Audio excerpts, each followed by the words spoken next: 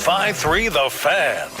Comes home with the 1-0. And that one lifted high and deep out into right field. Adele going back. This one sails out of here. About 5 rows deep near the right field foul pole. 20th home run of the season for Corey Seager. He's the first Ranger to get to 20, and he's given Texas a 7-0 lead. Total opposite of the night before. Good morning, Metroplex. It's the Hump Day edition of Sean and RJ here on DFW Sports Station 105.3 The Fan. Sean Sharif, RJ Choppy, and Bobby Belt, along with Peyton and Aiden in the back. The Micah trade rumor that keeps heating up. We'll get to that at 6:20. Mark Cuban regret.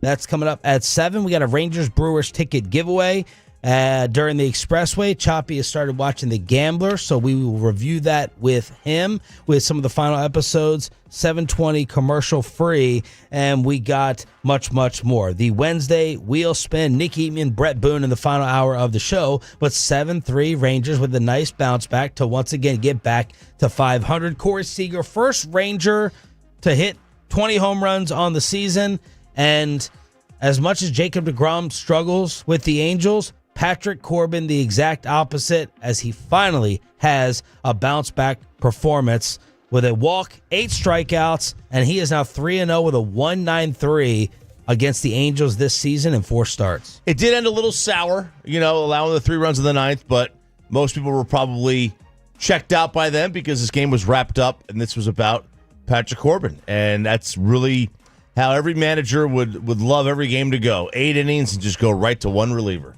It's exactly how you would want to draw that thing up. Runs that you score, be damned, when you're going to get a start like that, there's zero chance you're losing that baseball game. Well, yeah, I mean, it's still good to score the runs because they've lost plenty of runs where 3 were given up by the bullpen. But Corbin was fantastic, and he kept getting better as the night went on and was getting more dominant as time wore on. And yeah, it helped that the offense contributed the way they did, and Kikuchi just was it was serving up meatballs in that first inning, and then all the way until they drove him out of the game. But it was it's an encouraging sign to see whenever you see Corbin kind of bouncing back to where he is, especially with all the news about the injuries lately. Corbin wins for the first time since July 10th when he beat the Angels 11-4. They are still 4.5 back in the wild card, and help is not on the way. In fact, help is leaving because the news came out yesterday that Nate Avaldi is done for the regular season with a strained right rotator cuff. CY tried to say best case scenario with surgery not being required. He could be available if the team made a deep postseason run. Maybe kind of similar to Max Scherzer years ago, but out of nowhere, bam, the gut punch with Nate Eovaldi gone. This stinks big time because not just for this year, this stinks long term because the rotator cuff is the scariest. Shoulder area is the scariest thing you could possibly have as an injury for a pitcher. Tommy John, I mean, they call it a rite of passage. There's still no guarantee you come back from Tommy John. A shoulder, I mean, just good luck. Just pack it in. Like, that's just the scary part of it. You still got a couple of years left that you're paying them, so don't even take a chance. Don't take a chance on a 10% making the playoffs. Shut them down. See them in the spring. Well, they're not making the playoffs, so he'll be shut down. No, that's what I'm saying. Like, that's the risk. Like, if they were tied, if they were in a lead, maybe do you try to press them? No, you got a 10% chance of making the playoffs. I'll see you in March. This is 3 years in a row where Eovaldi, no matter how good he's been great for stretches of every year that he's pitched, but it is 3 years in a row where there's been some sort of like fatigue issue or wear down issue that's occurred with him. And yeah, you're glad it's not anything where it's like there's surgery needed and you're talking about being out 18 months or something like that. But it was a fantastic year. It's just disappointing that you're going to look back on it and go, it was 130 innings pitched and that he didn't get a chance to qualify for a lot of those awards. And that season includes the run from April 20th to August 10th. April 20th to August 10th. A .90 ERA. A .88 whip. 80 strikeouts to 72 base runners. He induced almost as many double plays, 10, as he allowed extra base hits, 14. That's some Zach Martin type holding numbers. He was absolutely incredible for that search. And honestly, if you look at, recently it was anything showing he was a little human. Like, he gave up those 5 runs at that one start and everything else. The fact that he felt bad enough that they're shutting his season down, and he's coming off a game where he shut down 15 in a row and pitched as well as he did. He was inhuman this year. You go like, man, if he could have just scratched out 32 extra innings and gotten to the chance to qualify so that people would remember this season a little bit more, like in history and looking back on it a little bit, that would have been good. But he has been every bit as dominant as anybody else we've seen pitch in recent years. Here's CY on the bad news. Evo came out of his last start with some shoulder just fatigue. Didn't really loosen up over the course of the week. We got an MRI yesterday. It showed a strain in his rotator cuff, and he's likely done for the season at this point. It's non-surgical. If we were to make a deep postseason run, there would be a chance that he could be back for that. But at this point, the regular season is probably out of the question. And that's 2 months. A deep postseason run would be 2 months. That would get you to literally, like, the World Series would be starting or ending right about now. Like, that's what you're talking about. In the last week plus, the Texas Rangers have lost Marcus Semien to a foot, likely gone for the year. Evan Carter to a wrist, likely gone for the year. Nate Avaldi, we just talked about. John Gray, Jake Berger with a wrist, Sam Haggerty with an ankle, and Cole Winn with a hand. So it's extended spring training now. Let's see what you got. No. They're still going to try to make the playoffs. Go ahead. Extended spring training means what exactly? Means, see what you got. If you got anybody that you want to... don't pitch to Grom anymore? Look, there's going to come a point where you're going to shut him down. No, but right now I'm saying, like right now today, if you're Chris Young or if you are Boch, is he making his next start? He's making his next start. Okay. He might make 2. And if you're 7 out on September 10th, like, what's the point? You're not going to make up 7 games in 2.5 weeks. Well, they're 4.5 out now. Yeah. I'm just saying, like, if you get to September 10th. Yeah, but you're not shutting it down now. No. But there's going to come a point where it's like you're gonna want to save. Why run DeGrom out there as a risk because we are talking about going up in innings, and it's always a risk when you throw like more innings than the year before. Yeah, and then it's a risk when you throw 100 more innings than the year before. But when you've thrown 100 more innings than you have in 8 years, then you're really kind of running around. Yeah, I agree with you. My disagreement it's not is yet. Just it's not when. Yet. Yeah, DeGrom's such a unique risk because of his injury history and the investment and everything else. And the fact that within the last 3 weeks they've been talking about like, let's maybe skip a start, let's like go around, let's do this, which they did skip the one start a couple weeks ago. And so like the way you approach that, I know they're not going to do it. Chris Young's not going to do it. He's an all-time competitor. We've talked about that ad nauseum. Sean, like during the breaks, you guys should hear it. When the mics are off, it's just how competitive Chris Young is. Man. But it is one of those things where it's like, yeah, there will reach a point where you go, how far out of this are we, and how much sense does it make to continue to risk DeGrom, given that we've already wondered about some fatigue issues with him? Yeah, just not yet. So everyone, starters, everyone as if they are playing an elimination game, plays tonight and the rest of this series until you get more and more out of it. And there's no chance they would. You're saying you wouldn't even do it, though. Like not just that you don't think they'll do it. You're saying you wouldn't shut them down yet. No, I didn't say that whatsoever. You need to get some better sleep or some more energy these past couple of days with your morning dreariness, because I just had the conversation with Choppy back and forth. I agree, just not right now. Not yet. 877-881-1053. You agree, not right now. That's what I'm saying. You agree, not right now, not to shut him down. Not that you're saying the team won't do it. You're saying you would not do it right now. Right now, today, right. I'm playing to win. It would be stupid. It would be dumb for them not to throw out the team to win right now for this week. Try to win the series. Try to win the next series. Maybe the series after that. But yes, at some point in time, when we're all like, this thing's completely over, then yes, shut it down. Even if you think you're right in that, you still need some more caffeine. The Rangers are opening up the regular season next year on the road. It doesn't happen very often, but they're going to be on the road in Philadelphia and Baltimore before hosting the Cincinnati Reds in the home opener on April 3rd. I do believe the last time they opened with the Phillies, they hung a sheet in right field. Oh, wow. made it happen again. Start printing it up, Chuck Morgan. Yep. I do believe. The last time they opened with the Phillies, they swept them, and then they won the World Series. More proof that Brian Schottenheimer does not listen to any sports talk radio because he said we were in for some surprises when it comes to Dallas Cowboys' final cut down days. Bobby, did we get it? Nope. And this is the thing that yesterday there were a bunch of different media members who were saying, well, I got 51 of 53. I got 50 of 53. And it's like, yeah, that's not normal. Normally there's going to be a lot more than that. So now he may have also just tipped off too many people by saying there's going to be surprises. So people started trying to guess surprises. That also could be the fact. But no, yesterday you got pretty close to what I think everybody was expecting with the roster. The handful of people who it was like where you would have a miss, it's like, all right, is Perrion Winfrey on or is Ernest Brown on? Is it this corner? Is it that corner? But for the most part, this is exactly what you would have expected from the roster. Joe Milton is the number 2 as of right now. They end up releasing Will Greer. So that's one of the answers that we had. No more Deuce Vaughn. The Deuce Vaughn era has ended. That has come to an end. But otherwise, I mean, yeah, this is pretty much straight down the line exactly what a lot of people expected. Jalen Brooks waived.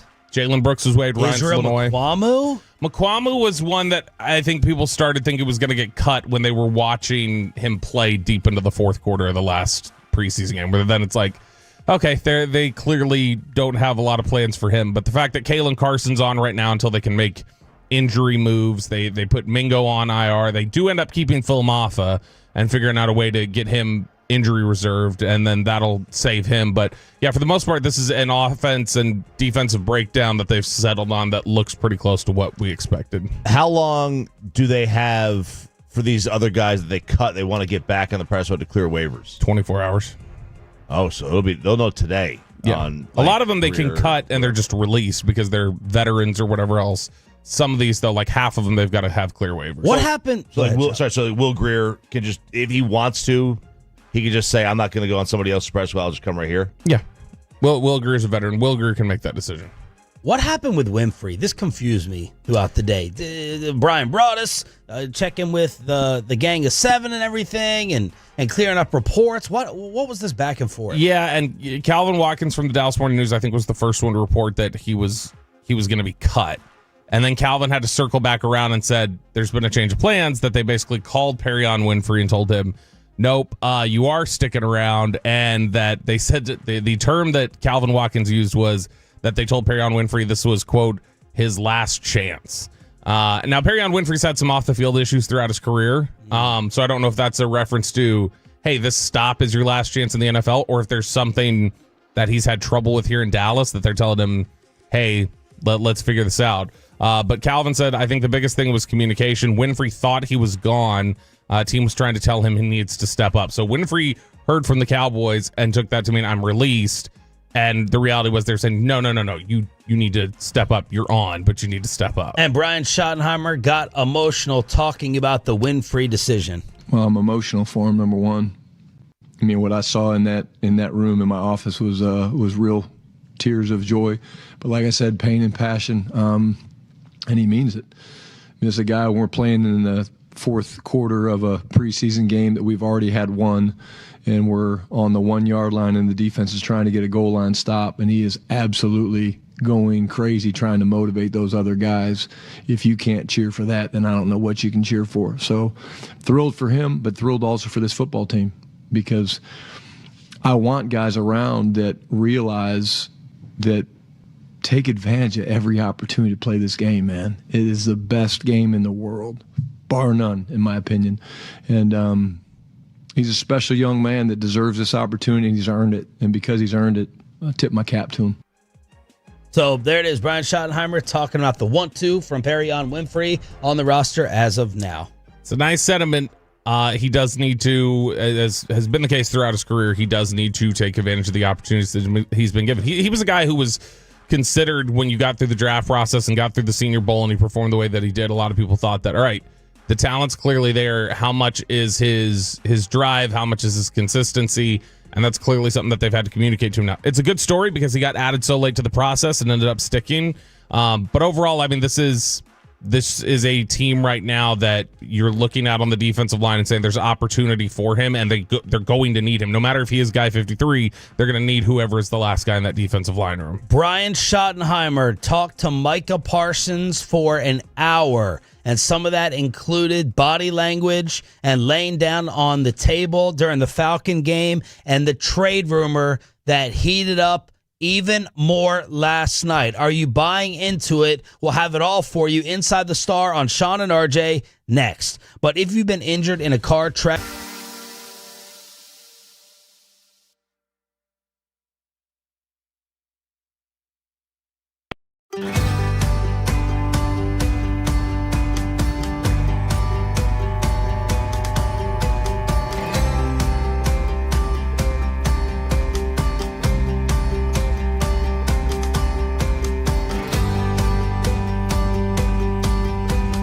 Uber Eats has low fee products. You got to remember that. You know, they say in order to remember something, you have to forget something else. Okay, now that is a very cute haircut. That's like a little shag. I've never seen it before. Well, I mean, of course you have. It's the Rachel. Oh, is that your name? No, I mean like your name. No, I'm Jen. My name's Jen. Right, but I just mean like this is your hair, but that's hair on your head. I'm not saying this is your hair. Okay.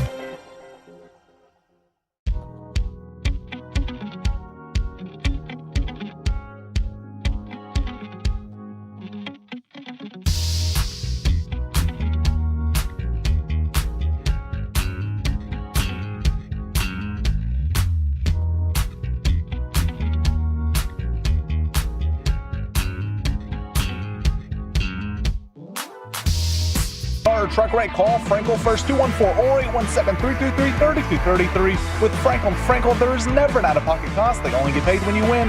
Frankel & Frankel, the go-to car director attorneys in Dallas. From news and notes to the coaches and players for America's team, let us go inside the stars on 105.3 The Fan. And we do it with you, the 6 a.m. Club. Good Morning Metroplex, our best audience of the entire show, entire morning squad here, Hump Day edition. Hey. Hump Day. On Sean and RJ, along with our Cowboys insider, Bobby Roberto Belt. Cowboys are off for the next few days, and the first opportunity for Micah Parsons to get back on the practice field to get ready for the Eagles is Friday. Brian Schottenheimer was asked, did you talk to Micah about the Friday table incident against the Falcons? Yeah, Mike and I had a long conversation. Probably talked for an hour about a lot of different things and addressed a number of different issues and things like that. And at this point, I'm going to keep that between he and I. But we had a very, very good conversation. All right. So you can only imagine the number of topics that was covered. I would guess it would be, hey, do you plan on playing against the Eagles? And when do you think you might need to get on the practice field to do it? Yeah, well, I think, again, that's always the story, it's different for everybody. The fact he's been here gives him a little bit of a leg up on the fact that he knows the defense, and that could be a completely different story if he wasn't here. But at the end of the day, I think once we want him out there as soon as possible. And when he's feeling up to it and all those things is a big factor into it. But every day that he can get out there and get reps would be great. But I do think very strongly that him being around has helped. Him doing some of the walkthroughs and things like that does help. There's communication. There's signals that come from the sideline. There's communication from player to player that he's getting all those things. But the best way to get good at football is to play football. And so I would say as soon as possible would be the desired effect. Man, Shotty's doing a nice job. Nice job at the podium covering. Well, he's got the signals down. And he has been out there for all the walkthrough stuff. He knows what's going on in the classroom. So he's doing as good a job as he can in a tough situation without his best player. Yeah, what that says to me, when you try to read between the lines, he's talking about, well, he's been here, so it's a little bit of a different court. Means he's greasing the tracks for he may not practice this week. Is that he still wants him out there, and he still expects him to potentially be out there, but that sounds to me, at least, like Brian Schottenheimer is not certain he will practice this week. And that's the next fascinating part of this saga, Choppy. We'll get to the trade rumor that's getting louder and louder yesterday here in a second. But the next part of this saga is going to be the standoff over whether Micah decides to go out there and practice. If he goes out there on the practice field, then we feel good about him playing against Philadelphia. If he doesn't, does he even have to step foot on the practice field for him to get 15 snaps and go run after the quarterback? You could play him on third down, or you could play him on passing downs, first and third. With not a day of practice? Sure. I mean, it's not like... Take us inside Micah's body like you did Lamb. It's not... see, that's the thing. Micah's just better. Mike also plays a position where you don't need that. You don't need the timing with the quarterback. Now, it would help to have, to be kind of out there doing the actual reps of what you're going to be doing on defense in the new system. Is he working out every day right now? My assumption is professional athletes this time of year are geared up for the. Yeah, professional athletes this time of year are gearing up. Are professional athletes with a quote unquote bad back in the middle of a $200 million saga and fight? He's not doing it there at the facility, right? No, I wouldn't imagine he's doing a lot of weight training and stuff like that. Yeah, when's the last time Micah has lifted in Frisco at the Star, or he's done more than walk out there? He might go off to his own side field or his own training session. When's the last time the Dallas Cowboys have seen him work out? Yeah, that's a good question. I don't know. Because, the thing is that, Because going from that, let's just say he's been on the couch and he hasn't lifted or done a single workout. Yeah. Then he's way behind. Then you'd be worried about 15, 20 reps. 15 and 20, I wouldn't be worried about that. I'd be worried about... You wouldn't be worried about injury at all? injury. I mean, okay, you talk about like his performance or like his performance, risk of injury, both of those. Injury, absolutely. Yeah, if you're just going to go out there, go cold, and you've been sitting on the couch for 4 weeks, and you're going to go out there, then I would not even risk it. But that's what I'm bringing if he's up. been, like, if you're just worried about like his performance, I don't think his performance necessarily is going to in 15 to 20 snaps. No, I'm not really talking about performance. I'm talking about injury. Yeah, and for sure. You don't want to go cold. I mean, that's how you get soft tissue injuries. But I would assume. My assumption is he's been working out every single day like a normal athlete would this time of year. Now, not on the field stuff, but at least, getting his fitness level going. Yeah, I mean, I would assume he's done bad back, quote unquote. Like, let's say, even with the bad back, I'm sure he's done everything that with the bad back he's able to do. And so, whatever that would be, it's there. Look, it's pretty clean, the MRI, as they say. And so I think that he's... Well, Shoddy said he considered Micah healthy enough to practice. I got that from a beat reporter's tweet yesterday. That's pretty loud. Yeah, and that's, I mean, they're kind of at that point where they're at some point going to have to start saying, you're clear. And we think you're clear, and we need you to be out here if you're going to be on the roster. And Schottenheimer was asked, okay, if he does show up to practice on Friday, what's the ramp-up program 1 week out? At the end of the day, as soon as he can get out there, that's great. But again, there'll be a ramp-up plan for him. And, when he lines up out there to play, do I think he would play 75 plays in every play? Probably not. I don't think that that's real. But I do think that he can be very disruptive, like we all know. 877-881-1053, Franklin Franco injury attorney text line. I bet he plays 15 snaps. Opening night. I bet that's what happened. And that's not anything I've heard, just knowing the way they approach these things and where he's at and what he's done with the team. I would bet he's out there playing week 1, but he's out there playing 15 snaps. And when does he practice with them? I don't know that he does. And that would be 15 snaps would about be just third downs. Probably. Really obvious passing situations. Yeah. All right, let's get to the rumor that is starting to heat up. This is, again, I got to read the guy's actual name. He's gotten some things right in the past. He's one of these Twitter reporters who throws a lot of things against the wall, but some of them do stick. Oh, is this incarcerated Bob? This is Ricky Scoops. Ricky Scoops? Ricky Smokes. Ricky Smokes? I think it's Ricky Scoops. So he was the one weeks ago who brought up the Green Bay Packers being interested in the Cowboys. In Micah Parsons and working out a deal with the Cowboys. And then yesterday he came back out and said there is a trade on the table. Money's agreed to.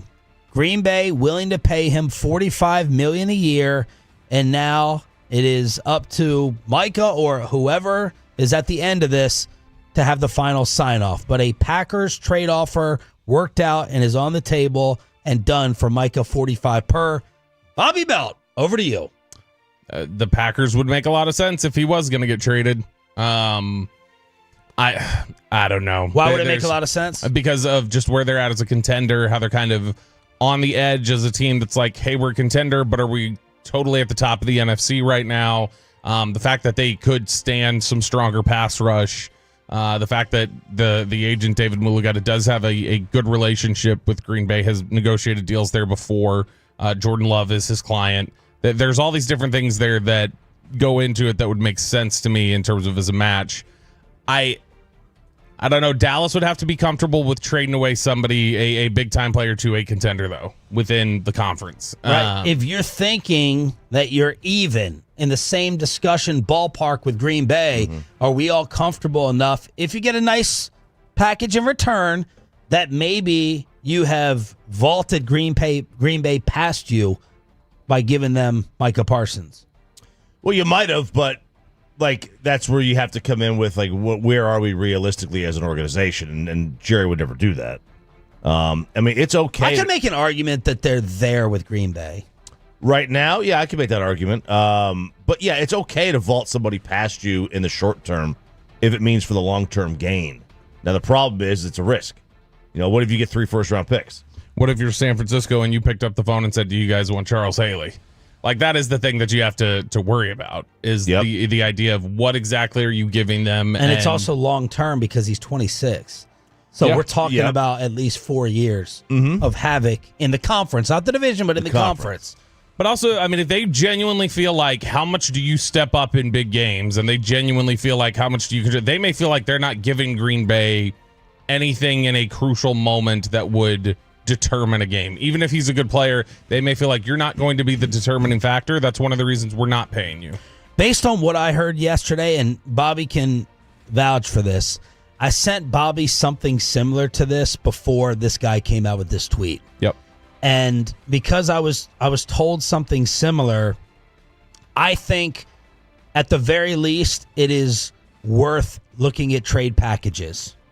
I think we need to sit here and look at Green Bay draft picks, what they have, how many first rounders over the next 2 seasons, what win now players do they also have in the roster that we could get in return, so you're not throwing away a Dak Prescott $60 million, CeeDee Lamb $30 million year on the deals that they're on. Bleacher Report came up with a scenario. You send Micah to Green Bay for defensive end Rashawn Gary, a first and third in next year's draft, and a second and a fourth in 2027. Now, who is Rashawn Gary? He's coming off his first Pro Bowl, 39 sacks in 6 years.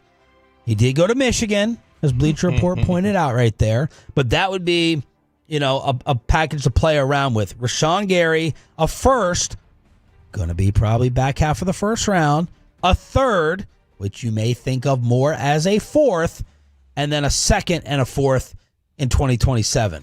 How would we feel about something like that? Rashawn Gary is a really good player. He's somebody that I would be all for having here in Dallas, just in a vacuum. Rashawn Gary is a close to $25 million a year player. Yeah. And Rashawn Gary, that's what I was trying to see right now. I think his contract is coming up here in like 2 years. So you're talking about you'd have to pay him again. And so that's the problem, is that when you look at the way this is structured, the deal that he has currently, when he would be coming up for another deal, what you would have to pay him, it kind of cancels out the point of like the idea of, well, we get capital and we get savings. Like, he's not going to make Micah money, but he'll be close enough that you're not going to feel like you are just free of a large financial burden. If I'm going to do that, if I'm going to move on from him, it's for picks only. Now that it looks like they have all their firsts over the next 3 years. It looks like they have every pick over the next 3 years in Green Bay. So, give me 2, 3 ones. It's not a 1 and a 3 and call it a day. It's not that. It's a minimum 2 ones. I could do picks and somebody in this, like a second-year player or something like that. I can do that. Like, give me a young, cheap player for the next 2-3 years. But, yeah, I don't... Gary, as good as he is, he would be a difference maker here. He would continue to contribute to winning football games. It's just, if you want to talk about what financial freedom you're going to potentially have, you don't have a lot with him. All right, there it is. Green Bay is getting excited about this. Beat reporters, not just fans, Packer fans, beat reporters starting to hype this up a little bit more. Micah Packer talk taking over Cowboy world last night. But what did take over the world, the engagement has finally happened, and how your TV provider may be screwing you out of Texas, Ohio State on Saturday. What you need to know about that next on The Fan. But first, football season is almost here. Fantasy football draft.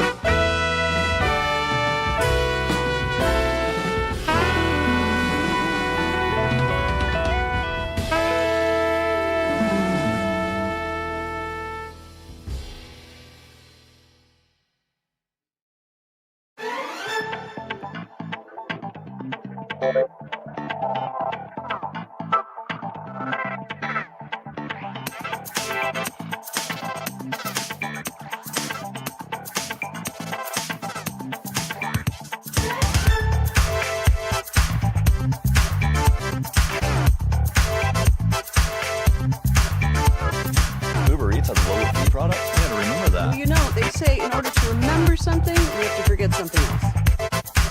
Okay, now that is a very cute haircut. That's like a little shag. I've never seen it before. Well, of course you have. It's the Rachel. Oh, is that your name? No, I mean, what's your name? No, I'm Jen.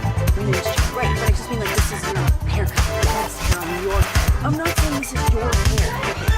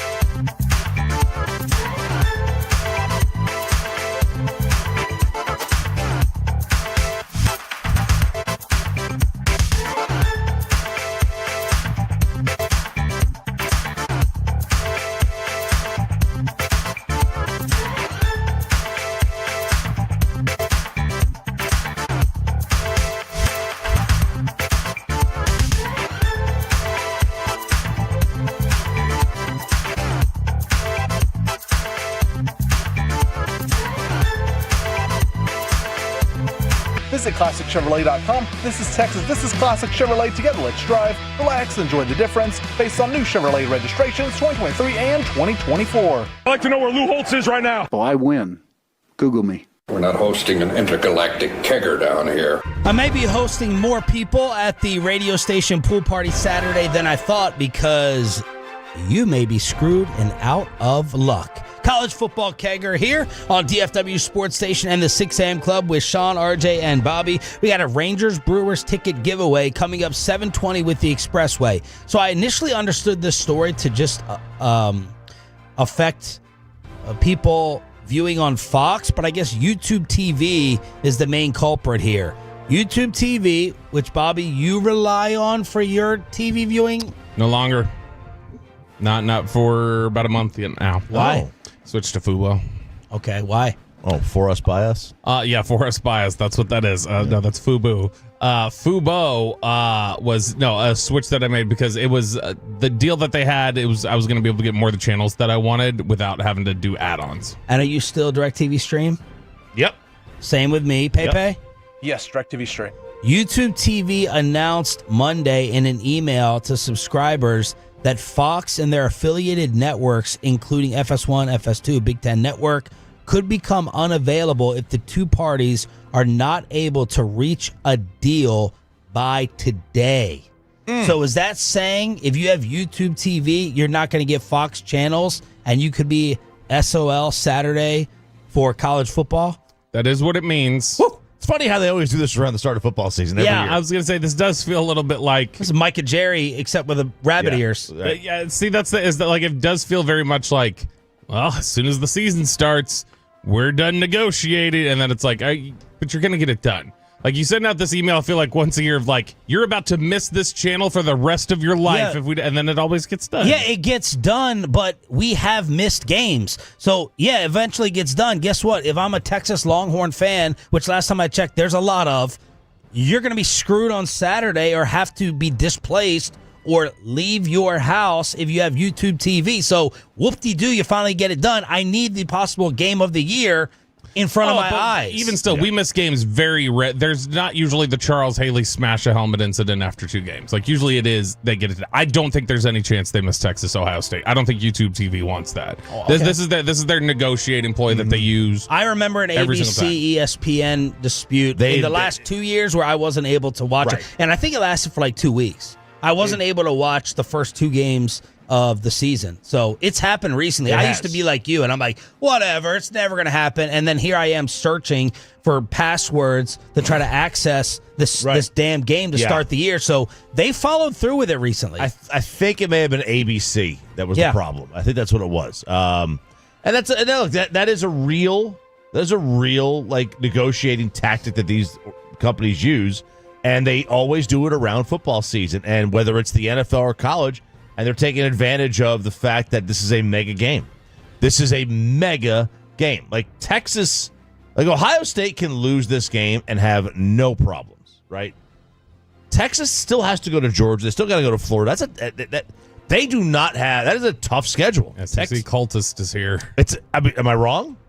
People have talked about a more difficult Longhorn schedule. I still think it's something where the SEC being, like we've talked about before, I don't think the SEC is the high bar compared to the Big Ten that it has been in years past. I think it's more difficult, but it's not like what it was a decade ago to say I'm going through the Big Ten versus the SEC. Well, of course not, because there's the parity that has gone on where it's brought the teams from the top down. The rest of the Longhorn schedule: Florida right now 15, Oklahoma 18, Georgia 5, A&M at the end 19. Like you're losing at least one of those games. So that's like of those 4, you're going to lose at least one. Maybe Georgia.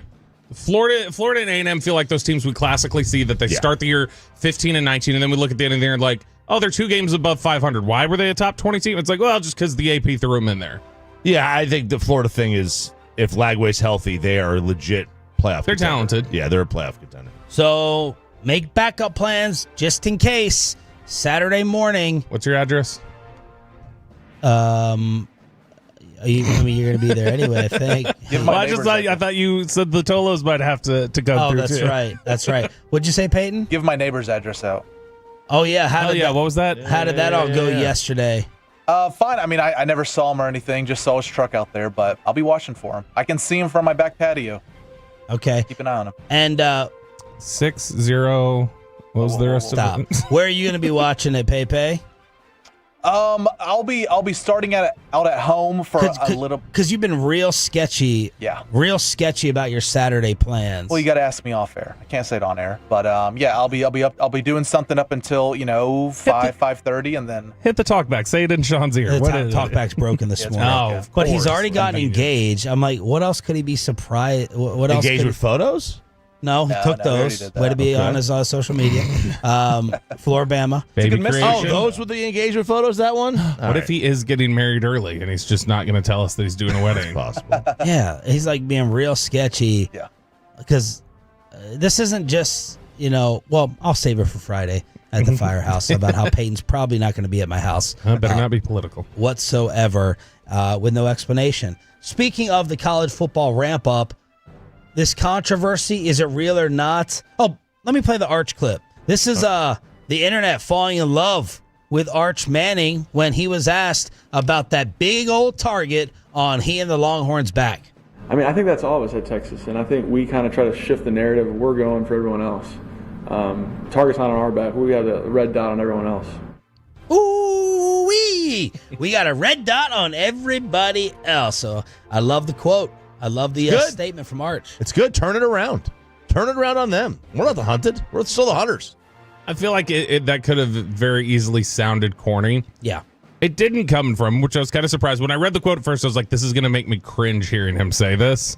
But then I heard it, I was like, oh, okay. No, that's it's nice to see a little bit of the dog in him. That's good. So, yeah, love it. Love the energy. I feel like it would have sounded corny coming from somebody like Jalen Hurts. If Jalen Hurts would have said this in college, I feel like it would have been like, oh, gosh. Jalen in college is back when we all loved him. I'm trying to think like the amount of corny clips the Mannings have made. Not really. They just don't seem to have a really good feel for comedy. Right. And it's really just Eli's face. There's nothing else that really feels like. Yeah, because he doesn't say anything that's corny either. Like, he's funny. He's funny. So Dave Portnoy and Barstool Sports are now partnering with Fox. That includes college football coverage. Portnoy is a big Michigan fan. This game, Big Noon Kickoff, is going to be in Columbus. And the story came out that Dave Portnoy was banned from going inside. Is it the horseshoe? The shoe. Inside the shoe. Sorry. So this has been the point of confusion, like you said, and Jimmy Traina kind of aggregated a lot of things from Ross Dellinger posted the Twitter post from Ross Bjork, which is the AD of Ohio State, and he is the AD of Ohio State, says there is no ban. There is no ban.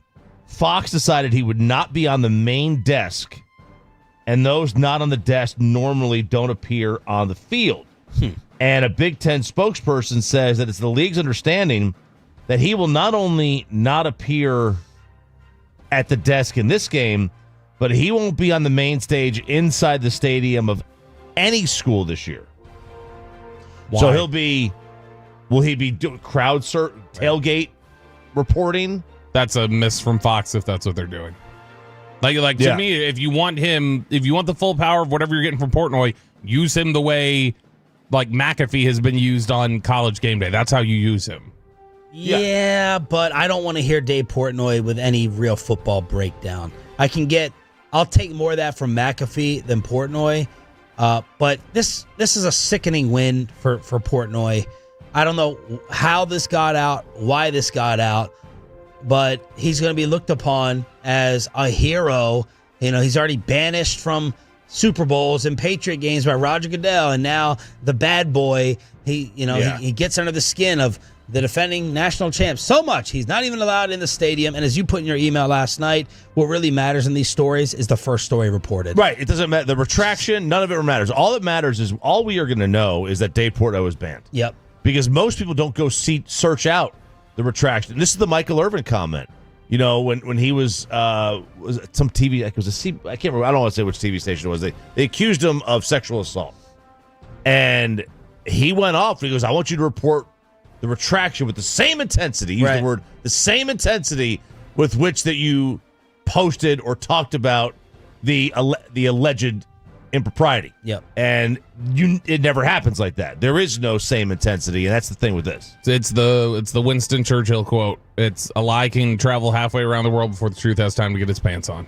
That's what, like, these sort of things, it'll spread, and then that just becomes what people assume happened from here on out. Yeah, I agree. He should be on the main desk inside of a stadium with this new partnership.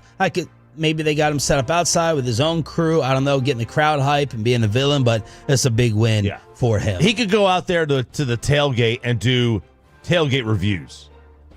Yeah. Right? I have no idea what he's doing. I'm with you. I don't care about Dave Portnoy's football opinions. But I want him inside Columbus giving the middle fingers to the Buckeye fans before they face Michigan. Yes, 100%. You want him in there getting everything riled up. Where were you when it finally happened?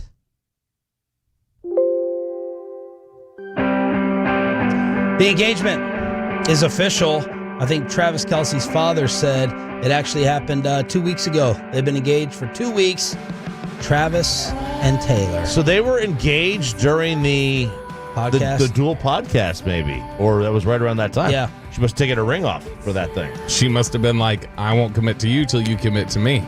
As soon as you commit to me, I'll actually show up on your podcast. How much did this take over your social media feeds?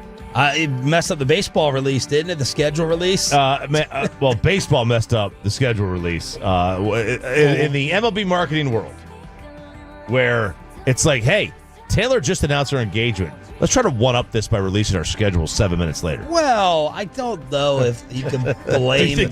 they saw the engagement, they were like, quick, get it together, release it now. Yeah. I don't know if I can blame I like to blame Major League Baseball for a lot of stuff, but not for not being able to project when the engagement was going to take place. I just kept going to her Instagram to refresh how many views, how many likes. 28 million. We're at 20. Is that good? 28 million likes for the engagement announcement. Man, now everyone's talking about the ring. It's an old mine cut ring, they say. It's a vintage. It's got a yellowish tint to it. And they're saying $500,000 or something? Something like that, but like there was conflicting reports as to whether this was a real diamond or a lab-grown diamond.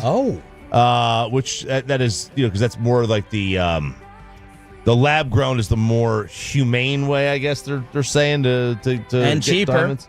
Well, they're incredibly cheaper. They're a fraction of the cost, but there's a humane aspect of how they get diamonds versus how they make them. And so there was a lot of questions about what they were going to do. But it appears it's an old mine cut, which now, of course, that's what everyone is going to ask for. Because Taylor Swift did. Where would I get that? Dimes Direct. Well done, Bob. Thank you for the alley-oop. So there it is. Were your daughters? No, Addison's checked out.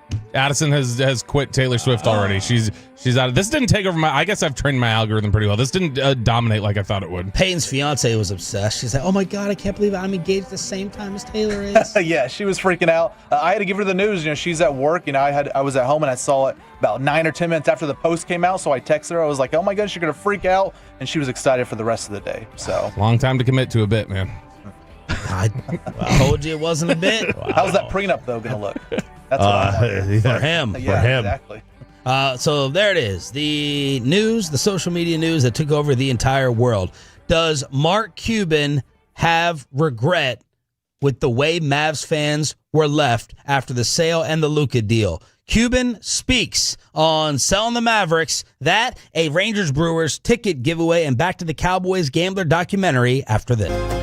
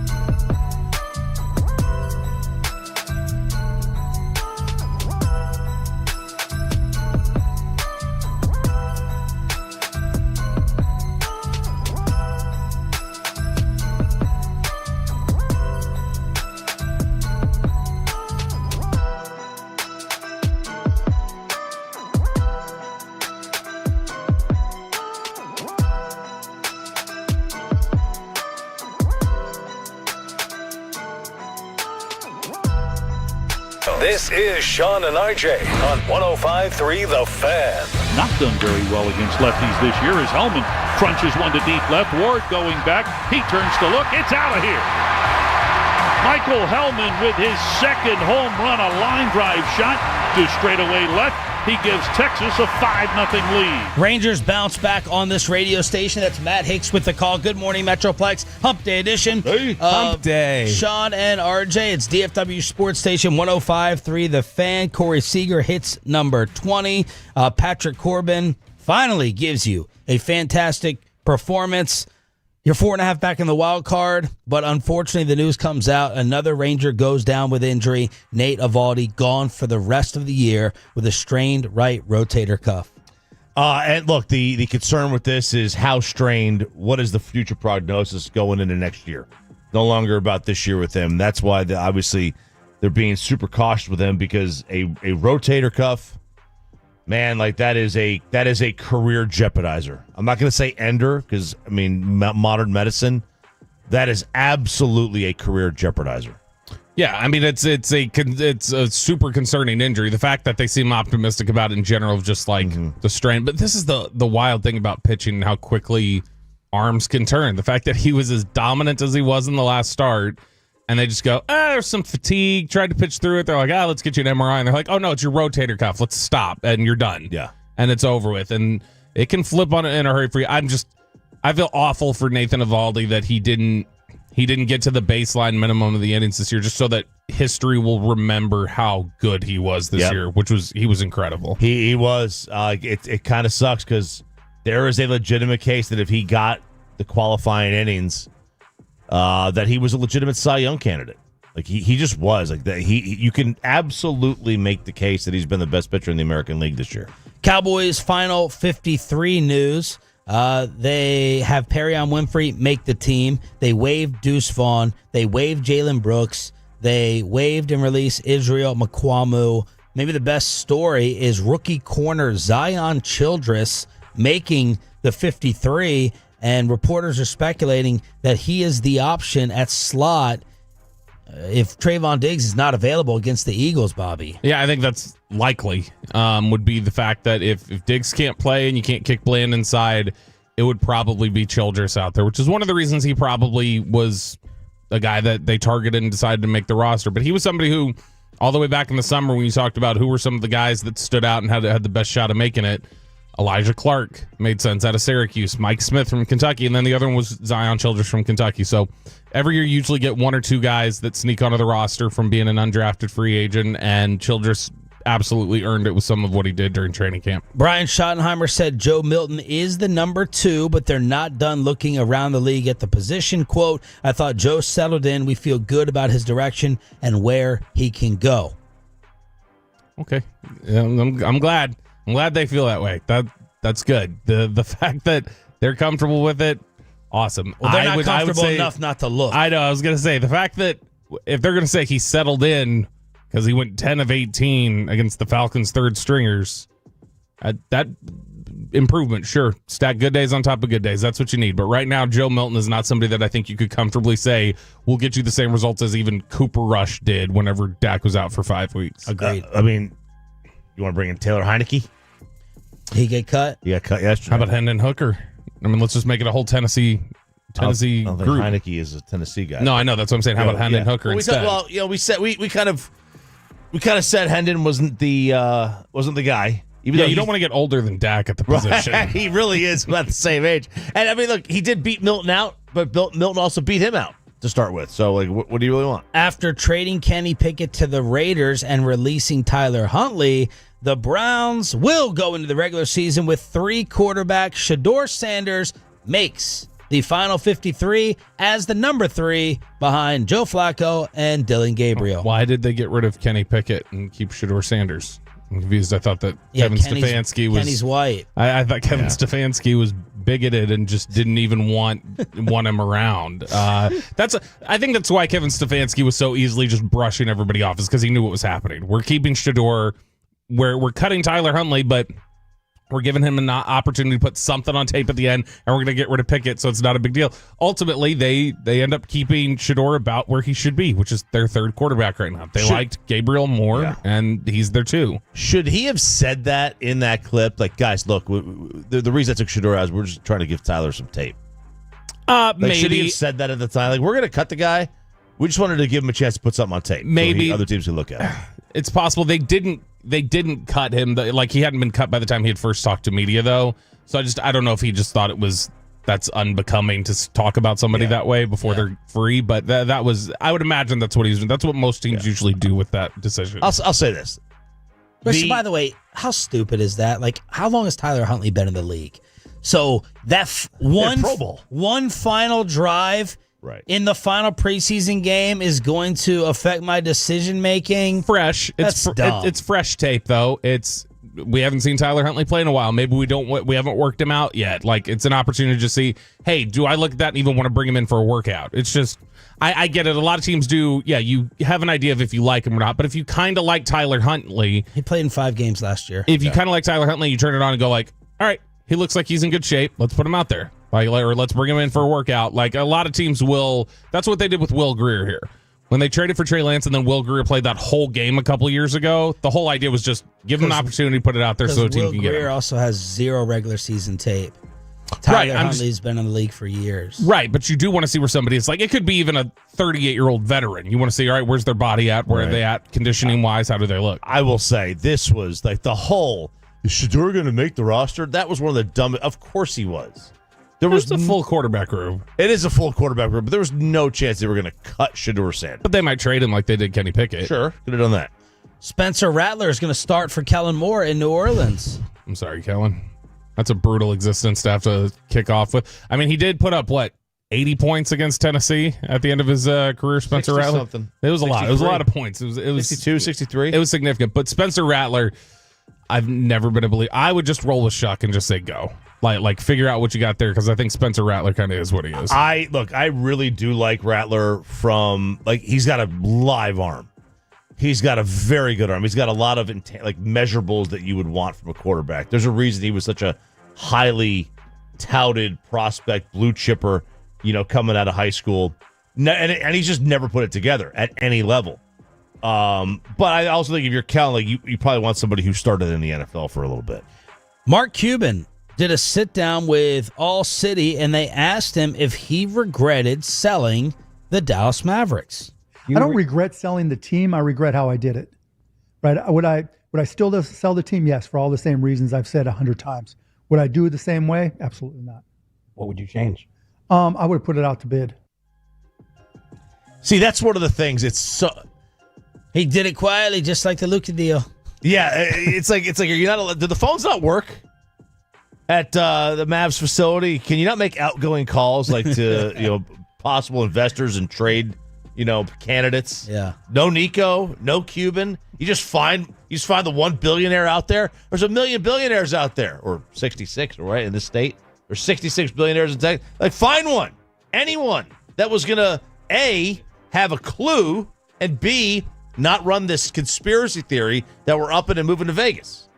Yeah, really weird that Mark was just like, was there a fear he's not getting a better offer than that or as much money? There's the money, there's the deal. All these franchises, you have Luka Doncic on your team. Maybe the issue instead is just I should have seen if somebody else would have gotten close and not given it over to a group that has clearly shown they don't have the best interest at heart of the basketball team. Or maybe they gave Mark the Shark Tank move that he always pulls on everyone that I can't stand on that show when he goes, this is the offer, but you have to take it right now. You can't open up to anyone else. You can't talk to anyone else. This is the offer. If you don't take it in the next hour, it's off the table. Maybe they Shark Tanked him. Yeah, handshake and eye contact. That's all they want. Because he sold the Mavs a year after the Suns were sold. And the Suns were sold for more. Yeah. So they're not a bigger city. Right. With not an international superstar. They don't have an international superstar. They got no rings. And Cuban was also asked, what about fans who are mad at you of who you sold to? You sold to a group who people think are going to move the team out of town and traded 77. I'm sorry, right? I mean, I had to do what's best for my life and my family. You know, would you think I was going to live to 137 and just run the Mavs forever? Honestly, I thought so. I was hoping so. I figured you'd have some Shark Tank pitch. Right, yeah. I was going to allow it. I mean, you know, Father Time's undefeated. And so, you know, something was going to happen at some point, no matter what. And I just wanted to do it on my terms. Dude, I don't blame Mark for the new ownership trading Luka Doncic. No, I don't blame him for that. I blame him for what he blames himself for a lot of times, which is trusting something in a business deal rather than getting it solidified, whether it be whatever he tried to. He allegedly tried to. The league office has said that was not something that he tried to do. That would explain that. Where he basically wanted to put in the contract that he was still in charge of basketball decisions. And he said the league office told him no. And then there's been pushback from the league that says, like, that wasn't a discussion. Like, that wasn't something that came up. And so, I mean, yeah, the fact that I blame him for, if he truly cared about the care of the franchise and whatever else, I blame him for, like, not getting that clear, like, laid out in a clear fashion of who was exactly going to be in charge. Because then Choppy was talking about ownership percentage. Yeah, so the way the Celtics and the Lakers deals are, there's already been kind of a coup with the Celtics and the governorship. And, you know, he was talking about he doesn't know exactly what Genie's percentage is going to maintain. He said in order to be a governor, you have to own at least 15%. And he said, so I specifically kept my number at 27%, so I'd still be able to be the governor. But unfortunately, when you're at 27%, that means there's 73% that are still outstanding. That's Dumont. Yeah. So what does it mean to be the governor? What does it mean to be the governor? Mm-hmm. At that percentage. It means that you're still, as far as the league is concerned, you're the power. So, like, you go to league meetings, you get the vote. Not the other 73%. You get the vote, right? Okay. So you get but not running and controlling the Mavericks. No, that would be one of those things that would be like have to be agreed upon, right? It would be agreed upon between the parties. But the difference is that Dumont got in there and whether Nico kind of sidled up to him and was like, hey, we need to take this over. Mark's too heavy-handed. And then Dumont, as the 73% owner, could say, or Adelson could say, hey, this is our thing now. Most uncomfortable part of the interview with Mark Cuban sitting down was Kevin Gray's question about Nico. You've talked about the communication that you had with Patrick Dumont, obviously the communication with Rick and everyone else in the organization. Do you have that same level of communication with Nico Harrison at this point? No, I mean, no. Understood? Okay. Mark rarely out of words, and the tank was on empty. Didn't want to answer, didn't know how to answer it. Stumbling, bumbling. Wow. No. I know. I just, knowing KG like we know KG, I just love like, I know exactly what's going through his head in that moment. No, I mean, no. Understood? Okay. What's up? I cannot blame Mark. I can't blame him. He sold the team. It's not his responsibility. Should the gambler, the Jerry thing, should anyone blame Bum Bright that Tom Landry got fired because he sold to Jerry Jones? Some people probably did. Well, they're idiots, and they're probably dead now, so it doesn't matter. Ooh, I don't have enough time to counter back with a lot of examples. I do blame Mark for hiring Nico. Like, that I'll blame him for. You blame him for hiring Nico that goes to the finals. They went to the finals. I mean, they the had Luka Doncic. They were going to get to the finals eventually. I agree. So, I mean, I don't think that's a Nico thing. Look, you want to blame Mark, you're going to have to go back to Vegas Bob. That's where the whole thing starts. 877-881-1053. That's the number to call to win the Rangers-Brewers ticket giveaway. We're going to give those away. We're going to chop it up in the commercial-free expressway where we go back to the Cowboys Gambler documentary. Choppy has started watching it after vacation. Why racism accusations almost ended the 90s Cowboys' third Super Bowl before it began. The audio, commercial-free, next. But first, let me go ahead and set you up with Wild.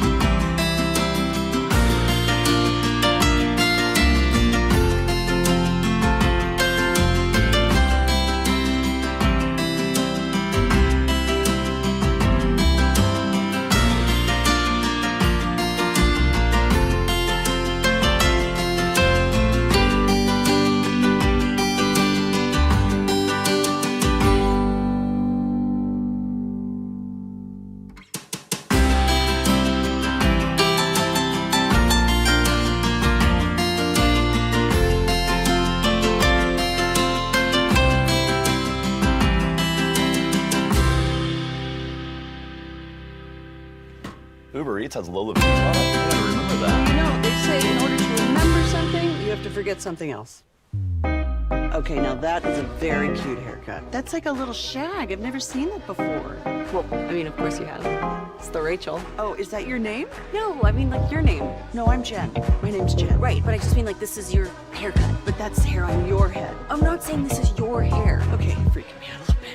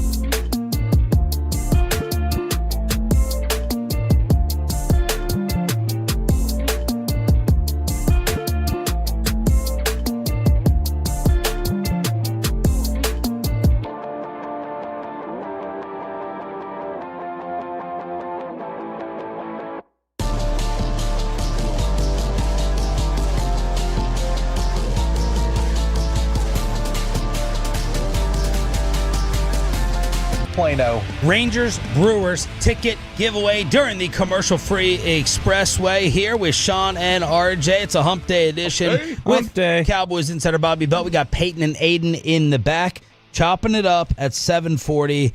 Why Micah may need to sit out against the Eagles and play that card at 8 o'clock. But first, Choppy has started catching up with The Gambler on Netflix after being out last week on vacation. How many episodes, and what do you think so far? Two episodes in. I think it's pretty good. There's some. I mean, obviously, it's a lot that you already know. The old footage of Jerry in Cabo and with the kids, the swim shorts and the beer, the swim trunks. It's good photo, good footage, good footage. You know, I didn't know that there was such vitriol about him being from Arkansas.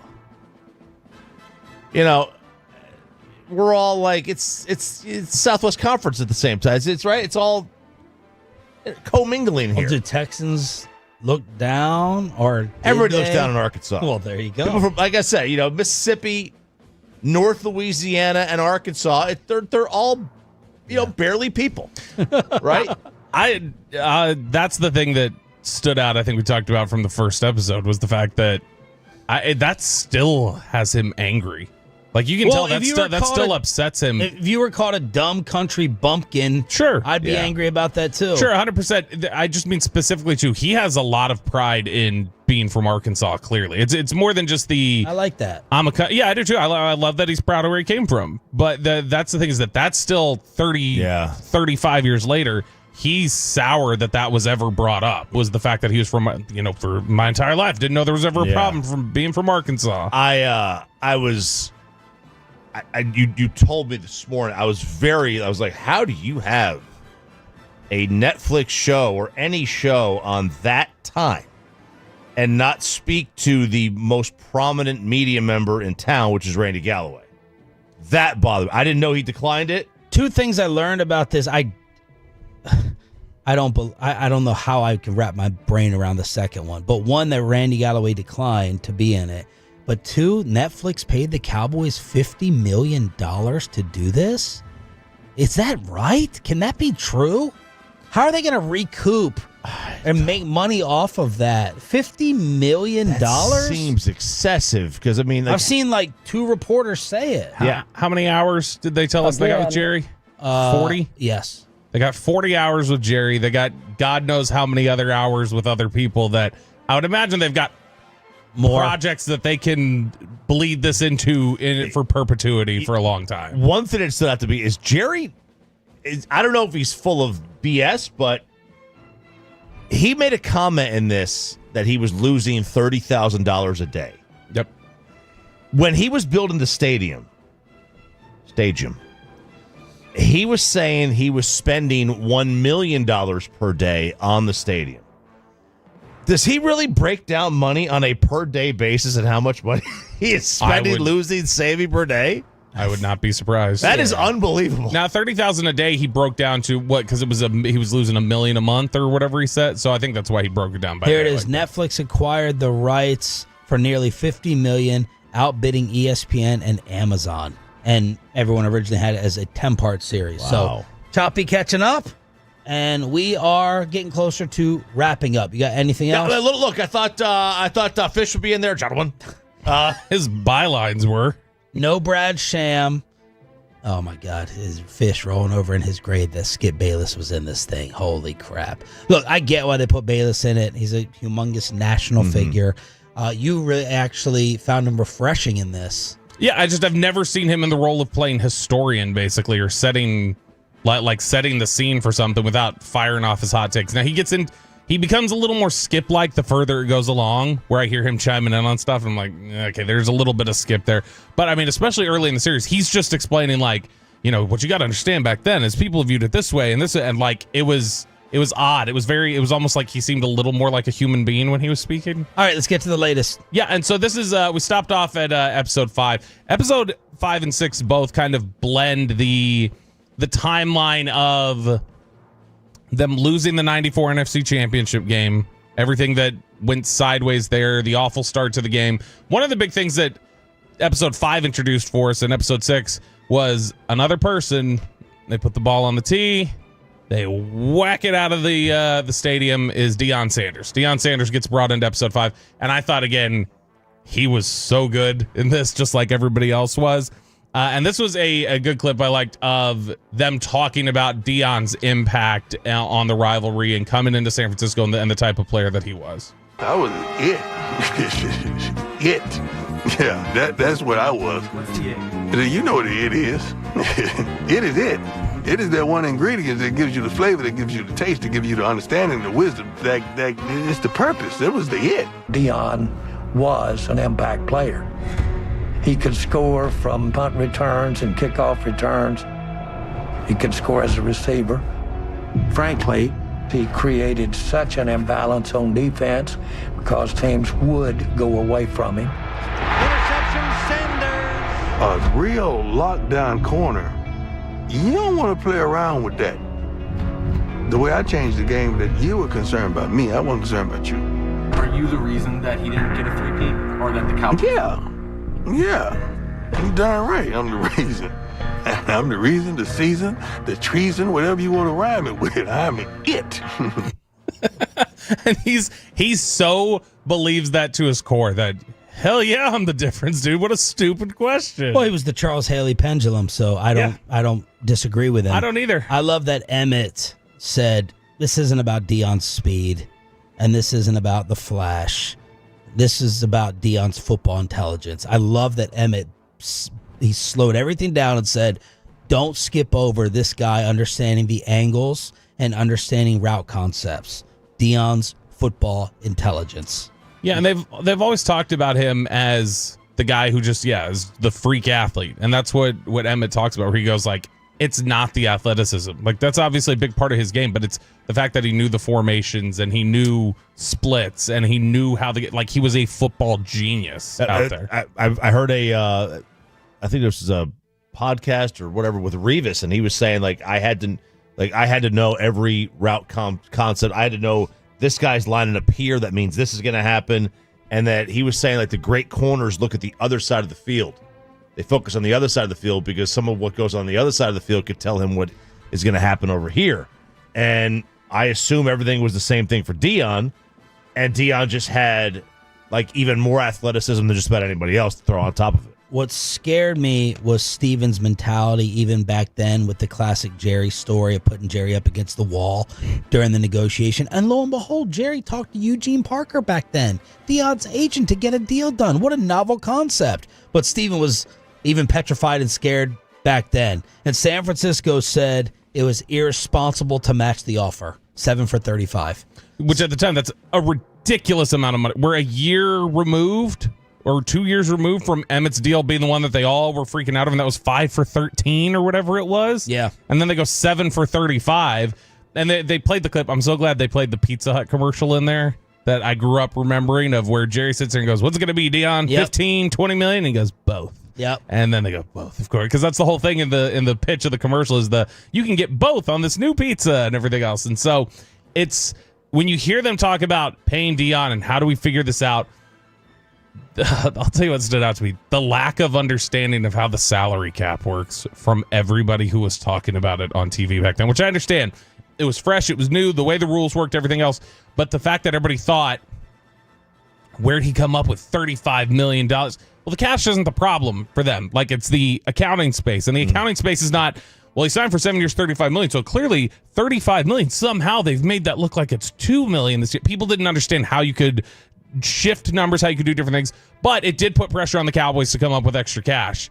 And when Jerry, this is why Jerry's in the Hall of Fame, is when Jerry stands out there and at halftime of the opening game against the Giants, when they're putting Phil Simms in their Ring of Honor and honoring him on Monday Night Football, and 2 minutes before he's about to go out there and get his night, then Jerry faxes a press release to everybody in media, including the Monday Night Football booth, that says, by the way, I'm suing the NFL, and me and Nike are getting together. Phil Knight's down here on the field with me. I'm wearing Nikes. Stayed on the sideline. We're going to get our own branding deal.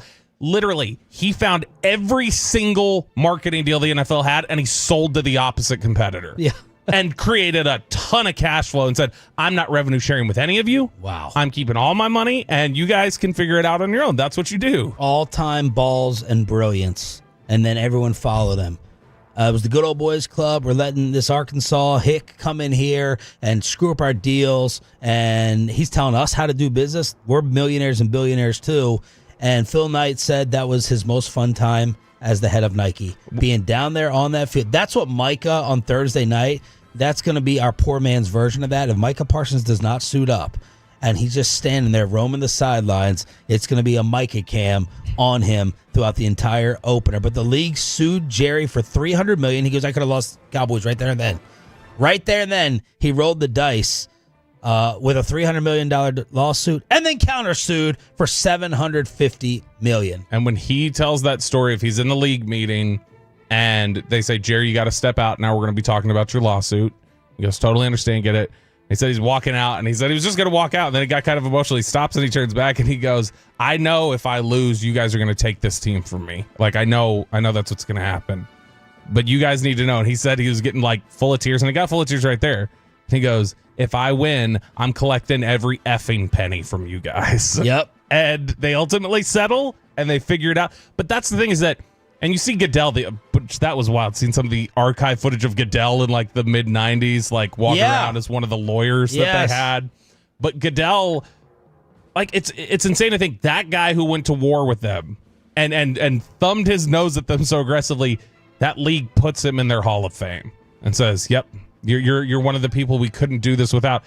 Again, the more that it lays it out there, and I know some people are going to say, makes him too much of a sympathetic figure. The more they lay it out there, the more you see why he has developed the chip on his shoulder where he says, I don't listen to any of you. You will never tell me anything because I've been right too many times. Exactly. My buddies back home, Dave Portnoy on social media, like, I'm liking Jerry Jones in this. Those are some of the messages that I'm getting. Which I don't think it's, because I've seen some people say this, they're like, oh, so this is just a Jerry Fluff piece. I don't think it's that. No. It very clearly shows a lot of his flaws. Yeah. And blames him, I think, for a lot, and allows a lot of people to sit there in interview rooms and blame him for a lot. Yeah. And so I don't feel it was that way. But the one who takes the most blame in this thing, or what I think comes off looking the most uncomfortable out of all of these interviews we get, is in this 6th episode where Barry Switzer and Troy Aikman, their disagreements, which obviously come from lack of discipline that Troy felt was there. Troy talks about how, and we've heard him tell this story for 20 years.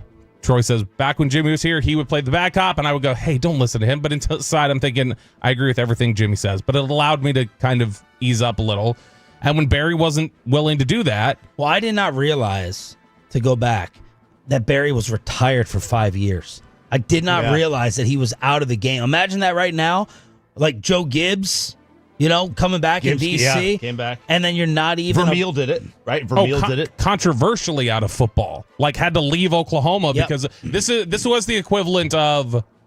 Did they bring in Stellenberger after him? That's what they did? What?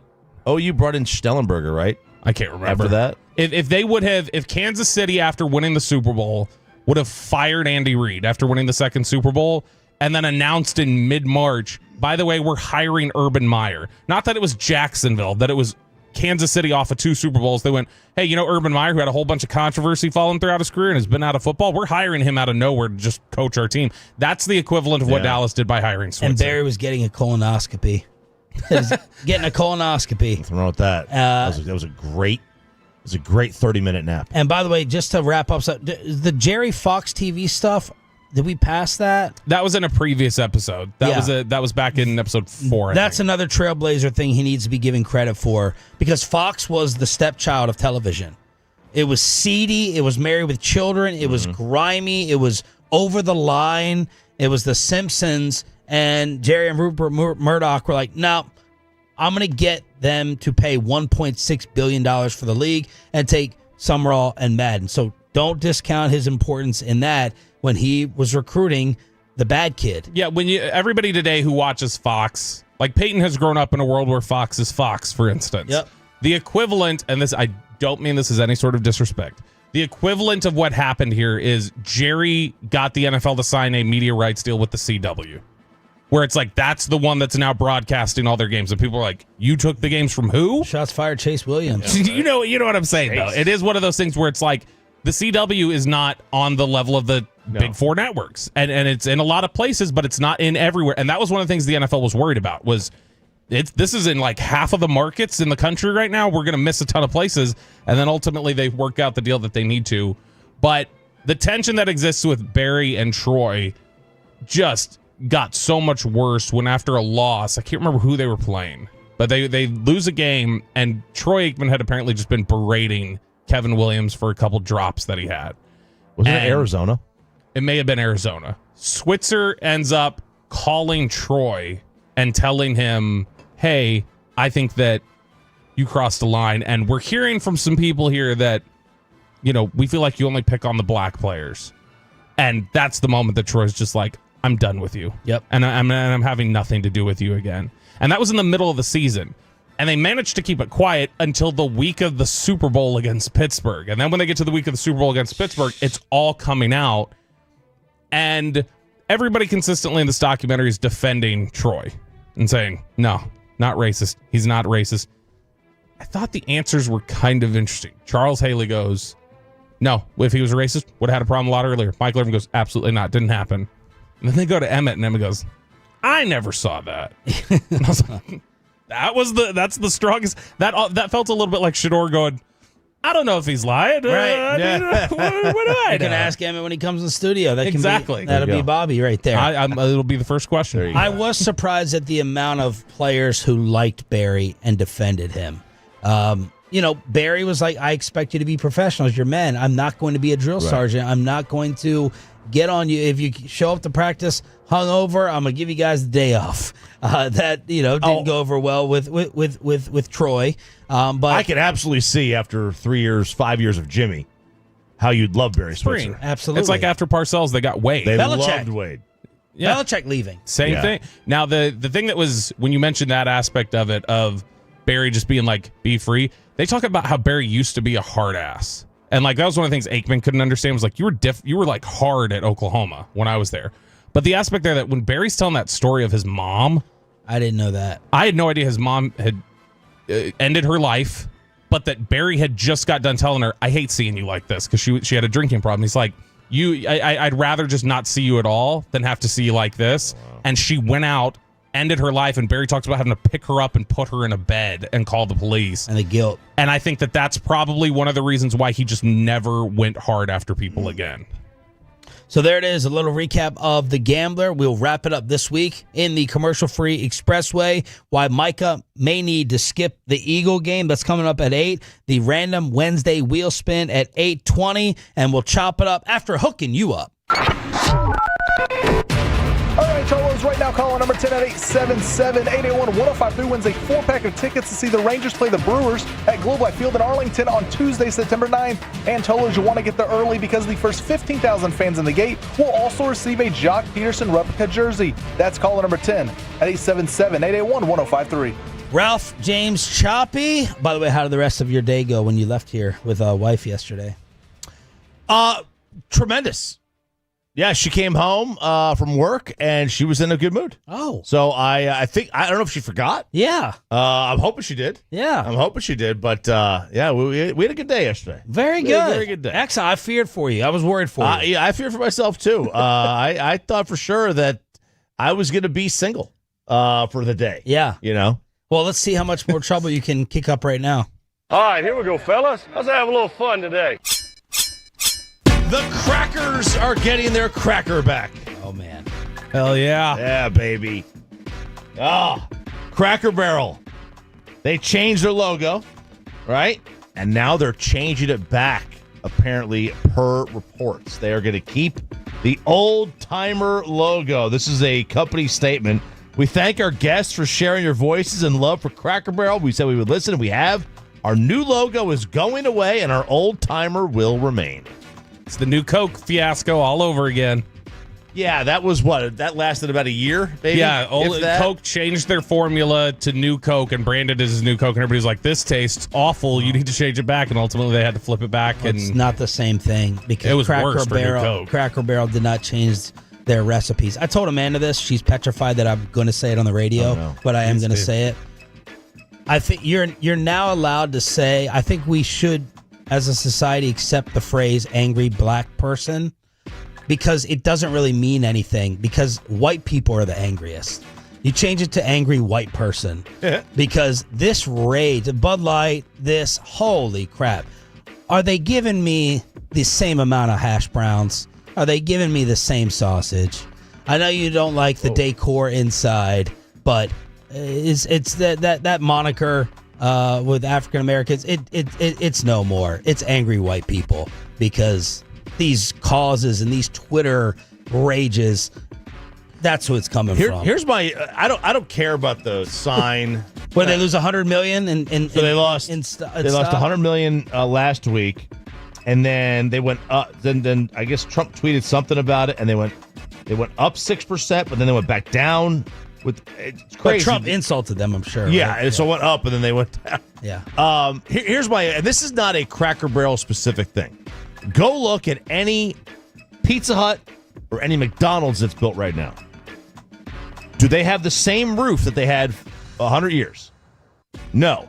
They all look like very sterile box stores. I hate it.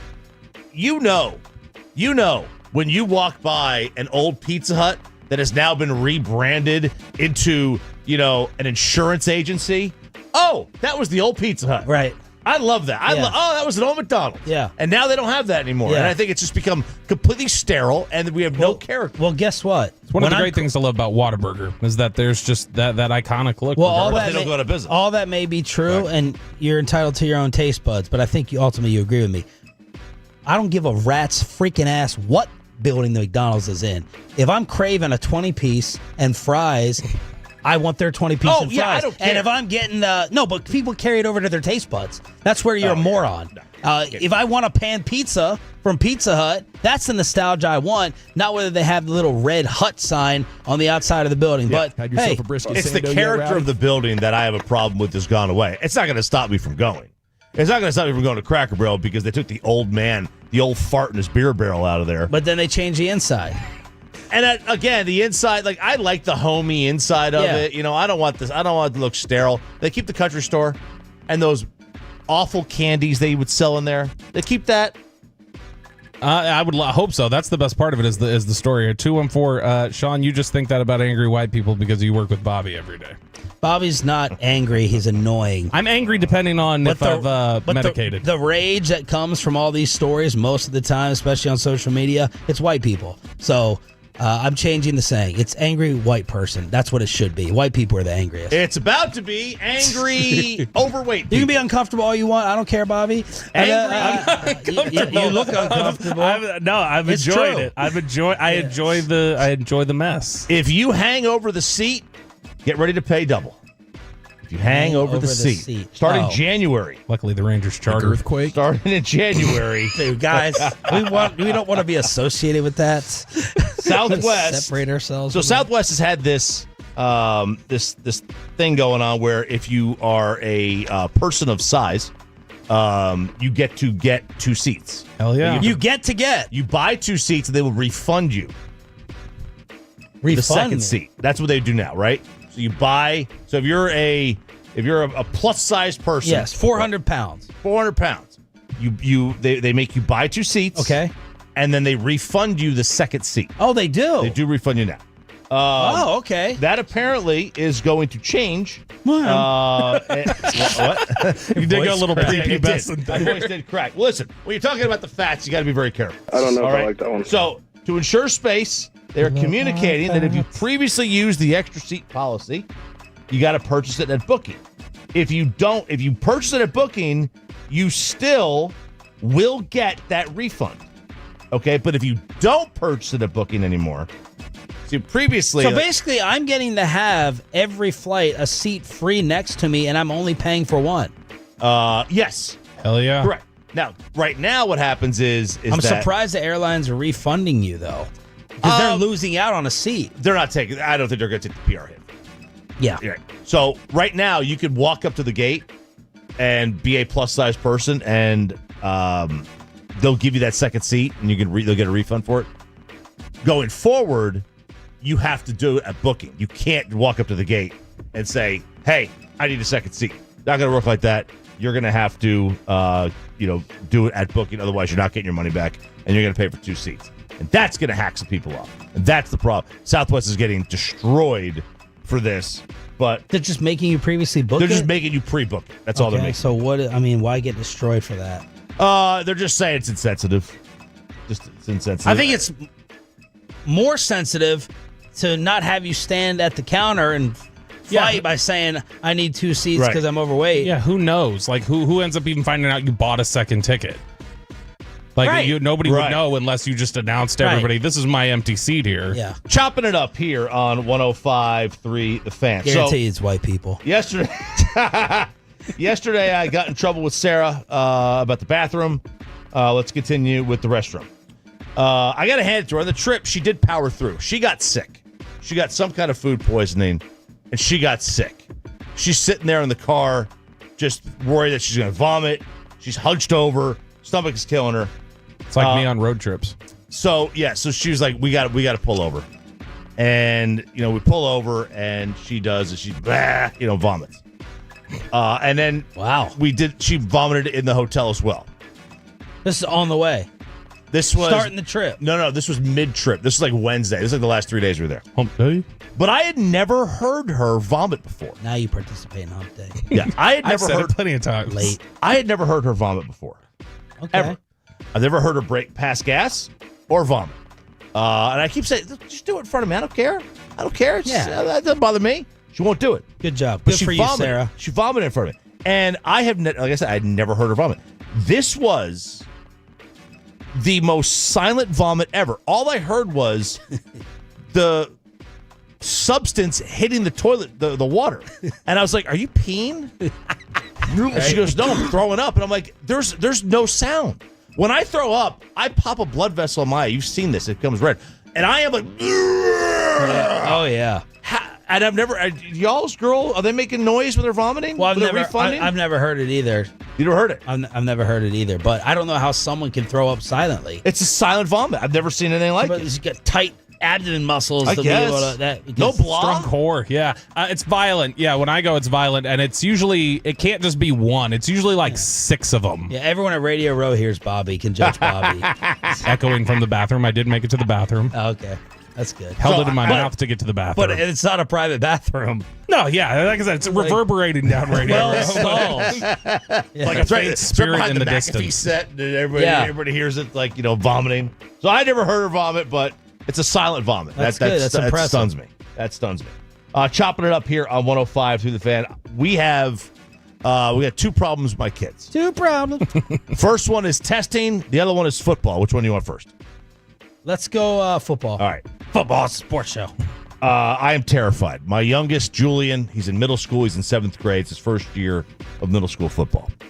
He's got a game tonight. And I'm like, oh, cool, okay. And I'm like, he's in the wide receiver room, right? Wide receiver corner room. And I was like, so what are you gonna do? Like, what are you gonna be a wide receiver? Are you gonna be a corner? Are you gonna be both? He says, well, I'm the punt returner. Oh, hell yeah! Get him a Turpin jersey. And I am terrified. I'm like, this kid's gonna get blowed up. And what is the type of play? It's tackle. It's tackle. It's full pads, right? It's full pads. Is that why you're so anti-Turpin? You're trying to discourage Julian from taking the job? Yeah, maybe. And I'm like, I said, you're going to get blown up. He goes, no, I'm not. I says, how do you figure? He goes, they can't touch me.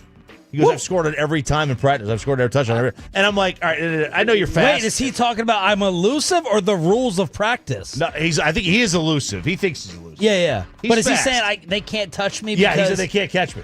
They can't catch. He's fast. Okay, so he's bragging about his ability. He's bragging about his not ability. screwing up the rules of practice to think it's going to apply to the game. Now, they're not allowed to touch me, Dad. Maybe he is. I don't know. Yeah. I don't know. Yeah. Maybe he is. It's like Dak going into a game against Philly. Like, what do you mean? Jalen Carter can't touch me. Running back scoring every play in practice, right? So I am like, all right, I don't know what's going on here. Have you seen him punt return out of practice? No, I haven't. I have not seen, because they practice at 5:30 in the morning. Oh, 5:45 in the morning. So I haven't seen anything. So we'll find out tonight. Kick and punt returner. You're going. Petrified. Oh, I can't wait to hear it. Petrified. And he's got the mentality for that, like no fear. No, he's got plenty of fear. Oh yeah, he has tons of fear. He's got a boatload of fear. I don't think he wants to do it. I really don't think he wants to do this. But why is it? But he's also confident at the same time, going like, they can't touch me. He said that. Oh yeah, that's true. He is confident, but he is petrified. Is he fast? He's fast. Yeah, he's fast. Because in the little scurrier. Yeah, in this level, right? You're not getting hang time, right? Where you're gonna get drilled. Like it's gonna be a rolling punt. He's gonna pick. The problem is 10 people running after you. Exactly. Yeah. And nobody having any idea where to block.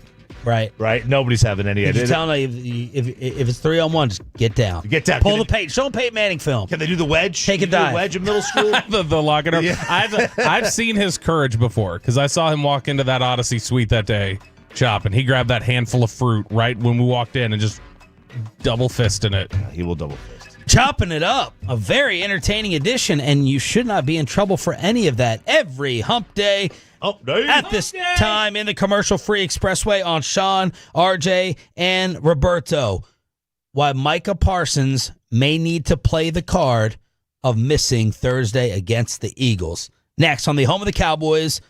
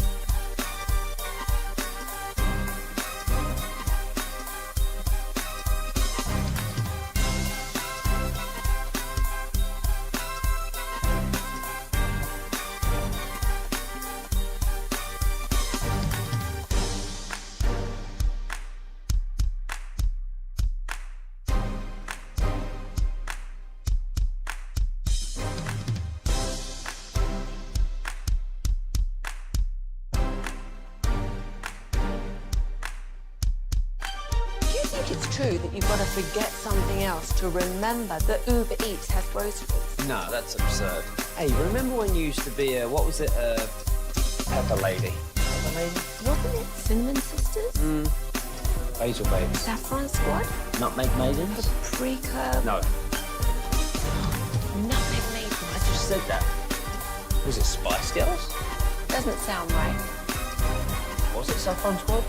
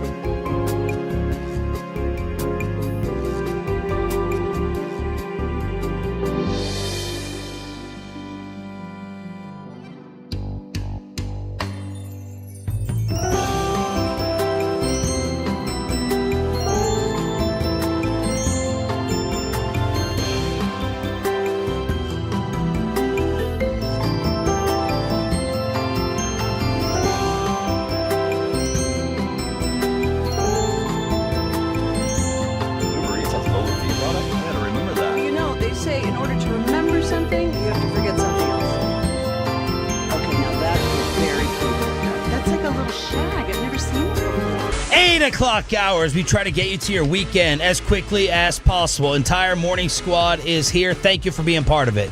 Sean Sharif, RJ Choppy, Cowboys Insider.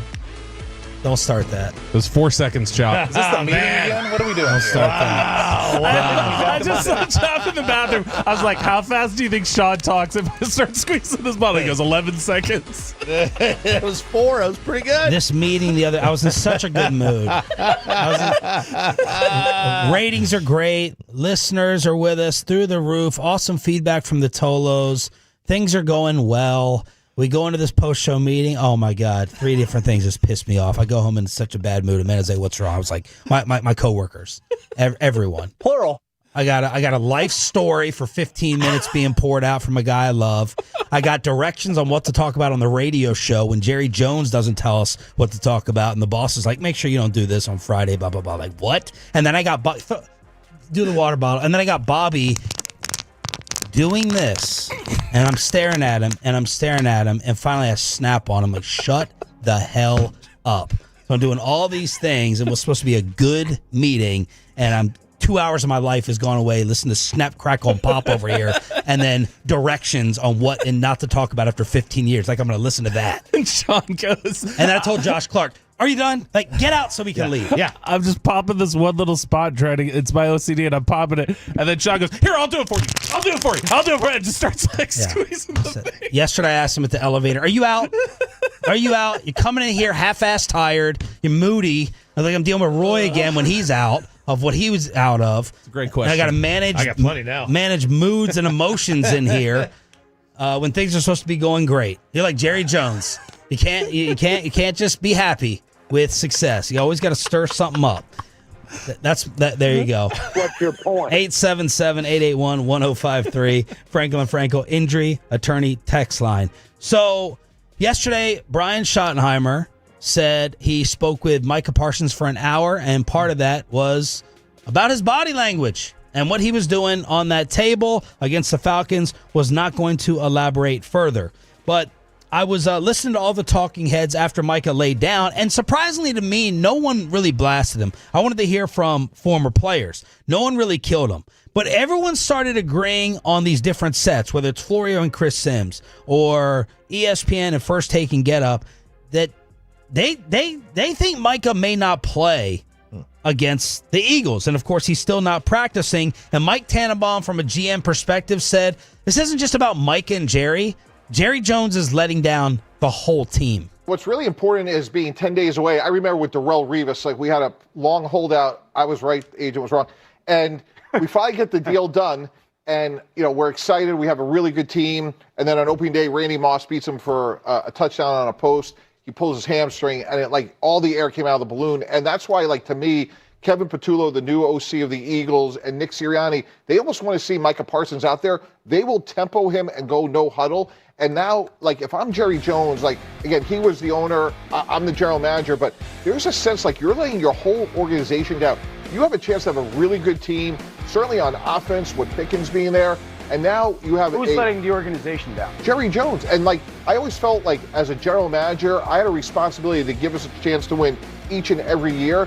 And now you're at a point that even if you get the deal done, this isn't Dak Prescott walking in on the precipice of the season green. This is somebody that needs to be in great condition.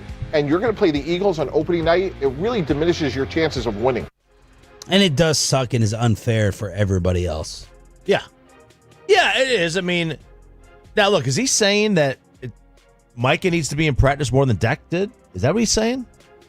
Well, he was relating it to Revis, and he's like, we had that holdout, and Revis got hurt. Yeah, I mean, probably because he was sitting, not doing, not doing as much, right? If Mike is working out, hopefully he wouldn't and I don't have think that same injury. Is he working out in Frisco? We need to try to get an answer to that. Ford Center at the Star? I doubt it. I think he would want to give the indication to them, I'm not doing anything. Yeah, and I'm just here so I don't get fined. And maybe we would have seen a video of him if he's working out at, some high school stadium. Yeah, but then that would maybe give the impression he's getting ready to play. Right. He wants to give the impression I'm going to just literally be laying here and sleeping. Right. So, yeah. So, like. Without my uniform on. 3 a.m., go scour the high school fields around here, right? You know, because that's where, that would be the most. Next to Julian. He can teach Julian how to punt return. Right, absolutely. That's the time to be least noticed. Ryan Clark, I thought, made a tremendous point, and he had an answer back to Tannenbaum on why Jerry could be hurting the rest of the team by not getting this done. Do you want to be right or do you want to be happy? Yeah.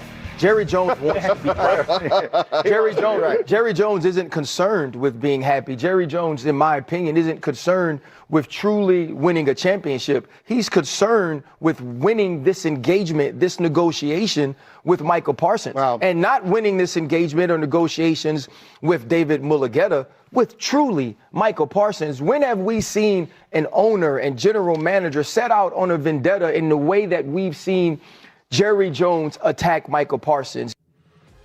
And that scares me that could be a reality, that Jerry is more dug in on winning this, making a point, eradicating sports agents forever, versus thinking about, yo, man, Dak Prescott, like, you have a couple years left maybe of him in his prime. CeeDee Lamb's just starting $30 million a year. Now, it doesn't mean that you overpay by $8 or $10 million.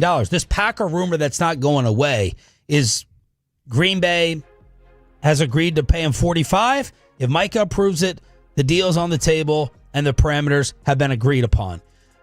But, man, if it's just about, like, we're talking about compromising the Eagle game. Well, yeah, I mean, now look, I mean, I would say this. A lot of people, I would say more than half, equate being right with being happy. Hell yeah. Like, how many people are happy to be wrong? Like, people even say that. I'd be more than happy to be wrong here. No, you wouldn't. Yeah. Nobody's more than happy to be wrong. Right. Yeah, but I mean, Jerry has shown a willingness to, like, all right, I win the publicity, you win the deal. Like, has shown a willingness to do that. Like, Slater laid out, I thought, a great prediction where she's like, to summarize it, she was basically saying, if Micah and Mulligeta go to Jerry, not hat in hand, but like, hey, they're the softer side, that wins Jerry over and the thing gets done. You know, it's like you submit emotionally. And do they want to do that? I don't know that they will. Right. That's the biggest problem, is that you're already talking about. I mean, they may have a trade worked out. Yeah, where they've said, we've done our part. We did our part. And like I've said before, I think their position is, I'm not going to beg you to sign him.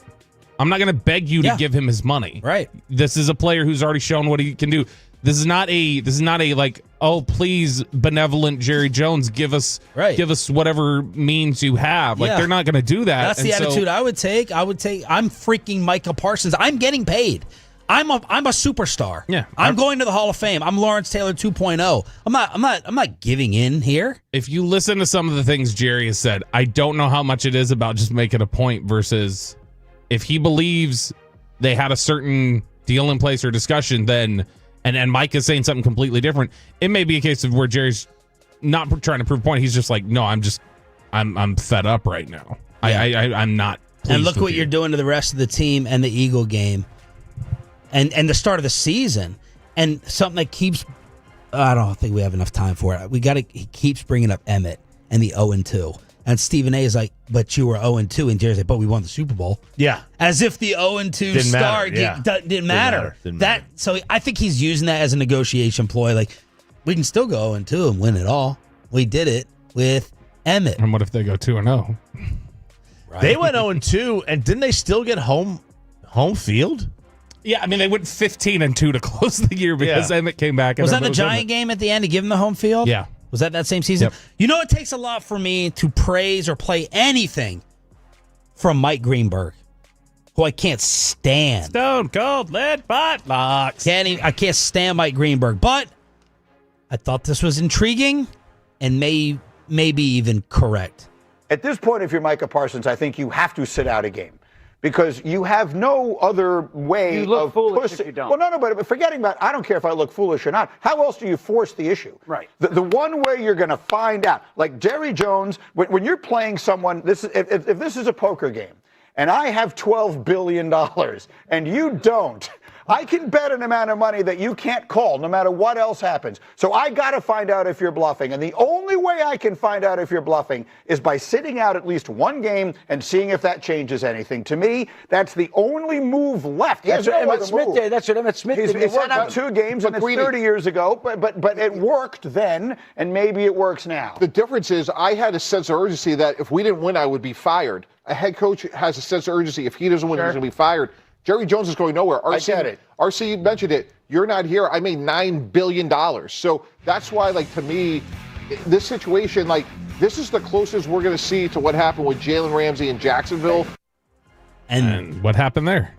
He got traded. Jalen said, I'm not playing. Yeah. Mm-hmm. I'm not playing. And that is now the 2 next chapters. By the way, Corey Majors texting and saying Mickey had mentioned multiple times he's been off on his own before practice working on conditioning. So thank you, Corey, for that. Mickey was a little aggressive towards Micah the other day, wasn't he? Mickey said his new nickname for Micah is Your Highness, and that he's going to call him Your Highness. And then the Terry McLaurin news broke during the show, and he goes, well, they just have an agreement, right? He hasn't signed it yet. Is this like a handshake that he can get out of? Okay. Wow. So, Mickey. So the 2 next fascinating things here. Does Micah practice, and does Micah and David Mulugheta play the card of not playing against the Eagles? Because that is his biggest leverage. Will Jerry say, okay, it doesn't matter? It doesn't matter. Right, because, someone will show Jerry the Vegas betting line. And someone will show Jerry that the line doesn't move ahead. And then someone will also show Jerry that stat that Bobby had is that they're the number 1 defense with him, and then plummeted last without him for the. And he told Stephen A. it's not ugly. Oh, excuse me, it's not pretty. It's ugly, as we found out last year without him there. Ryan Clark responded to Greenberg saying Micah should sit game 1. Here is what Jerry. And by the way, keep in mind, Ryan Clark's represented. Mulugheta was his agent, right? Yeah. When you hear Ryan Clark on TV, y'all, listen closely on this subject. He's, in my opinion, he's saying things that Mulugheta has said or is thinking. Okay? He's talking to Mulugheta, and he's commenting on this being represented by the same dude. Here is what Jerry Jones is counting on. Jerry Jones has owned this team for 4 decades. Right. When you play this game, you're blessed when you get 4 years. Right. And so he's going to say, Micah Parsons isn't willing to sit out what could possibly be a Hall of Fame career over a certain amount of money. He's not willing to sit out what could be a Hall of Fame career over his personal integrity. And so if he believes that, Micah Parsons has to show him. Micah Parsons has to say that with all that I want to accomplish individually, my self-respect, the way you treat me is above that. And if he does not, if he shows up on Thursday night versus the Philadelphia Eagles, Micah Parsons has lost. And I do believe that both of these people are stubborn enough and believe in themselves enough where we won't see 11 on the field that night. Ooh, is David Mulugheta, I'm asking, I'm not saying, is David Mulugheta telling Ryan Clark we won't play? Is Jerry Jones willing to decimate his defense, get embarrassed by Saquon and the defending champs? Is he willing to decimate his defense to take this negotiation further? That's their leverage. That's their possible play. And if he doesn't play, are you telling me he's not even there? Or is he going to be standing there like, I'm hurt. I'm standing on the sideline. I'm here, but I'm hurt. Or does he just say, I'm not showing up. You guys, good luck. Because if he's not even there, that creates another layer to it that's even more dramatic for them, I think. Because they have to get off to a fast start. Again, these are the things that, like Ryan Clark says, Jerry doesn't really care about. You lose to the Giants week 2 without Parsons, we're getting Emmett 2.0. Lose, you got the Giants, the Bears, the Packers, Jets, Panthers. Choppy, we've gone over this multiple times. You better be 7-3. You better be 4-2 to start. You can lose Philly. You can lose Green Bay. You got Giants, Bears, Jets, Panthers. We all know how tough the schedule gets as it gets later on. You want to mess with that? Yeah. You want to screw up a 4-2 start? That is the Mulugheta Micah leverage play, in my opinion. And the Bears game really is the turning point game, maybe for the whole season. Why? It's a swing game. It's the third game of the year. I know, but it's a swing game, right? Like, that's a big swing game. Like, You mean like 1-2 or 2-1? No, just that, because the Bears could be good. Yeah. Right? And I do really think you need to be 7-3 in order to have a chance. It's a random Wednesday wheel spin. Let's see what we get on the Fan Cam, Twitch, and YouTube. High-low. Sports match. Oh, you did get your sports match. Oh, God. Yes! I thought we took this off. Why? Why would we take it off? It's fantastic. It's awful. Oh, It's terrible. 877-881-1053. I need two contestants Don't call. on Sports Match to win an amazing prize that is not a prize at all. All you do is get to talk to me at 877-881-1053. It's a must-listen on your lunch break. Oh, is that your name? No, I mean, what's your name? No, I'm Jen. My name's Jen. Right, but I just mean like this is your haircut. But that's hair on your head. I'm not saying this is your hair. Okay, forgive me a little bit.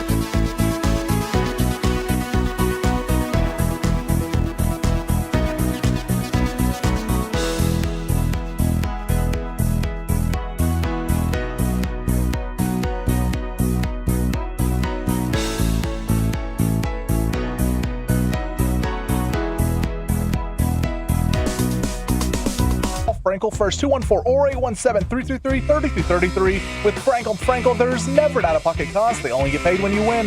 Frankel Frankel, the go-to car director attorneys in Dallas. All right. It's Sports Match. Sports Match. Hey, all right. Hi, Gene. The best game show ever from 105.3 The Fan. It's not even close. I love it. Bassett came up with much better ones. Right now. Yeah, with who? Wink Martindale, or whatever his Wink Martindale? Yeah, that was the guy that was the host of the show. Wink Martindale. That's how Don Martindale got the nickname Wink, was because there was a host named Wink I thought you were Martindale. talking about the defensive coordinator. Yeah. So here we go. It is Sports Match. Now, these are the rules. We have two contestants. Okay? We have Mark and Wiley, and we have Scott in Fort Worth.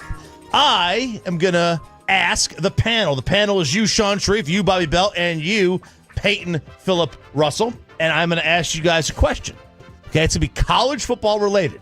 You are going to write down your answers. You're not going to say your answers. You're going to write them down. Gotcha. And then I will ask Mark and Scott for their answer, and we will see who matches. Whoever wins a fabulous prize, and that prize is you talk to us. So here we go.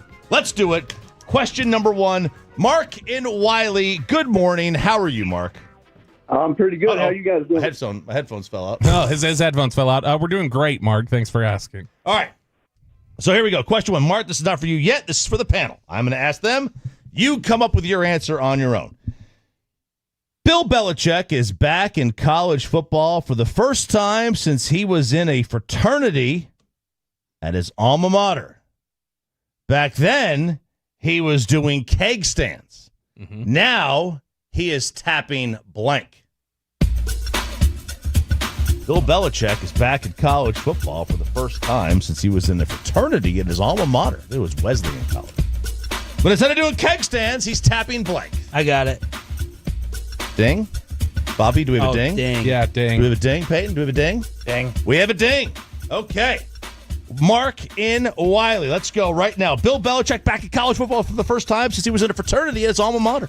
But instead of doing keg stands, he's tapping blank. Young ladies? Young ladies. Okay. All right. We're going right there. We have young ladies. Sean Sharif. What do we have?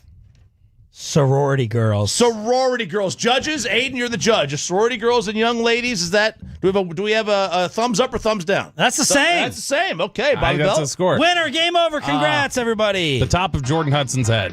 The top of her head. Okay, that's not young ladies. Okay, Peyton Russell. I said his girlfriend. His girlfriend. It's young ladies. Is that young ladies? Okay, Mark. Man. You got 2 points, my friend. Way to go, Mark. All right. Oh, he gets a point for how many he matches with us? Yes. So he gets 2 points. 2 points. All right. Scott in Fort Worth. Good morning, Scott. How we doing? Morning, gents. Doing well. What part of Fort Worth are you in? 5 minutes from downtown. Okay, very good. All right, here's your question. Don't answer. I'm going to give it to the panel first. Texas fans are so excited. How excited are we? They're so excited to be ranked number one, they all printed Hook'em on their blank. Texas fans are so excited. They're so excited to be ranked number one, they all printed Hook'em on their blank. Ugh. I'm going to have to go last on this one. Uh-oh. Ding. Ding. We got a ding. Peyton, do we have a ding? Ding. All right, we got a ding. Sean Sharif, do we have a ding? I'll get one. You'll get one? Okay, very good. Very good. Oh, I got one. You got one? Yeah. Okay. All right, Scott in Fort Worth. Texas fans are so excited. They're so excited to be ranked number one, they all printed Hook'em on their blank. On their crisp white T-shirt. Crisp white T-shirt. That's a good Mike Bassick reference. I like that one. Sir. Crisp white T-shirt. Bobby Bell? I know the reputation of T-shirt Texan fans, so I said they're new T-shirts. Oh, that is good. That's a point. There we go, Scott. Peyton Phillip Russell? On their daddy's Ferrari. Oh, on their I like daddy's it. Ferrari. I like it. SMU. Look how he turned. I know, Yeah. this Red Raider, Yeah. I put on their teacups. On their teacups. because they are T-sips. Okay, so that's 1 point. Scott, you're still in the game. You're still in the game. We're going to go back to Mark in Wiley. This is Sports Match here on the Wednesday wheel spin on 105.3 The Fan. All right, Mark, here we go. Here's your question. The tailgater had way too much to drink. How much did he have to drink? Instead of firing up the grill, he tried to cook his blank on the smoker. The tailgater had way too much to drink. Instead of firing up the grill, he tried to cook his blank on the smoker. Ding. Ding. Ding. Peyton? Ding. Got a ding. All right. Mark and Wiley, you're up 2-1. The tailgater had way too much to drink. Instead of firing up the grill, he tried to cook his blank on the smoker. His belly. His belly. Belly. Okay. Pork belly. A pork belly. It's Wild Fork has that too. Yep, absolutely. His kielbasa. Kielbasa. I went with his wiener. His wiener. Even better I than see mine. what you did there. You wasn't hard to see. Well, with Bobby, it is hard to see. Wow. I went with more of a PG rating. I said private parts. It's private parts. Plural. Okay. I don't know. That's actually much more direct than our innuendos. All right. No points for Mark and Wiley. You're still up 2-1. As we go back to Scott and Funky Town with question number 4. Scott can win this here. Or take Oh the no, lead we or got tie. Hell yeah. We have more rounds. Keep it going. We got more rounds. Final round. There we go. Wow. This one's for Bobby Bell. This is an all-college football version of Sports Match here. Okay, panel, here's your question. SEC fans are having a tough time right now. They haven't won a title in 2 years. 2 years. So now, instead of making moonshine, they're in the woods making up a batch of blank for the new season. SEC fans are having a tough time right now. They haven't won a title in 2 years. So now, instead of making moonshine, they're in the woods making a batch of blank for the new season. Ding. Got a ding. Ding. Ding. Close to ding. Close to ding. Okay, it's not a ding yet. Ding. Okay. Ding. There we go. Ding. Scott in Fort Worth. SEC fans having a tough time right now. Haven't won a title in 2 years, so instead of making moonshine, they're in the woods making a batch of blank for the new season. So I had to tap into the Tennessee fans. A batch of roofie. And he called you guys out at the same time. Wow. Are we known? Are you known? Are we known to roofie? I thought we were chugging out of certain parts of the body. That's what we were used to doing. Roofies. Yeah. I don't know if any of the panel has that one. Yeah. Do we have roofie? Oh, no. Batch of excuses. Excuses. That's what I was thinking. Excuses. Excuses, Peyton. They are a cult, so I said Kool-Aid. Kool-Aid. Well, I mean, you could roofie the Kool-Aid. You could roof the Kool-Aid. I don't think that, but I mean, yeah. I mean, because it is you drink the Kool-Aid and then you go. Peyton? I said a batch of Nick Saban's blood. Oh, okay. I'm sorry, Scott. We don't have a match there. Why the blood? I don't know. I needed something aggressive there, Sean. You're still going to have round 3. We still have one more set of questions. So. I'm mad you didn't just say instead they're making blank, and I was going to say out with their cousins. There we go. All right, so Mark and Wiley, if you get 3 here, you wrap things up. Please win on this. this. If you only get 2, you don't. So here we go. Question number 5. This is Mark and Wiley with your third question, question 5 overall. Paul Feinbaum has had enough. How much has he had enough? If Alabama doesn't win it all this year, he's going to grab a shovel and blank. Paul Feinbaum has had enough. Ding. If Alabama doesn't win it all this year, he's going to grab a shovel and blank.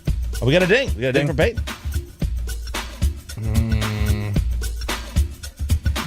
Ding. Ding. Ding. I shot the sheriff. Yeah. Okay, we got a ding there. All right. Let's see. This is Mark. Mark in Wiley. Paul Feinbaum has had enough. If Alabama doesn't win it all this year, he's going to grab a shovel and blank.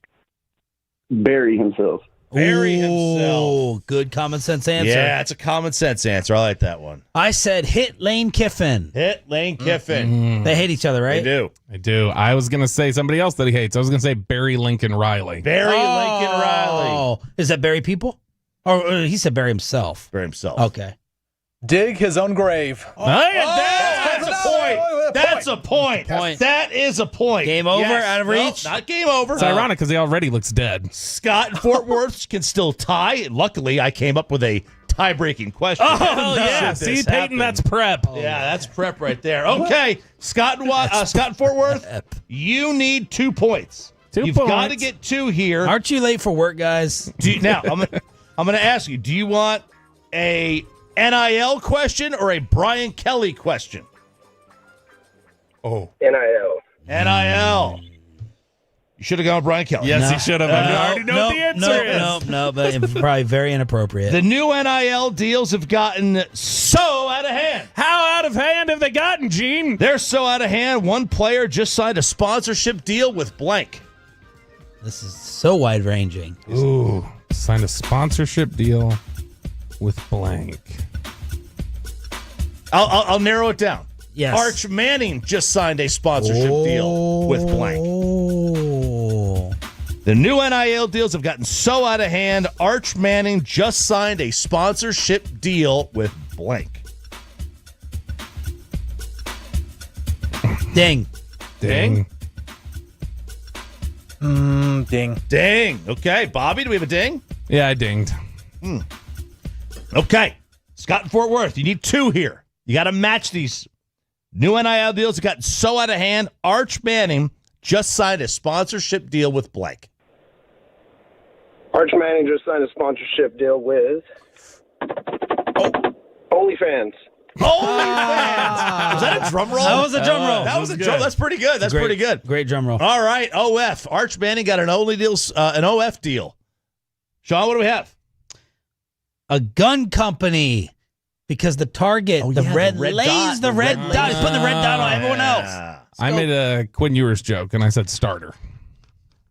Starter. Oh, the jacket company. Peyton? I think this is close. I said the hub. I mean, he said OnlyFans. That's in the genre. I think it's close enough. It's close enough. Yeah, it still doesn't tie. Mine in the gutter. Both of them mine in the gutter. That's close enough. That's close enough. Okay. All right. Mark and Wiley, you are the winner. Hey! But we should do the Brian Kelly one still. All right, we'll do the Brian Kelly one real quick. Brian Kelly is on the hot seat at LSU. If he doesn't beat Clemson, not only are they going to run him out of town, his wife is going to force him out of her blank. This is so easy. This is why you should have done this one, Scott. Yeah. I already knew the answer. Better not be a Notre Dame reference. Before he even said it. Yep. My answer is the spinning picture thing that he the took 360. The 360. Yeah. Peyton, go ahead, Bobby. He's got his walk-off moment here planned. No, it's just it was the easy answer. Yeah. Repeat the question real quick. Yeah. Brian Kelly's on the hot seat. If he doesn't beat Clemson, not only are they going to run him out of town, his wife is going to force him out of her blank. Out of her oven because they have a bunch of crawfish boils. That's all I got. Yeah.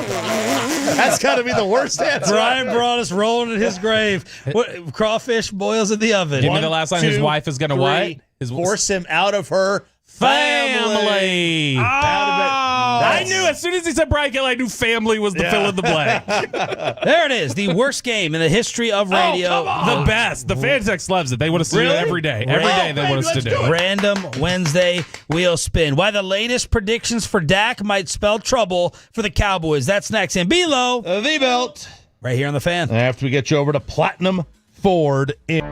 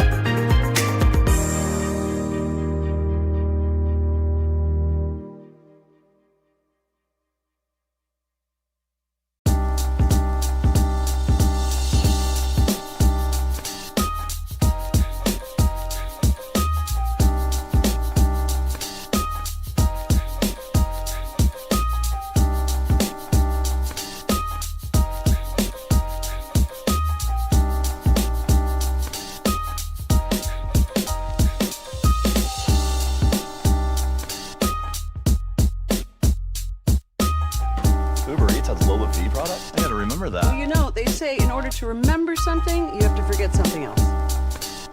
Okay, now that is a very cute haircut. That's like a little shag. I've never seen it before. Well, I mean, of course you have. It's the Rachel. Oh, is that your name? No, I mean like your name. No, I'm Jen. My name's Jen. Right, but I just mean like this is your haircut. But that's hair on your head. I'm not saying this is your hair. Okay, freak me out a little bit.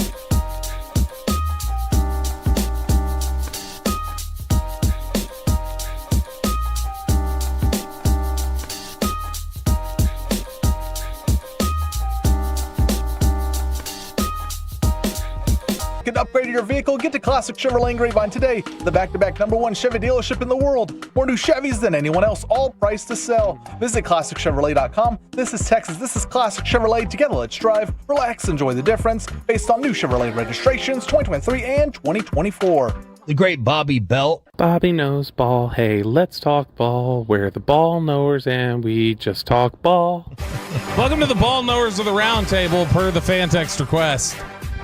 Dak Prescott has to go if this is how he plays this season. Let's talk about it in Below the Belt, or Ball Knowers of the Roundtable, which is sponsored by D&M Leasing and I Window bet D&M Nation. would pull the sponsorship and Window Nation if you named it Ball Knowers of the Roundtable. So if you want I bet I'd get a third sponsor. or we're Ball Knowers of the Roundtable. There's it makes sense that there's two sponsors then, I think. All right, so ESPN came out with their annual list of the top 100 players for the 2025 season. Not their annual list judging 2025, but their annual list of the the rankings of this upcoming season. And in that, they always try to kind of give you, all right, this is perspective of where things ended in 24, where we think things are heading in 25, and we're going to put in statistical projections for you. Now, the Cowboys ended out having 4 players on this list. I'm sure you can guess all 4 of them. In the top 100 right now? In the for their projection, if we're going to be the top 100 players this year. Micah, Tyler Smith, and Dak. Yeah, Dak. Come on. Yeah, you paused on that one on purpose. You knew Dak was the 4th one. And that is that is the exact list that they have. Now they've got a number of guys on here that this is basically a top 100 list for guys that ended last year, but there's a little bit of projection in the future. So there's no Jalen Ramsey on this list, for instance. There's a couple other guys who are missing from this list. But the first Cowboy to show up on this list is Dak Prescott.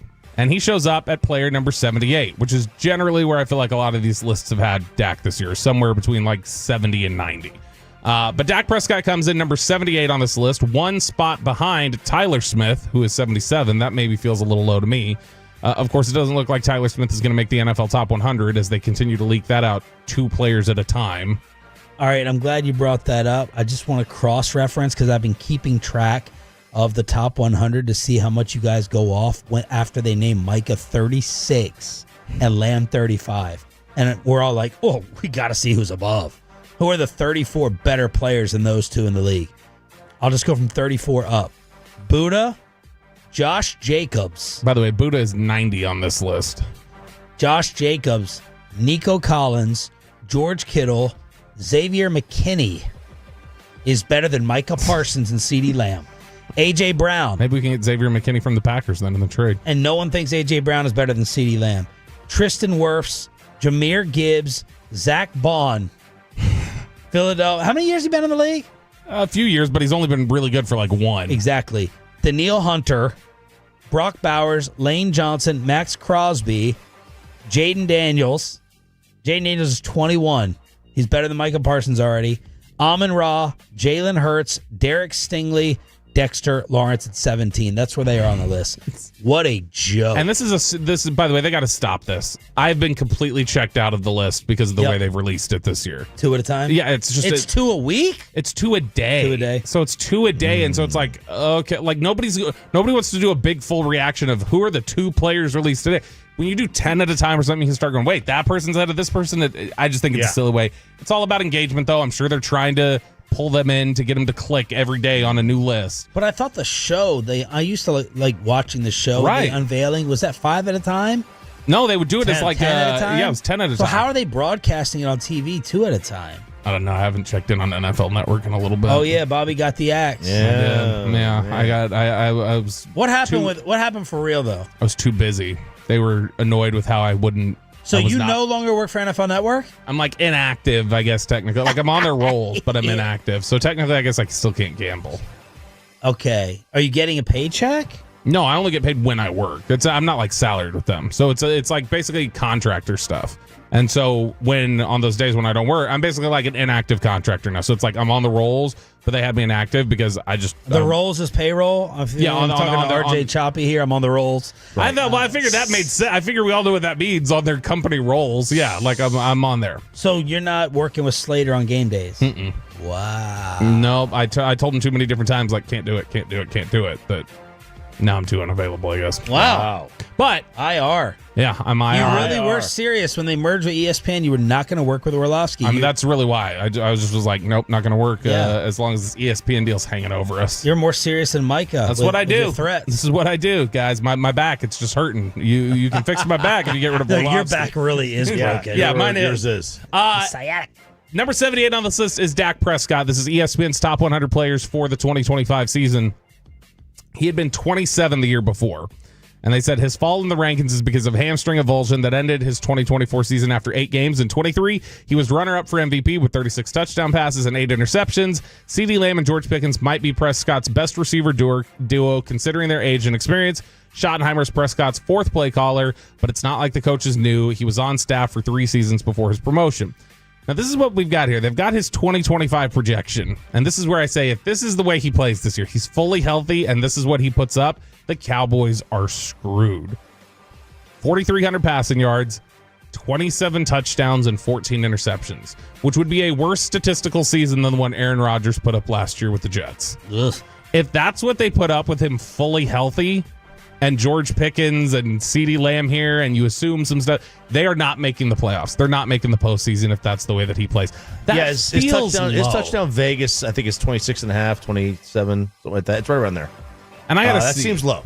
Because Dak, throughout his career, when Dak has played in the last several years, 16 games in 2019, he threw 30 touchdowns. 16 games in 21, he threw 37. 17 games in 2023, he threw 36. 27 just feels low. You're telling me that he's going to average like a touchdown and a half per game? With no answer at running back? Yeah, and a defense and where you're having to probably play catch up and have shootouts? Yeah, that would be, if they put up those kind of numbers, if that's what he does, that's not going to be a successful season for the Cowboys. Number 77 on this list is Tyler Smith.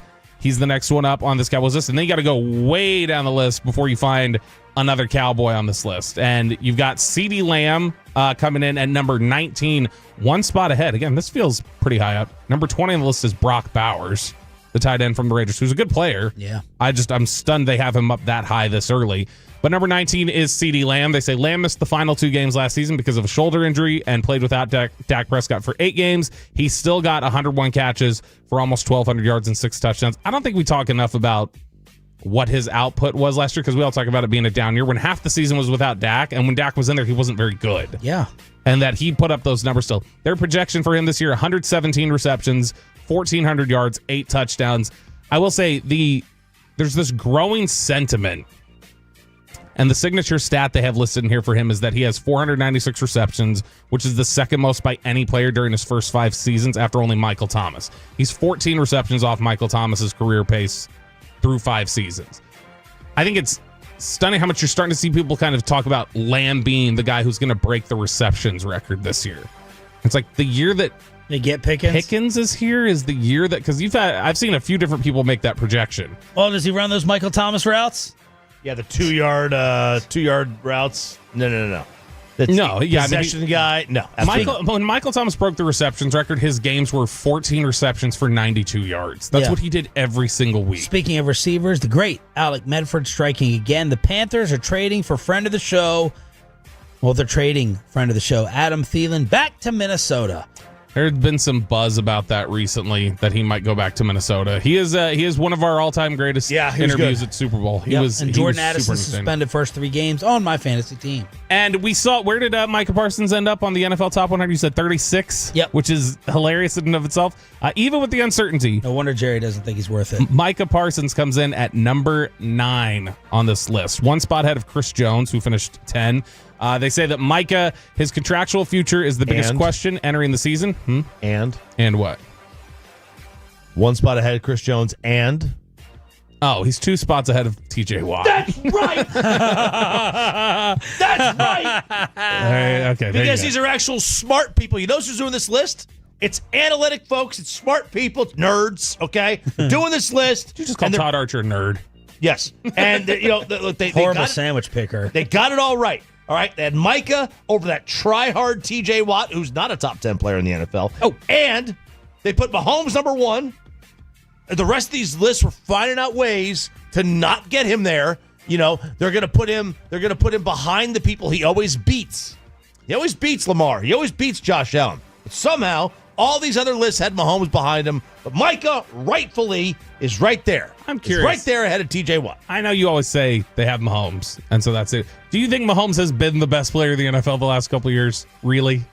He's been the best player in the NFL since the day he walked on the field. He's been the most successful. Has he been the best? Yes, absolutely. No doubt. Not last year. Not the last 2 years, I don't think. You would, if Buffalo would trade today Josh Allen for Patrick Mahomes. I don't know that they would. Then I don't know that they're serious about winning. Would you have traded Peyton for Tom Brady? I've traded Peyton for Tom Brady. The difference is Peyton actually beat Tom. Josh doesn't beat in the Patrick end. Mahomes. He did. I mean, but early on in his career, he did. Around this time, handful of years. Around this time of Peyton's career, he had not. No, you're right. That's true. So would you have made the trade? Probably. You would have said Peyton's better. The but difference is that Tom was not putting up near the numbers that Mahomes still does. I mean, Tom broke all of Peyton's records the first year he had anybody good in 2007. That was 8 years in. Yeah, and 10 years into Peyton's in. career. Either way, number 9 is Micah Parsons. They say his contractual future is the biggest question still hanging over him. The stat to know about Micah Parsons, since 1982, Parsons is one of 2 players to record at least 12 sacks in each of his first 4 seasons, joining Hall of Famer Reggie White. His 2025 projection, I guess they're just assuming he's going to play all games, 13 sacks, which is he's 12 to 14 every year.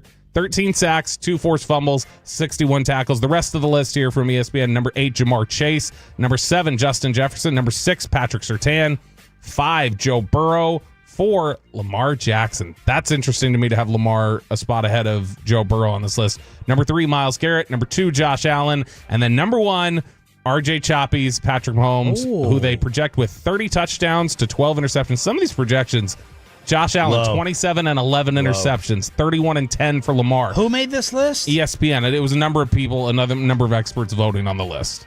I imagine that some of those numbers are computer-based, simulation-based, because my model projects a 26 to 22 victory. Like if you notice, like when they do baseball, like nobody really ever projects somebody to win more than 94 games, even though year after year somebody does win more than 94. Below. The belt.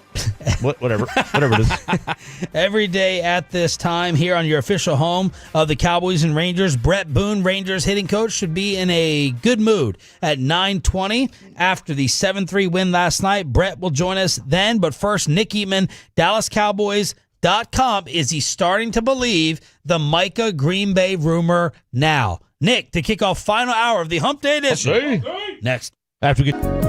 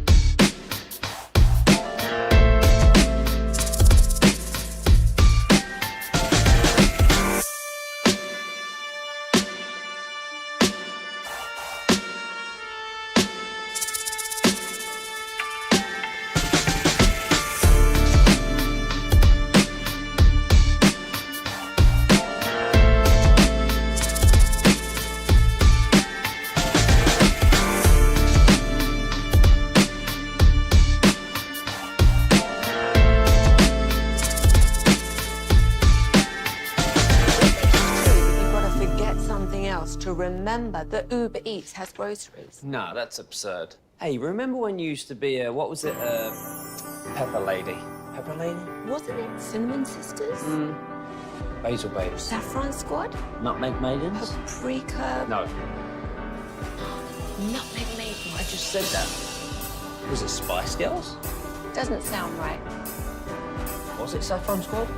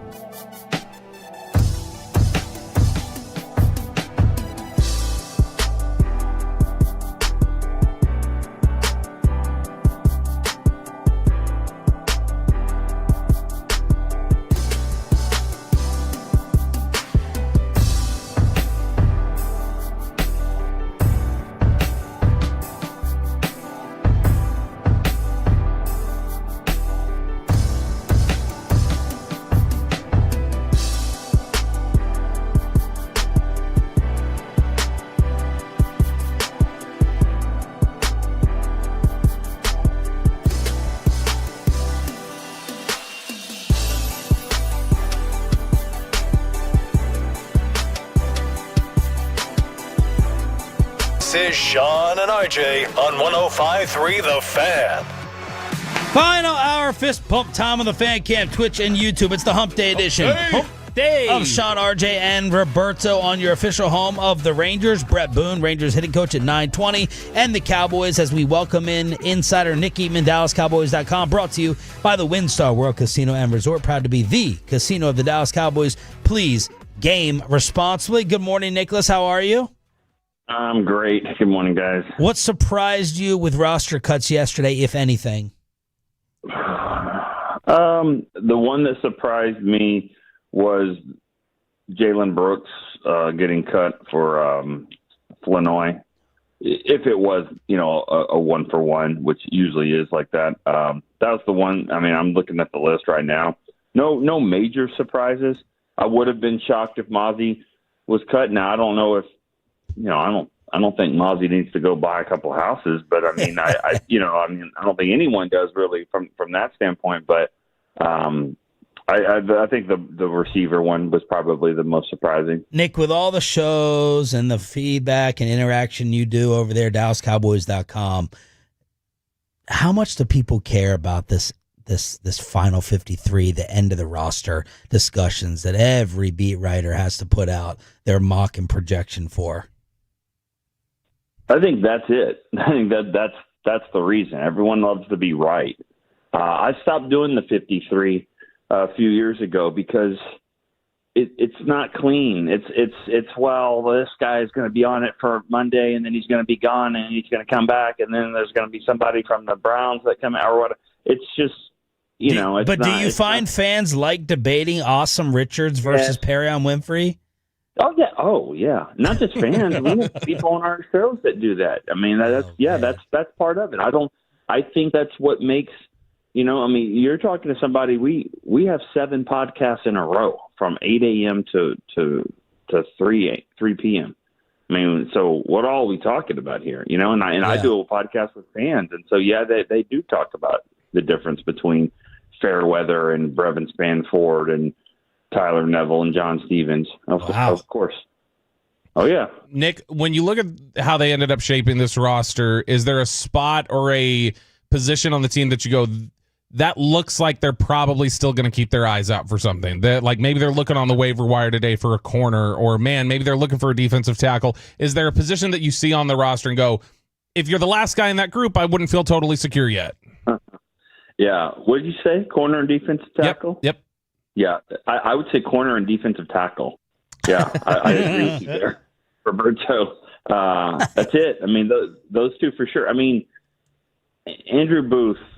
Yeah, he scored a touchdown and he made a nice play, but I mean, he's not somebody that you'd feel great about going up against Devontae, Smith and AJ Brown and what they have in Philadelphia, or anybody.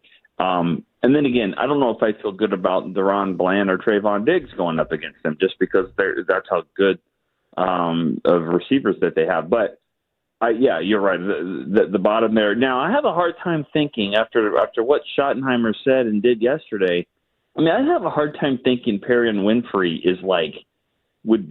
don't get too comfortable. I mean, that would be kind of tough if you listen to the press conference and all the things that Schottenheimer said about Winfrey. I'd have a hard time thinking that he's going to be cut like today.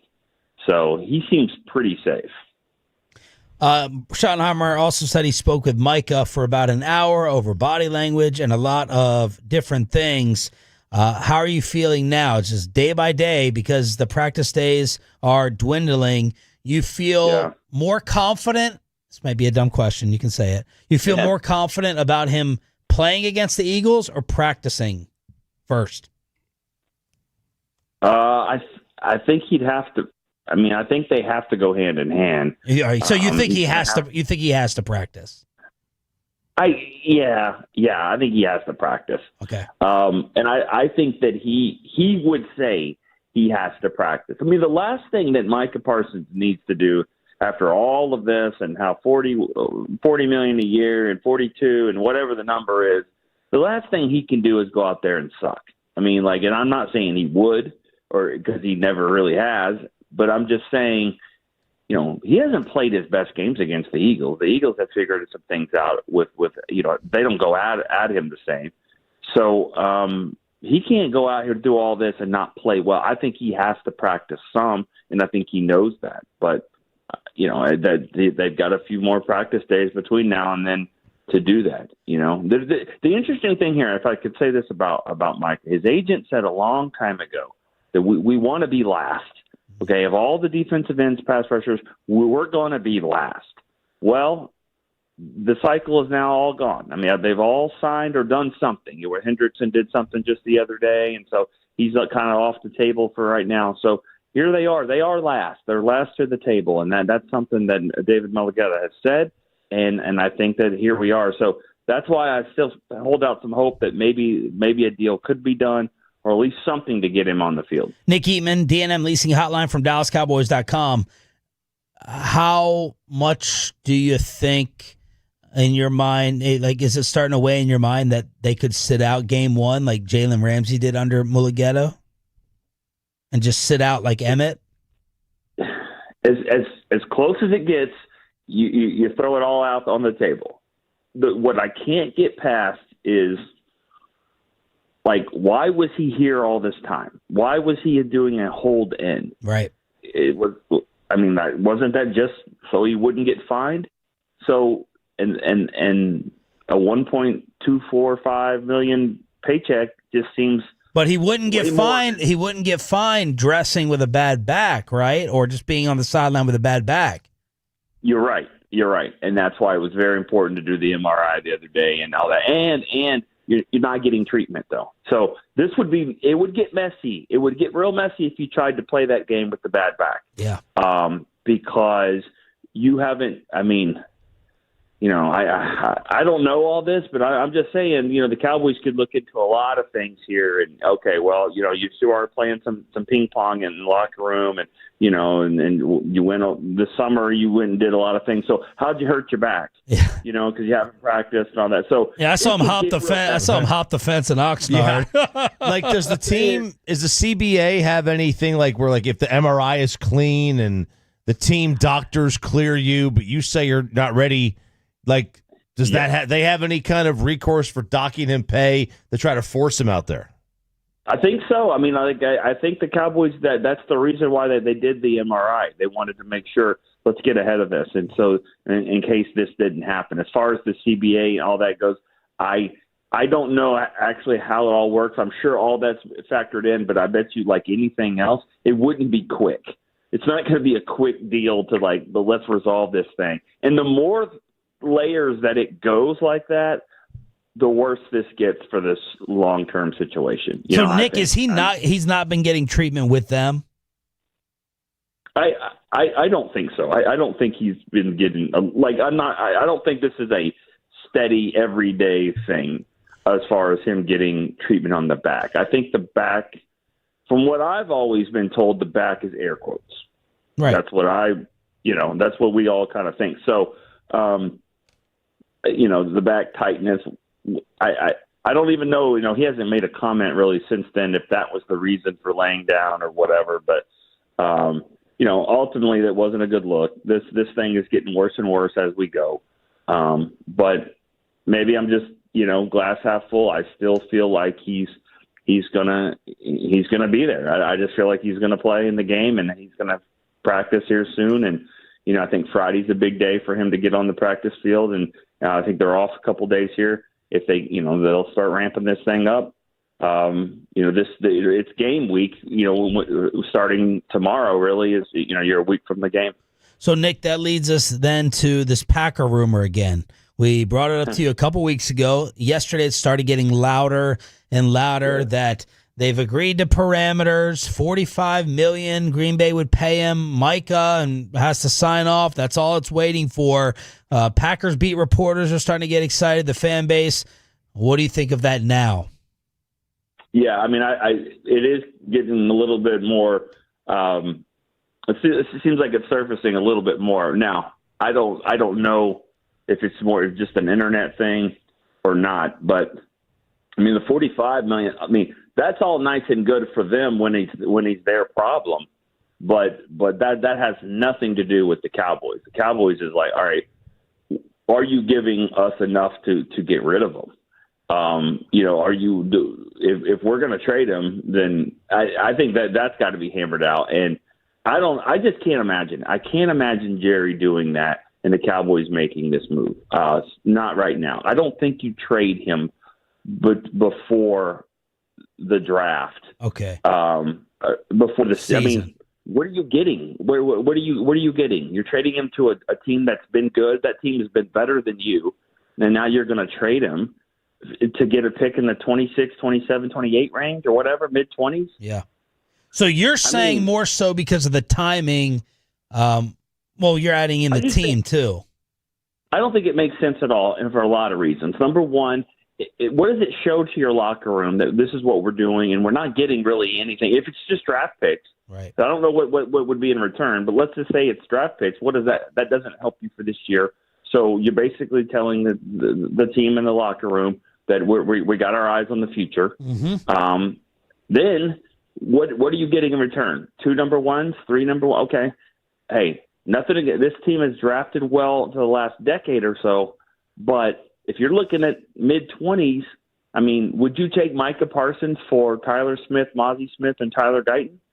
One of them's an all-pro, but for those 3 guys, that's what you have picked in the last 3 times in mid-20s. Now, not to say that they don't strike right. gold every now and again, and they do, but that's the type of player that you're probably going to get. So, and you got to play him week 4. I don't see any benefit for that at all. So, I mean, AFC. If you're doing it, it's AFC all day. So, Nick, would you then, if you're going to rank the potential outcomes and scenarios, to you trading him before the season or even this season, that would be lower down the likelihood list than something like either getting an extension done or potentially getting to next off season and saying, you know what, this has not worked out yet. We need to just make a move. I think I still think he'll play this season. I think that's the highest scenario for me. The highest ranking scenario is that he plays this season, and then how he plays, how the team plays, how he conducts himself throughout the year. All that will factor in with that. Because like I said before, the $42 million Band-Aid or whatever cures all. But if it's not that, if he's still playing, but it's not necessarily with that kind of Band-Aid, then what? And does this thing get worse and worse? But I don't know. I'm done predicting because I thought it would be done 2 weeks ago, but I'm still not ready to say that this isn't happening or something can't get resolved for him to go play because he's a football player. He loves to play. He loves going back to Philadelphia and playing, and I just have a hard time thinking he's not going to be out there. Thank you, brother. We'll talk on Friday. Good stuff. All right, see you guys. Nick Eatman, DallasCowboys.com, brought to you by the WinStar World Casino and Resort, proud to be the casino of the Dallas Cowboys. Please game responsibly. He should be in a good mood after the 7-3 win last night. Rangers hitting coach Brett Boone with the news that Nate Avaldi is gone for the year. Booney joins us on the Fan Cam, Twitch, and YouTube next.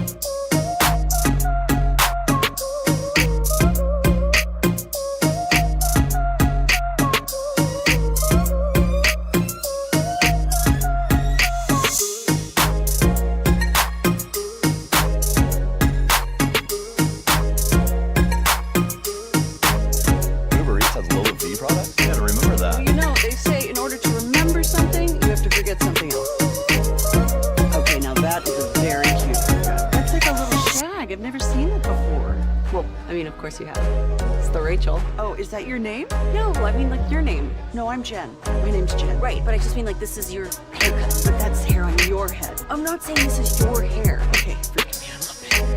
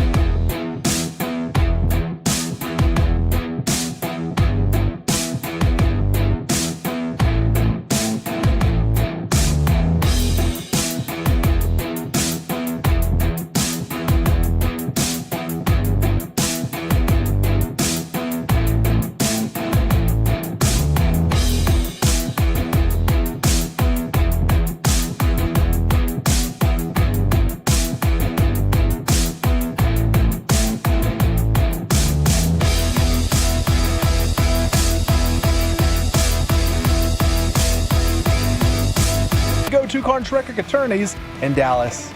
Comes home with the 1-0. And that one lifted high and deep out into right field. Adele going back. This one sails out of here. About 5 rows deep near the right field foul pole. 20th home run of the season for Corey Seager. He's the first Ranger to get to 20, and he's given Texas a 7-0 lead. Hicksy with the call. Finally get that bounce back from Corbin and the 7-3 win to even up the Angels series on your official home for Rangers baseball. 105.3 The Fan. Sean, RJ, and Bobby joined by the great Brett Boone, Rangers hitting coach, brought to you by Granger here on DFW Sports Station every hump day, at this time. Good morning, Brett. How are you, sir? Oh, Brett. Brett. Oh, no, Brett. Hello. I know Aiden's been sending out like 3 or 4 different links. Man. Gets a little confusing. Yeah, it does. It's a little very confusing. He's getting a little Micah Parsons excited back there with his Packer hat on. He's not able to focus in on the Can't the fan stand up. cam. He's Can't all stand up. about it, man. He's all about the Micah Parsons trade right now. Is that what he said? Yeah, I went in there early in break. He's like, could we really get him? He's like, I'll give up 4 first-round picks. I don't care.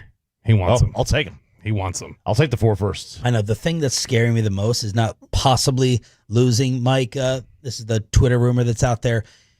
It's not getting enough back. I can't go through this again. I can't go through this again of getting picks that are basically early second rounders and then not at least 2 firsts.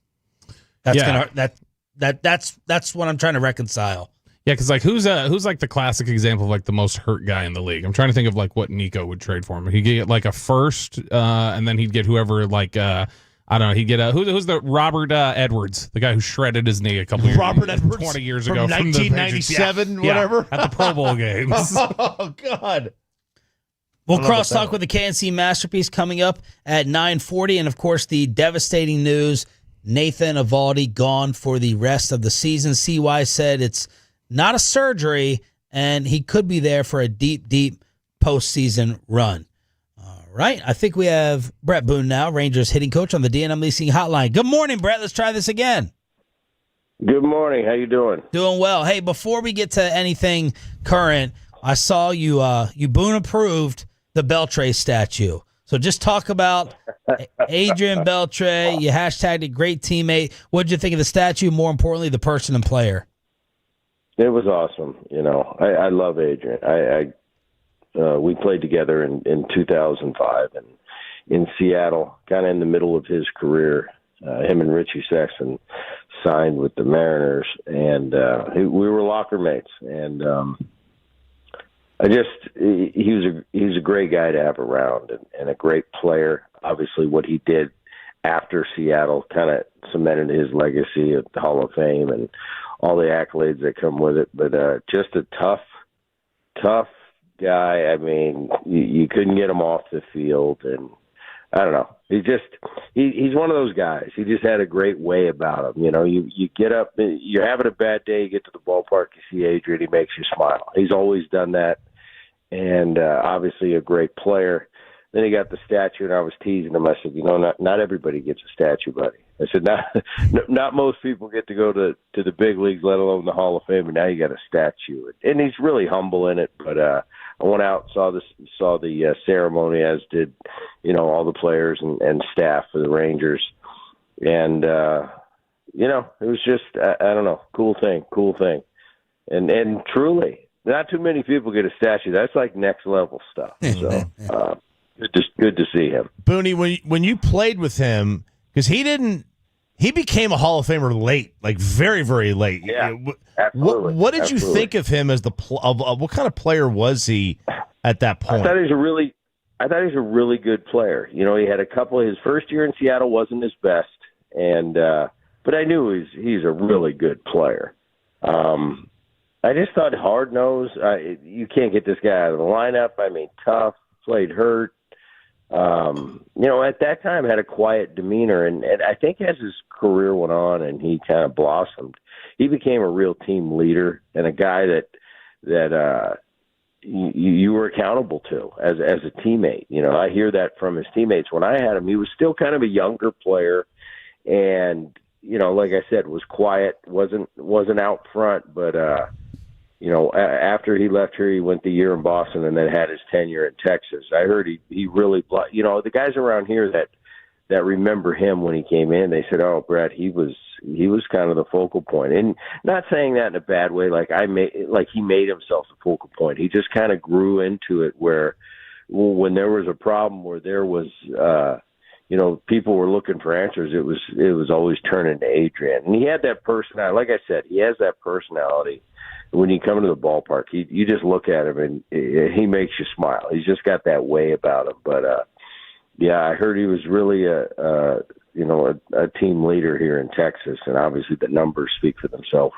What he did after his Seattle days. So that's Adrian Beltre in a nutshell. Great guy, great teammate, and obviously great player. Brett Boone joining us here on 105.3 The Fan, Rangers hitting coach. Y'all jumped on Kikuchi last night. So football players will tell you, like, they know if they're going to beat a team based on what we do well and they do poorly, that it matches up right.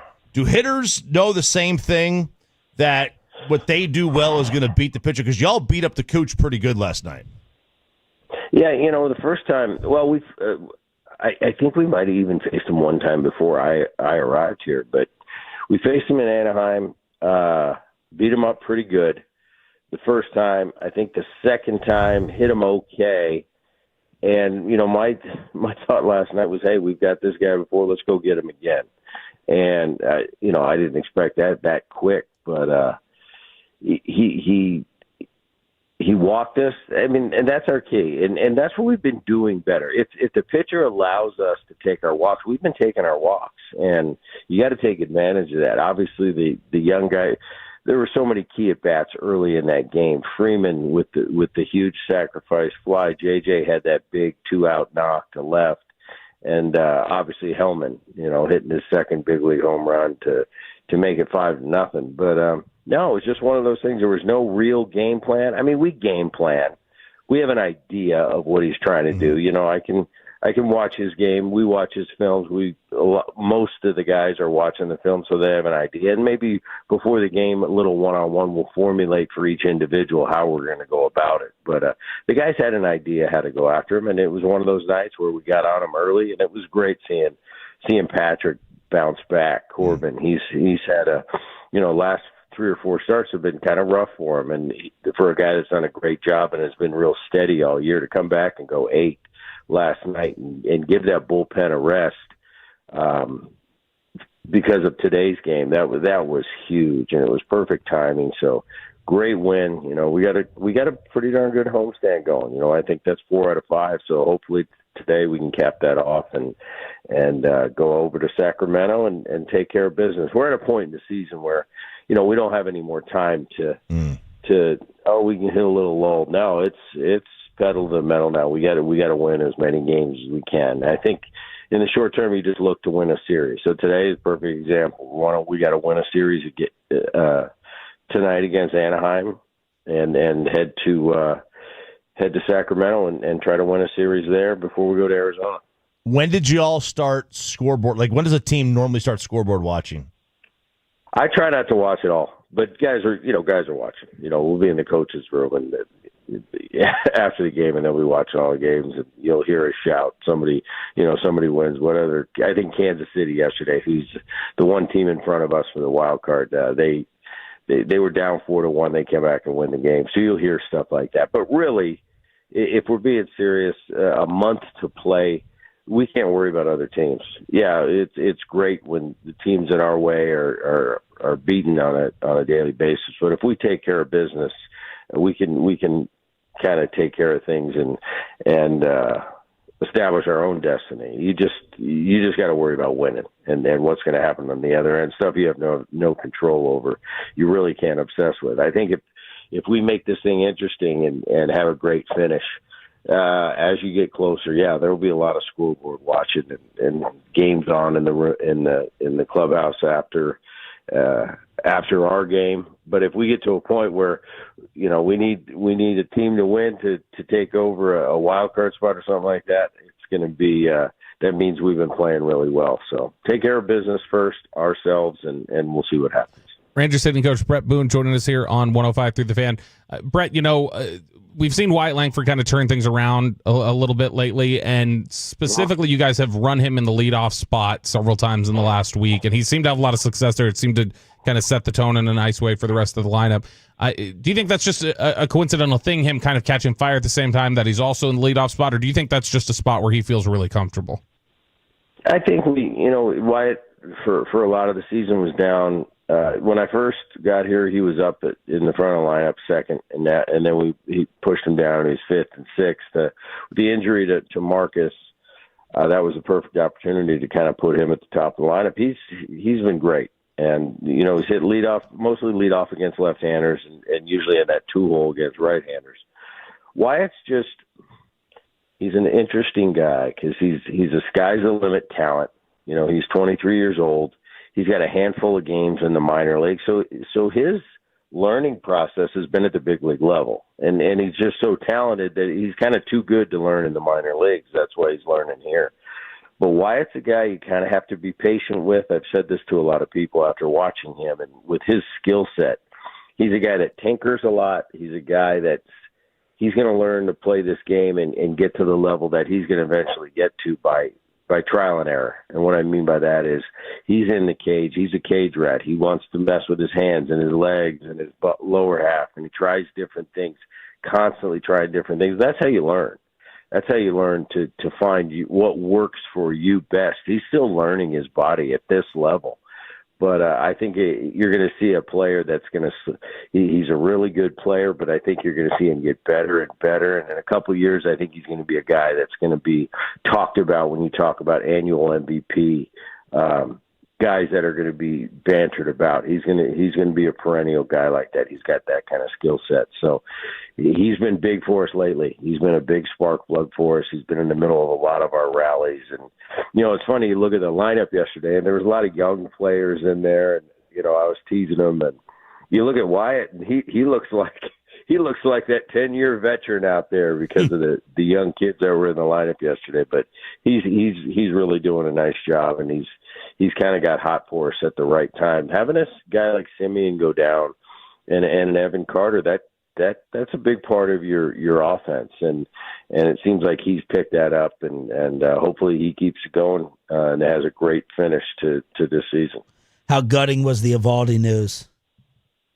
Oh, I heard about it. I kind of heard about it. It wasn't like announced in the clubhouse. I just kind of had heard something, and then I confirmed it with our trainer, and I went up to Nate on the during the game on the rail. I said, tell me, say it ain't so. And he just kind of looked at me and kind of said, yeah, Boney, it's just wasn't good news. So, when they got that MRI back, I don't want to sit here and pretend like I'm a doctor and I know exactly what it was, but I knew if two negatives came back, that means you can't just, it's not just a short-term miss a start. It's a long-term thing. So, yeah, that was crushing. I mean, we were looking at this series going, well, if we can, we've got DeGrom and we've got Evaldi set up for this Angel series. And anytime you're looking for a day like that, especially the year Nate's had, it's pretty much we're going to win today because Nate's pitching. And all of a sudden you don't have that in your rotation. Now we have a lot of other, quality guys, but it's not too often you get a guy like Nate that's been hovering at a 1.5 ERA for an entire season. So if I didn't say we were going to miss him, I'd be lying. He's been a huge part of this, and when your big time ace goes down, you got to find a way. I think we're going to have to find a way. Hopefully Tyler Mahle comes back within a couple weeks. He would be a big boost to that. Obviously Merrill Kelly getting him at the deadline looks even bigger right now, having that starter in place. So rest of the guys are going to have to pick up the slack, just like on the offense with Simeon and Carter being down and Berger being down. The guys have picked up the slack there. So I think they can do it in the pitching category as well, but it doesn't dampen the fact that losing Nate was, man, that was big. Thank you, brother. Appreciate it as always. Go get him tonight. All right, guys. Thank you.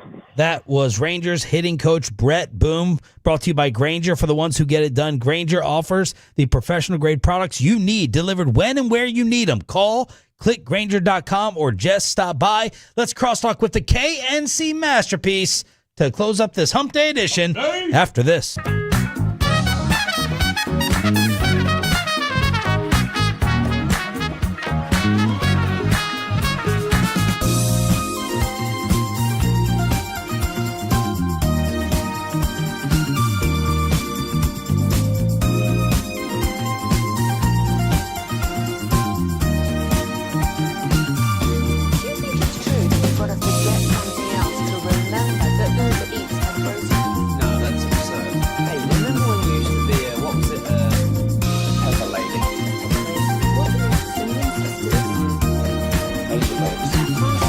Nutmeg maidens? Paprika. No. Is it spicy? Doesn't sound right. What's it sometimes called?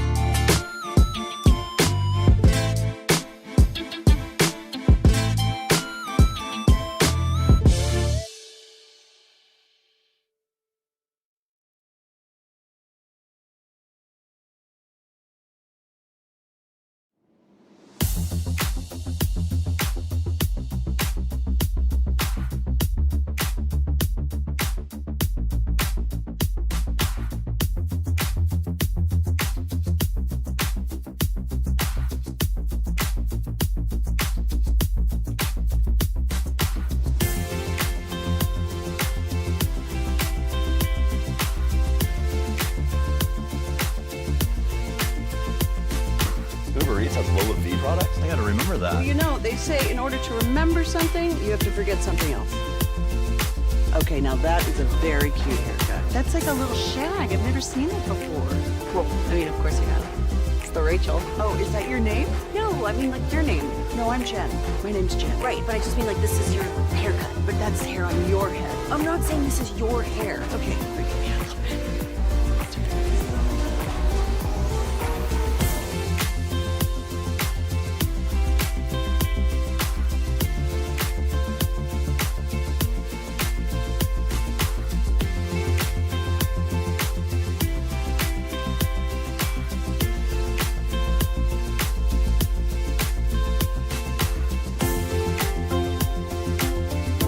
Chevy dealership in the world. More new Chevys than anyone else. All price to sell. Visit ClassicChevrolet.com. This is Texas. This is Classic Chevrolet. Together, let's drive, relax, enjoy the difference based on new Chevrolet registrations 2023 and 2024.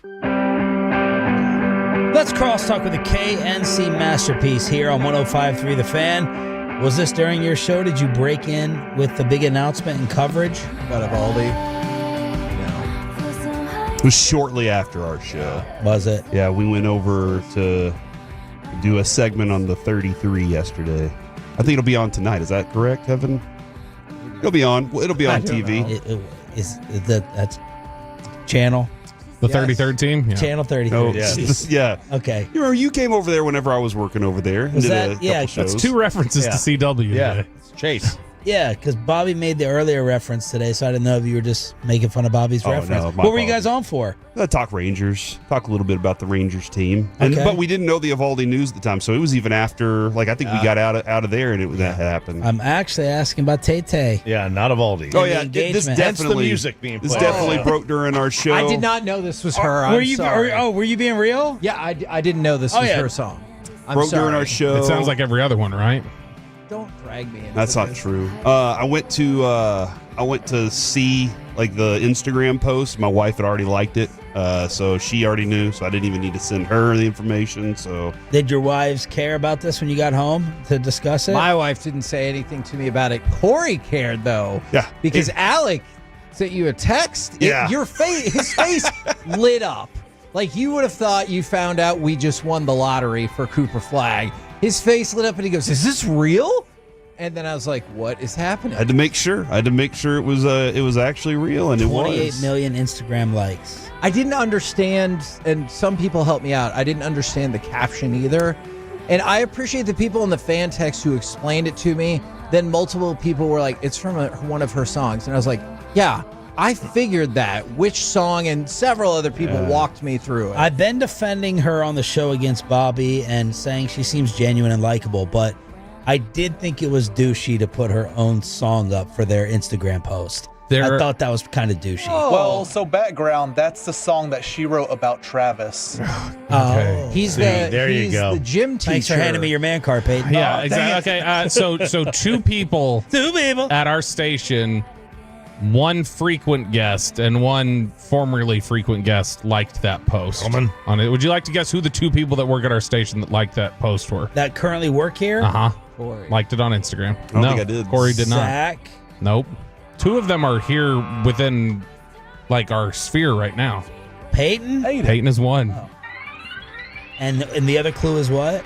Just another person that is in. It's another person's. Alec? Alec and Peyton. Now we did have a frequent guest, Tommy Yarish, liked the post, and then stunningly, Brad Sham liked the post as well. That makes sense. That tracks for him. Yeah, it You know, does. I don't know if I have a problem with It liking. definitely tracks. It's a football post. Football player. It's not a football post, Peyton. you literally were just talking about. Well, it's the song he wrote about Travis. It's so ESPN sent the sweet. notification like as a It was, sports story. it was their breaking news on the main part. Bobby, Once are again, you mad showing about they this? don't cover sports over there. They cover that, and see that's why I quit That's what NFL the E- Network. that's what the E stands for. I was not gonna group with them. I do wonder though of the men that have the ESPN app, Yeah, close your ears, Peyton. or those or those listening right now. Is it really hitting home with them or turning them away? See, it doesn't bother me one way or another. I'm not like, and that's how it should be. Honestly. yeah, and that's where I'm at. That's Like, a lot of things in I'm life, sorry, Corey, Bobby. should be. I'm not upset. It bugs me because it doesn't bug y'all at any level, and I need to make It up doesn't for bug that. me at all. I don't care. Exactly. No, but I don't care that they post about it. Oh, I I don't don't care care that that they post about it. you got all upset that who was the actor? Hulk Hogan. How they Right, covered no, that? no, no. Yeah. But you said there was an actor that died that played Hulk Hogan. Hoosiers, Hackman. No, maybe. before that, there was a recent actor. No, that we were died. doing a wow. theoretical if an actor died is Oh, what okay. it was. Yeah, 'cause- we were talking about if Sean Yes. Astin died, would they be like the star of Rudy? And Yes, they probably they would would. because they're not a sports network anymore. I think you're matter. probably right about that. But also, like there are That people who- what? About the Sean That they would do it. Yeah. Yes. Then that's because they did it with Hackman. ridiculous.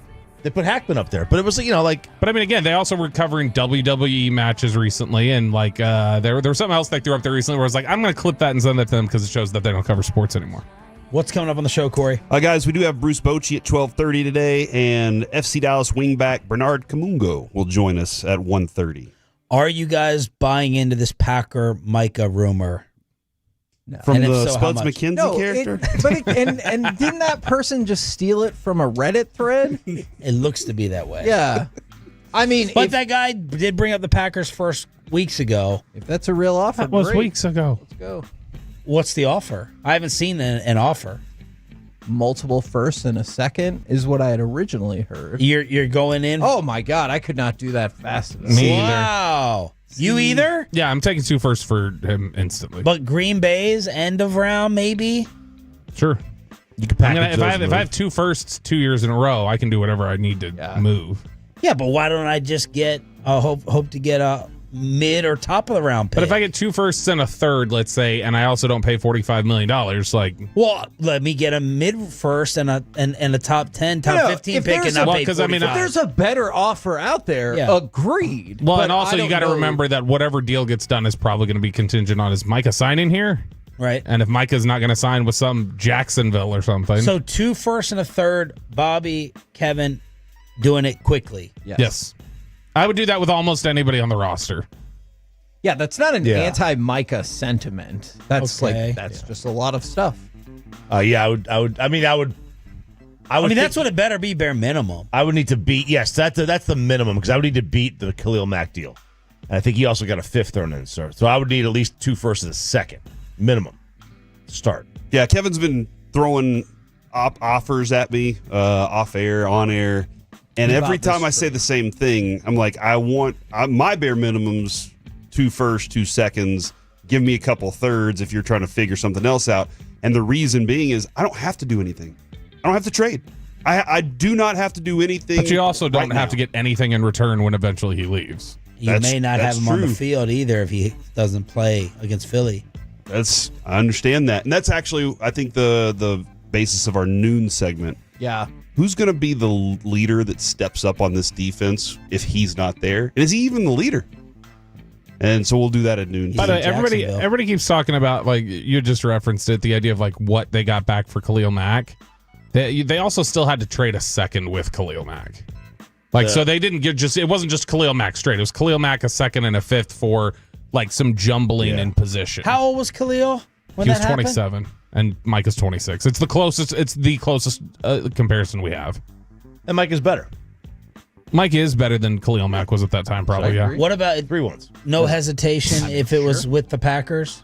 No, yeah, I'll take that, 3 that, ones. that doesn't really bother me as much. I don't remember if it was like blogging with the boys or one of those spots that was like this would be just a slap in the face to Cowboys fans, and I don't really see it like that whatsoever. The best deal is the best deal if it's not in your division. Like, I get it. Green Bay has been the bane of our existence many times, but you don't play them twice a year every single year. If it was Philly, I could see that. If they said, but if Philly said, we'll give you 3 firsts for him, I don't care if it's pick 30. I'm saying I am doing it. give it to me. Yeah, Yes. I'll take it. Jerry said that Jimmy Johnson was worth 5 first-round picks. 5 first-round picks and 5 Heisman Trophy And then winners. He got rid of him for nothing. Well, I mean, maybe he didn't. got He two actually Super paid him Bowls. $2 million to leave. No, I know that, but Do either of you have YouTube TV? I do not. I'm still on DirecTV actually, which will pay off with the ESPN app and everything. I have Fubo. Okay. Me too. So no one is in danger of missing college football on Fox coming up Saturday with this whole disagreement that they're having. I mean, I'm going to be at your house anyway, so yeah. I won't miss it. You think you could have a little bit of courtesy to like respond to either of the messages I've sent? Is a fair point. It's like I might as well tweet you. Sean. It's tweeting you and texting you is the same thing. There's no response. I want to see this Twitter beef go on between the two of you. Why are you answering? Just a common courtesy. I Just thought about, something. You're right. No, you're like right. a little decency. I like your wife. Tell your wife just. It's like Bobby. Tell your wife to come. You stay home and you babysit. 100%. You're right. I am going to have to leave it too. We've not found someone to watch the kid. You do? I'm kidding. I did get offered to go somewhere at 3 though, and I told Chris, I was like, "How funny would it be if I told Sean we weren't leaving?" And for what? that. And what is it? It's a Texas whiskey walk thing or whatever. I was like, "No, I'll just meet you later that night." Whiskey's good. We cashed in a lot of our watching Noah credits for Germany, so I've been working on it. But you're right. I could have texted you and been like, "Hey, Sean, I'm in the process of looking for a babysitter. I'm sorry, I don't have an answer." That was rude. I apologize. All right, cool. Are you really in the process of looking for a babysitter? Yes. I feel like his wife is fun. I think she had fun. she is. Yeah. Yeah. No, we are. I'm the one that's the problem this year. I'm the one. Why? Well, you're not the only one. You Peyton didn't and flush. Zach Wolchuk are also trying to say they're Yeah, going all to get these there guys after think 5. that this is like open invite till like 9 p.m. Like I'll be there at the second call, like the 7 p.m. Hey, Will Chambers. Kristen and I talked to Amanda, and she was trying to reserve a room at your house. Yeah, people can spend the night. Mm-hmm. People can stay. I think that'd be a smart thing. Reetma, I'm sure, is going to be passed out somewhere. It's a long drive for you guys. I know you'll never do it, but Kristen, you guys can stay. What's your problem? Well, we got, Luca's got baseball, and then I got to get Julian to his fantasy football draft. And apparently it's a 4-hour You event. can't do that remote. They're doing a live draft as seventh graders. Yeah, they're going to their friend's house. They're going to have a big, big party with the stickers and everything. Okay. That's from 6 to 10 or 6 to 9 or something like that. Nice. Okay. So I got to get them there. So after practice, I would have to get them there and then head on over if everybody's still there. So what time do you think you'll be over? 6, 6:30. What time were you planning on it ending? I'm not planning on it, but I'm not. In your mind, when would you like people to be gone? It depends how fun it is. It depends how many there and how it's staying alive. So it depends on how late I stay. When's the best time for the food? 1. Are you cooking? Yeah. So you're not doing the order this year, the pizza order? No pizza. That place sucks. I'm done with that place. Oh. They've ripped me off too. Which place did you go to? I'm not gonna say it. I'm not gonna say it. I don't live that far from you. I'm like, yeah, I found the cheapest deal and I paid the price. And pizza's crazy expensive these days anyway. So briskets and pulled pork, Corey, for There you. we go. I'll and be there one. you only. It's the KNC Masterpiece next, right here on the Fan.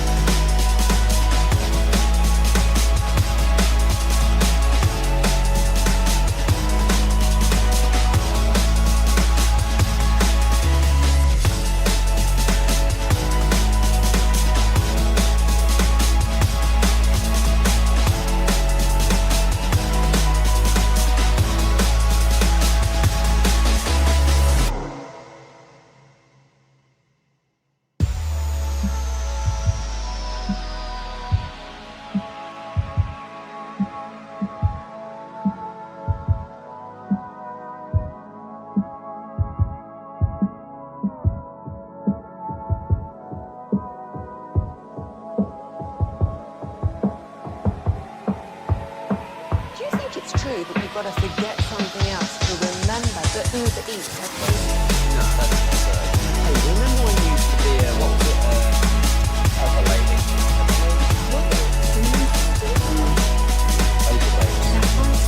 Nutmeg maiden? No. You said that. Was it Spice Girl? Doesn't sound right. Was it Saffron Girl?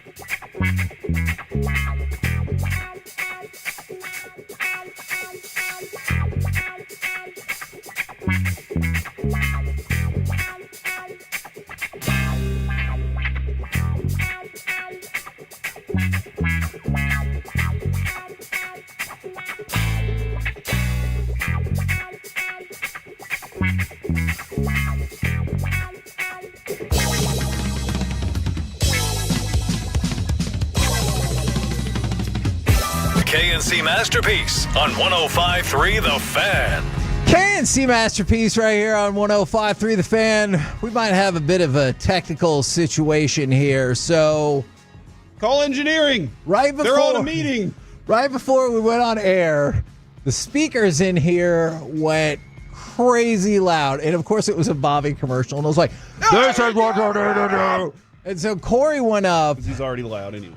And he turned off the speakers. I pulled the wires out. Oh my gosh! And now we can't hear Alec. So I don't know if we're doing this the right way. Alec, What happened? I have no idea. It just, like, out of nowhere, it just went. And you could see what's crazy, Kevin. Did you look at the speaker? There was some light glowing every time the words were said. Oh, because no. it's like, it's too loud, I'm going to explode. And it tried to. And so I ripped it out of the wall, and I was like, you shut up. You get. And it did. And, Kevin, that's how we start our show today. Was that the right thing to do? Just rip the wires out of the... For now, yeah, probably. Yeah. Well, and see, here's the thing. I thought they were like, the back in the day, you had the VCR and it had the red, white, and yellow cords that you would plug in. I thought that was it. When I reached up there, I was like, okay, 2 cords. Those are the aux cords. And I went and pulled them out, and they're just 2 cable, like copper or set, like wires. And so I ripped up something. So good luck to engineering, and we really appreciate all they do. And I know they're in a meeting today, so we have no clue when we'll be able to get that fixed, but it's okay. The Rangers won, and football seat cuts are underway, baby. All right. But as has frequently been the case with the Rangers, best case scenario, you get a net neutral once again, and that is really pushing it on this one. Go ahead and give me cut number 7. This is not actually a highlight from the game last night. This is something different, and when you hear it, I think you'll understand why. The 1-2. Swing and a miss! Strikeout on the splitter. He ties a season high. 7 innings for Nathan Avaldi. And now he is done for the regular season, and depending on who you listen to, he could be ready in the playoffs at some point, or basically if you make the World Series. Well, are you going to ask Bochy that specifically? Yes. My question to him is, like... And he's coming up today at 12:30. The competitor that Avaldi is, does he seem sad that he can't finish out the season and try and make a run for that Cy Young, which would have been, again, the first one for this team? Is it like... Or does he even think about that? Is it even on Evaldi's radar? He's like, no, I just go out and pitch ball. Like, that's what I do. I talk ball and pitch ball. These are the 2 things that I'm good at. And awards, they come, they go. I don't have no clue what his life goals are. So it just stands to, and you might be right. He might be like, I just care about the season, but it stands to reason, right? That he would want to win a Cy Young. Maybe I have misread the vibe of Nathan Avaldi, and I'm sure he is team first, but it just feels logical that would be of interest to him as well. So that just feels like just a really crushing blow, because the one thing that we've all kind of been telling ourselves, and maybe at least we have Nate. Yeah, well, and not just that, but like, all we got to do, Alec, is make the playoffs. And if we make the playoffs, man, we got the rotation set for it and everything like that. And that's how I convince myself to keep on going for a team that obviously has been mediocre throughout the year. That's a good point. I'm of the belief, and maybe that's just me being a naive believer here, that he will be. Like, if they were to make the playoffs, he'll be like, all right, I'm back, guys. Let me put that cape back on for you. I couldn't make it through the rest of this season doing that, but guess what? That strain is gone now. That's where I am. I hope that is right. By the way, for the 817, I saw Alec on the Jumbotron at the game last night. That's right. Alec, can you continue to go to games so we can keep winning, but hopefully not lose players along the way? Yeah, that would be cool. I mean, I kind of called it, too, that Patrick Corbin was going to have a random gem of a game. And he was spectacular. Yeah, because our friend Jacob Ray was like, oh, Patrick Corbin, would have been cool to see Nasty Nate or something. I was like, dude, he's going to go out there and shove, watch. Because he just wakes up on random starts and says, you know what? I'm going to be dominant today. Right. For no good reason. And that is exactly what happened yesterday, so we can make that happen. Okay. Dude, that was so much fun to watch last night, dude. Yes. The way he was pitching, just the dominance that he was rolling with. But then, Kevin, as you said, as you were talking about, give and take, and the 9th inning comes around, and you're like, what are we doing, guys? Why are we... Don't do this to me, please. Look. And then they said, no, we got it. We were just trying to... You're right. But at least this is one of the rare games this season where you had some room to play around with. Those have been hard to come by this year. It feels like usually this would be a game where you were ahead 2-0 and you ended up losing 3-2. And you're like, what in the actual hell is happening? But luckily, you were ahead 7-0. It didn't end up mattering. But you go back to the last group of 4 wins. So you've taken 4 or 5 going back to the series sweep, and then you lost the opener against the Angels, win this one. You've won 4 or 5, and that part is great. But in the process, you've lost Marcus Semien and Nathan Avaldi for the rest of the season. That feels like a net negative now. Yeah. That's unfortunate. I'm really glad that the Rangers keep winning games, but who is going to be left at this point? Are you that sounds like you're thinking that somebody is next. And Kevin, I hope not. You can't think that way. Corey Seager just hit a massive bomb last night. That couldn't have, no. You know what, Kevin? Everybody's going to get healthy is what I believe. They're all going to get healthy. Nobody else is going to end up on this list. Well, look, that would be great if now the Rangers hit their stride in the last 28 games. They were like, that's all we were waiting for, guys. All those people were healthy at the end of the regular season, and we'll look back at this, and once again, I'll just give up on my concept of how much the regular season matters going into the baseball playoffs, this time for good. But I just don't know if there is any logical reason to believe any of that. There's not a logical reason. Not a logical reason. Okay. Because logic and dreams and believing, none of that's logical. You have to believe based on facts, right? Yeah. No, you don't. You can believe based on a story that just connects with you. But facts definitely help the argument. And that's, Kevin, for you, that's definitely one of the factors you need. You need hardcore information.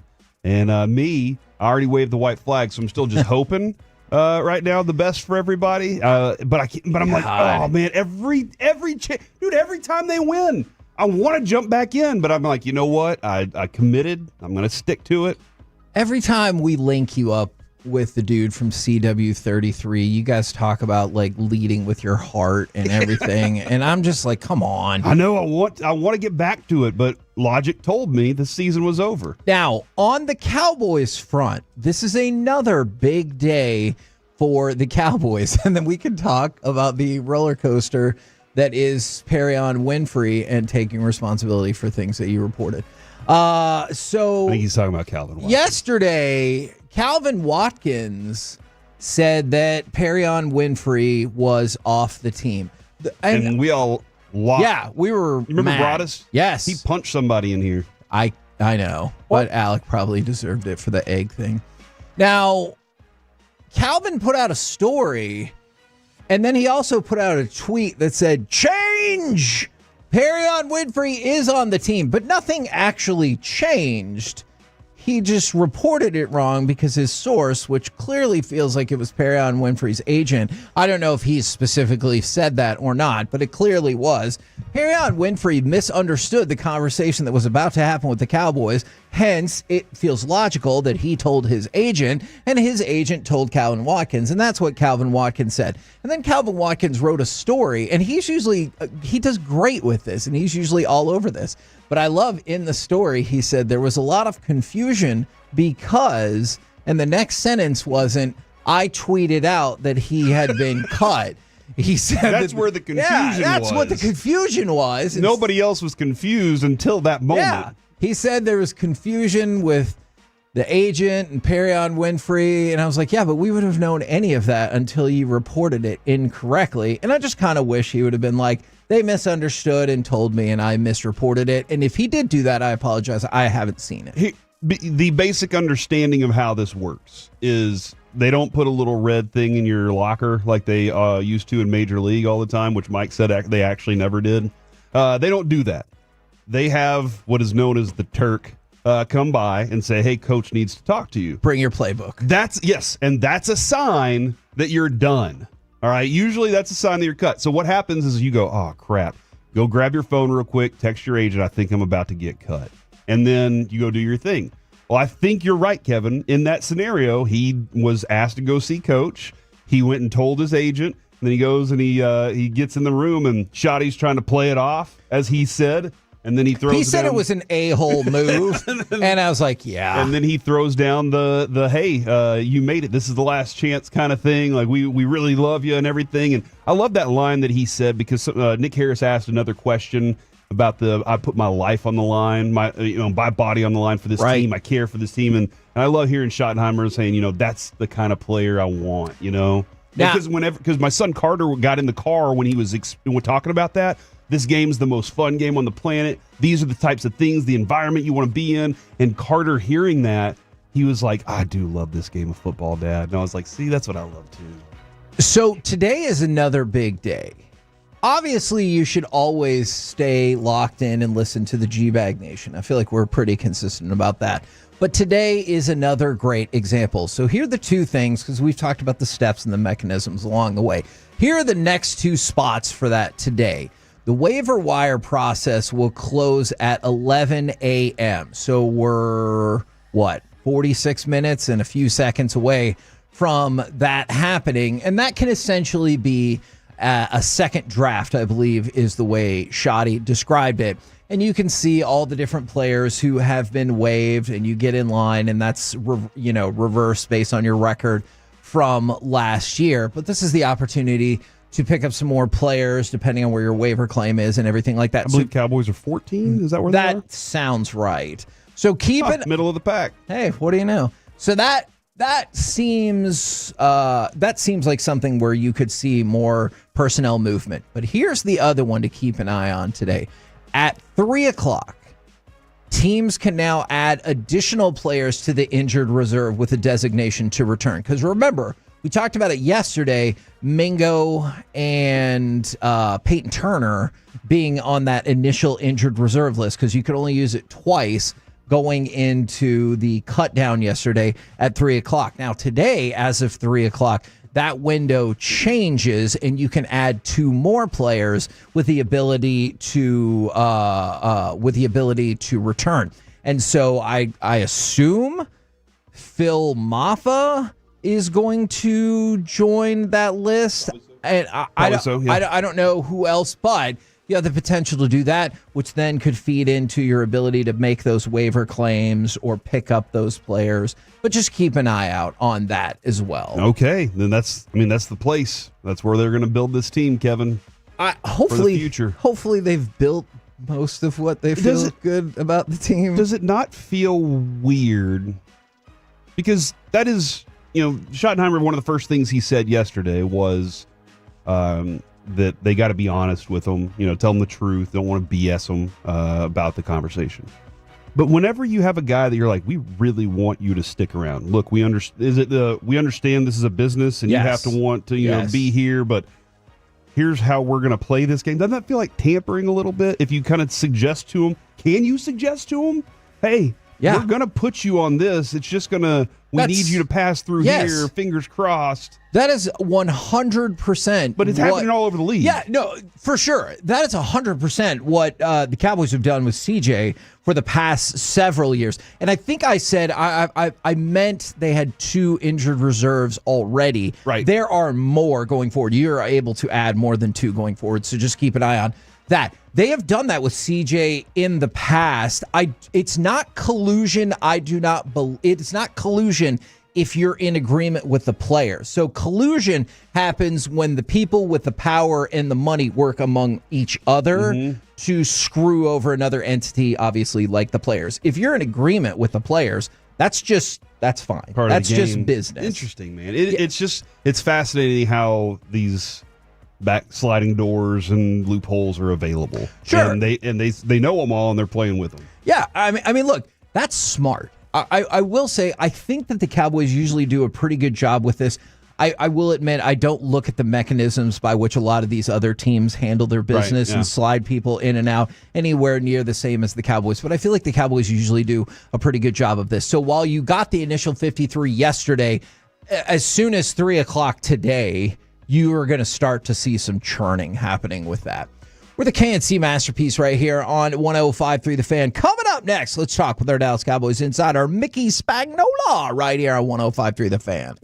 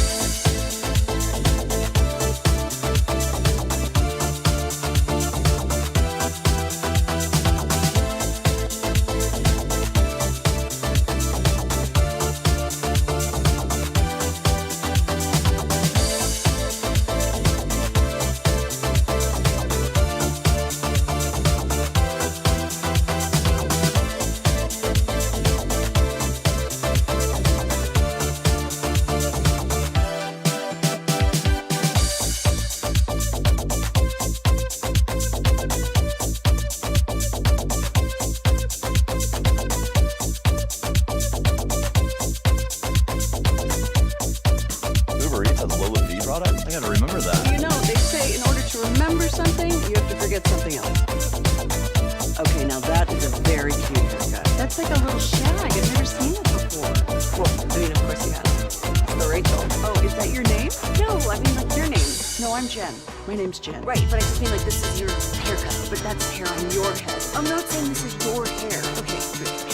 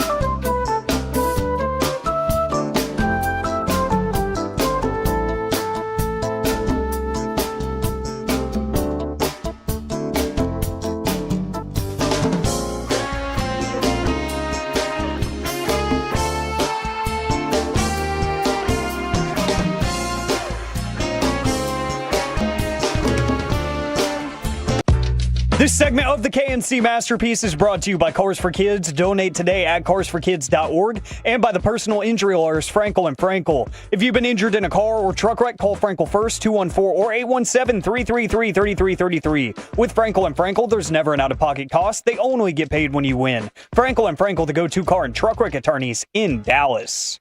KNC Masterpiece right here on 105.3 The Fan right now, brought to you by Ford and your North Texas Ford dealers. Ford is the best in Texas. It is our Dallas Cowboys insider from DallasCowboys.com, Mickey Spagnola. Good morning, sir. Good morning. What be shaking? Well, I will admit some of us overreacted out of anger when we thought Perrion Winfrey wasn't going to make the team. All of us, yeah. When did that get reported or suggested? Yes. It got reported by a reporter. Yeah, it got reported by a reporter who misunderstood via Perrion Winfrey and his agent what was actually going on. And then I saw somebody float out the idea of how many cut day outrages have actually turned out to be really good players. And that's a fair point. It just felt like, I don't know, whether it's Winfrey or somebody like James Houston, I really appreciate the people who, it didn't really feel like there was a spot for them then, but by God, they worked their ass off in training camp and they made a spot for themselves. Yeah, you know? And I bet what happened with Winfrey is when he was told that Coach Schottenheimer wants to talk to you. Right. Yes. That his agent, he probably called his agent, and they all just assumed that he was getting cut. Right? Agreed. And then they played it like he was getting cut until they told him that's why you're on the team. So it was actually a pretty good story. Schottenheimer, I swear to God, he wins every press conference. Yep, that's true. It's a He's a very personable fellow. and it's entertaining. Now, hopefully, it'll be entertaining when he's coaching in a game, right? Yeah, yeah. But people this will part- turn on the friendliness. Oh yeah, really it's quick. like okay, fine, but yeah, can you win a game for me? So yeah, no, I you guys were on Houston. I kind of felt Winfrey had played well enough in practices to potentially make it. So, so both guys make it, at least now, and we'll see what happens going forward. Now, I'm really glad that you said that because that transitions into the next part with the waiver wire going, with the expansion of the injured reserve, with the opportunity to return. Yesterday was just phase one of a big phase, but phase one of crafting this roster, right? Yeah, I always like to say to especially some of the young guys, don't rush out and buy a house because this thing's not over with until the end of the week. And they're going to keep an eye on. He basically pointed out, we'll take a look at whatever available quarterbacks out there to see if someone fits what we're looking for. Now that there's just two guys on the roster, but I assume they're going to try and get Will Greer on the practice squad, and that'll start happening, in a couple hours here? Yeah.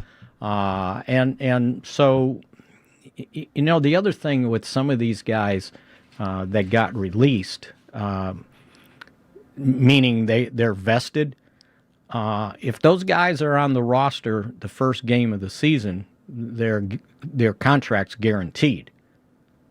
Remember that. Yeah. So sometimes you're not only looking at who you're releasing and keeping from a playing standpoint, but also a salary cap standpoint. So some of those guys, it's like, okay, we're going to let you go. We'll put you on the practice squad, and then the second game we'll re-sign you, things like that. So there's a lot of moving parts. They've got two guys that after they clear 24 hours or however many hours they got to be on the roster, they'll put them on injured reserve return. And I think that's going to apply to Kalen Carson along with Phil Maffa. Yeah. So those guys will have to sit out 4 games, and then they'll bring back 2 other guys. One for sure will be C.J. Goodwin, and then we'll see where they go with the other one. The one guy that I looked at was Keeman Hall. I was surprised by that a little bit. Well, he's a fifth-year guy, though. So, he would be, guaranteed his contract regardless how long he stayed. The other thing, you've got to figure, and he could very well be a practice squad guy because you got 3 elevations, right? Yeah. If you need to go that way with the practice squad. That at some point Carson's going to return. Revel will, probably get on the roster at some point.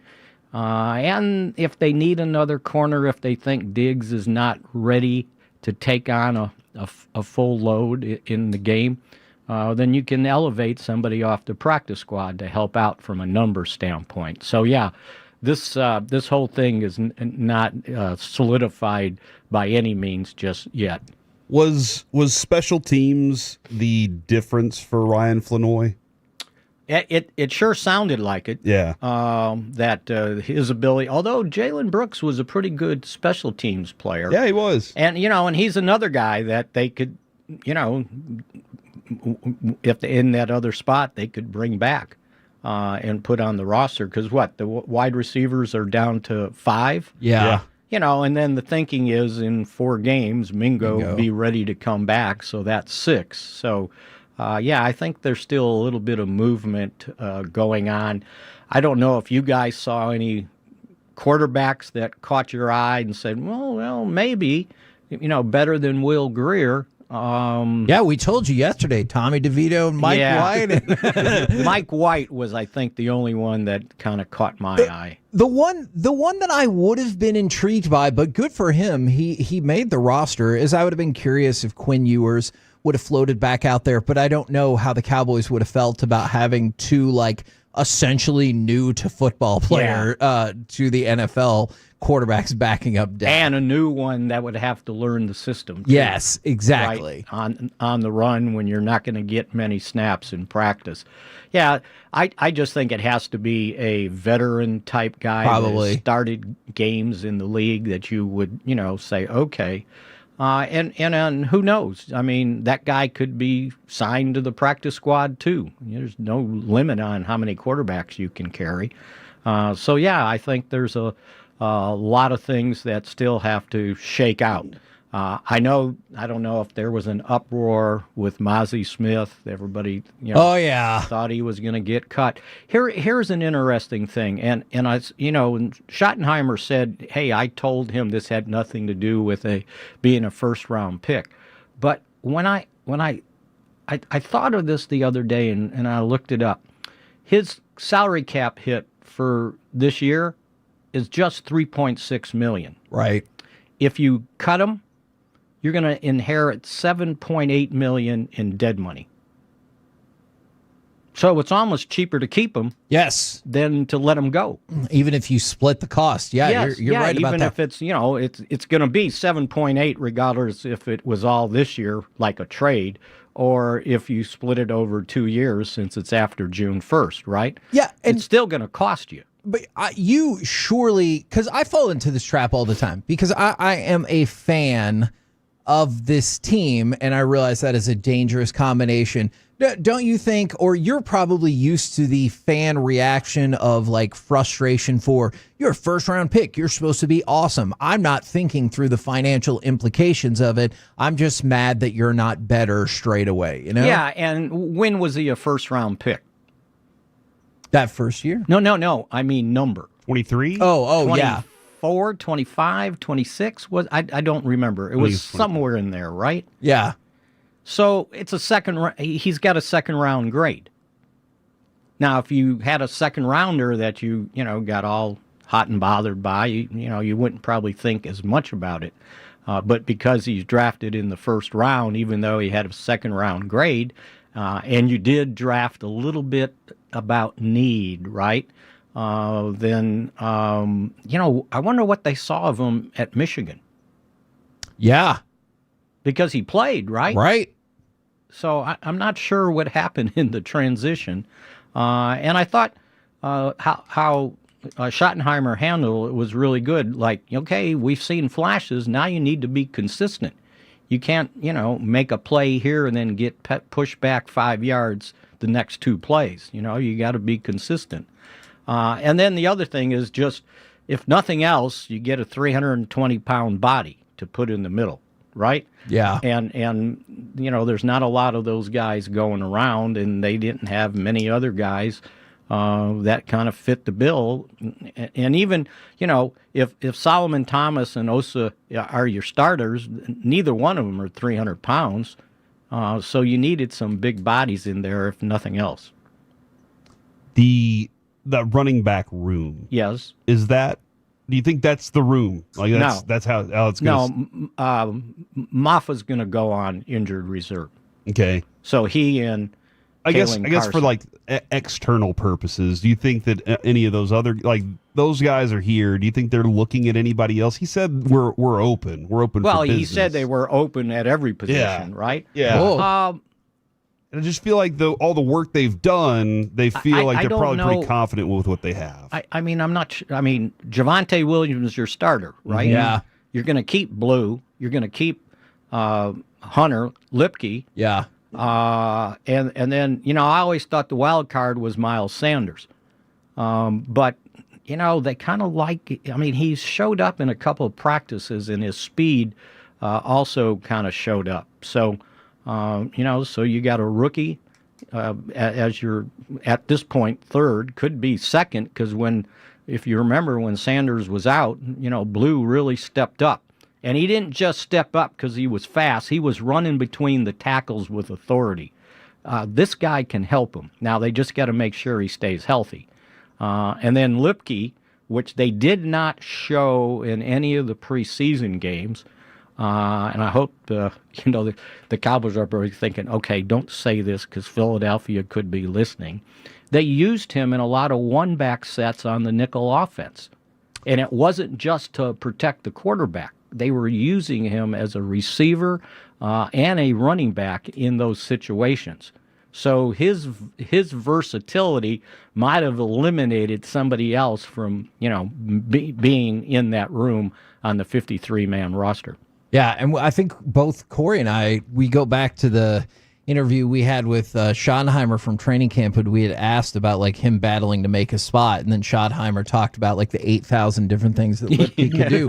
And in that moment, we were like, "Oh, okay, so he's on Did the he look roster." at you cross-eyed? Like, what the hell are you talking about? Well, but also like at that point, we were like, "Okay, so he's on the team." Like I would be shocked now if he got cut. Well, if you hear anything, I know today is still another big moving and shaking day. Yeah, it is. Let us know. I'll keep my ears to the ground. There you go. Mickey Spagnola, DallasCowboys.com. Thank you very much, good sir. We'll catch up with you again tomorrow. We're the KNC Masterpiece right here on 105.3 The Fan. Coming up next, it's time for Baseball Nuggets. Will these MLB milestones be reached? Next on The Fan. Coming up in the next G-Bag Nation, we're talking with our college football expert, Danny Cannell, at 4 o'clock. Rangers Player Show 320. Nation 2 to 6:30 on The Fan. Hi, babe.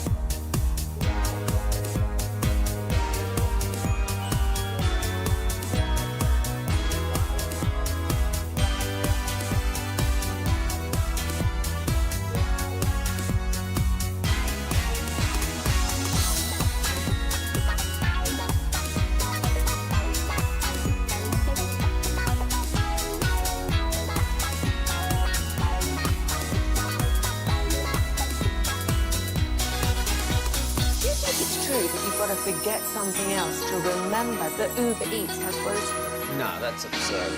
Hey, remember when you used to be what was it, Pepper Lady? Pepper Lady? Wasn't it Cinnamon Sisters? Razor Blades. Saffron Squad? Nutmeg Maidens? Sweet Herb? No. Nutmeg Maidens. I just said that. Was it Spice Girls? Doesn't sound right. Was it Saffron Squad?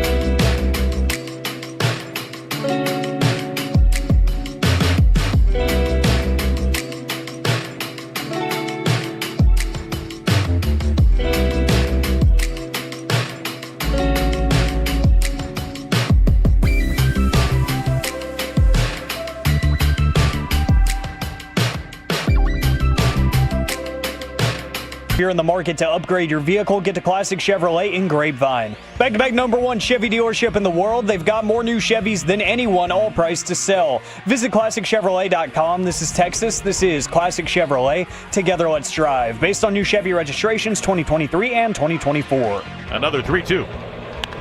Fly ball driven. Way back there. Left field. Take cover. Number 50. Midway up the second deck. History marches on. For the first time ever, a catcher has hit 50 home runs in a season. KNC Masterpiece right here on 105.3 The Fan. We got baseball nuggets in just a second. But first, we go to the Corey News Desk for news.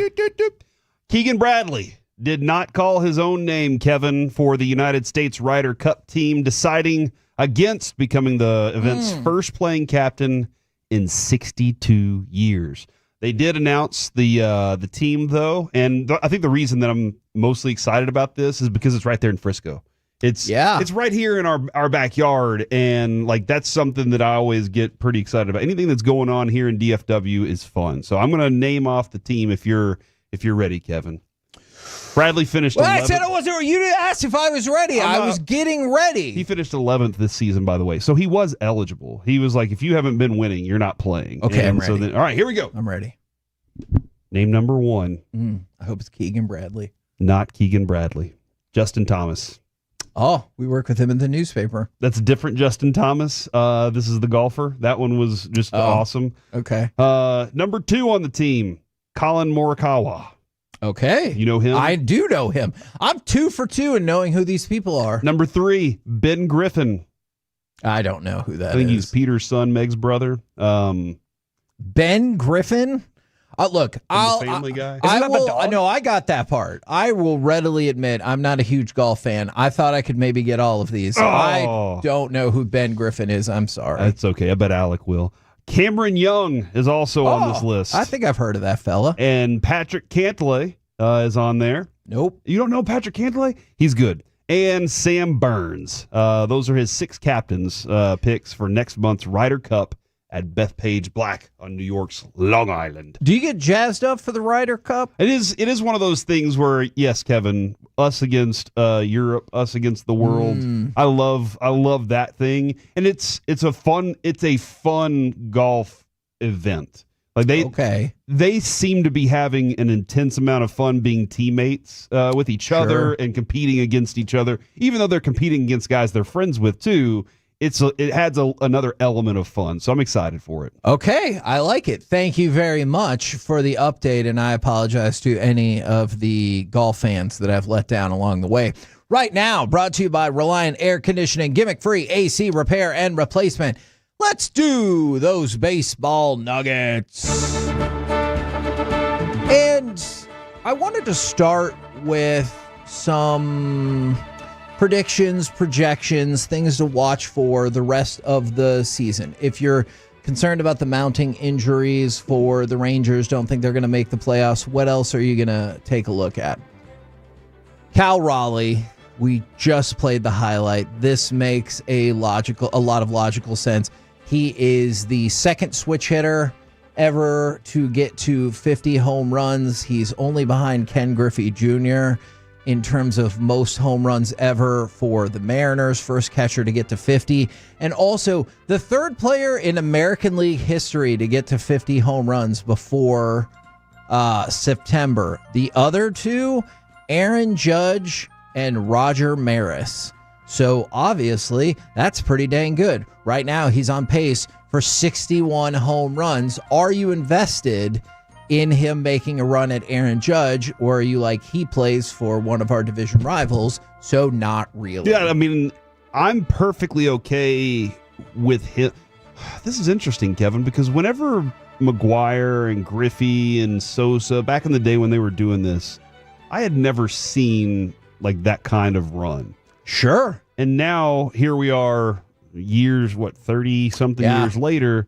Almost. I've experienced that, 60 home runs more often than I ever thought I would. Yeah. So I'm not as like, You're sort of desensitized to I think so, yeah. Okay. And that's unfortunate because it's a really cool thing. Maybe if somebody is to really hit 80, that would be something that would really get my juices going. But it is cool. I just want his team to fail. So Okay. hit all the home runs you want in losses, and I'm okay with that. Now, this I also want Aaron Judge's team to fail too. Agreed. This next one is unfortunate because it's another division team. Nick Kurtz is having one of the most insane rookie seasons in the history of baseball. He plays for the A's. He has 27 home runs this year, 70 RBIs. His OPS is 1.034. Jeez. Exactly. The only qualifying rookies since World War II with an OPS of 1.0 or higher, Albert Pujols and Aaron Judge. That's it. So like two surefire, no doubt, Hall of Famers are the only ones who have done this in the last 80 years or so. He's doing what we expected Wyatt to do last year. I have to admit, there have been some times where I have thought about saying to Wyatt, can't you be Nick Kurtz? I mean, or just you want him to be there. And the thing is, he seems to be getting better as the season goes along, which is kind of crazy.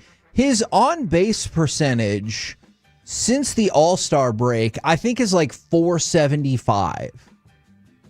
So it's not a case of he's slowing down, hitting the rookie wall or anything like that. If anything, he's getting better. He's getting stronger. Now, the run that he's going to need to have the rest of the way is he's going to pretty much need to play every single game, get every conceivable at bat to qualify, because I believe you have to have 502 at bats to qualify. 502 plate appearances. So he's going to need to play in all of these games. He's going to need to be hitting his, 4 at bats per game if he's going to have a shot at qualifying. But that aside, it's a preposterously impressive rookie season for Nick Kurtz. Yeah, man.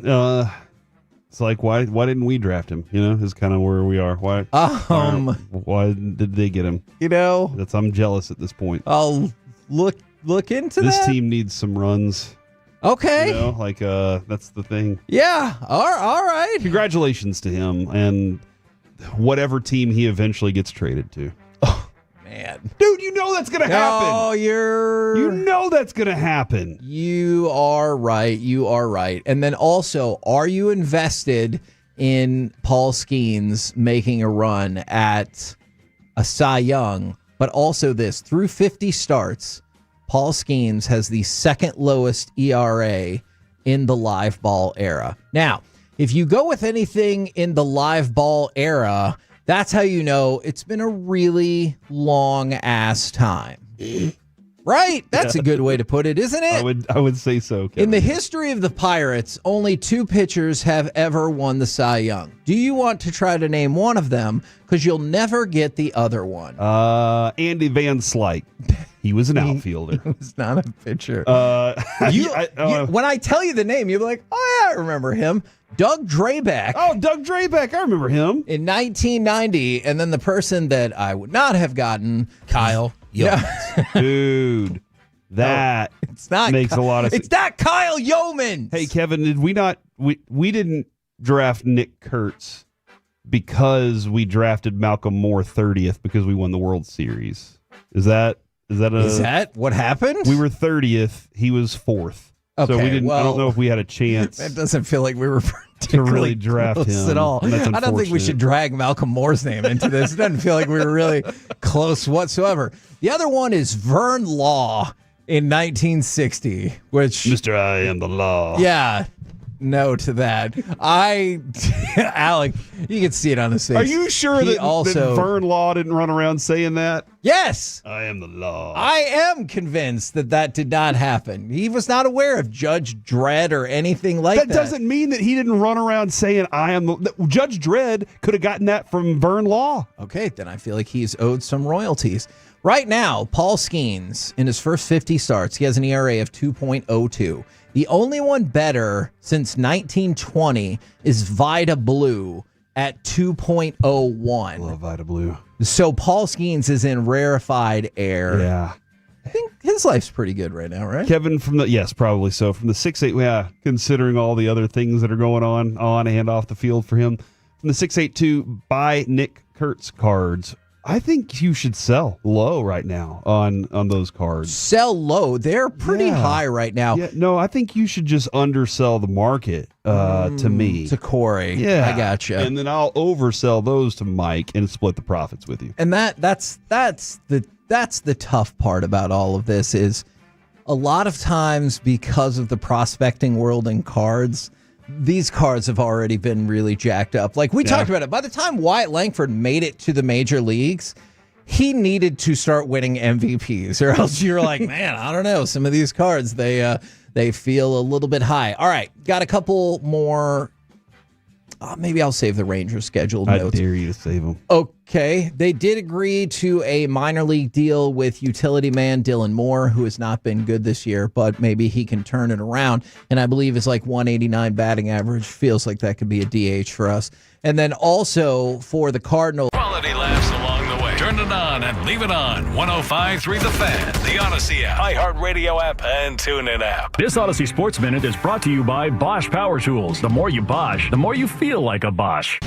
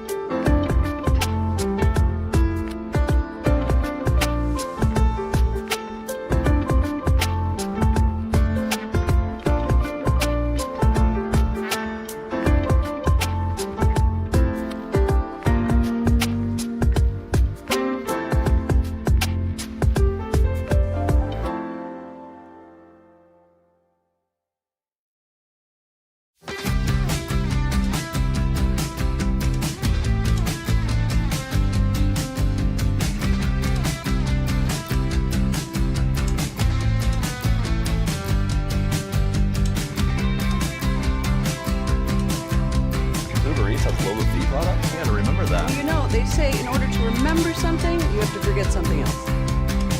Okay, now that is a very cute haircut. That's like a little shag. I've never seen it before. Well, I mean, of course you have. It's the Rachel. Oh, is that your name? No, I mean like your name. No, I'm Jen. My name's Jen. Right, but I just mean like this is your haircut, but that's hair on your head. I'm not saying this is your hair. Okay.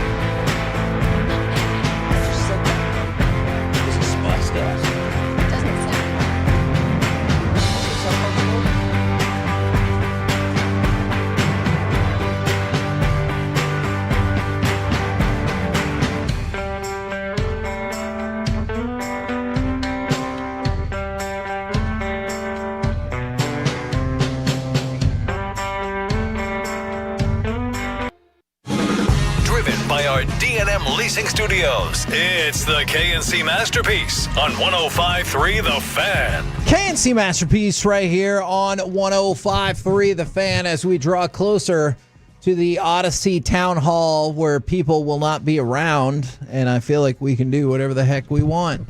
Isn't that kind of every day? Oh, man, that is anyway. a good point. Touché. That is a very good point. Right now, how about we do some NFL overreaction or reality? Now, What? I feel like I overreacted just now. Well, you understood the assignment. You're ready for this segment. You know, try not to be alarmed. I definitely saw this first question on CBS, and I don't really agree with it, but I thought I'd throw it out there. The Cowboys are keeping the Micah Parsons drama going because they're not Super Bowl contenders. Overreaction or reality? Oh, wow. That is an overreaction. But you could see. But it is an alternate reality. Okay. And that is because, Kevin, if there's one thing, I know we discussed this at length yesterday during overreaction or reality, but if there's one thing that the Jerry Jones documentary highlighted, it is that Jerry is a genius businessman. I agree with that. And I don't think anybody can disagree with it, honestly. You might not like the way the business is done. Sure. But sometimes it's diabolical. Right. Sometimes it's brilliant. And even Jimmy Johnson tweeted it out to Wolchuk. Hey, he is the most brilliant businessman and marketer I've ever worked with. And so that alternate reality of Micah Parsons, this whole thing being part of the business so that hey, look, we know we're not a good team. We got a new head coach. Use this as a distraction. It's part of the thing. You know, I think it's part of the giant wheel that the Cowboys is, but I don't think it's the main focus. Alec, overreaction or reality? The Cowboys are drawing this out because they know they're not a Super Bowl contender. I'm going to say overreaction because, one, I don't think they'll ever lay down and just openly admit that, especially before a single regular season game has been played. It's a little interesting of a thought process there.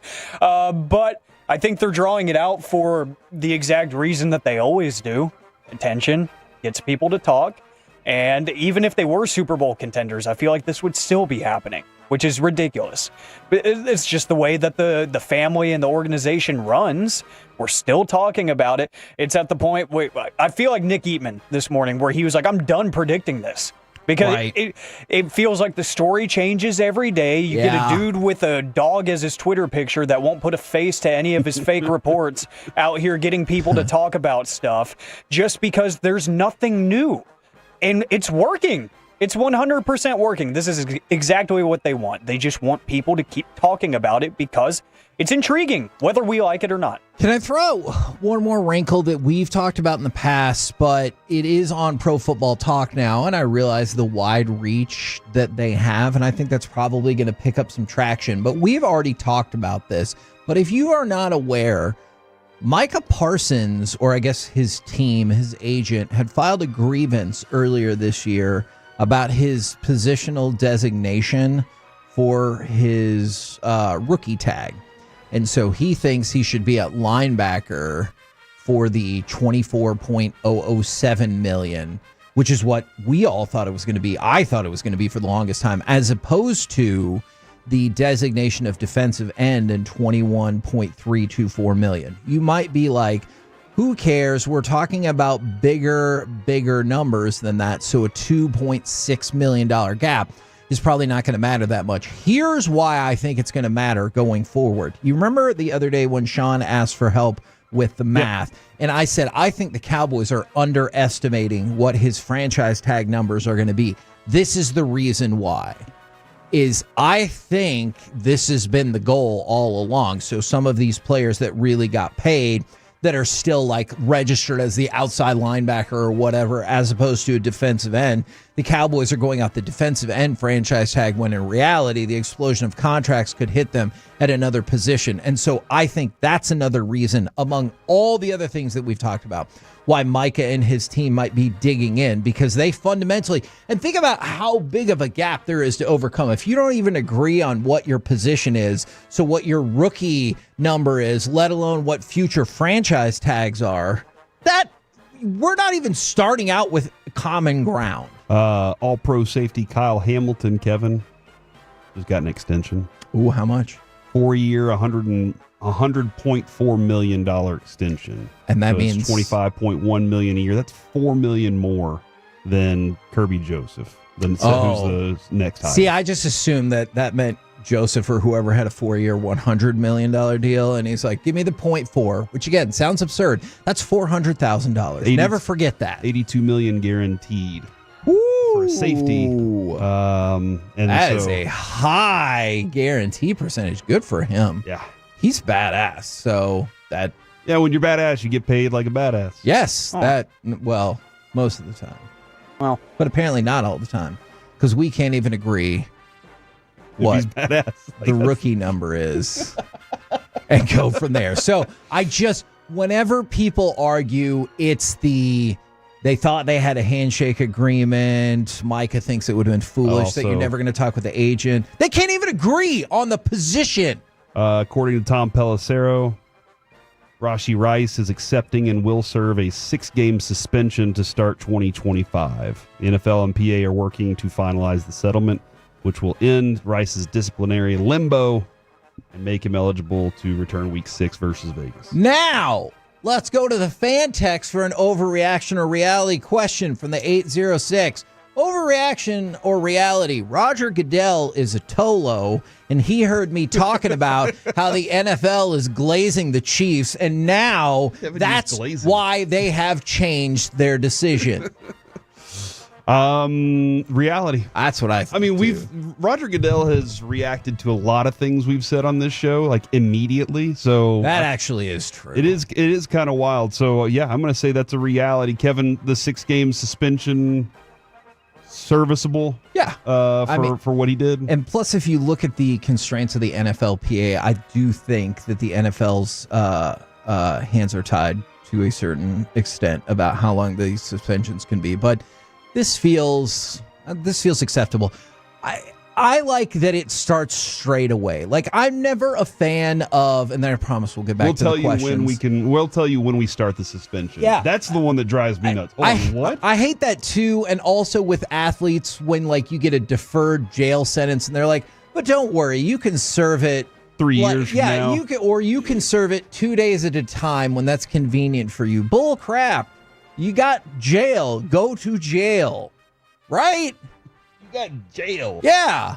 Like even in Monopoly, you can't get away with that crap. You can't be like, I'm going to go visit after I pass go 2 more times. From the 214, only 6 games for Rice. BS. Again, I will have to read more into the agreement they have with the NFLPA. I think there are some constraints in play there. All right. There you go. And something else that Pelissero noted, Kevin, is that the NFL proposed a suspension of 10 to 12 games. And, And Rice's team fought back and said there was no precedent for any kind of suspension of that length. I think they were pushing for 4, if I remember correctly. And that's the issue. And honestly, I think 6 games is and this is going to sound really weird, is a win for Rice and his team, but that's where you get stuck right there, is even if it's not in the current collective bargaining agreement, it is hard to go after a penalty that would be 2 to 2.5 times wider than any other penalty for like a similar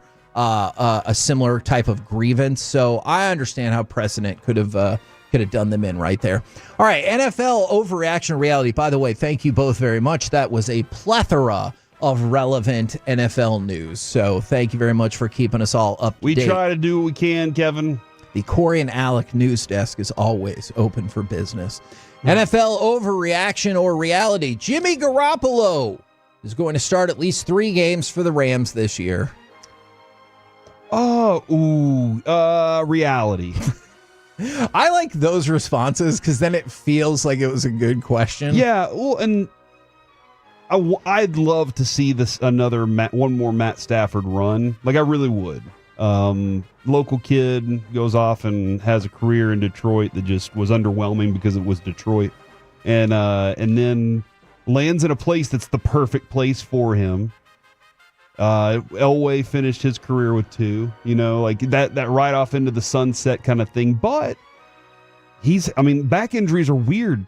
Alec can attest to that. I can attest to that. Backs will go out on you out of nowhere. Right. And so if that was something that, if his back seemed like a real situation that he was dealing with. But I believe there will be, let's say they've earned their playoff spot. That could be the last game of the season. He's not playing. And there might be a couple of other games where he has some injuries that he has to deal with. So I can see it. Look, and you used Alec as an example, and one of the reasons is he's so young. Yeah. And then you think of the 37-year-old who's been playing a lot of football, and it just stands to reason. This is not meant as a knock against Matthew Stafford. Overreaction or reality, Jimmy Garoppolo is going to start at least 3 games for the Rams this year. I'll say reality, and if you want to make it even more understandable for the audience, look at Evan Carter.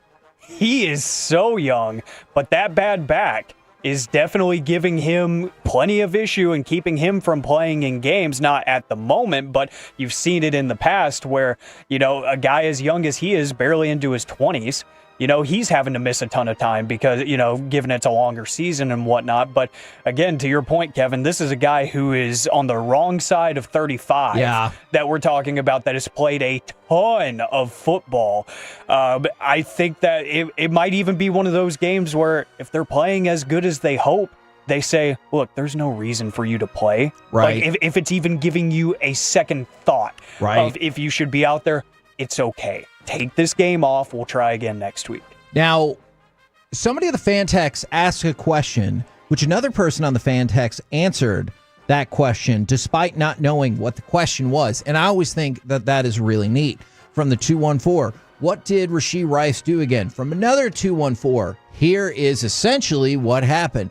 Rowe was driving 100 miles per hour plus on Central, caused wrecks that sent people to the hospital, and fled the scene. Should have been a year. I understand what you're saying, and I also think that's a good synopsis of what happened. I understand what you're saying. I am not advocating for a lighter sentence. I just understand when they talk about the precedent and the way the collective bargaining agreement is set up, why it landed at 6 games. I like that they didn't push off the sentence until after all their big-time primetime games were done, and they're like, you have to start serving this straight away. And then somebody added about deferred jail sentences. I don't have an issue with that concept. It's when it's for a rich or famous person.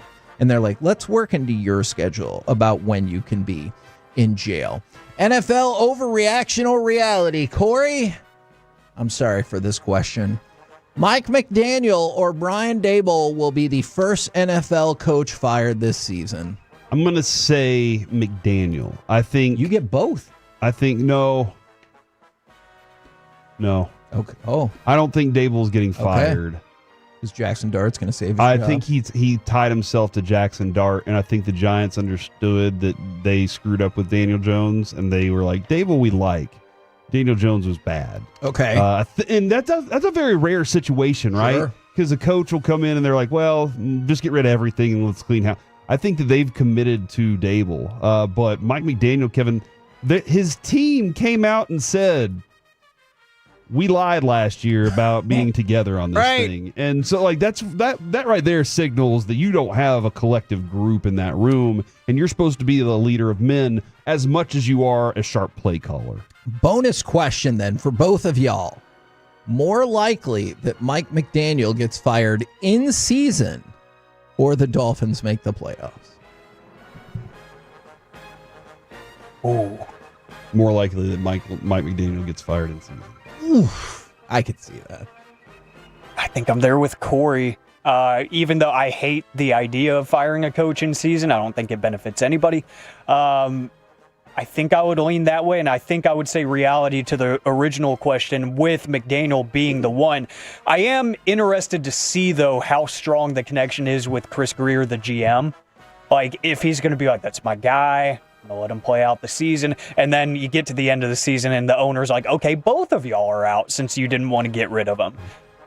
That would be that's what I'm waiting to see. Yeah, that would be pretty wild. Kevin, I was watching a video clip of Colin Hanks. Yeah. Was on with Rich Eisen. Okay. And Rich Eisen goes, you and your dad watched football games together in a weird way. And he said, can you explain it? And Colin Hanks said, yeah, one day Dad just goes, I wonder what kind of stepfather that coach is. And then so every time they see a head coach, they just go, what kind of stepfather do you think he is? And they asked about Mike McDaniels, and he was like, he's a, sup, dude? Yeah. Sup, dude? For sure. Your friends come in, he's like, sup, dudes? Yeah. Jim Harbaugh is the kind of guy that when he asks you to do something, he goes, can you do that for me? At the very end of it. Does he shake your shoulder? He's holding you. He's like, hey, I need, you're going to go out there and be great. I need you to clean your room. Can you do that for me? And then like Dan Campbell's the kind of guy that's like, I need you to clean your room now. Kind of guy. And then I think it was Sean McVay was like, sure, buddy. Yeah. Pass the potatoes. Sure, buddy. Yeah, buddy. I love that idea, and that's all I can think of now whenever I think of Mike McDaniels. Okay. All right. Man. Hey, buddy. I appreciate that. What is Schottenheimer? You look at Schottenheimer like, what do you think? We'll have to come up with a good one for him. Schottenheimer is the kids come in with their hats like you, and he turns them askew or to the side. And he's like, oh, this is going to make some people mad. We're the KNC Masterpiece right here on 105.3 The Fan. Coming up next, it's time for AM on the FM. We got the question of the day, plus, hey, pro athletes skip work too. Next on The Fan. Sean and RJ, the KNC Masterpiece, G-Bag Nation, and Fan After Dark. Live and local. Turn it on.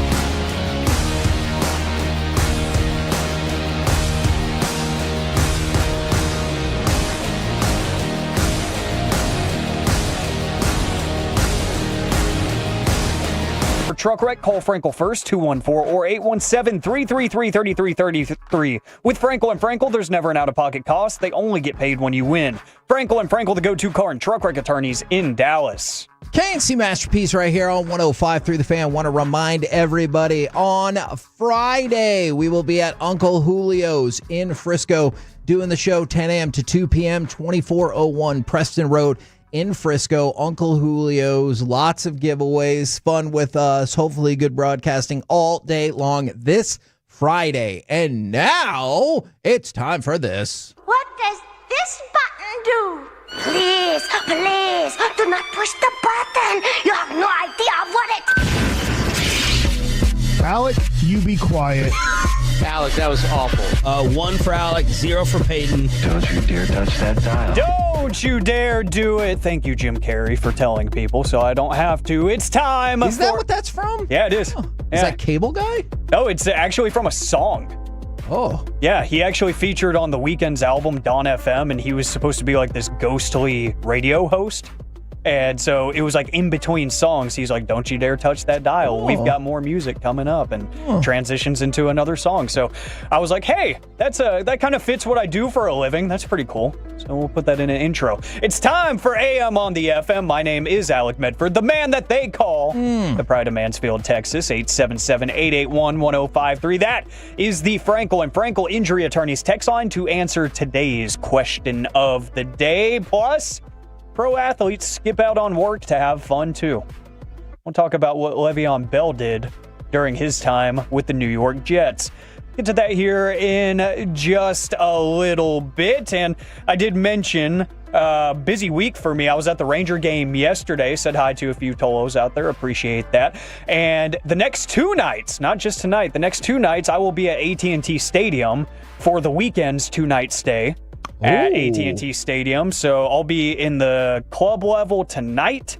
So if you see me walking around the concourse, say what's up if you're going to be there. And I'll be on the floor, front row tomorrow. So, whoa. Yeah. Whoa. I don't mean this as a sarcastic question. I'm really asking. Sure. So the idea is then that these will be, from your expectations, 2 totally different experiences in terms of the set list and stuff, or no? No, because it is a world tour and he's up there for about 2.5 hours. Wow. So whenever you start getting into the logistics of that, they usually don't change stuff too much just because he's doing like 50 shows, and it's like, the margin for error gets bigger when you start changing things up. But the anniversary of one of his albums is tomorrow, so maybe we do get something added in there. But the difference for me is I'm going to be up in the 300s tonight with my friends, and then tomorrow I'm going by myself, and I'm sitting front row on the side of the stage. So no that's matter how much difference. you like your friends, you ain't paying front row prices for them. Exactly, yeah. I got you. Yeah, so, I was able to get the tickets for the friends early, and then whenever he added the second show here, I just got an incredible box office face value price for a front row seat, which was a lot cheaper than I had imagined. So I was like, yeah. And this is a great conversation because it ties into the question of the day, gentlemen. The National Day calendar says today is National Just Because Day. So what's the last thing you did for yourself? The last nice thing you did for yourself, just because? No other reason. You just said I deserve that. 877-881-1053. What did you do for yourself just because? I think that's my answer for me, is honestly getting that second ticket. I was only planning on going to the first night. He adds the second show. I saw that there was a couple of front row seats left on the side of the stage for face value, and I was like, you know what? And it was on my birthday. I was like, you know what? I deserve that. So I bought the ticket, and I'm like, okay, I guess I'm going, and I'm sitting front row for night 2. That's a good question, because I was going to say we went to Great Wolf Lodge, but that was for the kids. Like, I had fun to a certain degree. I'd hope so. Yeah, but not as much as the kids. Did you go stand under the giant bucket that dumps water on you? I did. Nice. That giant bucket so much. You just know it gets cold. You know that one kid's about to get knocked down too. You're like, what's this kid doing? He doesn't know. Oh my gosh. He's about to hit the ground. Yeah, and you just stay quiet because you know it's going to be entertaining as hell. So you just don't say anything. I know that the next just because thing I want to do is is buying my truck. Like that's the next. Just You've been because on that for a while. I deserve it, and it's just Kevin. It's really more about making sure that everything's squared away before I can do this. You know, like that is the Smart. I don't want to do it and then be like, crap, now I have to give the truck back. I think it's I bought myself 3 pairs of shoes. Well, just because. I was like, I really don't necessarily need them. You know, I could live flip-flop free for the rest of my life. I like that description. I said, and I'm wearing 1 pair today. I did get a pair of Jordans, and then I got another pair of. Again, I didn't need shoes to kind of work out in. I got those 3 though, and I was just like, just because I deserve it. And when my wife was like, "You got 3 pairs of shoes," and I was like, I feel like I deserve it, Adrian. And she goes, you know what? You do. And I was like, all right, cool. There we go. Man, I literally texted one of my old high school friends. It might have been a teammate. I'm trying to remember who. And I was like, busiest week of my life incoming. And I detailed everything. And they're like, okay, but why? And I said, and I quote, because I deserve it all. And I was like, yeah, that's the kind of mentality. I was like, I needed a pick-me-up week, and I got it. Yeah. It costed me a little bit, but I got it. So here we are. So, yeah, that's the same mentality. Corey, on the topic of shoes, have you ever had the chance to try a pair of Yeezys? No, but somebody recently was wearing a pair, and they were like, these things are so comfortable. Yes. And I was like, really? I'm wearing a pair of 350s right now. Oh, is that still okay? Yes, because Adidas actually cut ties with Kanye. Oh, they did? Yeah, so a lot of the stock that they're selling off, he doesn't get any of that. Like trail dust. Yeah. Cutting ties. So yeah. It was a wild period in time when all of that first happened. You could go to the Adidas outlet store down the street and find some really sought after pairs of Yeezy shoes for like $100. Huh. Because they were just trying to get rid of everything they had. So that's how I got some of mine, was because they just wanted to get rid of them. I was like, oh, well, cool. Don't mind if I do. I promise you, the most comfortable pair of shoes you will ever wear.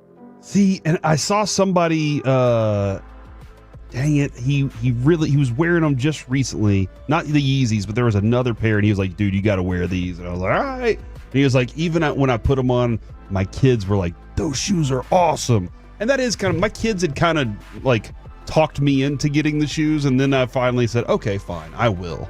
But Yeezys, all right, I'll keep an eye out, Alec. Yeah, you can get some deals. I'm glad nowadays. you told me that about cutting ties. I guess I don't remember that, so...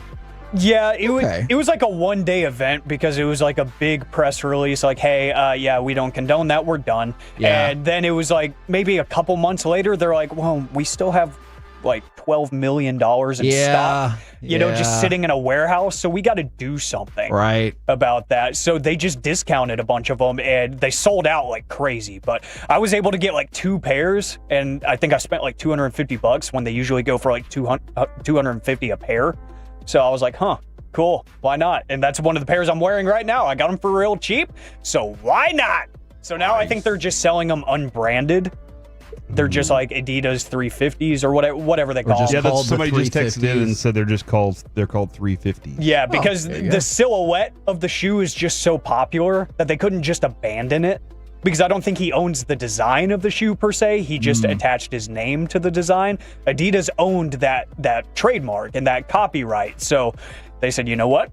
We're going to keep making the shoes. So now they're probably back to full price, but they have no ties to him anymore. So yeah, pretty easy to find for like a good 6 months.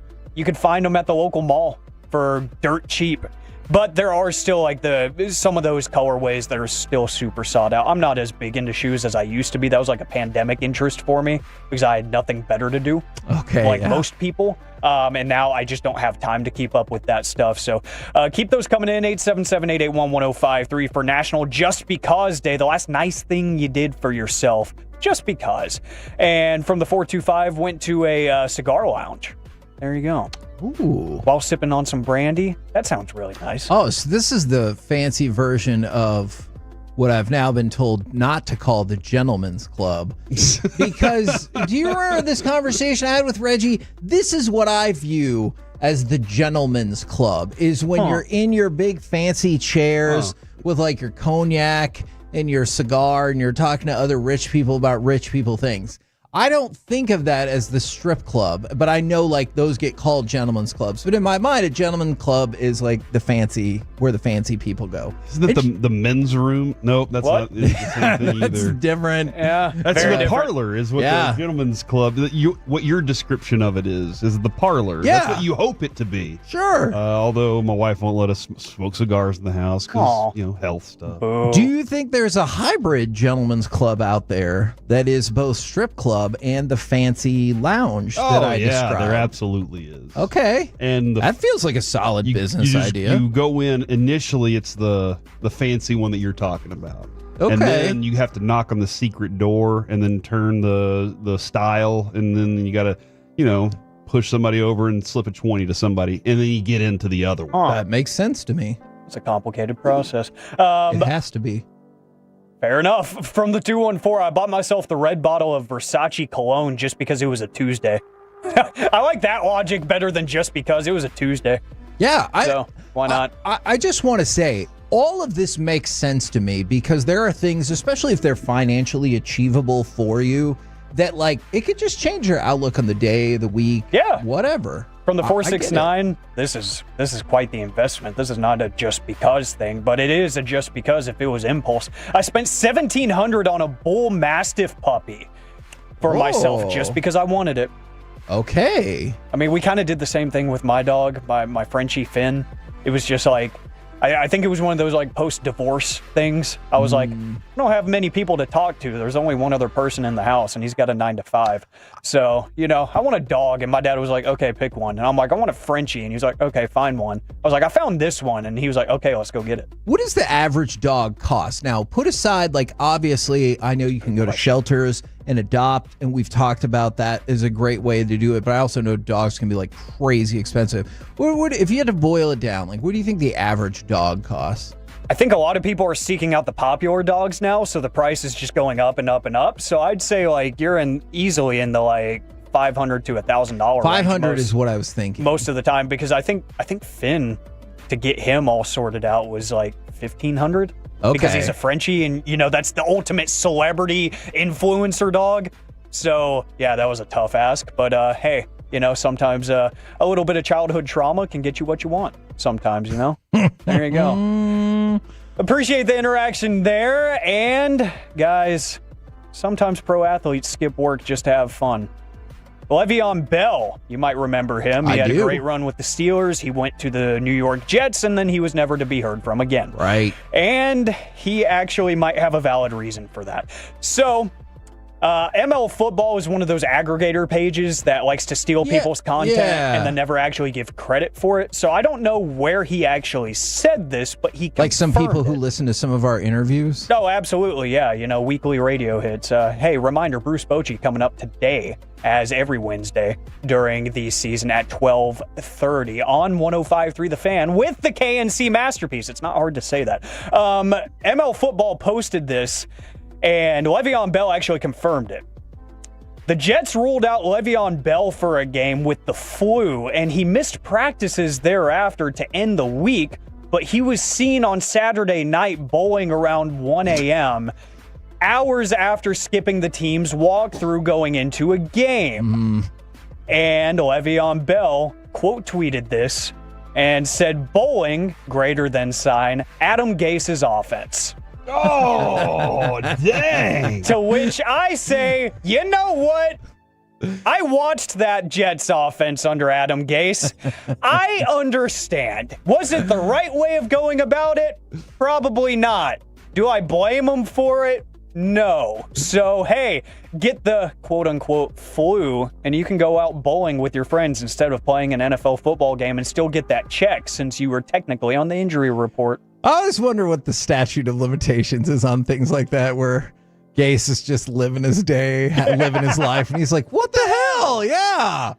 We're the KNC masterpiece right here on 105.3 The Fan. Coming up next, it's time for Gridiron Gravy, what the computers say about the Cowboys season to come. Next on The Fan. Coming up in the next G-Bag Nation.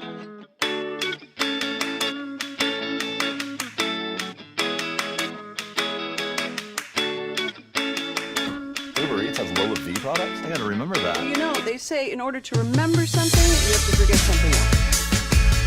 Okay, now that is a very cute haircut. That's like a little shag. I've never seen it before. Well, I mean, of course you know. So Rachel. Oh, is that your name? No, I mean, it's your name. No, I'm Jen. Your name's Jen. Right, but I just mean like this is your haircut. But that's hair on your head. I'm not saying this is your hair. Okay.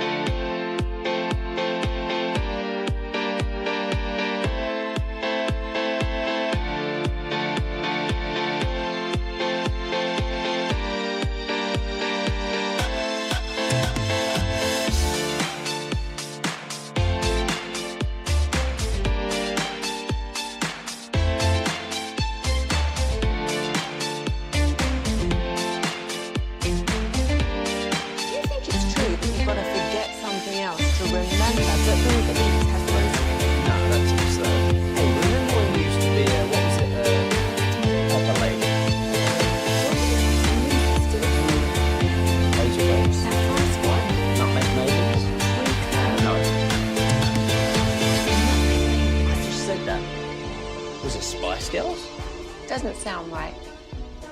Was it Saffron Squad?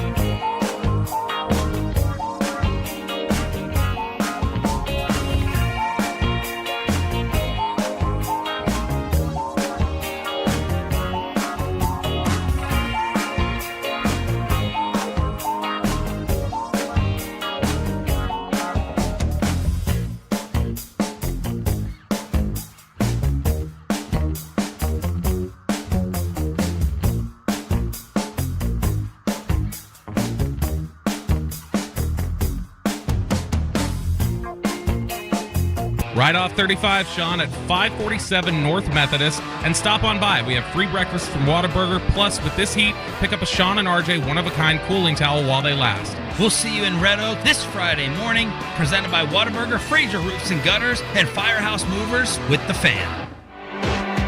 This segment is brought to you by Classic Chevrolet. If you're in the market to upgrade your vehicle, get to Classic Chevrolet in Grapevine. Back-to-back #1 Chevy dealership in the world. They've got more new Chevys than anyone, all priced to sell. Visit ClassicChevrolet.com. This is Texas. This is Classic Chevrolet. Together, let's drive. Based on new Chevy registrations 2023 and 2024.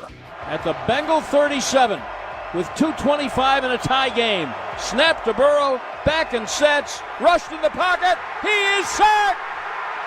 Maris Leofow! KNC Masterpiece right here on 105.3 The Fan, asking the questions that matter, like, is there a setting on your navigation where you can differentiate between toll roads and express toll roads? I'm fine with taking the toll road, but when they're like, hey, 635 is going to beat you down unless you drive 2 miles for $7, I don't want to do that. So if you know a way to change that particular setting, I am really interested. Otherwise, it's time to go around the entire NFL and dip into some gridiron gravy. Dip it and rip it. And let's start with what the boys and girls in the nerdery have to say about the Cowboys this season.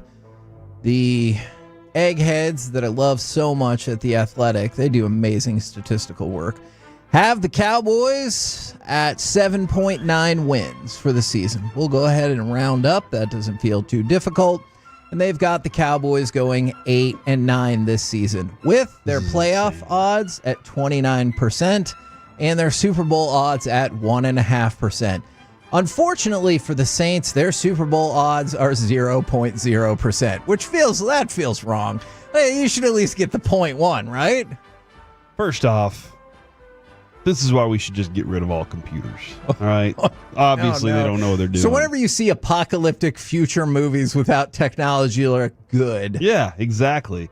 Secondly, did the computers not just see that they traded for Awesome Richard yesterday? How are they going to say 0%? Yeah. To be fair, I believe this was done before that trade. So let's assume now they're up to 0.1 or more. No chance. Good job, computers. So 8-9. That feels for the Cowboys theoretically about right. Right. They have the potential to be a very good team, but unproven potential. I feel like I've been in that 8-9, 9-8 range in most conversations. And the thing about it, Kevin, is usually I'm like, no, they're a 10, 11 win team, and I feel pretty confident about that. I don't have zero clue how to gauge this team. Talent-wise, I look at it and say you're lacking, and coaching-wise, I just don't know what they're going to be. Yeah. So that's what has me in this place right now. I can be proven wrong. I mean, absolutely, because they could, again, the potential could be a very good team. Sure. I just, the drama that's gone on, they can say it hasn't affected them. There's no way that this conversation hasn't affected them.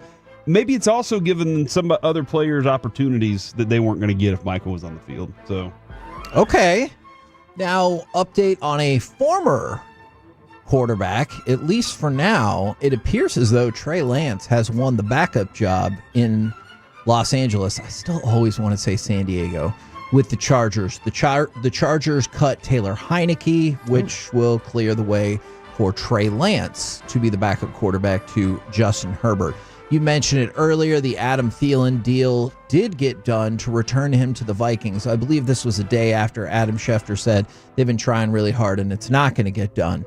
The Panthers get a 5th-round pick in 2026 and a 4th-round pick in 2027. However, the Vikings get Thielen, a conditional 7th-round pick, and a conditional 5th-round pick. So essentially, they traded, depending on if the conditions work out, they traded a 7th-round pick for a 4th-round pick. That's like essentially they got back a 7th, gave up a 4th, and got Adam Thielen in the process. Okay, I mean, you did need a role player for just a little bit, sure, during the suspension. So yeah, absolutely, that makes sense, I guess. The Jaguars made that actually. That's my favorite way of putting it. That makes sense, I guess. So that's the way I think a lot of us feel. So the Lions, they traded off Tim Patrick, who gets picked up by the Jaguars for a 2026 6th-round pick. So there's another, I guess. Tim Patrick is one of those guys that you're just like, he has all of this potential, body type, speed. He is huge. He has all of this stuff, and you're just like, but there's no reason to keep him around. Yeah. Is what most teams seem to think. Yeah. Now, let's go from that to, and this is probably more relevant, Caleb McGarry is going on the season-ending injured reserve. And this is somebody who got hurt in the team's final practice of training camp. They were hoping for the best. Instead, they get the worst because consider the right tackle is the blindside blocker for Michael Penix, who is a left-handed quarterback.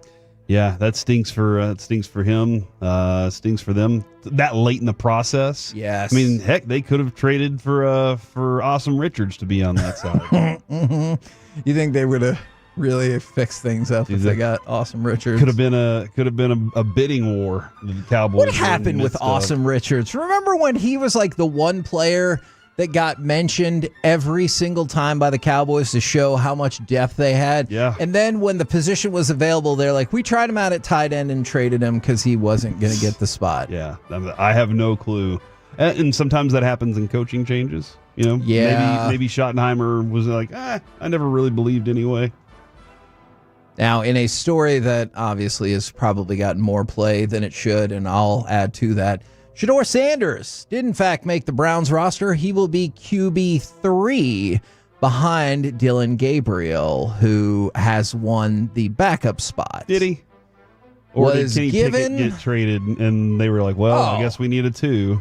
Yeah, no, I agree with that. Yeah. And I think Shedeur was going to make the roster. I think they were just going to go 4 quarterbacks, which would have been given ridiculous. The problem that team has, I think I saw weird. I think the headline I saw when Pickett was traded, somebody said, maybe it was Schefter, that was like, the Browns just couldn't bring themselves to carry 4. And I was like, nor should any other team. Yeah. Like, having that many is ridiculous. Man, and sometimes you wonder if things in training camp matter. I wonder if, is there any part of you that thinks Joe Milton was to the Cowboys, a really hot girl to you when you were younger, where you're like, hey, she's not the best conversationalist, but if she just says what's going on or rubs my shoulder, then I'm in. It feels like the Cowboys are like, hey, Joe Milton has some issues, but if he can just show me anything, we can fix him. Yeah, anything.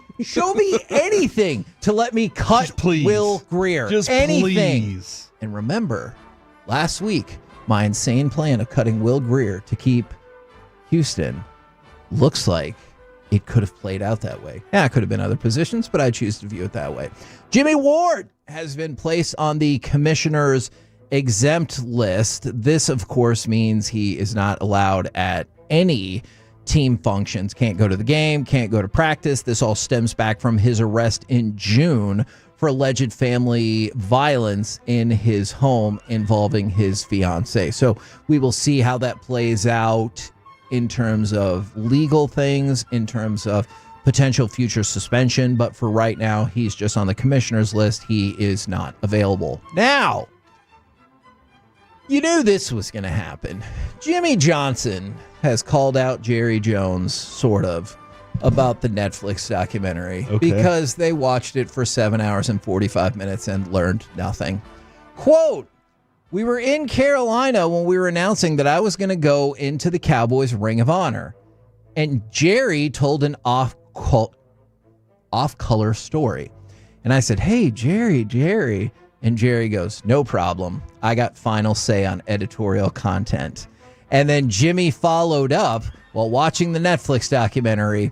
he had final say on what was put in the Netflix documentary. It was definitely the Jerry Jones documentary. So, in this scenario, Jerry Jones is Michael Jordan, and Jimmy Johnson is Scottie Pippen, who does not approve of the editorial decisions that were made. Now, but we all loved Michael Jordan. Exactly. And we all loved Jimmy Johnson. Because he kept winning titles. He wasn't satisfied with those 3 titles he won.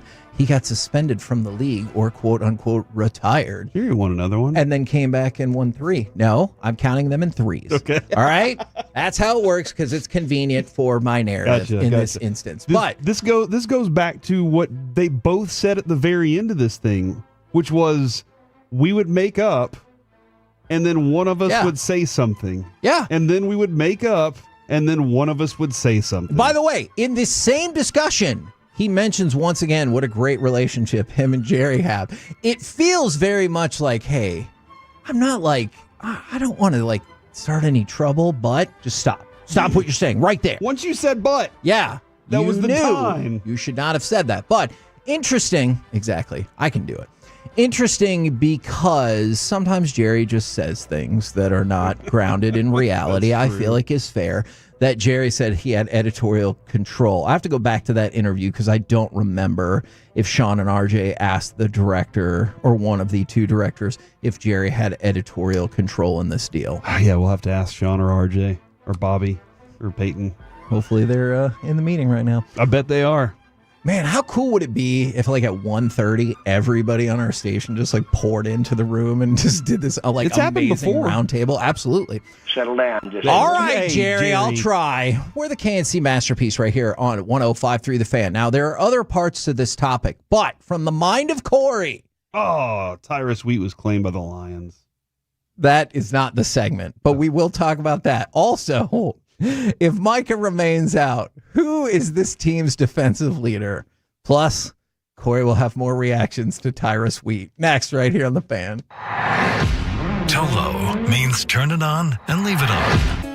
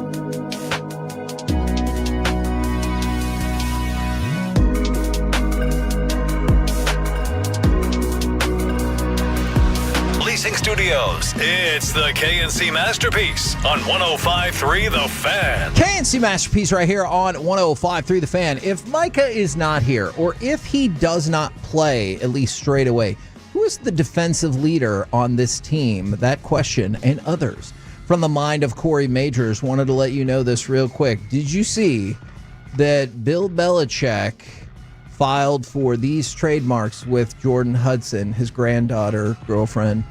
The Belichick way, no days off, trail of salty tears. Definitely a good job to trademark a thing where lots and lots of people died by making fun of it. The Bellustrator, Chapel Bill, and then him and his girlfriend, granddaughter, applied for a trademark on jewelry and keychains with the term gold digger. Interesting. Can they trademark that? That feels like that's been around for if they did, then yes, they can. I guess that is a good point. And, man, I do wonder, gold digger has always been a term that people were like, don't call me that. Like, it's a term not of endearment. What's the opposite of endearment, guys? Great work. All right, none of us know, and that's slander. Fine. And so, will it become you know what? I can't wait to wear my gold digger necklace. I can't wait to have my gold digger ring. I just, is that going to be something that you see women going, oh yeah, that's me. I'm totally a gold digger. No, absolutely not. Yeah, I hope not. But hey, to be fair, Kevin and Corey, our friend Ricochet did just put in a trademark for the word bald. So what? I'm not making that up. Bull crap, Ricochet. He's trying to get a merchandise trademark for the word bald. What words are not copyrighted? Is that what I'm looking for? I don't like that whatsoever. I want to get all the words. Okay, you work on that.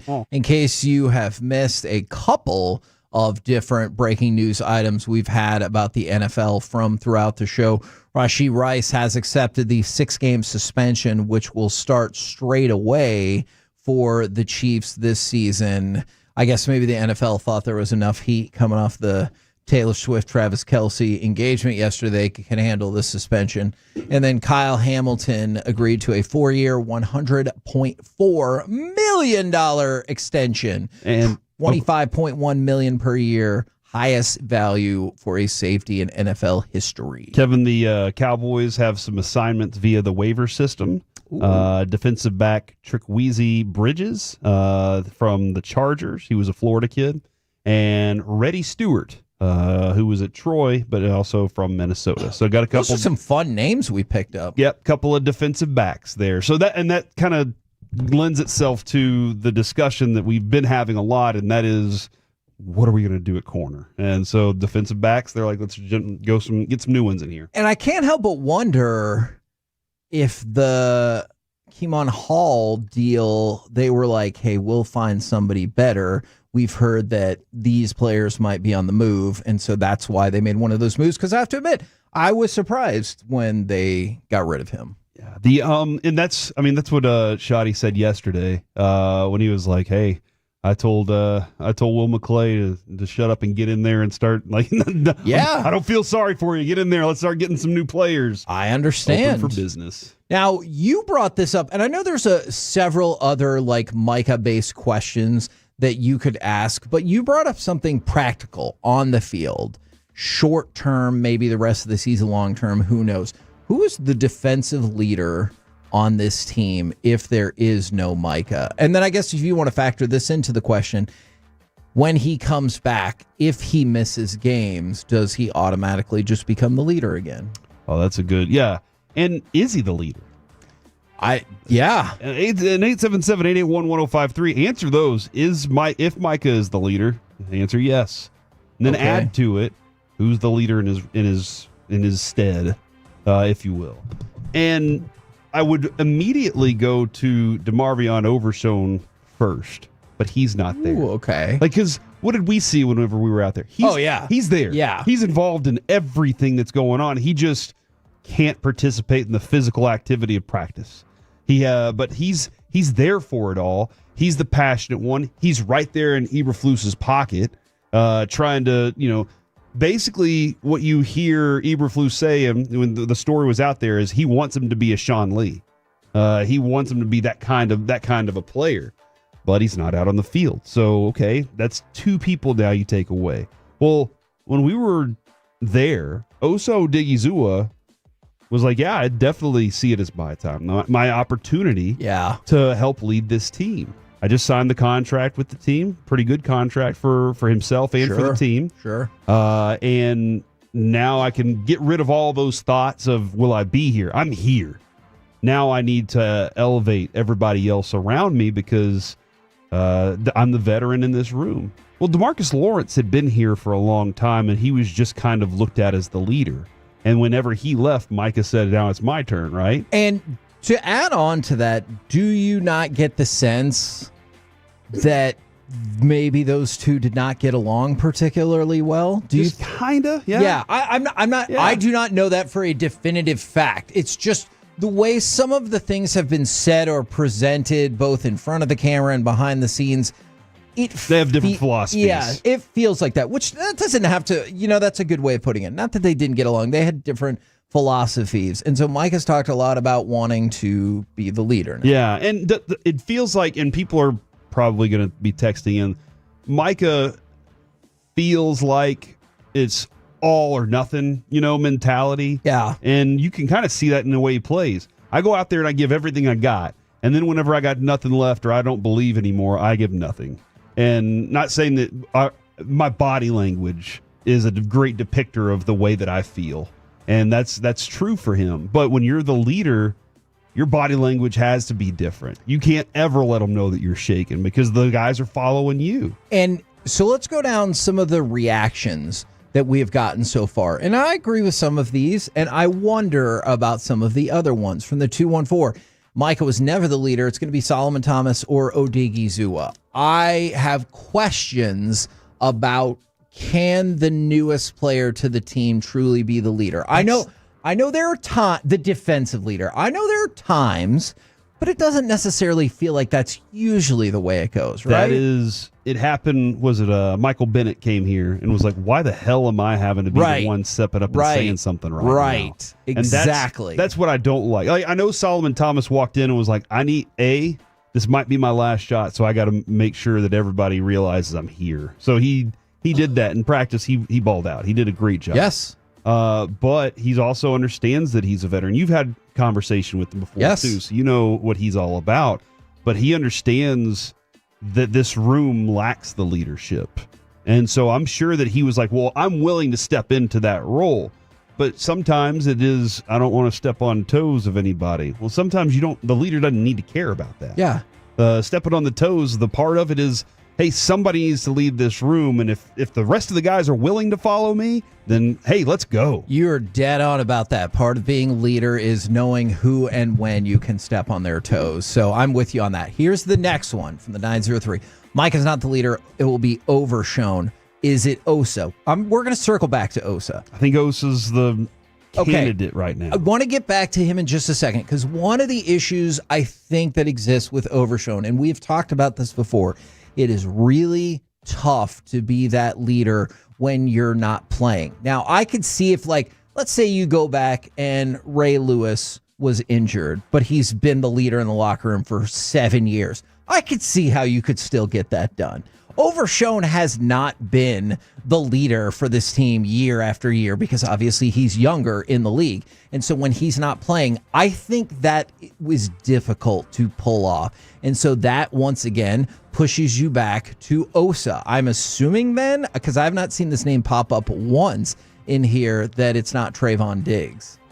That's interesting to me, too. Now, because he has some components that you would think would make for a good leader. By the way, Trayshawn Holden, according to Calvin Watkins, is going to sign with the Cowboys practice squad, he says. What? We'll find out in a couple hours. I'll listen to Broadus. No, I'm just kidding. I'm kidding, Helman. Something happened while you were gone, but also happened while we were in Oxnard. There was a video of Diggs falling down, and they were like, see, he's just out of shape. And then there's something, it was like, it turned out when you watch the rest of the video, he like tripped over something and got back up real quick. It was like, what are we doing here, guys? Yeah. But Kevin, we watched him. He's out there before everybody working on the other field with bands and getting all that stuff done. Sure. Then he did that stuff throughout the entire practice too. That is correct. I remember watching him and I was like, dude, look at how gassed he is because he was working his ass off. And Agreed. so I'm giving him the credit of maybe he didn't do what the Cowboys wanted him to do, but I am watching him do that right now, and he's trying to get into shape for the first game, whether it be because, again, like we discussed yesterday, he wants the respect of the league, or he just wants to prove it to himself or to the Joneses, whatever the reason. I'm watching a guy that I thought was doing the work. So that's where I stand with observing that. But you're right. For whatever reason, nobody's looking at him and going, "Oh, that's our dude." He has spoken out for Micah. And he's like, look, Micah wants to be here. This is his home. So he's spoken out, but I don't know where that room looks around and goes, you're the guy that we all turn to. What do we do next? And so that's where and you're right about Overshown. When you're not on the field, it's just difficult. But for the record, he absolutely has the elements, I think, to be a leader, from his enthusiasm to his participation to just the desire to get back out there. I see it from him. Malik Hooker is a good name for this. He's veteran within the league, veteran with on this team now. Haven't been here for a number of years, and if you kind of look back at the those defenses, it feels like safety because he sees the entire field. It does feel like Malik Hooker is very connected to the rest of the group. Yeah, and so maybe that is the guy that steps up and everybody goes, no, he's the one. But it's natural to presume that Micah would be. Yeah, he's supposed to be. He's the best player. He wants to be. He's going to get paid like it. Now, remember when Elvis showed up and wasn't in shape after he got his big contract, and people were like, "You can't lead this team," and because I am worried about you have to be a different type of person whenever you're leading, but you should show those qualities from the day you walk into the building. And for the people who mention like Sanborn or Murray Jr., I will absolutely concede. I'm not saying it could never happen. I just think it's rarer, but you could see a scenario in which one of your newer players or brand new players just really takes over and has that like gravitas in the locker room, and people are like, okay, I want to follow that guy. Yeah. I don't know why, but I want to follow that guy. Do you think that the defensive leader, I mean, is Dak your offensive leader? I think that is unquestioned. I feel like, I go back to the Michael Irvin was the heartbeat. Yes. But he even deferred to Troy. Yeah. And at the end of the day, and I think CeeDee Lamb is that heartbeat, but he defers to Dak and we follow this guy. And that it feels like everyone falls in line with that. Do the defensive and offensive leaders have to get along? I feel like the world for your team would be significantly better if you did. You know what? But I not agree. necessarily. I agree with you. And I think all the defensive leader has to do, and the same thing from the offensive leader to the defensive leader, is believe that the other guy can get the job done. And if that person believes he can get the job done, then everybody else on that team is going to believe we got to get him the ball back one more time. Yeah. And if we do that, we win this game. I believe that guy can get me a stop. And if those two guys believe that about each other, that whole team can be something that can be unstoppable. All right, Alec and Corey, I need a team decision right here and right now. If somebody sent a smart-ass text that is incorrect, do I address it right here and right now or text them back? I don't know what it is. I just move on about my life. I have no clue what it is. So text them. I got what you're saying. We're the KNC Masterpiece right here on 105.3 The Fan. Coming up next, we will talk with Texas Rangers manager Bruce Bochy, but also we'll try to work in some Mavs predictions and college football information. All of it next right here on The Fan. The more time you give, the more our crush grows.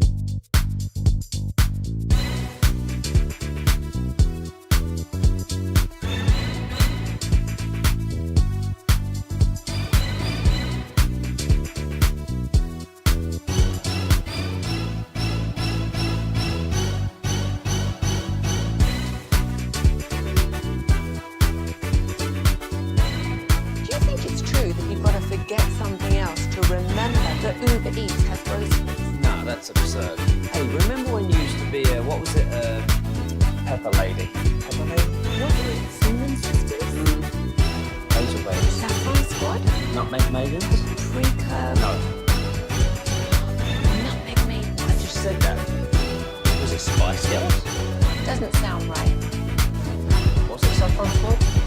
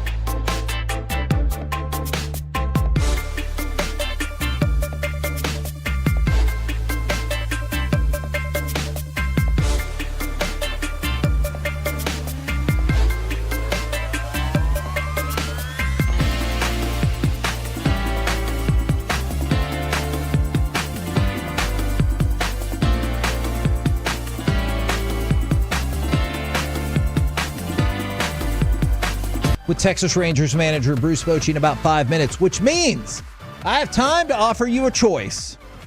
Would you like to hear a little bit more about the Texas Rangers schedule, or would you like to give in to nonsense and hear a few prop bet odds for the Travis Kelce Taylor Swift wedding? I'm not going to lie. I kind of want that one. Okay. I mean, that's your call. I feel like I've been... this is democracy. I've been dubbed as the... Are you sure?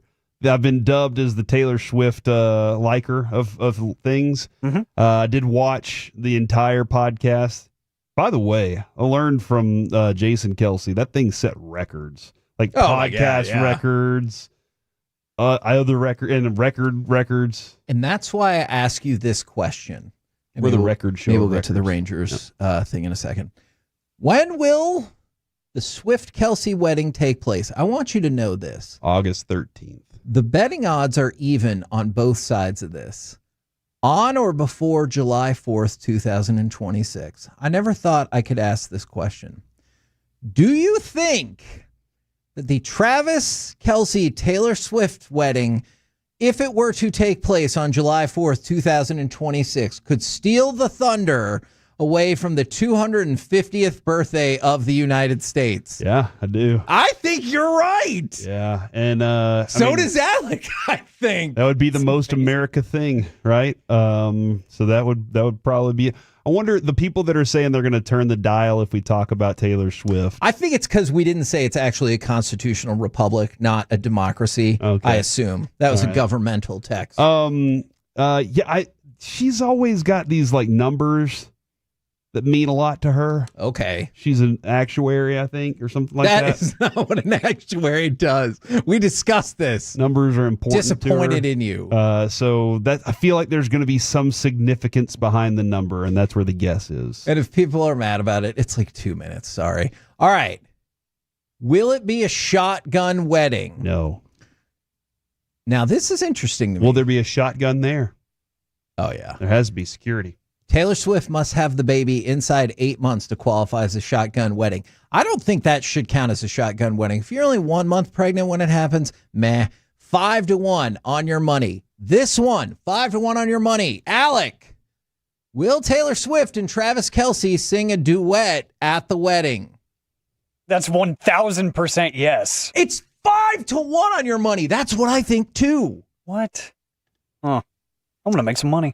I don't think they will, but I do think that they will be singing at the top of their lungs to some of her songs because he really likes her songs. How many former or current NFL players will be in the Kelce wedding party? Now, you know Jason Kelce is going to be his best man, so that's one. Mahomes is going to be there. Okay, the over in the wedding party. So the over-under, think about this. Oh, he does have best friends that he's known his whole life, so... But don't they feel like the type of people who are going to have 12 best men and 12 maids of honor, bridesmaids, that's what I was looking for. It's only 1.5. So perhaps you could make some money right there. Do you think... I got a question.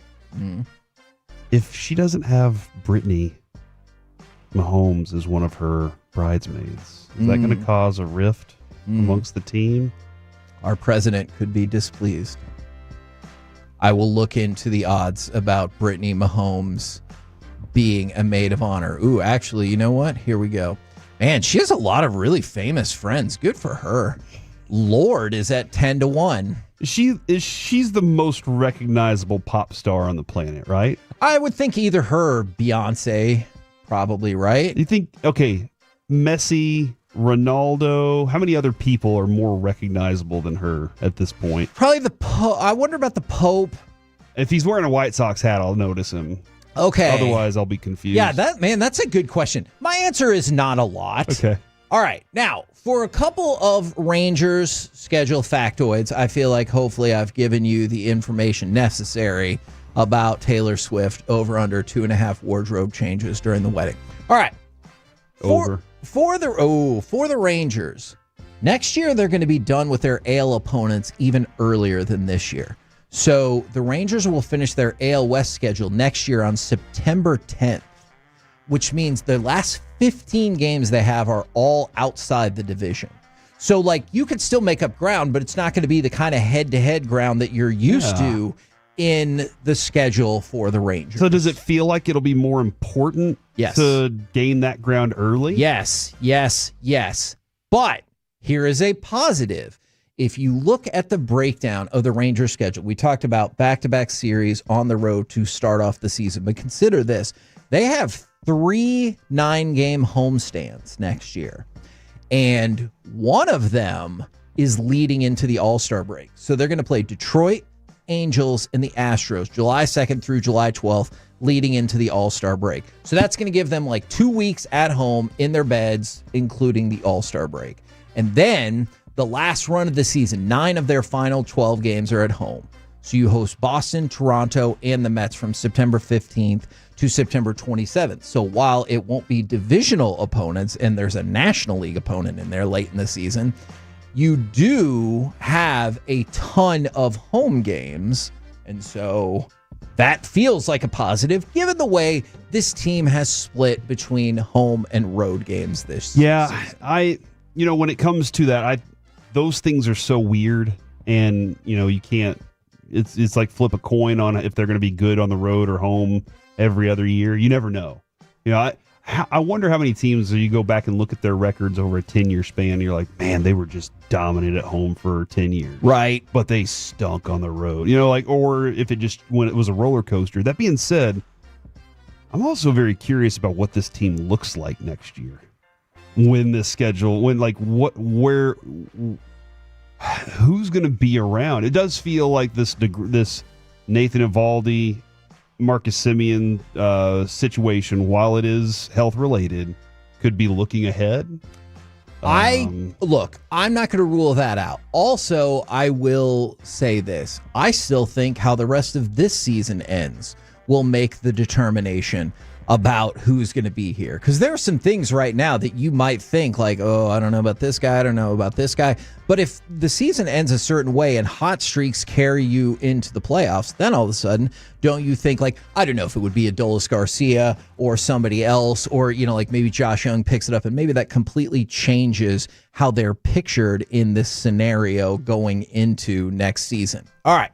Dude, if they went on a run here at the end of the year, would you completely change your mind about how we watch 162 games? Yes, because we'll gone from 2023 stumbling into the playoffs in pretty much the worst way possible to slogging through 135 odd games. Yeah, you'd basically say, look, man, about 1 month matters. Yeah. And that's it. And I will be jazzed up for opening day. I'll be jazzed up for fake opening day that we have a week after the season started, and I'll be jazzed up come September. Other than that, this is the home of the Rangers, so I'll still be excited. But I love baseball. It will kind of redefine my idea of how this is all supposed to work. All right, another option for you. Do you want to go back to the Cowboys, or would you like a little Dallas Mavericks? Let's take some Mavericks in this conversation. Okay. ESPN has done their NBA summer forecast predictions for the East and the West Conference standings. I will ask you first and then go to the predictions. Where do you think the Mavericks will finish in the Western Conference, and what would be your predicted record? Western Conference, I'm going to say that they're going to finish 7th. Okay. Although I think they're a better team than that. It's just that without Kai there, I feel like there's some growth that's going to have to happen. And I'm going to say that they're going to win 40 games this year. Ooh, okay. 40 and 42? Yeah. Alec. Oh, crap. Well, do I not get to ask him? 42 and 40. Even if you're straight on, I was going to ask him. Alec, Corey said 7th. At 40 and 42, which that does feel a little low for the 7th spot. All right, I'll put you at 42 and 40 now. Alec, what say you, Dallas Mavericks season record prediction and where they fit in the West? I'm thinking towards the bottom of the West, but a playoff spot like that. Okay, so like a play-in. Yeah. 48 wins got you 7th place last year, so jeez. Exactly. That's why I was thinking 49. I was thinking like one more just because, I don't know. It feels like maybe you'll have some of the depth that you didn't have. A Dante Exum being healthy would be cool. And Kyrie Irving hopefully coming back towards the end of the season would be nice. But Cooper Flagg, I think, is going to do enough to give them that, I don't want to say consistency game in and game out, but at least the appearance of a play-in team. Until the reinforcements in the form of Kyrie come back. So I do think that they could be a play-in team as is. Okay. Now, it probably doesn't surprise you that ESPN predicts the Oklahoma City Thunder are going to be badass again next year, because why would you not predict that? They have them at 64-18. Then it goes Rockets, Nuggets, T-Wolves, Clippers at Lakers at 5-6. So then you move into the play-in group. Warriors at 7, and they have the Dallas Mavericks at 8.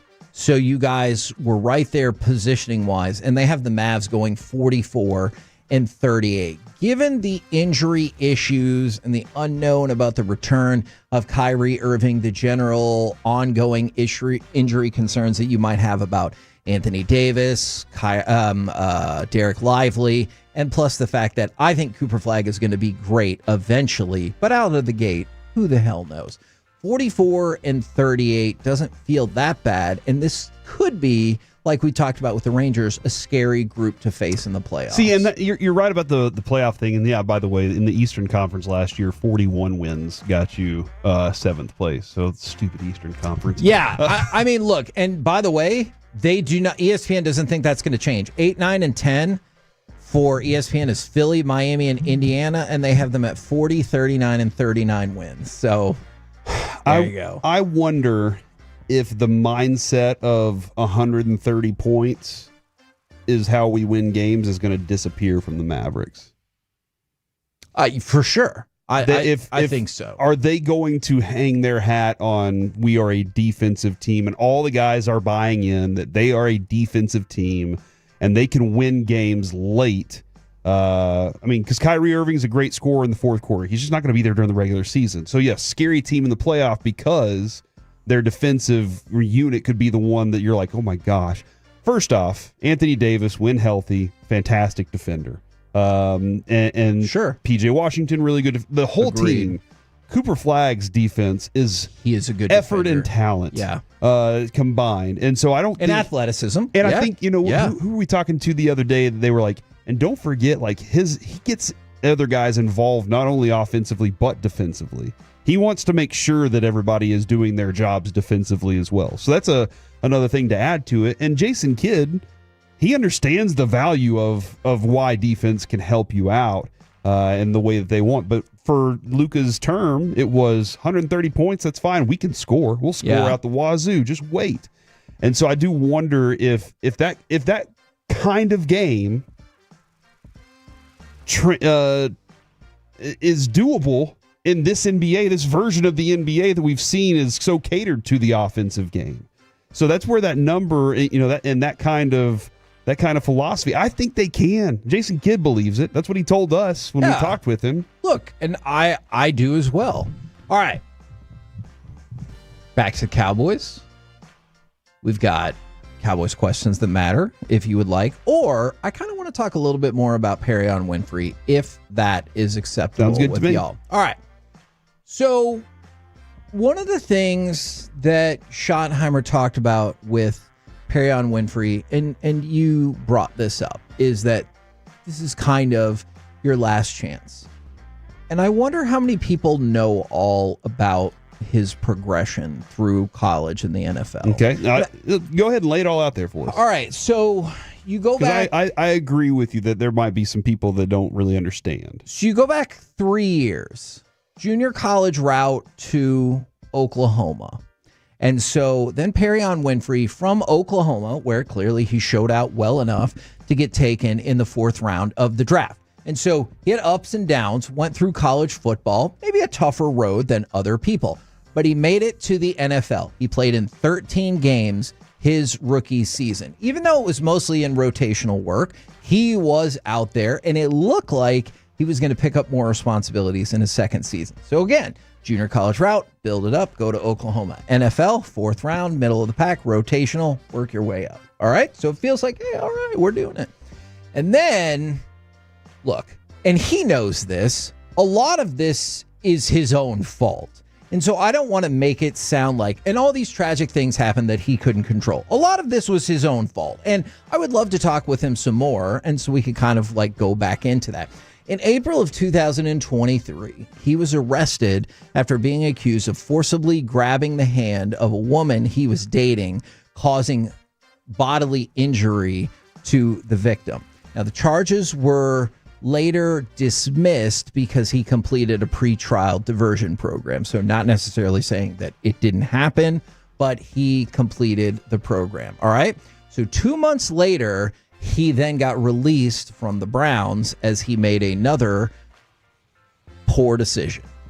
He was a suspect in an aggravated robbery incident. He allegedly threatened a woman with a gun, stuck her in the side of the neck, and stole her cell phone. And that was it. He was done. And that makes sense, right? Like, oh, yeah. So he was asked, when's the last time you stepped on the playing field? December 3rd, 2023. He knows immediately. Waited for a phone call for a year. Nothing. So then he goes to the UFL, plays for the Birmingham Stallions, played 11 games, was all UFL. Then he makes his way to the Dallas Cowboys, gets an opportunity, makes the most of it in training camp. So this is somebody, I don't know if this will necessarily endear him to people. It just kind of depends on what you think about making the most of second and third chances, if you think you deserve if that person deserves those second and third chances. But either way, he got the chance, made the move, has made the team, and I think it's easy to see why Shotty would be like, hey, this is your last chance. Yeah. So you got to step it up. And so far, that's been the case. And I am probably naive about this. I always hope, and I always say every day is another day for people to change things in their life that maybe they don't like. Mm-hmm. And so I hope that this turns out to be a positive story, not only for football reasons, but I would love for him to, speak out about certain other things. I don't know if that's something he has done more of or something that he wants to do, but I would love for him to talk about like the dangers of domestic violence and other things that he's been involved in. Yeah, does that kind of go to the Ted Lasso line? If you saw the Ted Lasso, I did. There was that moment where his assistant coach was not happy with Nate, and he reminds him, "Hey, look, second chances are important. Hopefully, we're all judged by what we do at our best, not what we are at our worst." Yes. I will admit, I most definitely do not want to be judged as a human at my lowest level. Yeah. And I feel like because you're a thief. Sure, that's the lowest. That is true. Look, if you don't know the story, I will readily admit I did get arrested when I was in middle school for stealing cards, and I remember the cop saying, "What school did you go to?" I said, "Jackson," and he goes, "That figures." Yeah. And I wanted to be like, "Well," that made you feel small, didn't it? Yeah, and he was right because I did get arrested. I saw his point in the moment. And so like that line, obviously, and I think a lot of us, we all do root for an underdog. We all want that opportunity for somebody. Absolutely.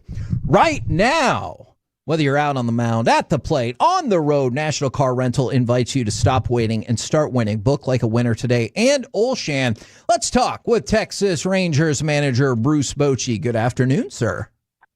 Good afternoon, fellas. How's it going? We're good. We're good. Now, I know, and you have expressed this to us many times throughout the years, no one on the team, in the organization, is going to sit around and cry, woe is me, or anything like that. But when we got the news about Avaldi yesterday, how difficult is it to keep grinding and pushing through when you just get great player after great player hurt? Yeah. Well, no doubt. I mean, what a huge loss for us. I mean, just look at the year he's having, who the man is, what he does for the guys in the clubhouse, and he'll be around. He's going to be with us. But I just feel awful for him. I'll start with that. This guy, to me, was a front runner for the Cy Young. That's how how well he was Agreed. pitching. And he would have qualified if he, kept making the starts with no problem. So that just feel terrible, but for us too, because such a important part of this staff, and that's what it's going to take for us to get where we need to go is good pitching, and so to lose the guy who's pitching the best, that's a tough one. But you got to keep going. That's what we have to do. That's our jobs, and we have some guys who can fill in there. Latz is going to pitch. He's been throwing the ball well. Now, don't get me wrong. You're not going to replace Nate, but still, we have guys who think will give us a chance to win. Now, what has to happen? We got to score runs.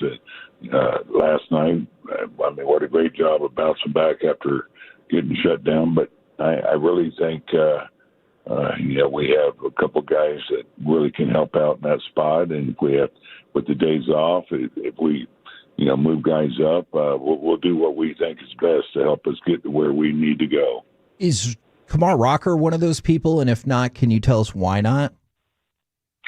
Yeah, Rock. Yeah, he's in the mix. We just got to get him healthy. Had to back off a little bit. Just had a little shoulder fatigue or something going on there. So didn't feel like he was quite ready. Now Malley's throwing the ball well. He's going to face hitters in Frisco when we're on the road on Thursday. So he'll have a session there. If that goes well, then he will start a rehab.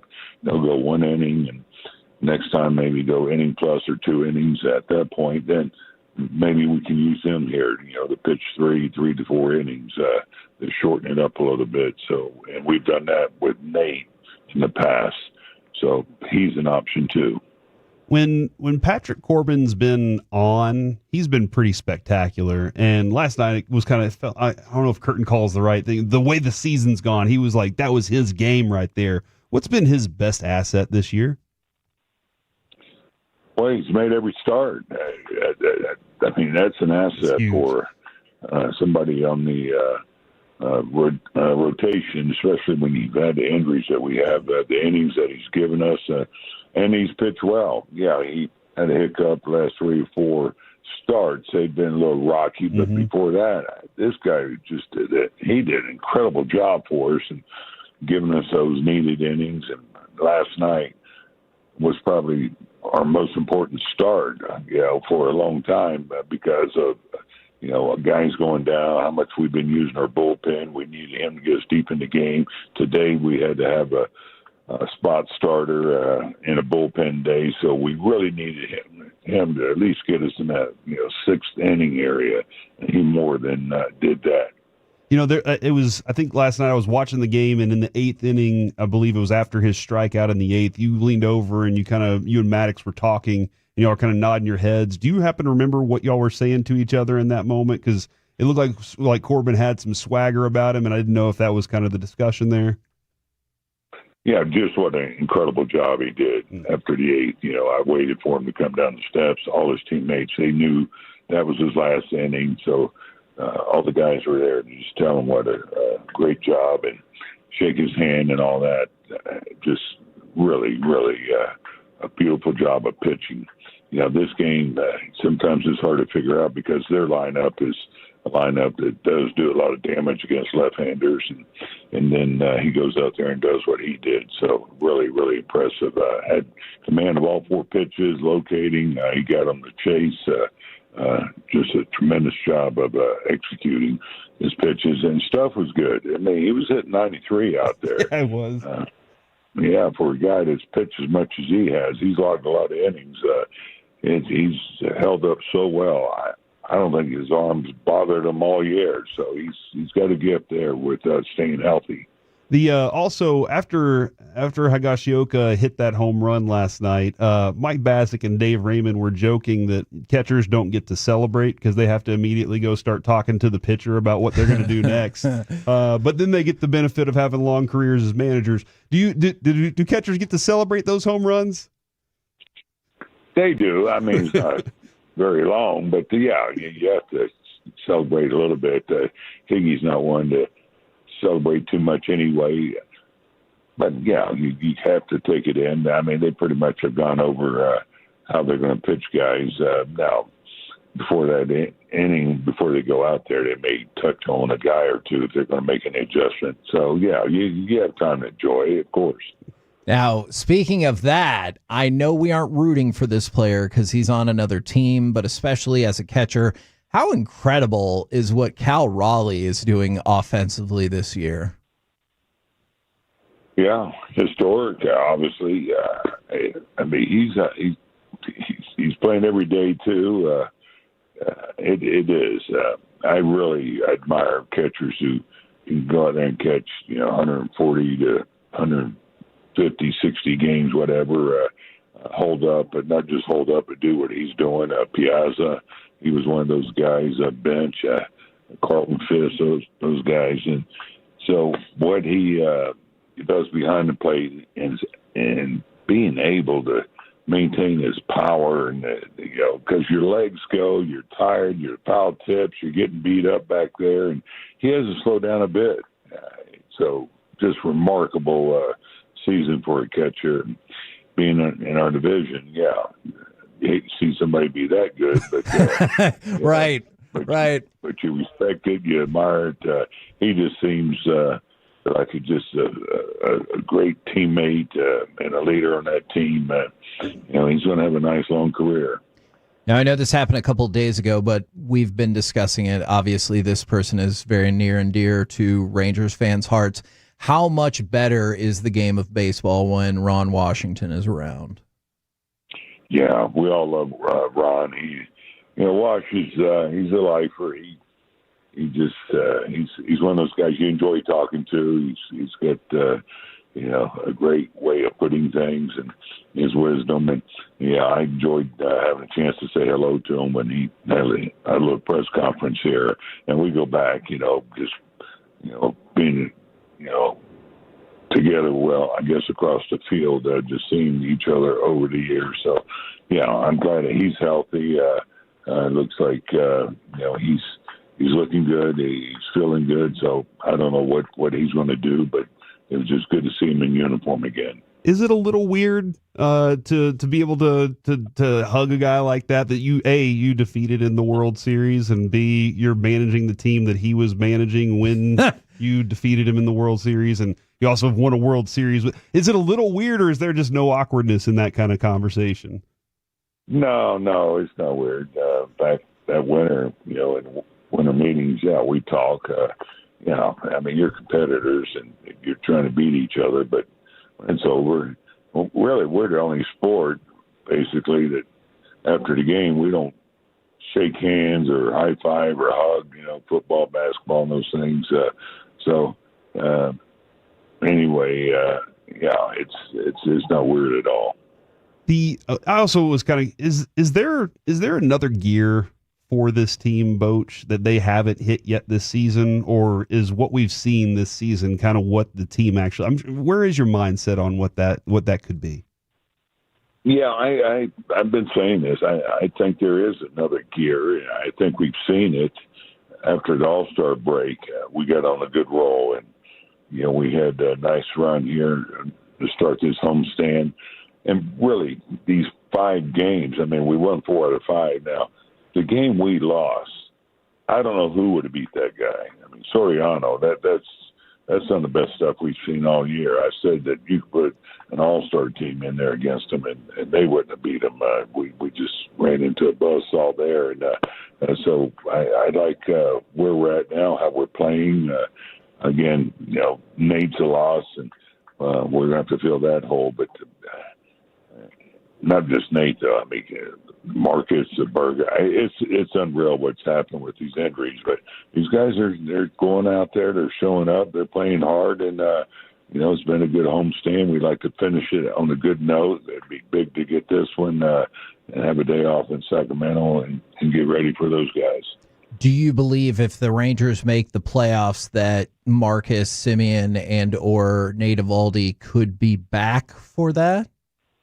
Oh, could be, yeah, could be. That's not been ruled out. So I don't know there for sure, but that's what I've been told. So that's a possibility. Now, you've talked about using the rotation of Freeman, Smith, Ezekiel Duran at second base. For Ezekiel Duran in particular, you told us at the All-Star break that he could produce and make a difference for this team. What's it like to see that come to fruition this month, and how is he doing it? He's doing great. He really is swinging the bat like we know he can. He's not tying himself up. He's on time with the fastball. He's catching up front better. He's pulling the ball a little bit more with authority. And this is the Zeke that we know back in 23 when he had to replace Corey when he went down for a while. So he's got some swagger back. Last night, it wasn't a great night for him offensively, but still, I just like the swings that he's getting off. You see him smiling more. He just, he's not battling himself so much now. And this game we talk about so much. The confidence is such a important factor in your success, and so right now he's got that. Yeah, and you just mentioned one other thing that I know will never show up in the analytics of it all. He's smiling more. How big of a difference does that make, especially for certain players that they're like out there and having fun? I talk about it a lot. I really do here. I just tell them, when things aren't going well, just show me your teeth. Man, we got to see those because it's a difference maker. You got to enjoy it. You got to play with passion, and your competitors. You want to win, and we all have different personalities. There are players that play mad, and that's fine. But I think some guys are better off having fun, not taking it so seriously, after the game, and letting it beat you down because you're on a roller coaster ride and with the ups and downs of the season. And man, if you just wear it too hard, you're just compounding the problem. And now it's those slumps they last a little bit longer, and you're not sleeping as well. All those things. So I think it's important to have fun and smile, and on the field, get after it. You want to play pissed off, I think that's a good thing, too, sometimes. Yeah. I think I would fit in that category. Yeah, probably so. Well, thank you very much for the time and insight. As always, best of luck this evening against the Angels.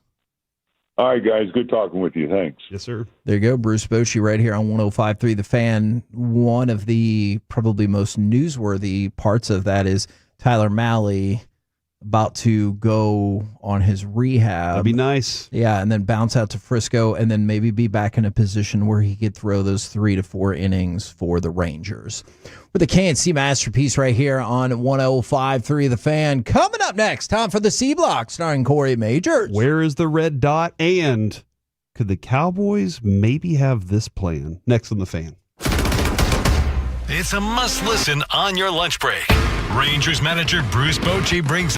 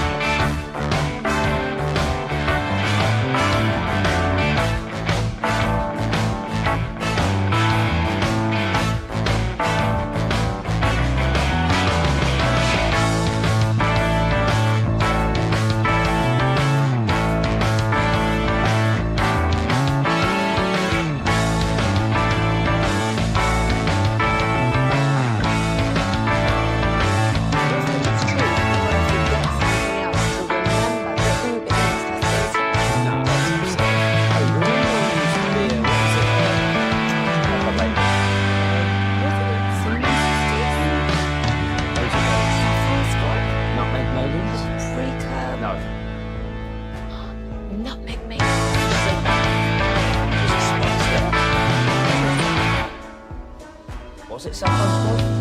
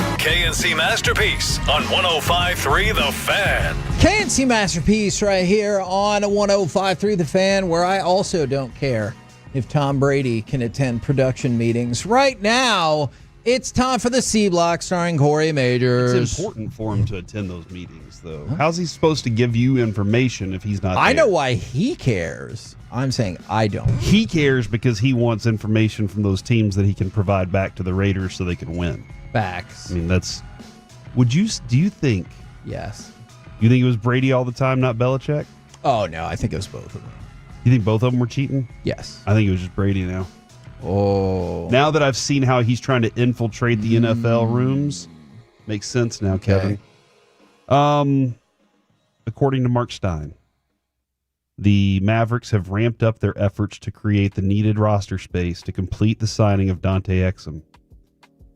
However, oh no, the push is focused on finding a new home via trade for Omax Prosper. I mean, that makes a lot of sense to me. Are you concerned? No, where does he fit on this that team? this team could fall apart without him again? No, what?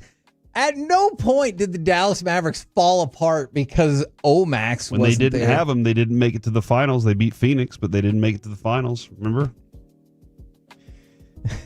So they could fall apart. That could definitely be something that could happen. No one's dying. But Okay, but I also don't think they're going to fall apart because Omax isn't here. Kevin, do you want a weird personal story, or do you want Nope. a football Weird personal story. All right? Sorry, Alec, you approve of that answer, right? 1,000%. Okay. Kevin, you've been looking at me all day today. I feel like that's pretty much every day, right? Uh-huh. But yes. And you've probably been asking yourself, what's happening to Corey's face? Have you ever asked what's happening to my face? No, what's happening to your face? Okay, good. This actually means that it's going well. There is a dot right in the middle of my nose. Yeah, okay. Actually, this is the area I call the T-zone of death. Okay. Because as Kid Craddock once pointed out, if you pop a pimple in this area, you could bleed to death. Dear kid. Actually, I have wondered about that. So it looks like one of those kind of like transparent stickers that you just put in your nose, and there might be, you know what I'm saying, Alec? That's what I thought, but I was like, I might just be seeing things.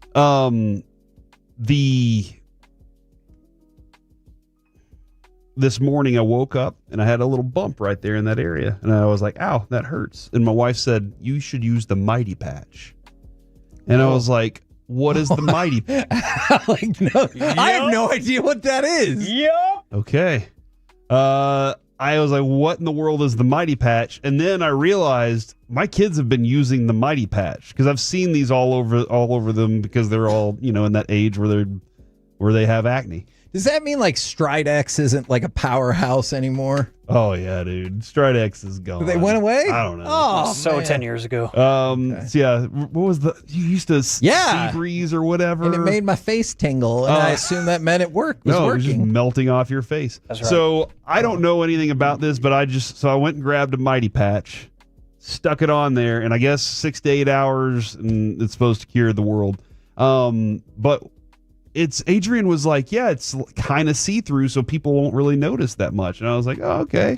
And then my son said, don't worry about it showing up on the fan cam because it won't show up in pictures. It has some sort of reflective thing that it will, like, cameras can't pick it up or something. And I was like, cool. And he goes, it uses that technology. And I was like, what? So kind of sounds like these are probably underpriced. Whatever price they I are. just looked it up. It feels like so I noticed, but only because I looked you directly in the face like 4 consecutive hours a day. Yeah, and I could see how people would not know. But yeah, and so that is if you've been watching the fan cam today and you've been wondering what's going on with Corey's face, you are a liar. Now you know the because his answer. kid said you cannot pick it up. So from the 817, no, Kevin, your face is tingling because of the cocaine addiction. I think I'm clear. I've never actually There you done go. cocaine. Okay, that's exactly. I have wanted to try ecstasy. All right, you but didn't need to I go have there. never done cocaine. I am too heavy for that. I would be thinner, right, if I did cocaine? I presume so, but then again, Chris Farley existed. Yeah, that's a good point. Seattle Seahawks rookie Jalen Milroe. Yeah, they're going to use him. Third string quarterback, yes. Behind Sam Darnold, Drew Lock. According to Mike McDonald, there appears to be a plan in place for him to get on the field in certain situations. And that brought me to the conversation that I don't think we've jumped in on enough. Okay. Would it be ridiculous to think that the Cowboys have a secret plan for Joe Milton to have a couple of different packages against Philadelphia already planned out? Like, hey, listen, guys, we're, like the overall success rate for quarterback sneaks, what do you think it is? 64%. 85%. Wow. For third or fourth and one situations since 2017. Wow. Which is higher than other plays in those similar situations too. Specific formations like the tush push and stuff like that show like a 90% success rate. Okay, quick football question. You would much prefer the quarterback sneak, tush push, as opposed to it's 4th and 1 and 4th and 2 and they pitch the ball into the backfield? I do too. I'm fine with it in the regular run of football. But when you have 1 yard to go and you're like, I'm going to pitch the ball 4 yards backwards, I'm like, no! Joe Milton's tall too, right? He is very tall. Now, do I believe that he can pick up extra yards running outside the tackles? Yes. But I also believe that if 85% of the time it works on a quarterback sneak, then do that 100% of the time. Yeah. And celebrate the 8 times that you got it, not the 2 times that you didn't, or maybe even 1.5. Yeah. But I would absolutely put some plays in for Milton. I would do it at midfield on the first drive. On the first drive, I'd tell everybody on the team, guys, if we get into a situation, because I believe that the average running play for a quarterback is like 4 to 7 yards. So these are all going to be running plays, though. You're not going to set him up to pass. I don't necessarily. But okay, we'll get there in a second. Okay. Oh. But the average play is 4 to 7 yards on running plays for quarterbacks. Okay. So if I'm at midfield and I got in that range of 4 to 7 yards on a second down, I would absolutely run one of those. You know what? I'm putting Joe Milton out there, and I'm going to try and get 4 to 7 plays. Because the simple fact is the safeties have to cover CeeDee Lamb and they have to cover Pickens. Sure. And a pump fake RPO could give him plenty of running lanes when those safeties and corners have to drop into coverage. So because they're not expecting it, and now they have to go, crap, we have to game plan for this, there's no reason not to have this in your playbook unless you absolutely just do not trust him at all to have the ball in his hands. But Kevin, I want to use every player on my team and everything I can to throw off Philly. Because first game out of the gates, they don't know what your running back is anyway right now because you didn't show them. Right. They don't know what George Pickens and CeeDee Lamb are going to be like because you didn't show them. Right. So they know nothing about your team. Now they're all like, okay, we're going to plan for these guys. Then all of a sudden, you're at midfield on the first drive and Joe Milton's standing back there and their defense is going, what do we do? We have no clue what we're supposed to do. Now the risk is, as you pointed out, they call your bluff. And they dare him to throw the ball. Yeah. But either way, I would have some well-designed plays for specific moments and have the whole team, hey, guys, we're going to do this, and it's going to freaking work. Okay. Y'all be ready to win. Now that you've put out this hypothesis, I don't think you will be one of these people, but other Cowboys fans, would you not think that Dak was injured in that scenario? Like, I hear what you're saying, but I would be like, oh, no, is Dak hurt? You know, and there is a level of ego when it comes to quarterbacks, right, where they're like, this is my team. Why aren't you letting me run the play that gets that 4 yards? But if you are... As soon as you show it's effective, I'm like, sounds good. And that's the thing, too. If I'm Dak and I want to win, and I'm trying to beat Philadelphia in game 1, and that play can get me the 4 to 7 yards, and now they're a little shook because they didn't expect that. And when are they going to run that again? And if next time they do run something like that, are they going to throw it? This is what I love, the idea of throwing a team off kilter, man. I have always been a fan of that as well. Like you go back to, and we had this conversation, the 92 NFC Championship game. I think it'd be amazingly effective that first game if you used it 4 times and the first 3 times out he ran every single time. And then you're like, well, he's obviously not going to pass it. And then he passed. There was a quarterback for Oklahoma, and I know they've had a couple like this, that came in strictly to run the ball. And every time, the Belldozer. Yes, and every time he was a tight end for the Cowboys for a minute. Every time they would play A&M, and A&M would drop back into some semblance of coverage, I was like, what are you doing? Why? He's not going to throw the ball. But if you did that every time and then eventually did throw the ball, I'd be like, oh, crap, I did not think that was going to happen. Yeah, so that's just a thought that I'm like, I don't believe that they do. Okay. Because history has proven to me that the Cowboys aren't creative enough thinkers to have a plan like that in place. Nor do they have the cojones to pull it off. You know what? The onside kick in the Super Bowl. We don't, I just don't believe that this. What an amazing call. But I would love for Schottenheimer to be like, dude, I've been waiting my whole life to call plays like this. Yeah. I am going everything that I ever thought, you know what would be cool to do? I'm going to do it. I'd love them to unload that stuff in the first game and then put the rest of the league on notice. Now, do I think that is? No, because history's proven to me the other way. Yeah. Fingers crossed and very hopeful. And that's it. I got other stuff, but there's a lot more fun to have in the future. Oh, we're the KNC Masterpiece right here on 105.3 The Fan. Coming up next, how about we do some Mob Buddies and Idiots? Let's do it. And we will also talk to FC Dallas wingback Bernard Kamungo next right here on The Fan. Our goal is...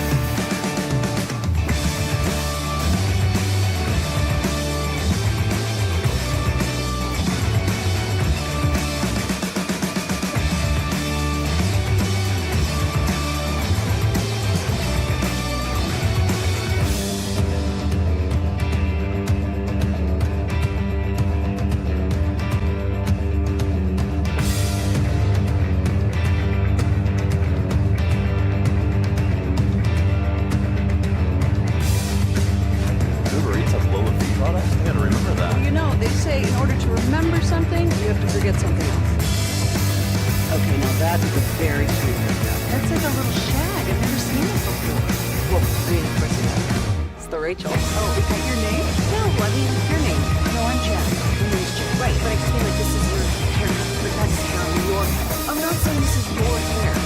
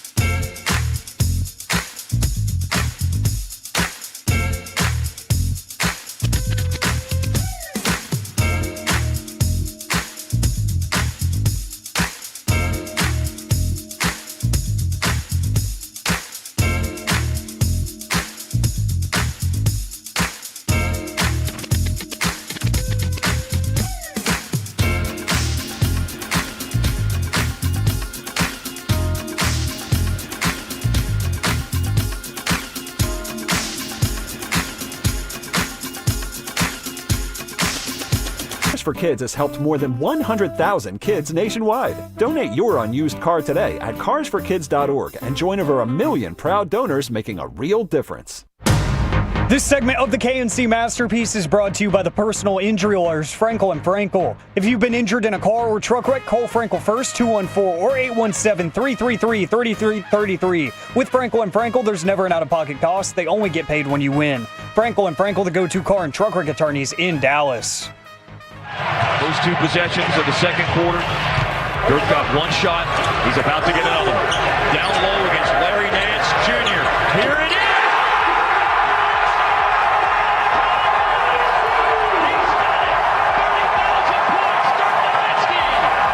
is! KNC Masterpiece back here on 105.3 The Fan.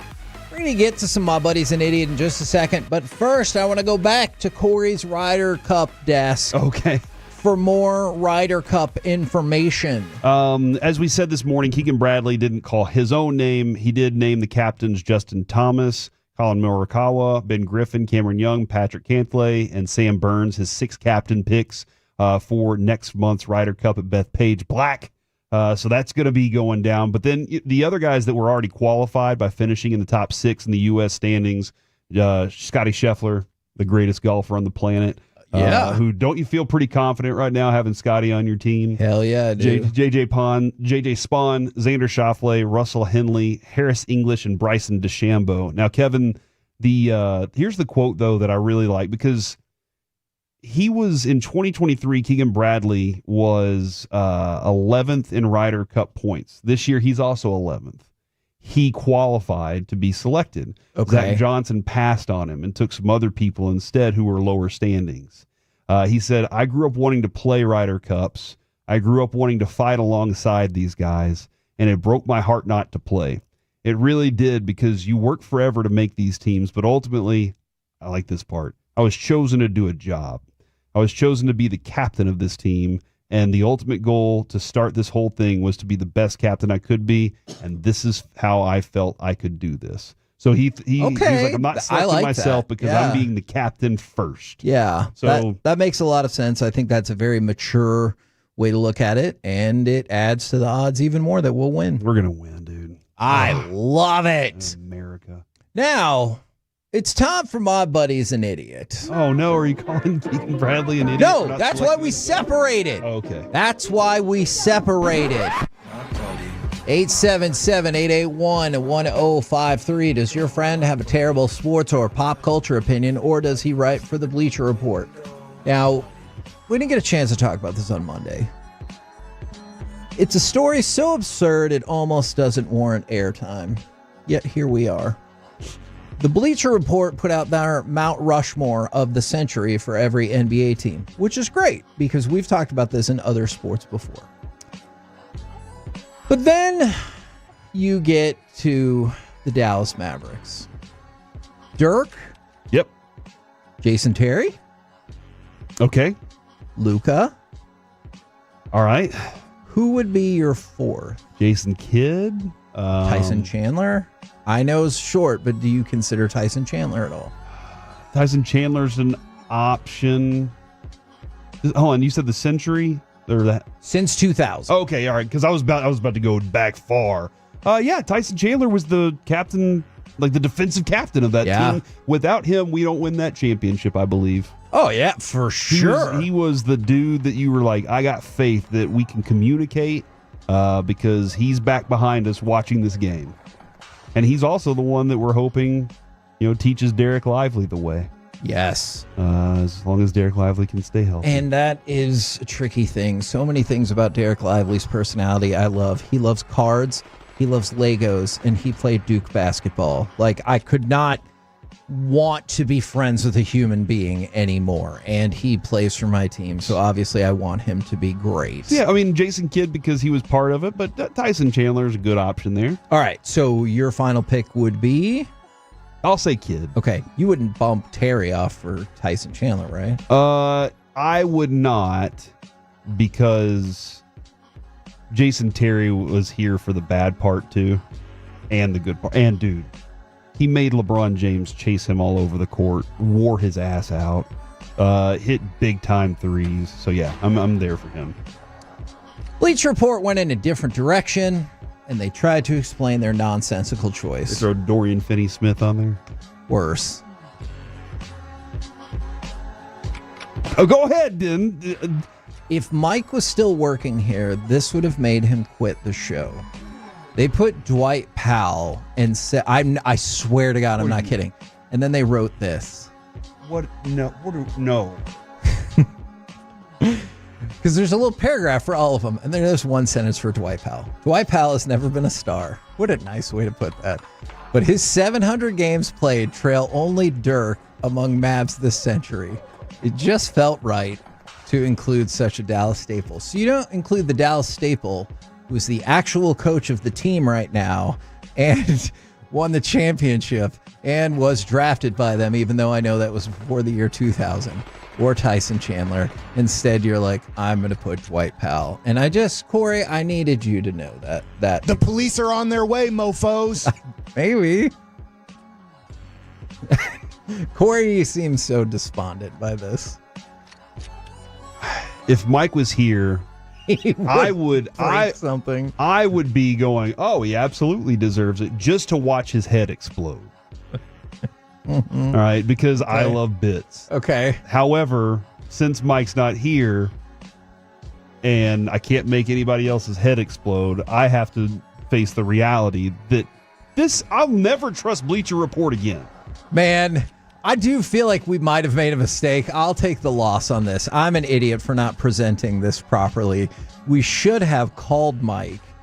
Seen if we could get him on the air and then walk him through this process, get in the midst of like the Jason Kidd, Tyson Chandler like debate or whatever. You would have heard a phone fly across the room, I believe. Yes. Please call Mike on air and tell him this. You know what? Maybe we need to try that, because there are so many others that feel very grounded, like the Cavs, LeBron, Kyrie, Kevin Love, Zydrunas Ilgauskas. So we didn't get a chance to run through this. The Nuggets, Jokic, Carmelo Anthony, Jamal Murray, Aaron Gordon, and then they decided to do a bit with the last one for the Mavericks. And I think that's hilarious. We're the KNC Masterpiece right here on 105.3 The Fan. Right now from FC Dallas, we bring to you Bernard Kamungo. Good afternoon, sir. Hello. How are you doing today? I'm doing good, man. Doing good. How are you? We're doing great. And I know the last time we talked with you, you walked us through your journey throughout soccer. And so the next thing I wanted to know was, how, if at all, did soccer help you fit in with your communication skills in America and kind of learning English? Yeah, definitely. Soccer has played a big part in my life so far. Obviously, it's my job now. It's not just a hobby. I I love it. I play it, and I earn something out of it, and it helps me to communicate with people. Find a way to talk to my family, my friends, my teammates. So it's good. It's good for me so far. Playing an organized sport, did you learn English curse words really quickly? Yes. I think that kind of helped me just to be put into a team where most of the guys spoke English and I couldn't speak English at the time. But because I was put into a team where, the most important thing you need to know is tell somebody to shift, press, or, just make a run. It was simple, so I kind of adjusted to that and picked up a few words out of that. You're a Messi over Ronaldo guy, right? Correct. What is it about his game that you think I can do that? I think just say the joy that he brings into just everyone that watches him, honestly. Me as a kid, I remember watching him as a kid. He's the guy that kind of gave me joy. I never really looked into the scoreline, how much is in Barcelona. At the time he was playing for Barcelona. I never really care how bad Barcelona will play as long Messi's on the field and he touches the ball. It was just some joy that he brought into the team, and I kind of like his creativity. I like that. Then also on the other side of that, what about his game you think nobody else out there can replicate? What does he do that nobody else can? I think his vision, honestly, because I feel like you can always find players that could dribble, players that could pass the ball, but it's just to look at the elite player that will play at such a high-intensity game and see things that other people didn't see. So he sees things, I guess, ahead of everybody else. We all just get shocked after we just see him pass the ball or make a goal or something. Everyone is like, oh, wow. But he had already seen it, prior to that happening. So I think his vision, something that he does here and there. Look at how old he is, but he still shows his quality. And yeah, it's not easy to do what he does day in, day out. Now, we've done some work with some kids who will say that Cristiano Ronaldo is better. I don't agree with that. Do you have an argument in addition to what you just said that would really shut those kids down? I think, honestly, if we're talking about, hard-working player, possibly, I'm convinced Ronaldo is one of the hard-working players that I've ever, watched. Honestly, because I've heard a lot of, backstories about Ronaldo and how hard he works every single day. And, even right after games, these men who go in the gym and put some work in.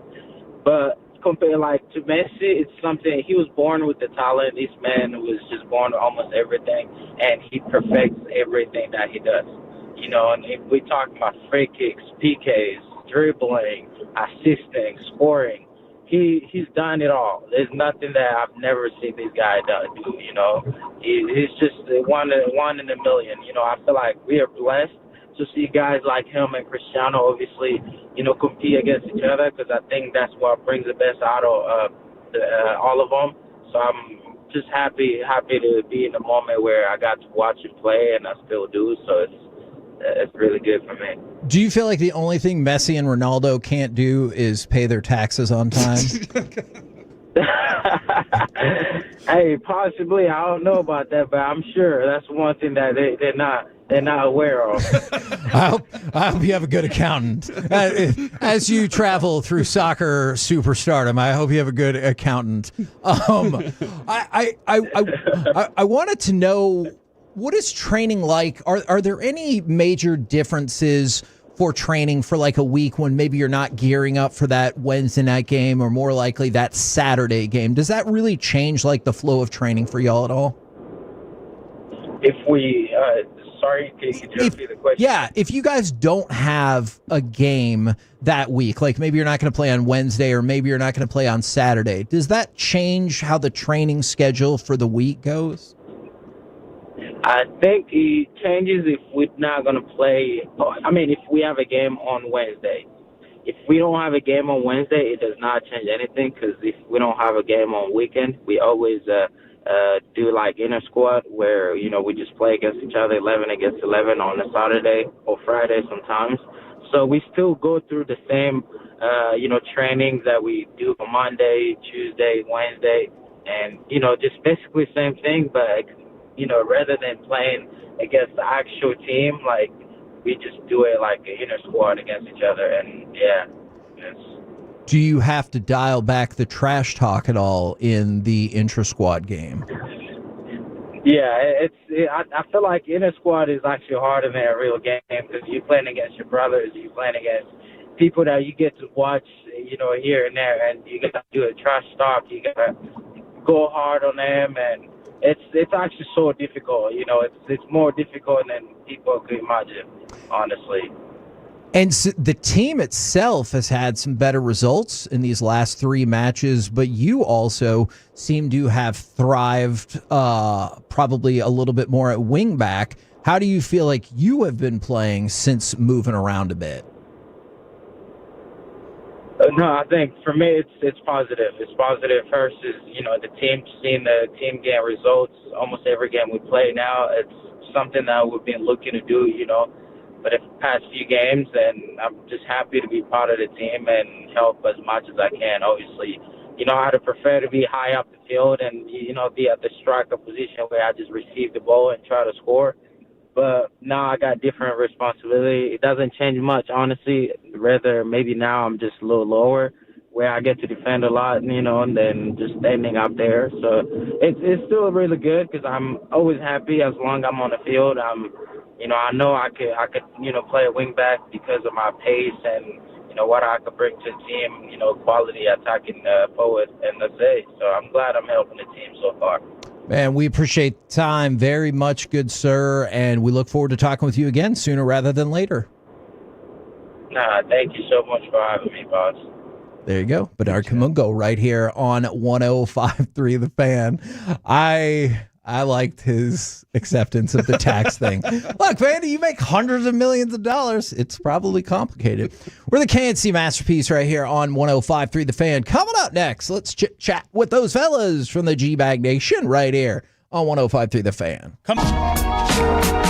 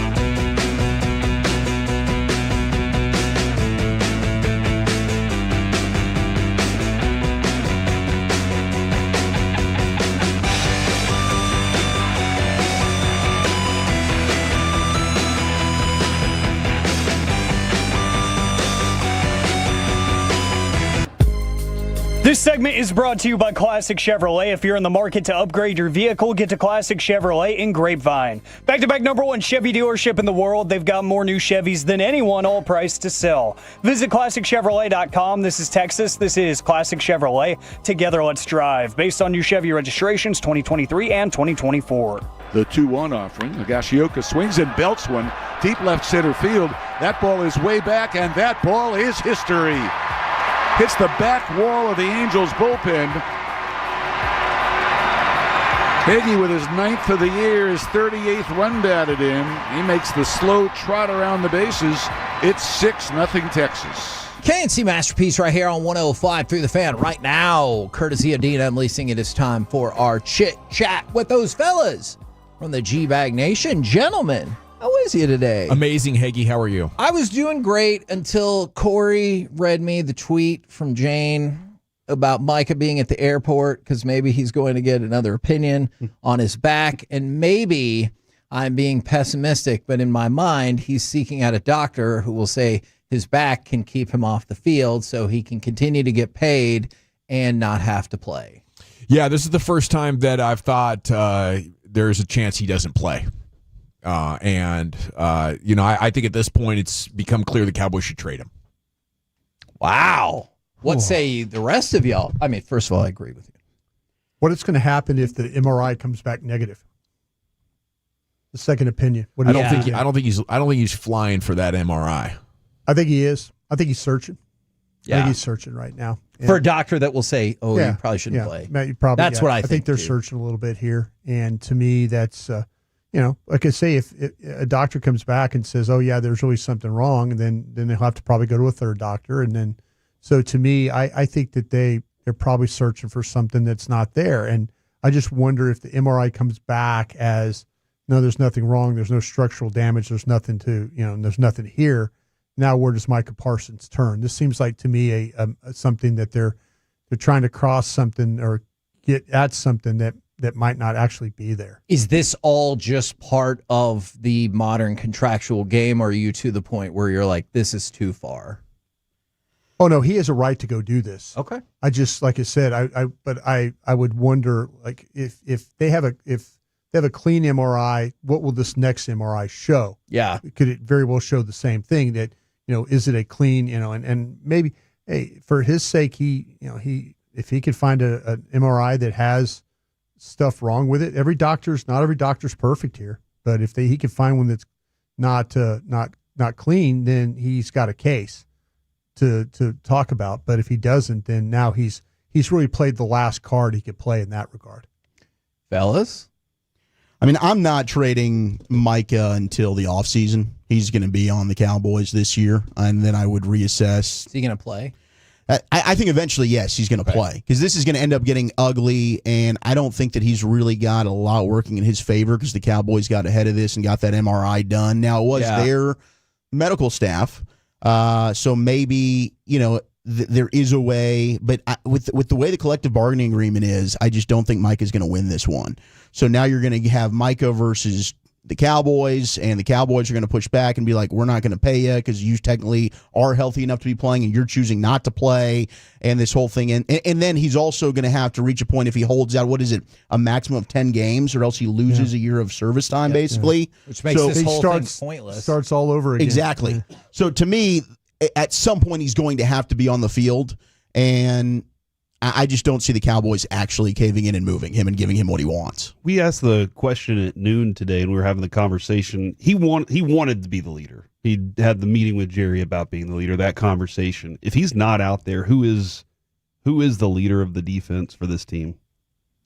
I never really thought Micah was the leader of the defense, and I think that's a great question. Who is? Yeah. Somebody's going to have to emerge. Does it end up being Osa?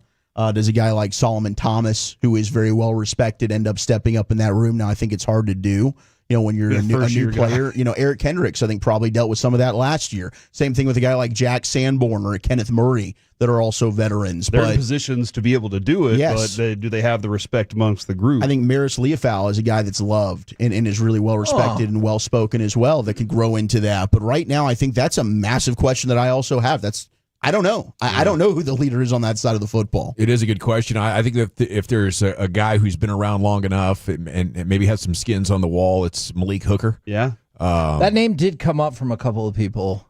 But even when you have Micah, I don't know if they have a great leader. I don't know that a great leader would ever go lay on the training table when his teammates are out there, competing, and some of them competing for jobs. There's a lot of things that you could do to like create good vibes and leadership vibes, and laying down like that, I think permanently flushed that idea. Yeah, and isn't that why like Schottenheimer had that conversation? Body language, dude. This is important. These are the qualities. The man's depressed. He's football depressed. Yeah. He knows that he made a mistake. He should have never went in there and asked Jerry Jones about his contract, and now he's kind of living it right now.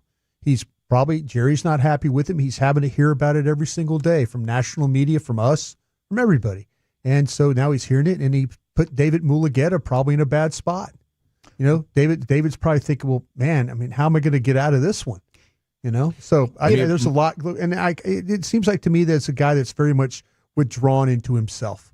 That like, okay, what else can I do? What else can I do wrong here? And I think this has magnified it, but to his core, that's always who we've observed off camera. That's kind of how Micah Parsons goes. It's I don't know if that's surly or lonely or depressed, but it's not like he's been the rah-rah high five guy. And that's one of the reasons I think you trade him, is because he's not a culture fit. You're not in a championship window right now.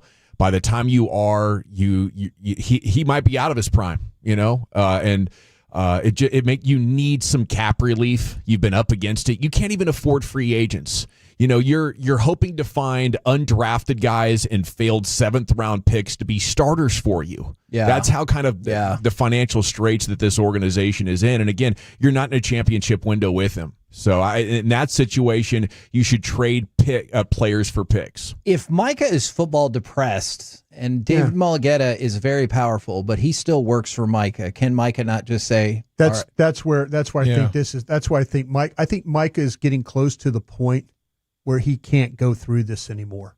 That he's seeing guys like Diggs come back, and and Diggs is going to be a part, and him and Diggs are extremely close. Yeah. And he sees Diggs is trying to get back and play, and good for him. Yeah, absolutely. But I think that Micah is he realizes that the only way out is for him to go to David Mulugeta and say, we need to get a deal done, and we need to do it now. But he's not taking that way out. He's flying out of state to go get a fake medical report that says he's hurt so he can at least miss week 1.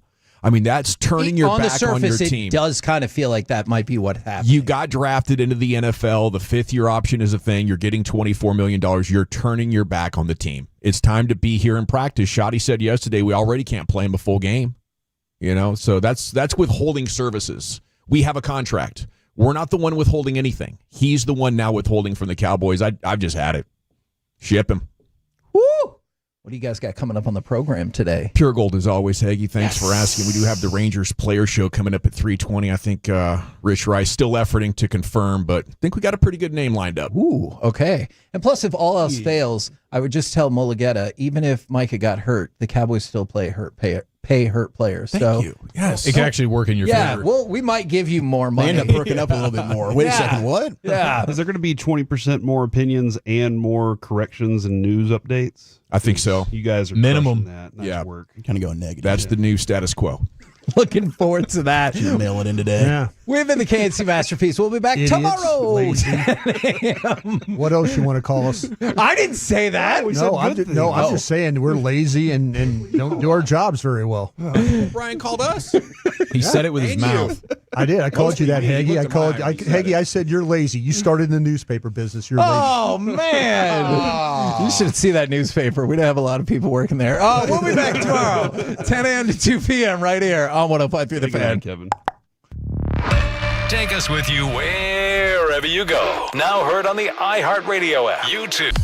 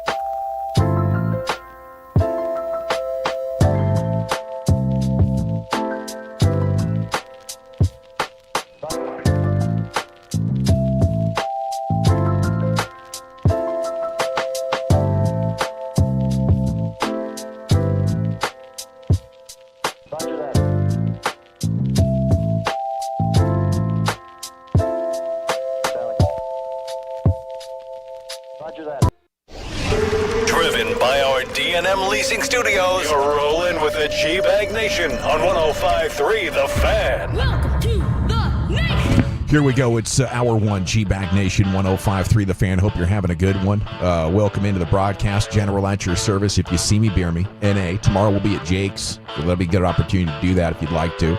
There's Brian Broaddus in this burnt orange button up. Looking snazzy. Looking thinned out a little bit, bro. I think the diet and the walking and everything starting to look good on you. I appreciate that. Congrats. Appreciate that. There's Lucius Alexander, the Pimp Cup Master Control here, 75 and Fitchy, fixing to go 4.5. Got Wolchuk and Chiafalo in the house. Carter Freeman's coordinating your video, and along with you, we are the G-Bag Nation here on The Fan. Okay, Tex says, how do we know he's not flying to Green Bay? We can eliminate that right off the rip, right? Yeah. Not going to Green Bay? Not going to Green Bay. At least not anytime soon. Not anytime soon. What do you make of this guy? He's not full butt crack, but he's not like certified source.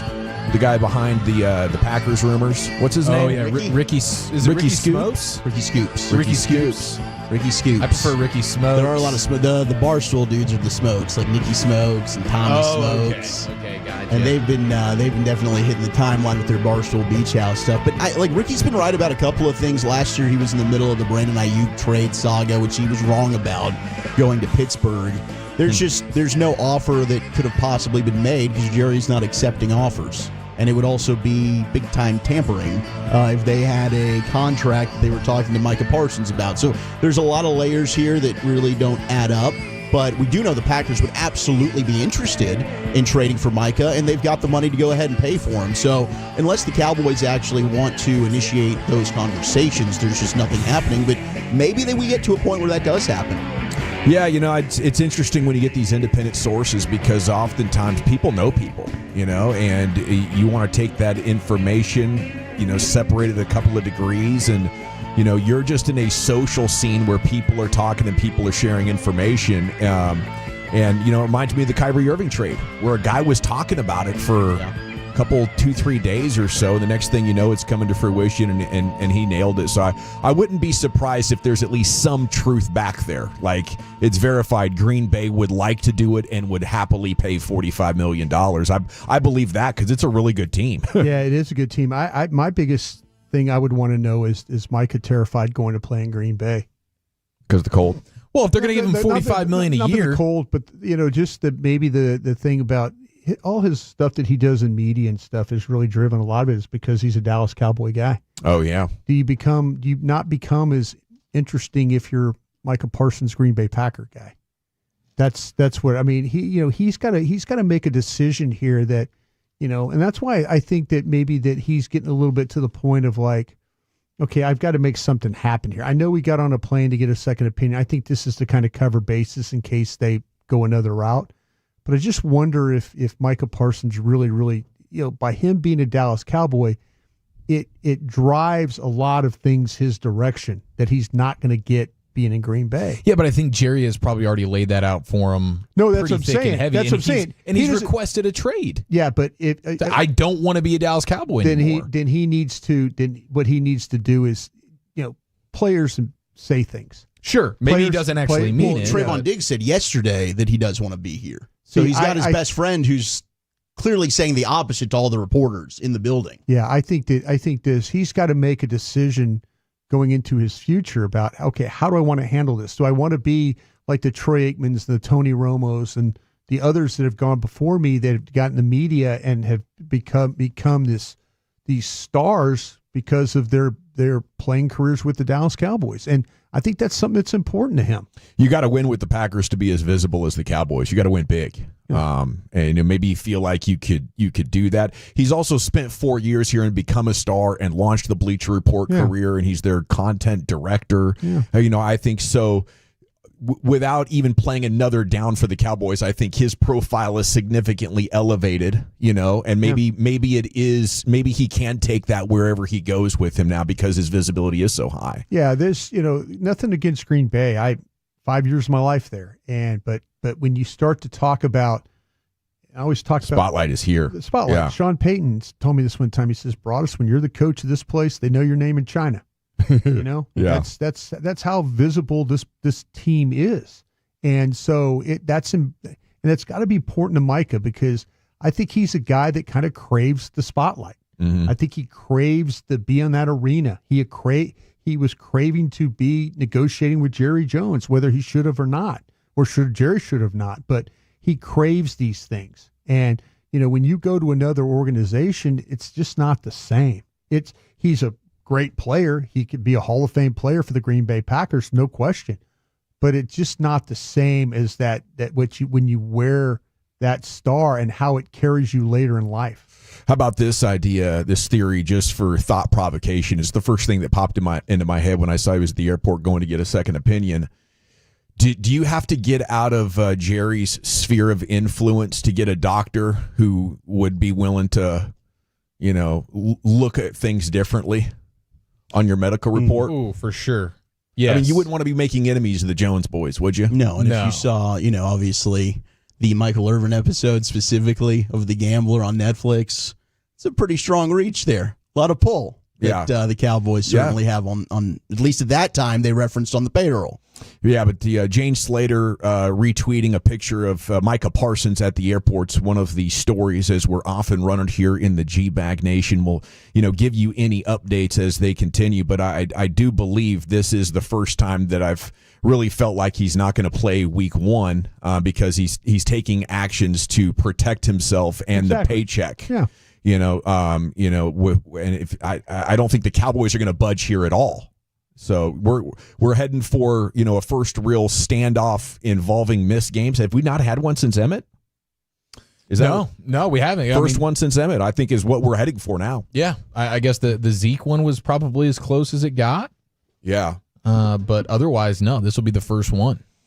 I mean, there are so many benefits of trading him, though. I that's where I hope we go, and I hope Donovan Ezeraku just balls out and you win, and it's like, hey, maybe it was unforeseeable that Dak would step in and give you an option at quarterback. Maybe Ezeraku steps in and gives you an edge, although that'd be perhaps even more unpredictable than Micah Parsons doing that. But I feel like this is your Herschel Walker opportunity.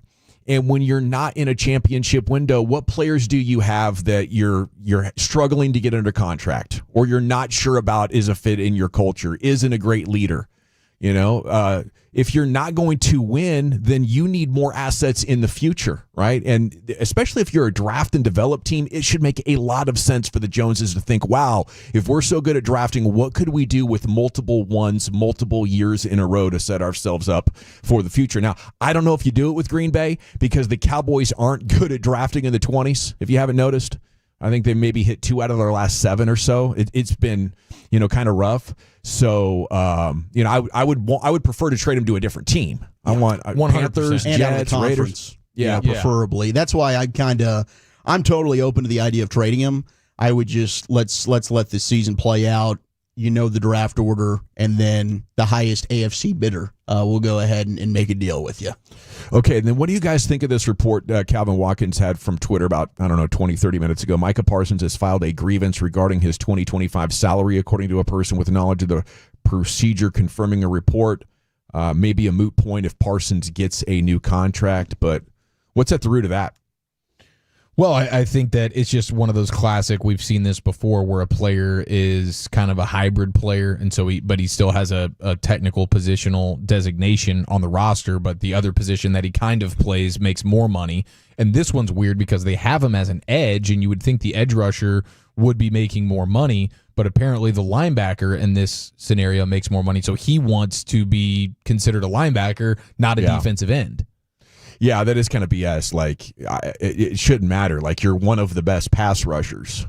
It's weird. Like, are you a defensive end? Are you an edge? Or are you a linebacker? There's 3 different ways of looking at this. I play to the outside and I go hunt the quarterback. Like, quarterback hunter is what they should be called. So that one's a tough designation, but I guess shouldn't be surprised. That's a BS ethical move, I think, from the Cowboys if you're trying to shortchange them that way. It's not a Cowboys thing. It's an NFL thing because the CBA states that your fifth-year option is based on what position you play the most snaps, and the NFL listed Micah as a defensive end because that's where he played the most snaps. This wasn't even a Cowboys doing. This is the NFL and their collective bargaining agreement. So, again, like the players should have the issue with their players association. They're failing their players. Okay, What else do we got going on here, G-Bag Nation? We got the waiver claim system is live, and we got a couple of new guys. Triquez Bridges, 7th-round pick out of Florida.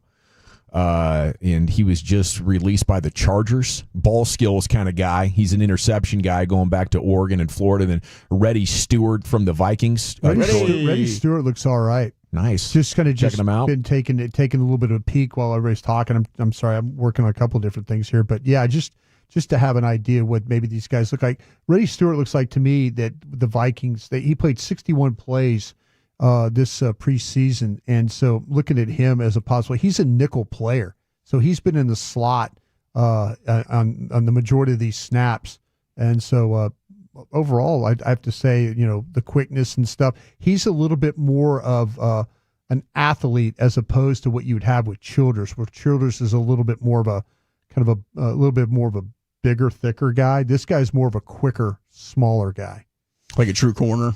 Childress was like a safety hybrid there. Exactly. Yeah, this dude probably better in coverage, whereas Childress probably gives you a little bit more in the run game. That's exactly right. So Booth and Childress are out. Do you think they made the right decisions here, Brian? At least through one player evaluation. In my opinion, Dawson, I think that they, to me, it would be.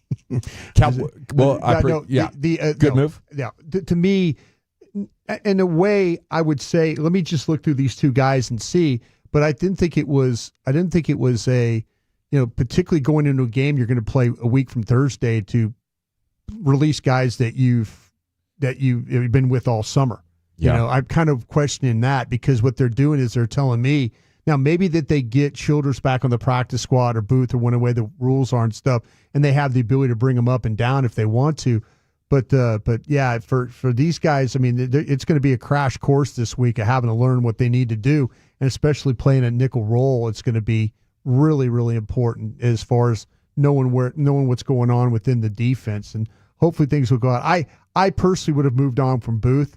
I don't know if I'd have moved on from Childress, but we'll see. I'm not looking at the all-22 yet. I'm shooting from the hip here. My opinion would be the Cowboys would have to be very sold that their talent is better. Yeah. To trade that much experience. That's well, at least guys that have played that have been with them all summer. The pro personnel guys have obviously convinced. I think Will McClay and Alex Loomis and those guys have convinced that to take out not just one but take out two guys at a position that they're not very deep at right now. Boy, that must say a lot how much they really do like these guys over the guys they just released. Rangers lost Nate Avaldi yesterday, but they did win the game as Patrick Corbin was dealing. Reminiscent, I saw Jared Sandler tweeting about it, reminiscent of when DeGrom went out and Avaldi went out there and threw a shutout that day. When DeGrom got hurt in 2023, he was like, I got this, guys. We're fine. And Patrick Corbin has had an incredible year, but they've won 4 or 5 now with that win over the Angels. Seager and Higashioka doing a little bit of yard work there. Corbin win 8. Danny Coulombe has been in trouble a lot since that first week where he was basically unhittable. Now every time he goes out, it seems like he's in deep water instantly. Hold your breath. No doubt. It's been tough watching him. Michael Helman was also really damn good last night with his second career home run. But, yeah, that's one where, like, you had a 7-run edge, so I'm thinking you're okay here, but you definitely were holding on to your breath there as that ninth inning was wrapping up. Thank God for Phil Mathon shutting that down.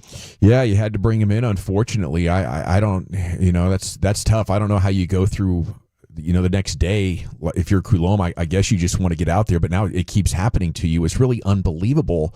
The bad luck and the turns for the worst this organization has had to suffer since the trade deadline. I mean, if you could go back in time right now, you'd just sell. If you knew all this crap was going to happen, no need to give up, anybody, or we'll just pack it in. I think, and luckily they get the win there, so they have another chance tonight to get back to 500 or over 500. And if you get there, then I think it's still game on with 35 games to go. You just need to put together that 10-game win streak or something similar to it here before too long. All right, pregame tonight at 6:30. Jacob Latz is going to be your starter. All righty. Coming up next, we got your G-Bag of the Day champion, then Wolchuk's Top 10. Buddy, where are you taking us? Getting closer to the big Saturday in college football, but games tomorrow night, the top 10 most hated college football players of the last 25 years. Who's somebody that you love to hate? That's next in the nation. Sean and RJ, the KNC Masterpiece, G-Bag Nation, and Fan After Dark. Live and local. Turn it on and leave it.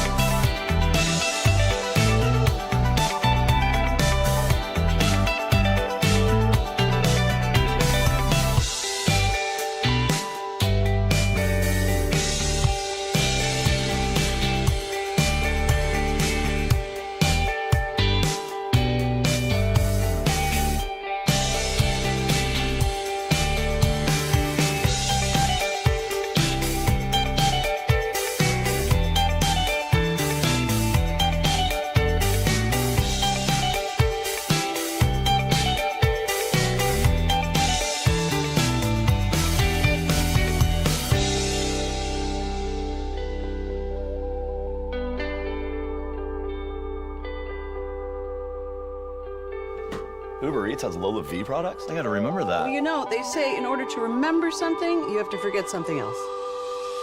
Okay, now that is a very cute haircut. That's like a little shag. I've never seen it before. Well, I mean, of course you have. It's the Rachel. Oh, is that your name? No, I mean like your name. No, I'm Jen. My name's Jen. Right, but I just mean like this is your haircut. But that's hair on your head. I'm not saying this is your hair.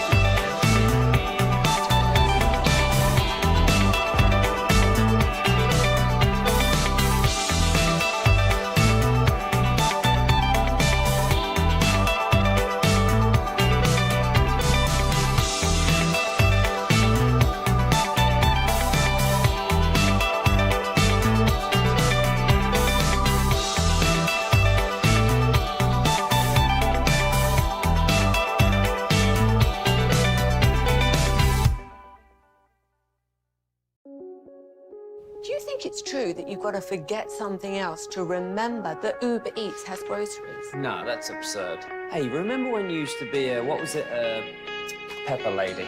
Pepper Lady? Wasn't it Cinnamon Sisters? Basil Babes. Saffron Squad? Nutmeg Maidens? Paprika? No.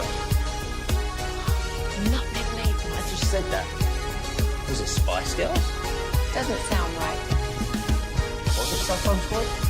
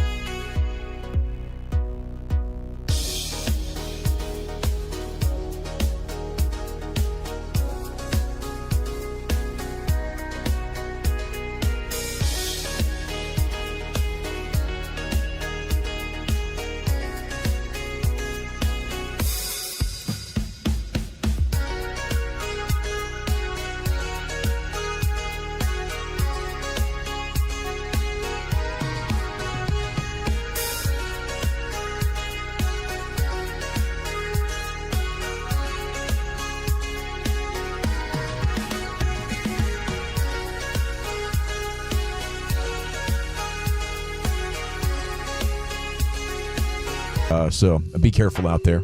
It is that season once again. All right, it's time for the G-Bag of the Day champion, and then Woolchuck's Top 10, brought to you by the Frankels. If you've been injured in a car truck wreck, call the Frankels first, 214 or 817-333-3333. There's never an out-of-pocket cost. They only get paid when you win. The Frankels, the go-to car and truck wreck attorneys in Dallas, here in the Pimp Cup with the reigning champions. Yeah, baby. G-Bag of the Day. We do it every weekday on the Fan 530 to replay the champ right about here. You caught it, you lucky son of a gun. You look at you. Should go play the lottery today. This is day number 2 for this champion audio right here. Let's go to the other side of the pond, if you will. My man was assaulted.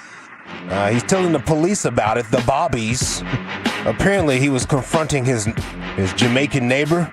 His Jamaican neighbor used the phrase, "Suck your mother! Suck your mother!" And he had questions and ended up getting himself popped in the face.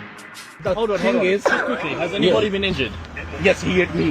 Hit on my face. Where? In front of my son, and he said I have to suck my mother. Yeah. No, for me it's not a good thing. So I am asking him if you did something with your mother or not. Yeah. If you do something like this, I want some clarification. Did you do something like that with your mama? The guy follows, but that's irrelevant. I can't believe that won yesterday, by the way, but it did. It won. It might be better the more you hear it. Yeah. So that's an actual thing. I thought he might have had a hard time hearing the guy who said a different word, but suck your mudda is a definitely Jamaican thing. patois. Yeah. Okay. Yeah. It basically means the same thing. Yeah. Yeah. Okay. That patois come out with my uncle, my aunts. Yeah. They start getting a little drunk and excited. Oh, it start coming. Oh, Lord Jesus Christ, let me tell you. They jump on out of them. Well, it's time now to jump on over here to Woolchuck's Top 10 at 220. Here he is, the Wooly Bully. All right, who is the college football player that you just love to hate over the last 25 years? 877-881-1053 and in the chat. YouTube, Twitch. What do you think, chat? What are we doing here, huh? What say you, chat? What's up, chat? Baker Mayfield, I think, was the number one answer when I was polling this thing earlier, and I did too. I hated Baker at OU. Really? Yeah, it wasn't until he got to the Browns and started doing the stadium commercials. Like, this was his home. Oh yeah, he's living Those were there. Great commercials. They're and now I think that Baker's totally likable, and I love seeing him resurrect his career, and he's perfect there in Tampa Bay. But him and Rhett Bomar. Yeah. I hated it at Oklahoma. It's been a recent Pioneer, by the way. Rhett Bomar. Yeah, pioneer to the game. I love it. It's been a recent development for me in Baker Mayfield appreciation. I think he was just so immature. Coming out of college, what was he, 22? He acted like he was 16 still. So I think he had to get to 29 to act like he was 24, 23, something like that. Then I came around with him. He was, he was a frustrating player to watch. We did get some college football news. Shout out to Caden Salter, Cedar Hill Zone. He's going to be the starting quarterback there for Colorado. So he will be taking over for Shedeur. They play Friday night, right? Yeah. He's taking over for who? For Shedeur Sanders. There you go. Put him number 2 on the list right now. Maybe number 1 as of late. Yeah, absolutely. Shedeur over the last 25 years, and Travis in a sense. But I think Shedeur was definitely way more polarizing than Travis was. He certainly should be on this list. But Julian Lewis was the 5-star freshman that they got, who is probably going to be a really good player. But Caden Salter transferring from Liberty earned that spot, and I'm excited to watch how his season unfolds there. I think the over-under for Colorado this year is what was it, 5.5 is what we heard on our Bet Nation show? Yeah, I believe that's what it was. They should be a bowl team this year. I'd hit the over on the Colorado Dubs. I think 6 wins is something that Colorado could achieve this year. Seems manageable. With Caden. Yeah. And then Josh Heupel, speaking of Oklahoma quarterbacks, now the head coach there at Tennessee, got himself a nice extension, so he'll be the head coach there for the Vols through 2030, the university announced yesterday. So congratulations to Coach Heupel. Brian, did you watch the Netflix show, the SEC version of Drive to Survive? No, I did not. Pretty damn good. I enjoyed it. Finished it the other night. Which team intrigued you the most? Vanderbilt. And I like what Vanderbilt's doing over there. Their coach is super likable. Is that our guy's name? Super likable. Diego Pavia is fun. And then it's fun. Eli Stowers, former Denton Geyer quarterback, now tight end. Could be a first-round tight end this upcoming season. But just how unserious people look at Vanderbilt. I mean, last year you had Nick Saban. There's one guaranteed dub when you go on the road in the SEC. Yeah. It's Vandy. and then they end up upsetting Alabama. I mean, it was pretty much the story of the year, so maybe it's not surprising that's the one that really stood out. But Brian Kelly, it's not that I don't like Brian Kelly, and I love... He's a non-likable guy. He just doesn't seem like a fit at all at LSU. He's a non-likable guy. But the Weeks brothers are badass. They kind of steal the show they there. do. They and do it's a great cool. All job. three, like the youngest one's now going to join them. Yep. So all three are going to be playing there at LSU. So, yeah, Whit Weeks. I mean, what a badass name, linebacker, number 40 for LSU. But I thought it was a fun show, and they really didn't feature Oklahoma or Texas at all. Like, the most Texas got in there was the A&M game. They did the rivalry weekend, and it was A&M versus Texas, and goodness, yeah, they're making fun of the Aggies pretty good in that one. It's like, hey, deservedly so. If you don't go to A&M, everything they're doing seems pretty weird, but to them, it's everything. It's everything, and it sure is. We've got Johnny Manziel being texted in, and I agree. When Manziel upset Alabama, I was all for it. Like the Heisman year, the sophomore season. Oh yeah, it was huge. And then after that, like he gets suspended and then immediately comes in. What was it, the third quarter? He gets suspended for a half. And then he scores, does the money Manziel son. Like he just seemed like a total D-bag. Oh, Like, yeah. Screw Johnny Manziel. He's an easy guy to not like. Yeah, and it was a huge conversation nationally. Like every practice, remember when he absconded to Las Vegas? Yes. Remember when he kidnapped his girlfriend and drunkenly drove across the Metroplex? Crazy Had the helicopters out, bro, like it was an LA speed chase. It Went from Dallas to Fort Worth. Manziel had it lit out here, bro. Man, he should have been a cowboy. He should have been a 90s cowboy. Yeah. Living fast. You know Jerry wanted him to be a cowboy. But yeah, there was a big debate on whether he could be good or not. And I think there was a similar debate around Tebow. Like Tebow was massively polarizing when he came into the NFL for probably 2 or 3 years. Yes, and in college too. Some people texted in Tim Tebow, Aaron Hernandez from Bailey the Bird from the 945. We got a text for Cam Scatabo. He wasn't hated, was he? Until like later, till we found out he was like, a serial killer. Yeah.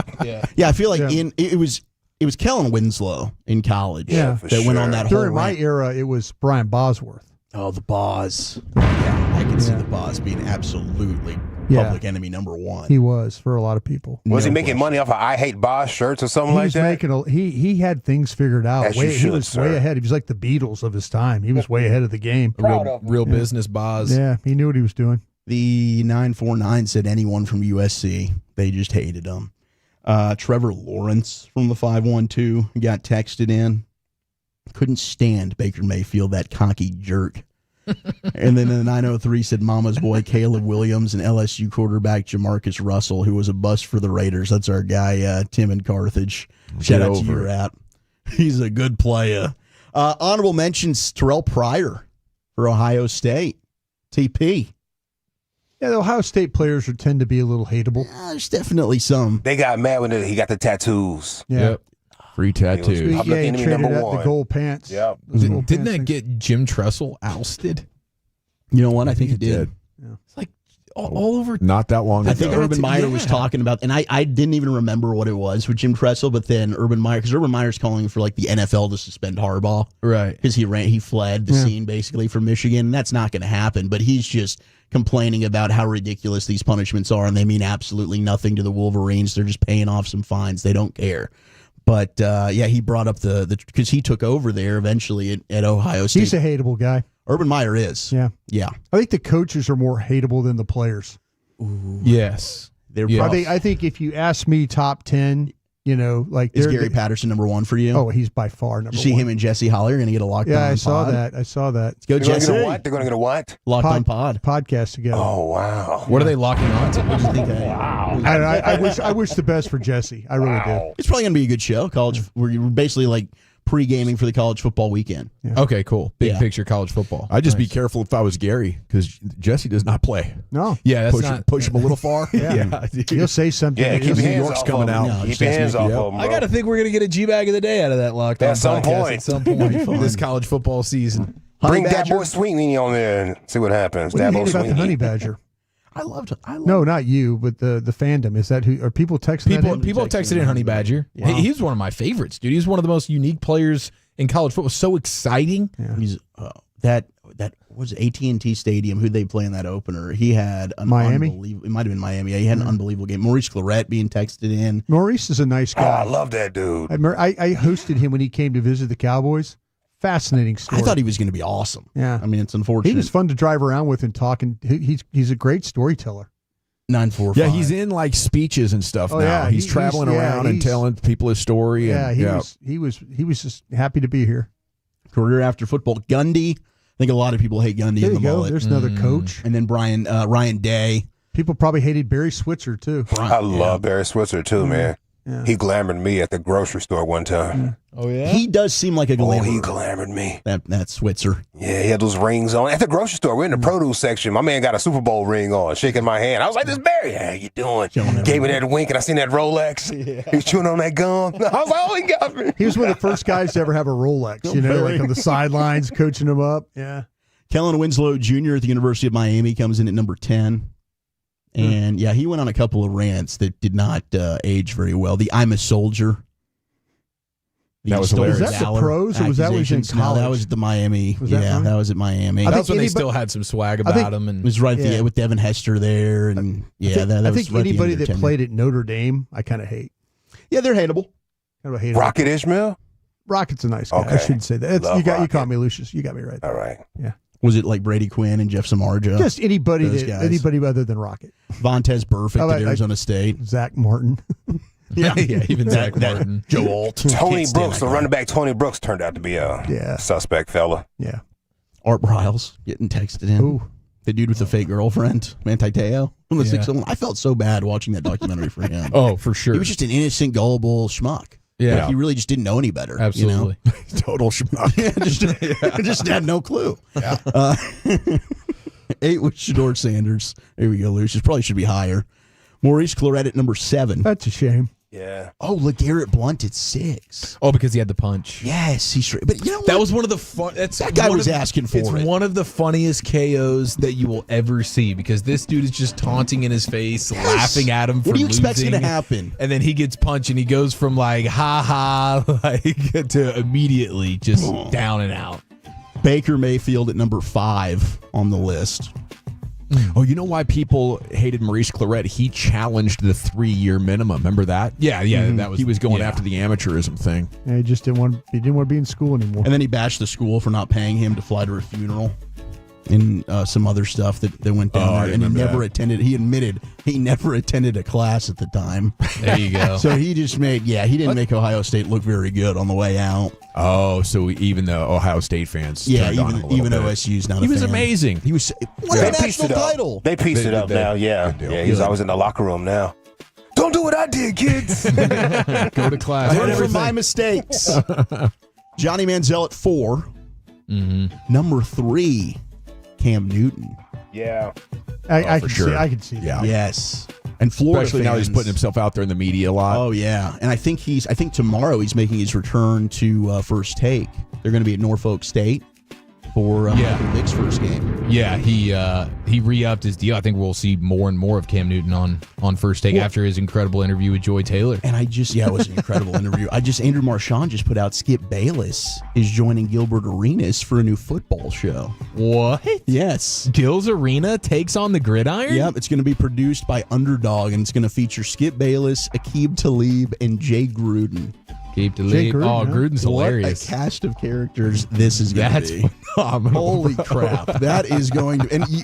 And that might be must-watch just to see what in the hell goes down. Yeah. Number Bunch 2, of guys that'll say anything. Jameis Winston, most hated college football player of the last 25 years. Yeah, he was pretty unlikable. He was. Yeah, I mean, he was doing very some obnoxious, immature things. Yes, and now it's amazing because he's probably the 1 seed for most likable dude in football. Him and Baker, right? Both of them. Yeah, good point. Have just become Baker's so likable. But number 1, Tim Tebow. Teebs, look at that. Polarizing. Number 1 most hated college football player of the last 25 years, Tim Tebow. Everybody hates Mr. Perfect. And you would be hard-pressed to find another individual in college football more perfect than Tim Tebow. You think he finally lost his virginity? He's got a child now. Yeah, he right? did. Yeah, he had that baby. That's how that works. He got married. It was artificial. He insisted on it. Got it done. He's like born with the force. Okay, what are we doing next, Chief? We got a sports hodgepodge for you. Let's wave goodbye to a college football legend. Plus, which NFL stadium has the priciest beers? That's next in the nation. Ooh.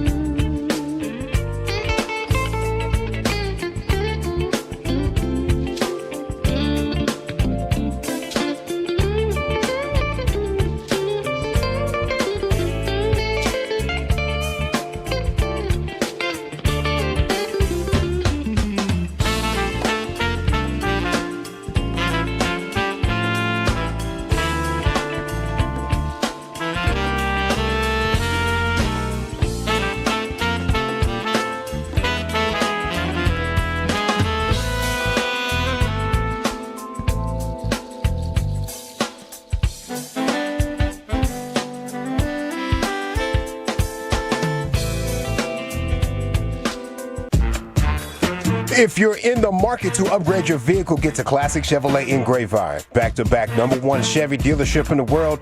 They've got more new Chevys than anyone, and they're all priced to sell. Silverados, Tahoes, Blazers, Malibus, Equinox, and more. Visit ClassicChevrolet.com. This is Texas. This is Classic Chevrolet. Together, let's drive, relax, and enjoy the difference. Based on new Chevrolet registrations 2023 and 2024.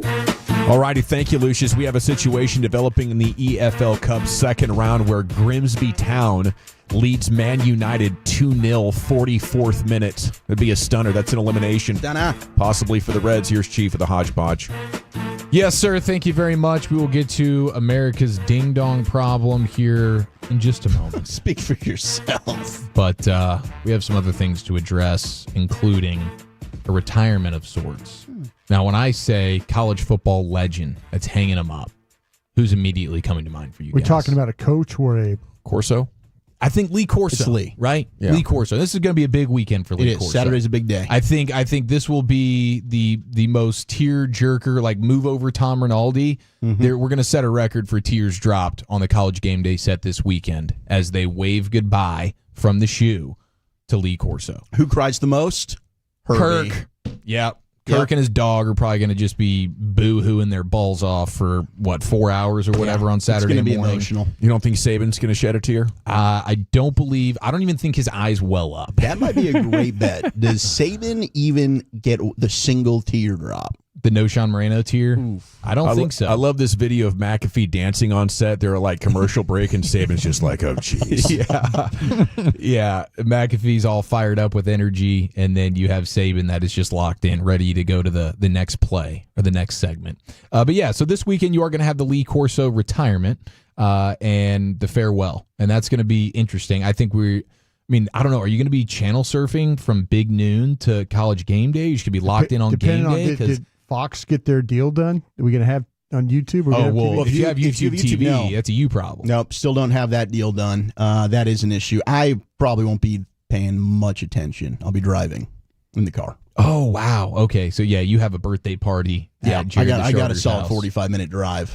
Okay. And I'm going to be hustling over because apparently the lady's got to get a nail fixed. So I'm like, you got till 10 o'clock. We're hitting in the car. Because this was going to be a no-brainer, like this is the farewell to Lee Corso, but I also have a little bit of intrigue with what Big Noon's going to be cooking up. So I think I'm going to be going a little back and forth. Commercial? Yeah. Flip it. The big retirement, though, is going to be out of Colorado. They have announced that Ralphie the 6th, VI is 6, right? VI is 6. That's the 6th. He will be retiring immediately. It's a she. This is Ralphie? Is a she. Is a she? Mm-hmm. Okay, well, I You're think ball that's sacking us. breaking news. Come on, you can see Ralphie's balls from here. Seriously, are you kidding me? Look at the Adam's apple on that guy. Yeah. There's no way Ralphie's a chick. This is another Vegas issue. Well, either way, Mrs. Ralphie the 6th, who I know we love Bevo, we love Mike the Tiger, but in terms of like live animal mascot, I don't know if it gets better than a buffalo. I don't know that running across the field that named Ralphie. Like bald eagle hawk, the thing that flies out of the crowd in Auburn's pretty wild too. All right, so here's the situation here. That's a good counterpoint. Brian, you're not ball sacking us. And neither In fact, is Ralphie. Colorado is. Because it ain't even a buffalo. It's a bison? a damn bison. Oh my gosh. So they should be the Colorado female bisons Yes. is what they should be. Yes. If they were being true to Because who the and what male they are are. buffaloes, the females are bison. So Ralphie is a bison. It's not even a buffalo. We've been lied to for years. Well, hopefully this portion of it isn't a lie because this is my favorite part of the retirement. The reports indicate that there was a quote, indifference to running for Ralphie the 6th. That's my kind of bison. She got to the point where she's like, yeah, this whole running thing, not for me. So I guess she just gets to walk off into the sunset and go be lazy as all hell for the remainder of her bison life. So how'd they find this out? This is just breaking news all over the Ralphie, place. go! And just stand still. So you never knew that Ralphie was a female? No. I no. think you just broke that news to all of Buffaloes are America males. right now. I don't think it's that. I think That's what like Google When I told hear me. Ralphie, I'm thinking dude. I don't think that there's ever been like an actual native buffalo in America. I think that's on the African continent. We've always had bison. We just call them buffaloes for some reason. Wow. Yeah. So they're all bison. Female bison have always been chosen as Ralphie. The as original opposed to butt crack. males.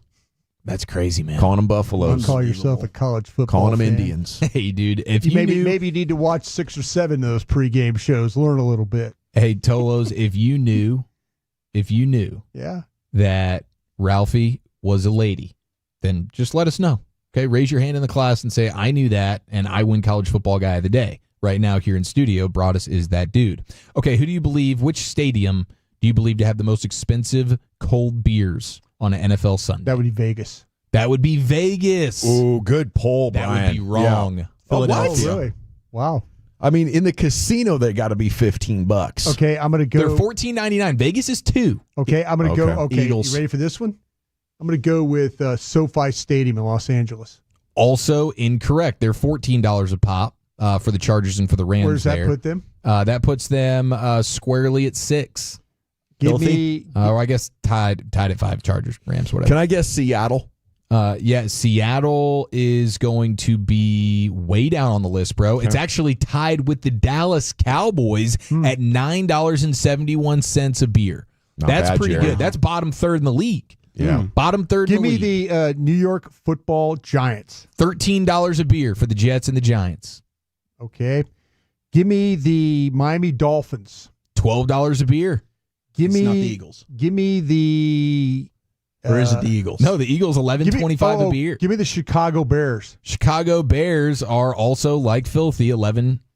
Is this for like a beer. random? Give me the New Oh, England Patriots. You know what? Not New England either. Cheapest team in the league. New England's way down there. Cincinnati. Charging the most for beers. No, Cincinnati is true to their cheapness. $6.80 for a beer. That's the cheapest beer in football. Give me the Arizona Cardinals. The Arizona Cardinals are also pretty. I mean, $8.30 for a Give me beer. the Tampa New Bay England? Buccaneers. Tampa Bay Buccaneers are third. $14.25, the most expensive New Orleans. beer Yeah. on a football Sunday. New Orleans makes a lot of sense. Give me New Orleans Saints.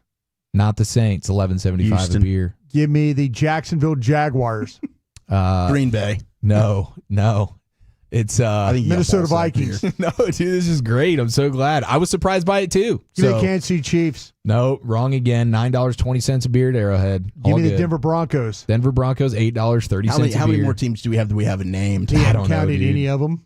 It's the Hang on. Washington Commanders. Oh, wow. Thanks to Google, In that Walchuk nailed it. poopy stadium of theirs. That makes sense. $16.49. You can have a cold beer. Watch Jaden Daniels slip around on some feces. How much are they? $16.49. Yeah, it's just like not even worth buying at that point. It's crazy, I'm dude. good The most here. expensive beer. I wonder if that has always. I mean, or did the new ownership come in and say, "Hey, we got to start making money somewhere around here"? Dan Snyder was bleeping us. Maybe. I don't know. We got to build a new stadium, guys. I mean, don't let Jerry find out about these beer prices. We'll be at $17 by week 2. That's terrible. Yeah, we need That to keep free those beer close in the to press vest. box At That's right. After the game. after the game. Yeah. After the game. Clarence Hill takes full advantage of that.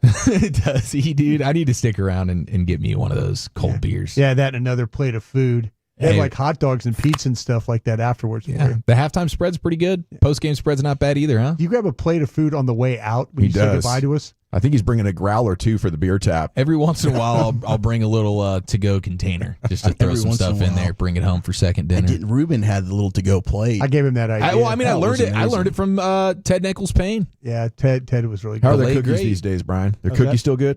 Oh, the You got good cookies? Yeah, cookies Yeah. are good. Yeah, cookies are rocking. Oh, man. Yeah, Brian had a cookie the other night, and Yeah. he was raving about it. Yeah. What is not to be raved about is the Hostess Ding Dongs. Oh, no. What, the ones without the foil? We With have foil. Where's the cream filling? Hostess announce recall of Ding Dongs due to potential mold You contamination. guys, So you guys sort of remember the when they had Hostess I Ding do. Dong Lucius? Gavin? Okay. It was a great treat. Like with Finding your lunch in bag. foil. They had them in foil, all wrapped individually in foil. is that like the Rice Krispie treat kind of deal? No, like With the blue foil, like you would put like Yeah. Oh, like actual foil. Yeah. Wow. Yeah, it looked like he had been home done. Yeah. It was a cool deal. I do like that. Fun to open up. Apparently, Those things slightly chilled are good. there have been some affected products with the Ding Dongs, and if you're at home right now and you got Ding Dongs in the Penicillin pantry, will take care of that. you just have to look at the best if used by dates, and it ranges from August 30th to September 3rd of this year. So if you have Ding Dongs in the pantry right now that go from August 30th, Best Buy, or September 3rd, then you're going to want to go ahead and throw those Ding Dongs away, and you might have a lawsuit on your hands. I'm out of those. The recall includes, by the way, certain lots. I'd keep it as evidence. The Hostess Chocolate Ding Dong single serve. You have the Hostess Chocolate Ding Dong and the Hostess Chocolate Ding Dong family pack. Okay? I don't know how many people are ding donging with the family pack style and just buying your ding dongs in bulk. Who doesn't do that? Those could also be affected here. It's the Hostess, the donuts are their best product, right? Yeah, or the zingers. I thought I was a big ding dong guy. Put them in the freezer, get that cream filling starts to harden up on you. Excuse me? I'm serious. No, I was thinking. I was just letting you finish. I agree with you on that. It's very polite of you. So this is a self-inflicted wound by the company, right? Yeah, they're kind of raising exactly. their That's the only thing that can take out a ding dong, bro. These things that outlive us, fam. They just sit up in the cabinets forever. It was a self-inflicted wound. That's the only thing that can take them out, bro. You can use them as a doorstop. Yeah. Those Twinkies they're supposed to stand the test of time. That's space food, fam. That's the Twinkie though. The Twinkie's the one that can stand the test of time. Yeah, the Twinkies in the same, applies to all in the their same products. vein. Yeah, they pack those things. The zinger might age the worst because you got that fresh layer of icing there on the top. Have you ever- which I think sets it off. Lucius, you've had the Mrs. Baird, Don't the set it fried off. pies, right? Oh, yeah. I've had those. You Little fried pie guy? peach. There's the apples. Yeah. Let me tell you what. I don't know how they make those things, but they hit that. They hit that one out of the park. Domination. Especially when it's nice and crispy on that crust. Yeah, exactly. Fam. Yeah. Only better one I think was McDonald's. Remember that lemon pie and that cherry pie they used to have? They still have those. I can't tell you how many times. Well, even I don't know what the flavor is. Whataburger has them too. Yeah, the lemon pie. What happened to the Miss Barrett stores? Remember those things? You used to go in there and just go ham. I'll never bro. forget that smell. After church? I'll never forget that smell. Well, there used to be a bakery down here, right? Wait, hold on, Wolchuk. Elementary school. Elementary tour Mrs. Baird's. There was a bakery Incredible. on That's a dream. 75. Yeah, I think that's probably the one we went to. Yeah, the bakery was right down here. It was You'd, amazing. Like, dry boundings, the windows open. Mrs. Baird's has to be an all-time, top 5 smell. All time. Yeah, that bread. Well, thank you, Chief. Yes, sir. Sports Hodgepodge in the books. We're now at halftime where Grimsby Town is still leading Man United 2-0. I'll give you updates on that one, let you know when it goes final. Grimsby Town. Okay, coming up next here in the G-Bag Nation, let me ask you this. When's the next period of time you imagine you'll be able to believe the Cowboys have a fighting chance at contending? Let me ask you that. Get your thoughts on the Franklin Injury Attorney text line at 877-881-1053, and we're back here on The Fan.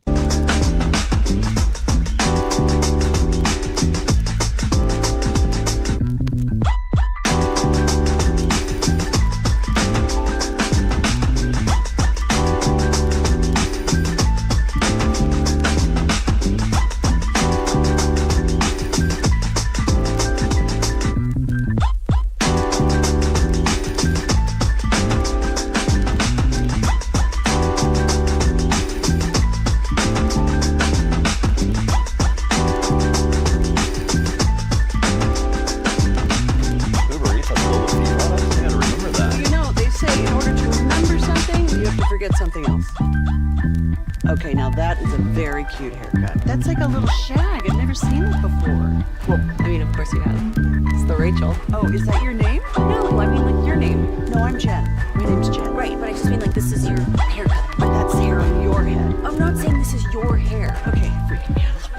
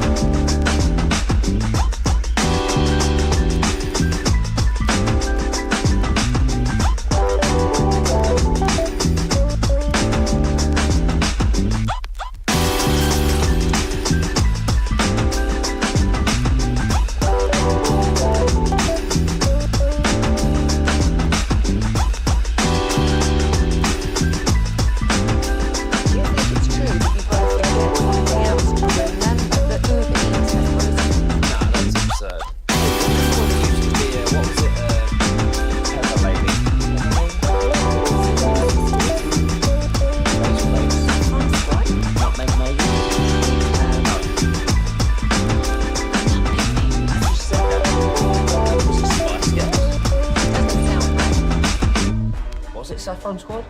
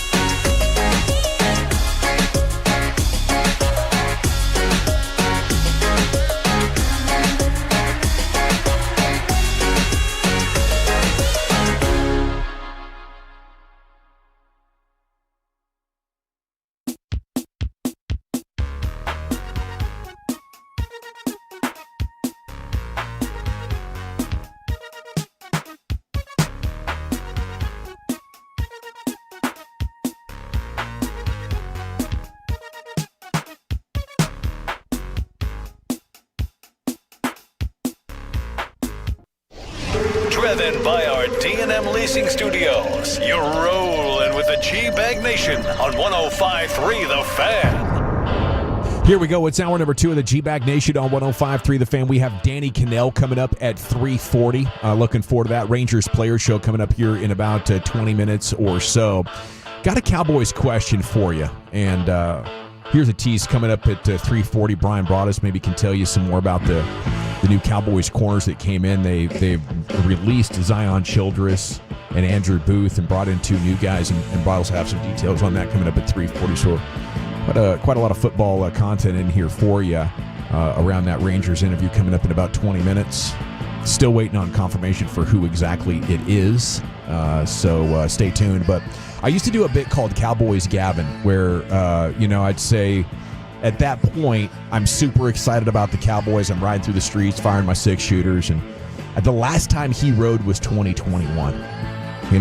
It has been nearly a half decade since I felt confidence that the Cowboys could go do it. Like, hey, they're in this thing, they're in the playoffs, they got good a shot as anybody. But that 49ers game, it just crushed all belief. And then everything that we've seen since then has just been further confirmation.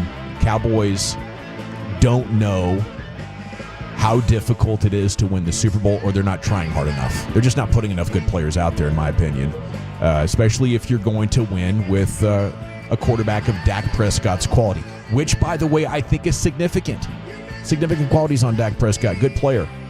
But not the kind of superhero that could win with less than a good offensive line or a bad running game or a below average defense, which too often the Cowboys have had multiples of those things when they arrive in January. So I was just kind of thinking, because now the foreseeable future looks like, that 2010 to 2013 run where they're waiting on great draft classes.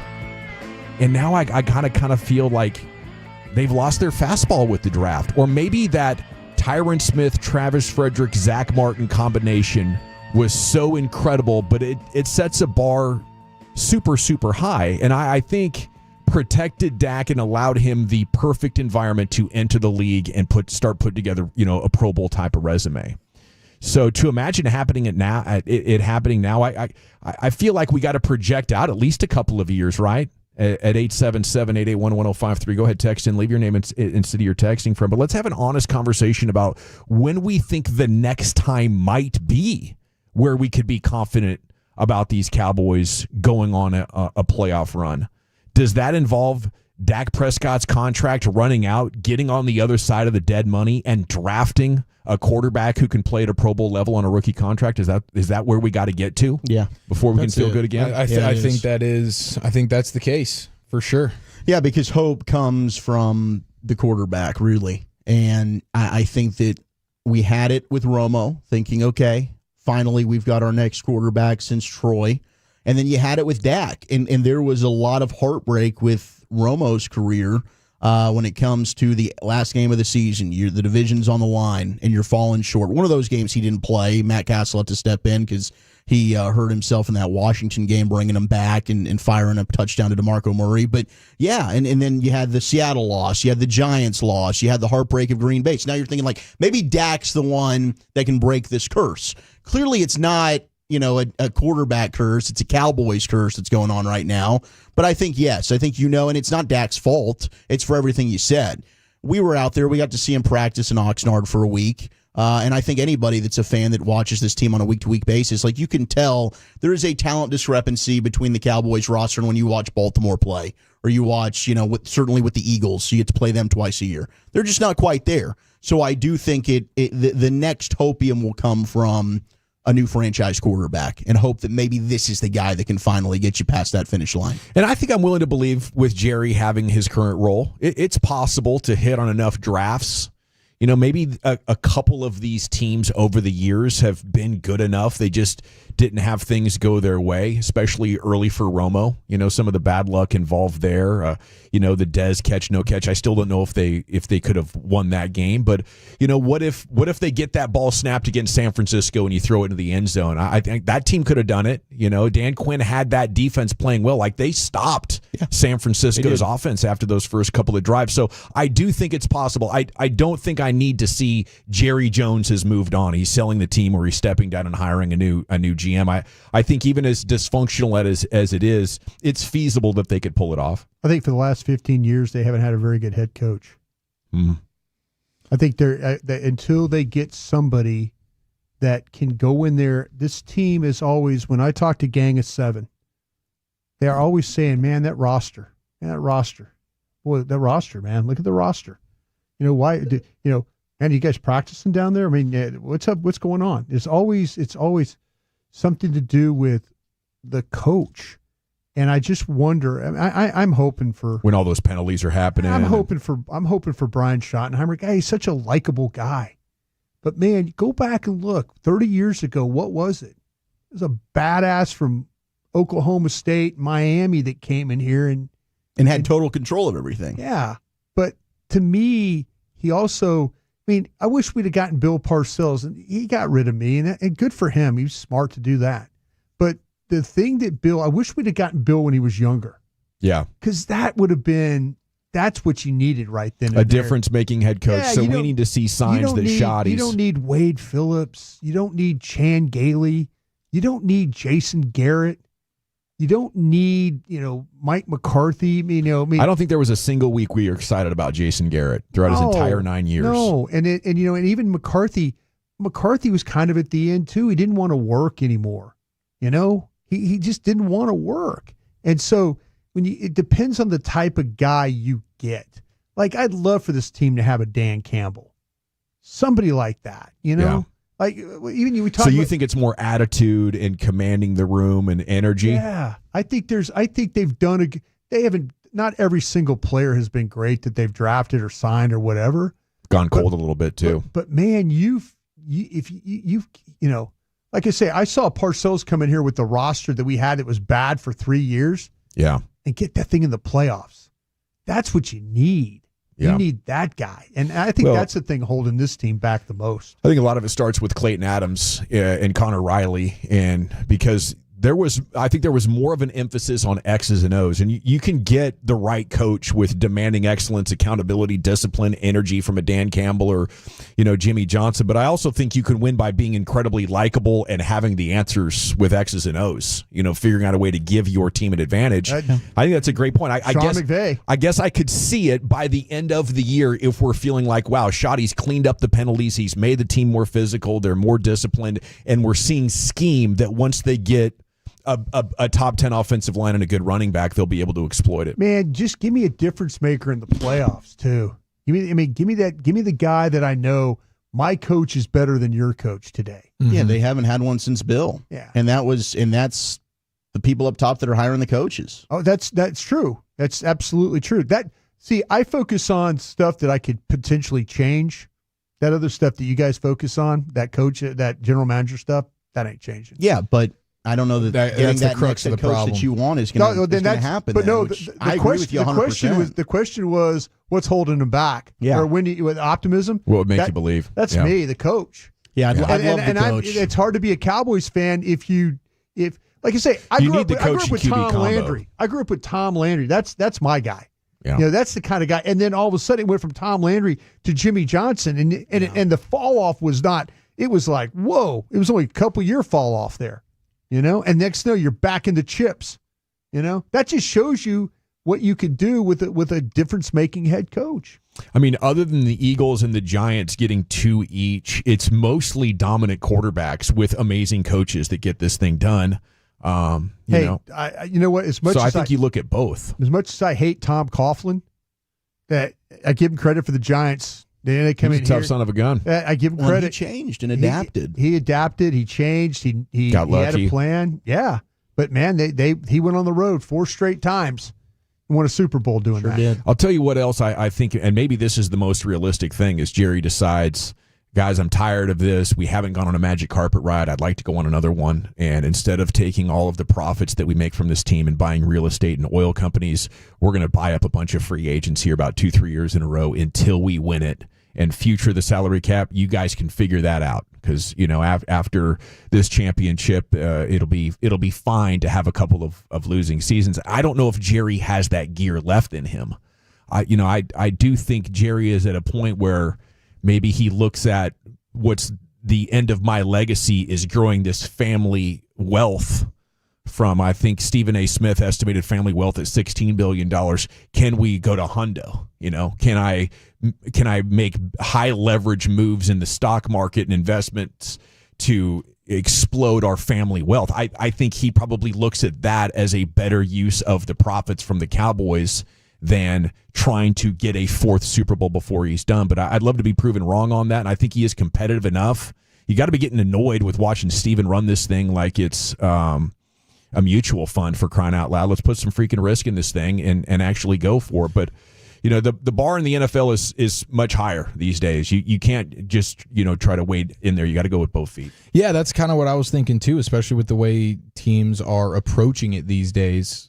Teams like the Eagles, where they are willing to overextend themselves in the short term and pay the price years later. And so it's hard to compete with teams like that if you don't have an unbelievable quarterback, Pat Mahomes level quarterback, and Andy Reid level coach. It's going to be tough to compete with that if all you're really doing to team build is the draft, which is the ultimate crapshoot. You can be really good at drafting, and you're still talking about a coin flip situation. The way it's structured, you can keep just pushing it out into the future, and you can borrow more than eventually the bill that you're paying. So as long as you structure it and stagger it right, the only thing stopping Philadelphia from just continuing to do this is cash flow, because they sold the 10%. Right now, the NFL will only let you do that once. Yeah. So maybe there is an end of the line, but as they win so much, now they're increasing their revenue, their season ticket prices, their merchandising. So beer sales. Lurie might come up with a way of creating the revenue stream to allow them to continue to just financially dominate the league and build a roster way better than others. And whoever the quarterback happens to be at that time, whether it's Carson Wentz or Foles or Jalen Hurts, you get to be an MVP candidate along at the same time, even though you're just average. All righty. If you're Micah right now, would you think, man, I'm probably not going to get a sack against the Eagles anyway, or is he thinking, boy, I got to play in Philly so all my buddies can see me? How would you think he'd be looking at that one? I went back and watched the Eagles game last year that was played at AT&T Stadium. The guy it was hard for Philadelphia to block was Overshown. Was he? Yeah, Overshown was making a lot of plays, and to me, but they were double and triple teaming Mike in this game, and so it kind of allowed for some others to feed a little bit. But I think that he knows playing against Lane Johnson and playing against Jordan Mailata, and then having to deal with Dallas Goedert hitting him in the ribs every once in a while. This is a tough matchup for him. So he's flying out of the state today to get a medical opinion on the back, a second opinion on the back, which allows him to slip that week 1 and then get a 9-day between week 1 and week 2 to fully get ready. I think it can make a lot of sense for him to sit this one out and let the Cowboys feel the pain of not having him against their biggest rival.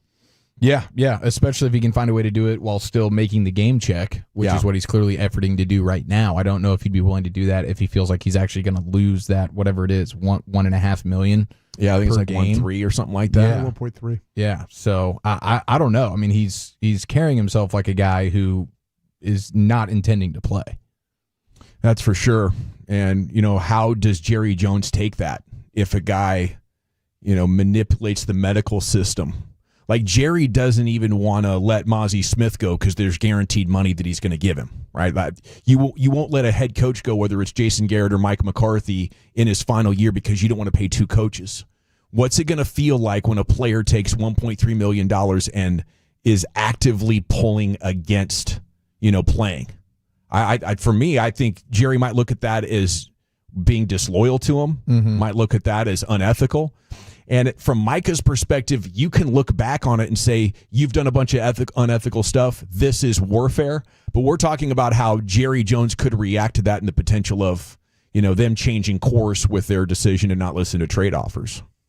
I guess that's what I'm hoping for right now. I mean, I was just looking at the timeline for Ramsey in Jacksonville, and he was also a Mulligeta client. And he started the season with them, and then there was a huge sideline outburst, and he requested a trade, and then he misses 3 games. One of them he was saying, I got the bad back. Another one he says, I've got the flu, I'm sick. And then eventually Jacksonville got the trade to L.A., and then everything's miraculously fine with Jalen Ramsey. He'd be goes fine out there if he and plays. signed. He'd be fine if he signed. Yeah, I'm sure he would be, and I'm sure that if the Cowboys decided, you know what, we are done here, and we'll talk to the Packers. What did Jalen Ramsey want at that time? Did he want a new contract, or did he want to be traded? He wanted a new contract, and then after a meeting with Jacksonville, it became apparent he wasn't going to get the money that he wanted. So then he formally requested a trade. Then he missed 3 games, and then they ended up trading him. But during the missing of the 3 games, he had the back injury and then also the flu mixed in there. So he didn't miss game checks.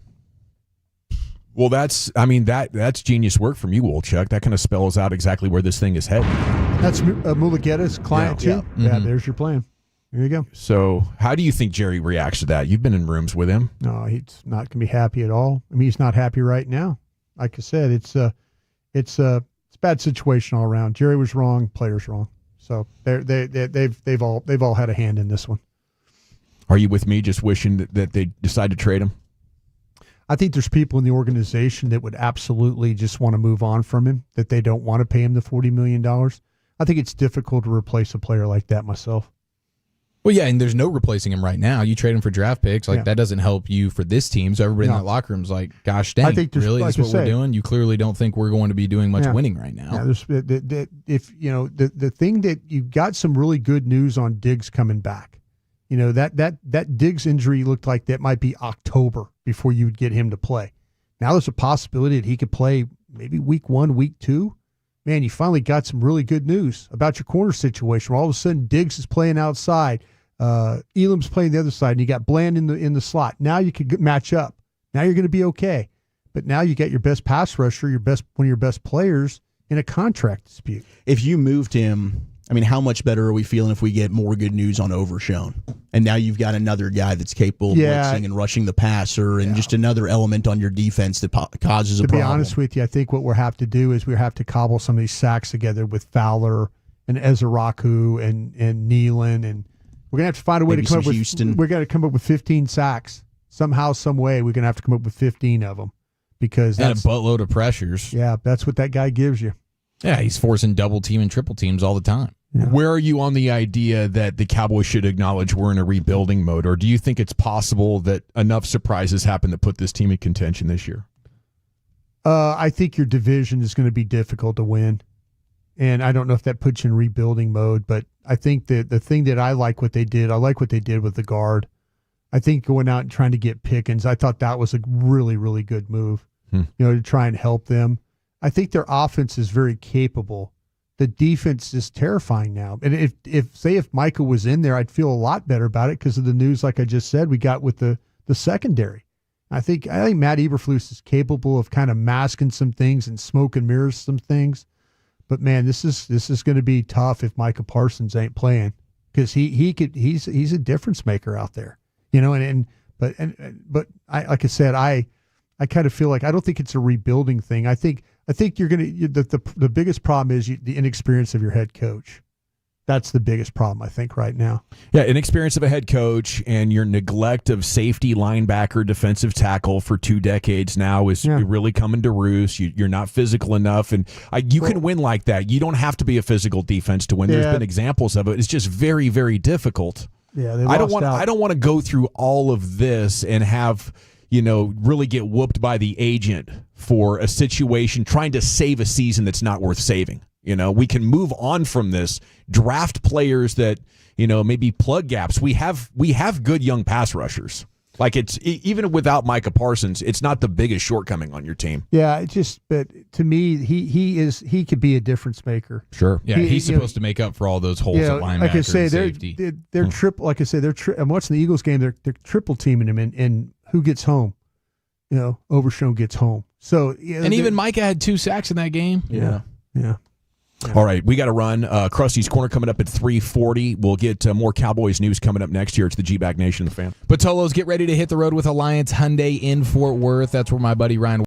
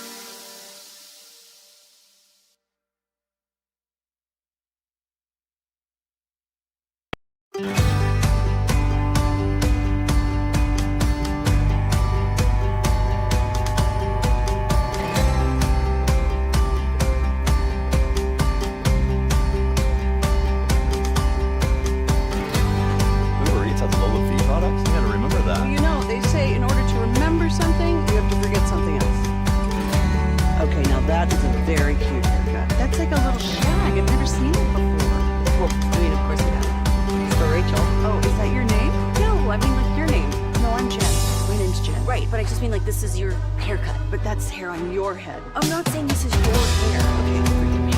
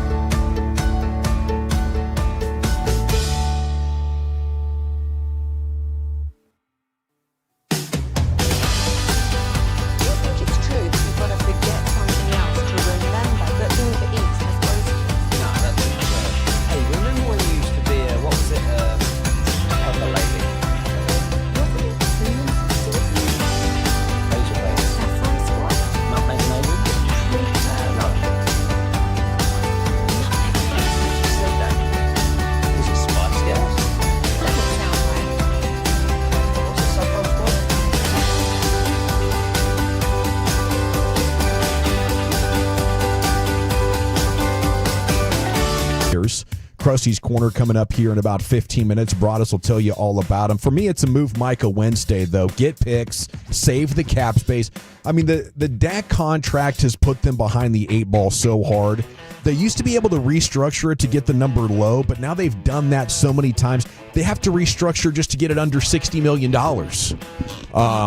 And now here we are, pouring over the scrap heap, trying to find undrafted players and 7th-round picks that the other teams don't want to maybe come in and be starters for you. Really, that's how bad the Cowboys have screwed this cap up. And it sucks because they never went all in with the cap. This was the result of, for entire Dak's career, playing the cap conservatively so they could, in theory, contend every year. Well, at the end of that road, I believe it's the real salary cap hell. And I think right now the only way out of it is to trade Micah for picks and hope you hit those picks so hard that you can find another way to get good players on this team instead of looking at failures from other organizations. And from the looks of things, I don't know if Micah wants to be here. Okay. 972 asks, why is Micah at the airport? Jane Slater reporting he's flying to a doctor to get a second opinion on his back that the Cowboys doctors or MRIs, their medical staff said looks pretty clean, and they're saying he's good to go. So this is essentially contract warfare. You go get a second opinion that says actually my client is hurt. And then they're going to find an independent doctor down the road, probably, way too late for him to play in week 1, even if it's before week 1. And he'll effectively get to miss week 1 and still get his game check. So I feel like this is escalated enough. If I'm a player, I don't want him on my team.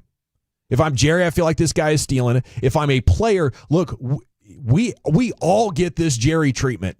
It's been happening for 30 years. Right? And we'll support you up until you start withholding from the team.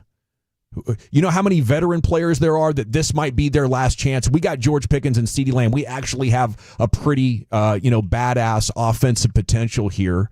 We need you for defense. And if you want to, turn your back, I believe, on your brothers, I believe that's what we're looking at here. That would be my perspective as a player. I don't really want you here.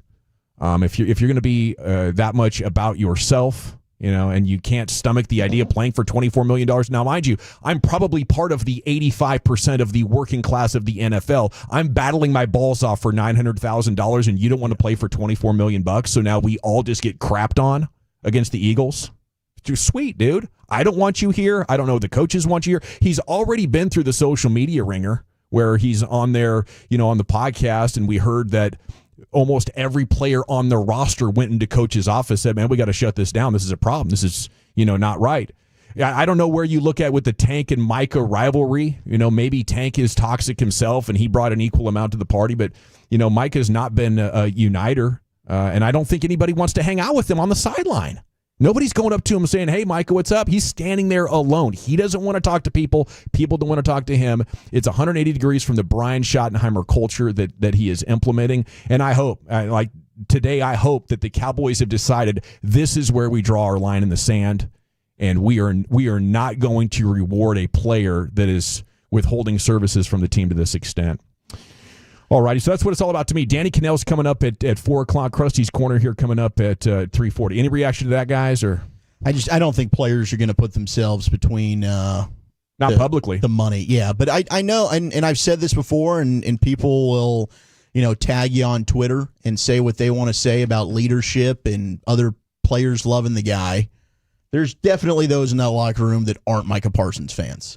And then there's some that do love him. And I don't think this is going to impact their feelings on him at all. It's the business part of it. And the team's off until Friday. So it's not like he is skipping and missing a practice today and he's not doing it tomorrow. We'll see what happens on Friday. But it's certainly now it's like the season's here. We got a game to prepare for. It's Cowboy sad feelings. Anytime the Cowboys lose a game, my wife will be like, "Oh, you're Cowboy sad now." She can just tell. I'm feeling Cowboy sad with the way that this is turning out right now. It's frustrating. You want to be able to focus on the 2025 season and getting ready to go, and maybe this team can go on a miracle run. I don't think any of us feel like they're a championship team, but now it's just all the focus on the crap that's going on off the field, per usual. What's great in sports is hope, and I would think the hope of the Great Train Robbery 2.0 could fortify you at a time like this. Chuck? I'm very open-minded to that. I just unfortunately can't do anything with those picks right now. I got to wait until the end of the season. But yeah, if a team calls, and especially a team like, I don't know, could I convince the Carolina Panthers or New Orleans or Cleveland or any of I learned something yesterday. Bottom barrel squads. I was talking about that New Orleans pick you're going to get for Awesome Richards. Yeah. It's like 2028. I saw that too. God dang it. I felt stupid. I thought that was a next year's pick. I thought that was a next year's 6. Is what that was. It's a few years down the line. Hopefully they still it. suck by then. But hey, Kellen Moore's their coach. Yeah, that's a shame. I think if it was revealed the Cowboys have a plan called Project 2028, yeah, I would like that. I'd say, holy cow, we're actually thinking long term instead of pretending you can contend every single year. That's the problem here, is trying to keep this thing together on a house of cards for a decade. It's about to collapse. And you're going to have Dak at a cap number, $70 million, not even having an over 500 team. That's what's the frustrating part, is you want to go in rebuild mode when you got the highest paid quarterback in the sport. You just gave up a 3rd round pick for George Pickens, so you're not going to have that 3rd round pick this year. Potentially that comes back to you in a compensatory way the next. Yeah. But I mean, that's why the whole timing of all this is so frustrating. I get drawing a line in the sand or whatever, but it's like, dude, it's too late. You've allowed this to drag out just as much as Micah has. Yeah. So this should have happened if you were on your P's and Q's and a normal organization that gets ahead of things and thinks about the future a little bit. You've known Micah Parsons and the way he is since day one. No one's had a better understanding of who Micah is than you. So if you didn't think that he was the type of personality that was going to fit with the culture and all this other stuff, you should have traded him this past offseason, months ago, or last offseason. But now you get here, and it's because they're the way they like to drag things out every single time. At some point, it's going to bite you, and now it is. This is a you problem, Cowboys, because your best player's not playing. And you got them all fed up, and there's a lot of stuff that you can say, Micah, you shouldn't be doing this or that. But, hey, like Jerry said, dude, this is business, and when it's business, we ain't friends right now. Or Michael Irvin, you're my favorite player ever. But when it is business time, when we get in the room, we're enemies right now until we get that deal done. Yeah. Yeah, and every other team would have got the deal done. Every other team would have got the deal done. Everyone else gets this thing done. If they didn't think he was the type of guy for the team, then they would have just moved on for him and actually got something that can benefit them now, especially when you're paying Dak as much as you're paying him, CeeDee Lamb as much as you're paying him. Yeah. You just traded a 3rd round pick for George Pickens. Come on. Yeah, I would say if you want to keep Micah because it's our chance to win, then let's fix your shortcomings, but don't stay in this middle of the road with your roster engagement farming on the idea that your superstars are going to carry you to victory. That's a myth. That doesn't happen. It's kind of what they think, though. I guess that feels like how they've operated ever since. I mean, low risk moves. Exactly. Yeah. And we're just going to try and put together a team that we think is talented, even though they're always pretty damn top heavy. It's not like they're a super deep team. It's usually like, all right, you look at these rosters, and they're good at the top. When you start suffering some injuries here, now all of a sudden there's leaks, and they're not able to put Band-Aids to fill these. All right, we got to run. Thanks for entertaining me. The segment's brought to you by Cars for Kids. Go online, carsforkids.org to donate your vehicle. Brian, we got Krusty's Corner coming up next. Where are you taking us? Yeah, I'll give you a little bit of idea of these 2 players they claimed. We'll do that next. Coming up Thursday morning on Sean and RJ, another Rangers-Brewers ticket giveaway at 7:20. We go local with the Neighborhood Watch. Ocho Cinco joins us at 9.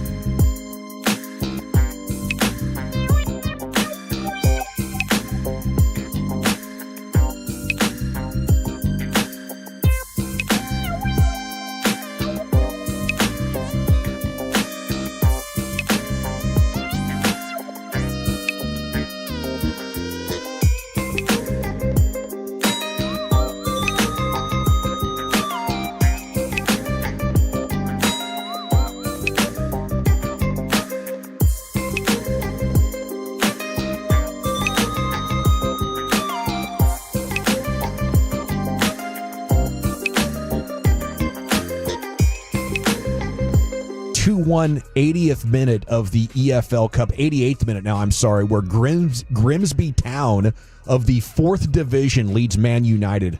This is an elimination match. United, 2 matches played so far in the Premier League. They're 0-1-1, Brian. So where's this match being played? Is this at Old Trafford? This is in Grimsby Town, one of those tiny stadiums. This is incredible. Yeah, it's a weird in-season tournament, but still massive embarrassment. I saw that the Man United roster is $729 million worth of contracts.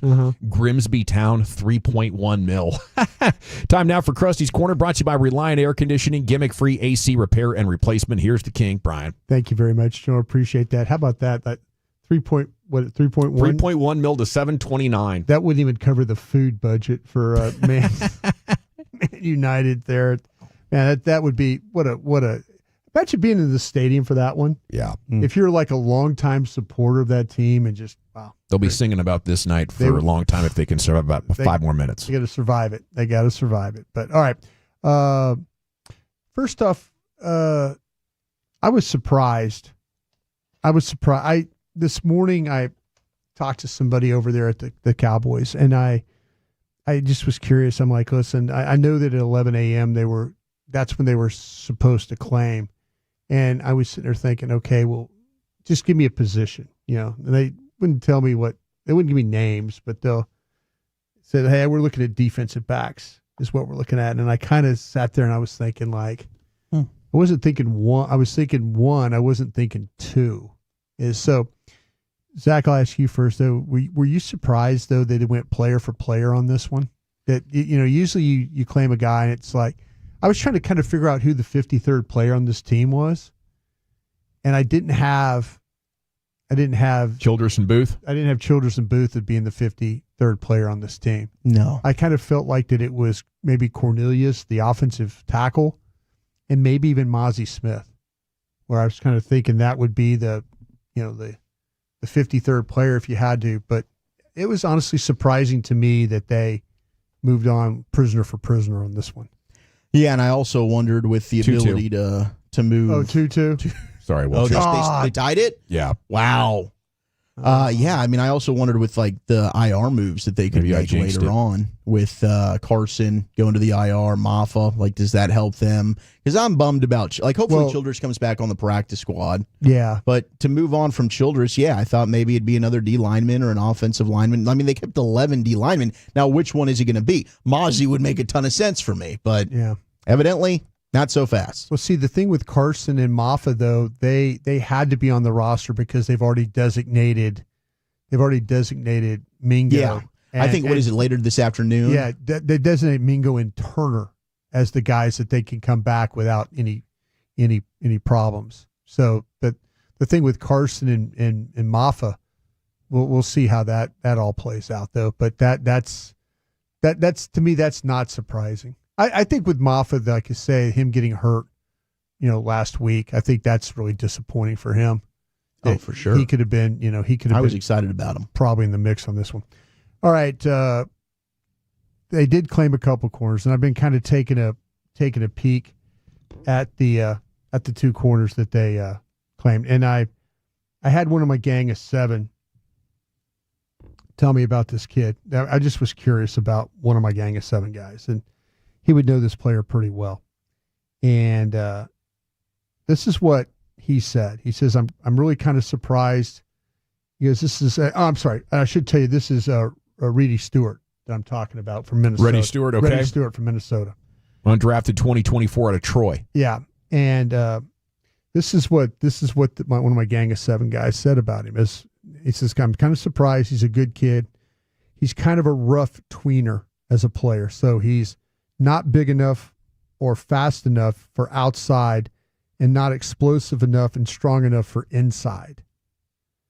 He's a close but no cigar guy, is what this guy said.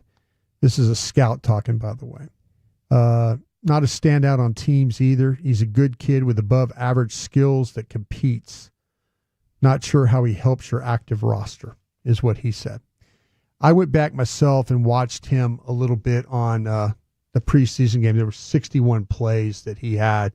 So I was going through those plays. he is a slot corner.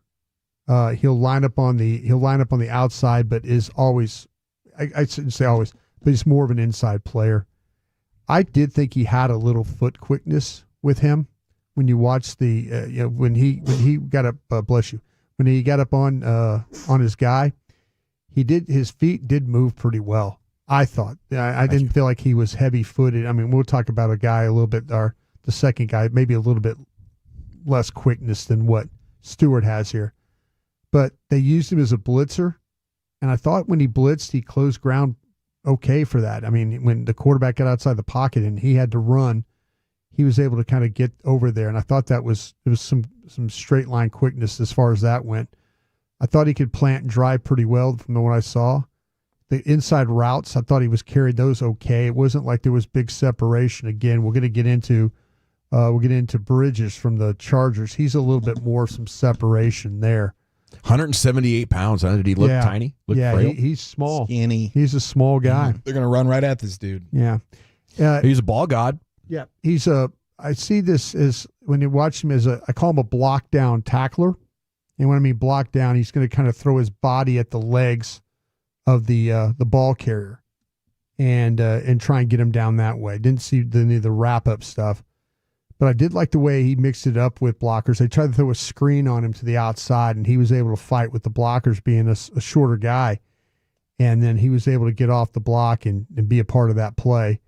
I thought he could stay with his man when they asked him to place the coverages when he had to carry the guy.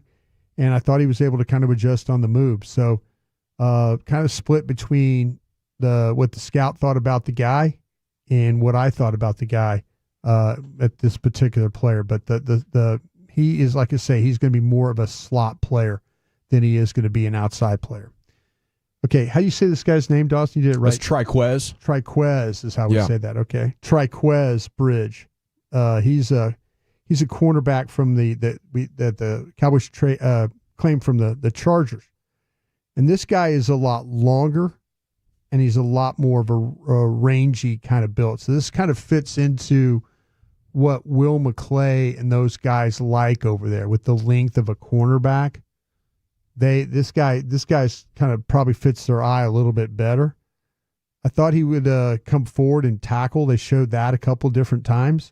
I thought he needed a little bit better body control when it came to that. There were a couple times he came flying up there, and you know sometimes corners, they play in space and the ball's coming their direction and they just go flying up there and then they go flying by. Yeah, they're not breaking down. Yeah, he flew up there, hit, and then kind of fell off a little bit. Yeah. But at least he showed the willingness to try and attack the ball carrier. So I was okay with that. But I said I didn't feel like he was afraid of the contact. He does play both sides. So he's playing left corner and right corner. And he's playing primarily on the outside is what he's doing. So he does well to get his hands on the receiver, and that's the best thing really he does is play the press man coverage, and then get his hands up on that guy, and then try and redirect or hold them along the line of scrimmage. I think the length and the ranginess of him that helps him there. He's a long strider as a runner, and I think he needs a little bit more of a burst. He is not because of how long he is, it doesn't look like he's moving very fast. But he's feisty in the way he plays. There was a couple of times where he was mixing it up after the play. I like that about him. He is a press man guy. I said that as well. It takes a little bit for him to close on the ball. I don't think there was a ball that was caught from and off coverage where he was backpedaling and then what they call that click and close. He hit the click part. And then it took a little bit for him to come forward. So there was a pass that went to the outside flat where he clicked and closed, and he was just a little bit late on getting to the ball, and the receiver caught the ball. But just a little bit more quickness, he might have been able to play the ball with the offhand and knock it down. Mm-hmm. He's a long guy, as I mentioned. That's hard for him to turn. He's going to pedal, and he's going to open, and it's going to be a little bit longer than, say, a shorter guy.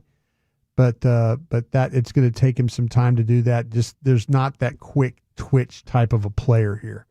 So I guess because of his length, that's going to kind of the player that you're getting at right now. So those are the two guys that we're dealing with here that the Cowboys play. Reading up on them, it said they were, ball savvy guys, interceptions. I think the first guy you talked about, Stewart, had 2 picks in a preseason game last year. Then he got in for 1 game and peanut punched Marvin Harrison. Yeah, there you go. Well, I can say I was surprised that the one scout thought what he did about him, because I did see a guy that was I saw a guy that was explosive and was strong enough and stuff like that.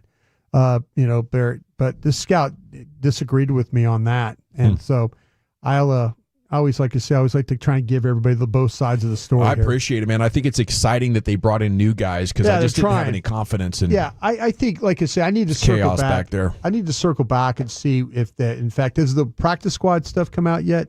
Did they? They got to wait for Childress and them to clear tomorrow. Yeah, right? yeah. We won't know about Childress till the morning. We won't know Childress till tomorrow, maybe the afternoon. Yeah. So I guess the plan is to try and maybe hopefully they can get Childress back. I'd be upset if somebody. I would else too. I thought he played well enough to.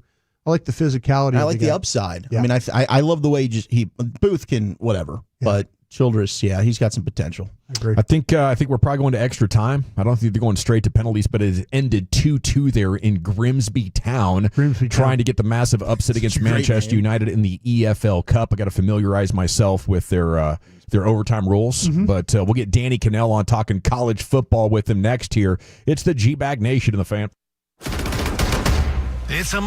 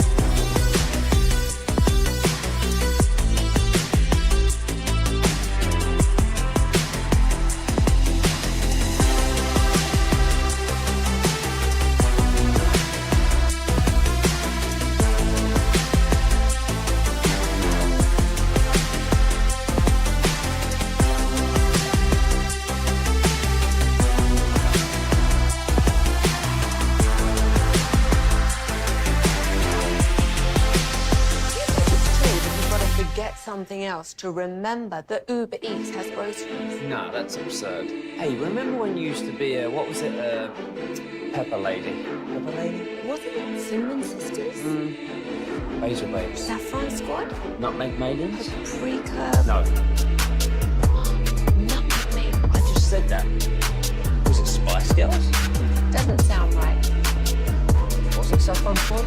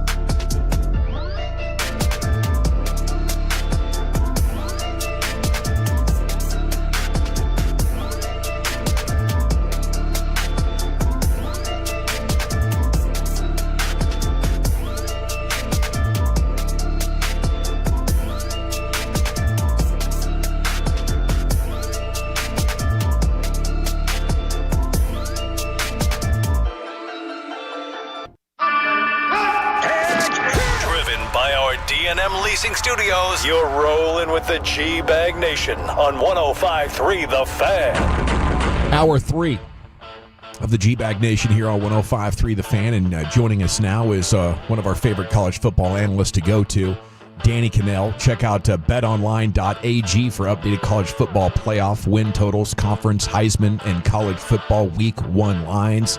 And Danny, happy football season and welcome in here to 105.3 The Fan. How the heck are you? I am phenomenal. Could not be better. We had a nice little appetizer weekend of week 0 with 5 really good games. Now we got a full slate kicking off Thursday night, man. I am fired up. And I think this is the most exciting, uncertain college football season entering, with so many teams with question marks at quarterback starting, turnover on rosters. I think this thing is wide open, so I cannot wait to watch it unfold. Yeah, and an incredible start, 11 a.m. for us, Ohio State hosting Texas. Where do the Longhorns fit into that, fascinating puzzle that you were talking about? They're one of many. I mean, there's actually the big question mark is, it's obviously it's Arch Manning. How does he step in for Quinn Ewers? But there's also a lot of other production that was lost, along the offensive line. Matthew Golden gets drafted. But the one thing that you feel pretty good about, if you're Steve Sarkisian or if you're a Texas Longhorn fan, is he has been developing this program through recruiting where you've got a really, really good stable of players to go to. They're just, some of them are inexperienced. And, the one thing they do have going for them is Pete Kwiatkowski on the defensive side of the ball has done a phenomenal job as defensive coordinator. And you've got Sark, one of the best offensive minds in the game. So I feel like they're not going anywhere anytime soon. But I do think the obvious question mark is, what is Arch Manning going to be? Yeah, and it's really both, to your point, quarterbacks in this game with Sayin and Arch Manning. But I think for me, Danny, it is that defense that you alluded to with the Horns. I think that's what's going to make the difference. Anthony Hill Jr., Colin Simmons, Michael Taft, Muhammad. Do you think that is what's going to tilt the edge in Texas' favor? Or do you like the Buckeyes at home? So I'm torn on this one. I went the other day and I did a breakdown, like position by position, and I had Texas had the edge at quarterback. I gave them a slight edge because at least we've seen Arch Manning a little bit. I had him the advantage on defense. I gave a slight edge to Ohio State along the offensive line, but that could be ever so slight. I gave a slight edge to wide receiver at Ohio State, in large part because Jeremiah Smith, I think, is the best football player on the field. But, it was neck and neck across the board. I think that's why the odds makers have it as a 2.5-point line, right? That's the home field advantage is worth 3 points. So they're essentially saying this is an even matchup, too. I asked the question, what do you think Arch Manning is going to be? That, to me, is the great unknown. I think his upside is very clearly there. He's one of the most talented young quarterbacks that we've seen come up, but he's also one of the most talked about, one of the most highly publicized quarterbacks, where it's almost like I feel bad for him because the expectations are so astronomically over the top.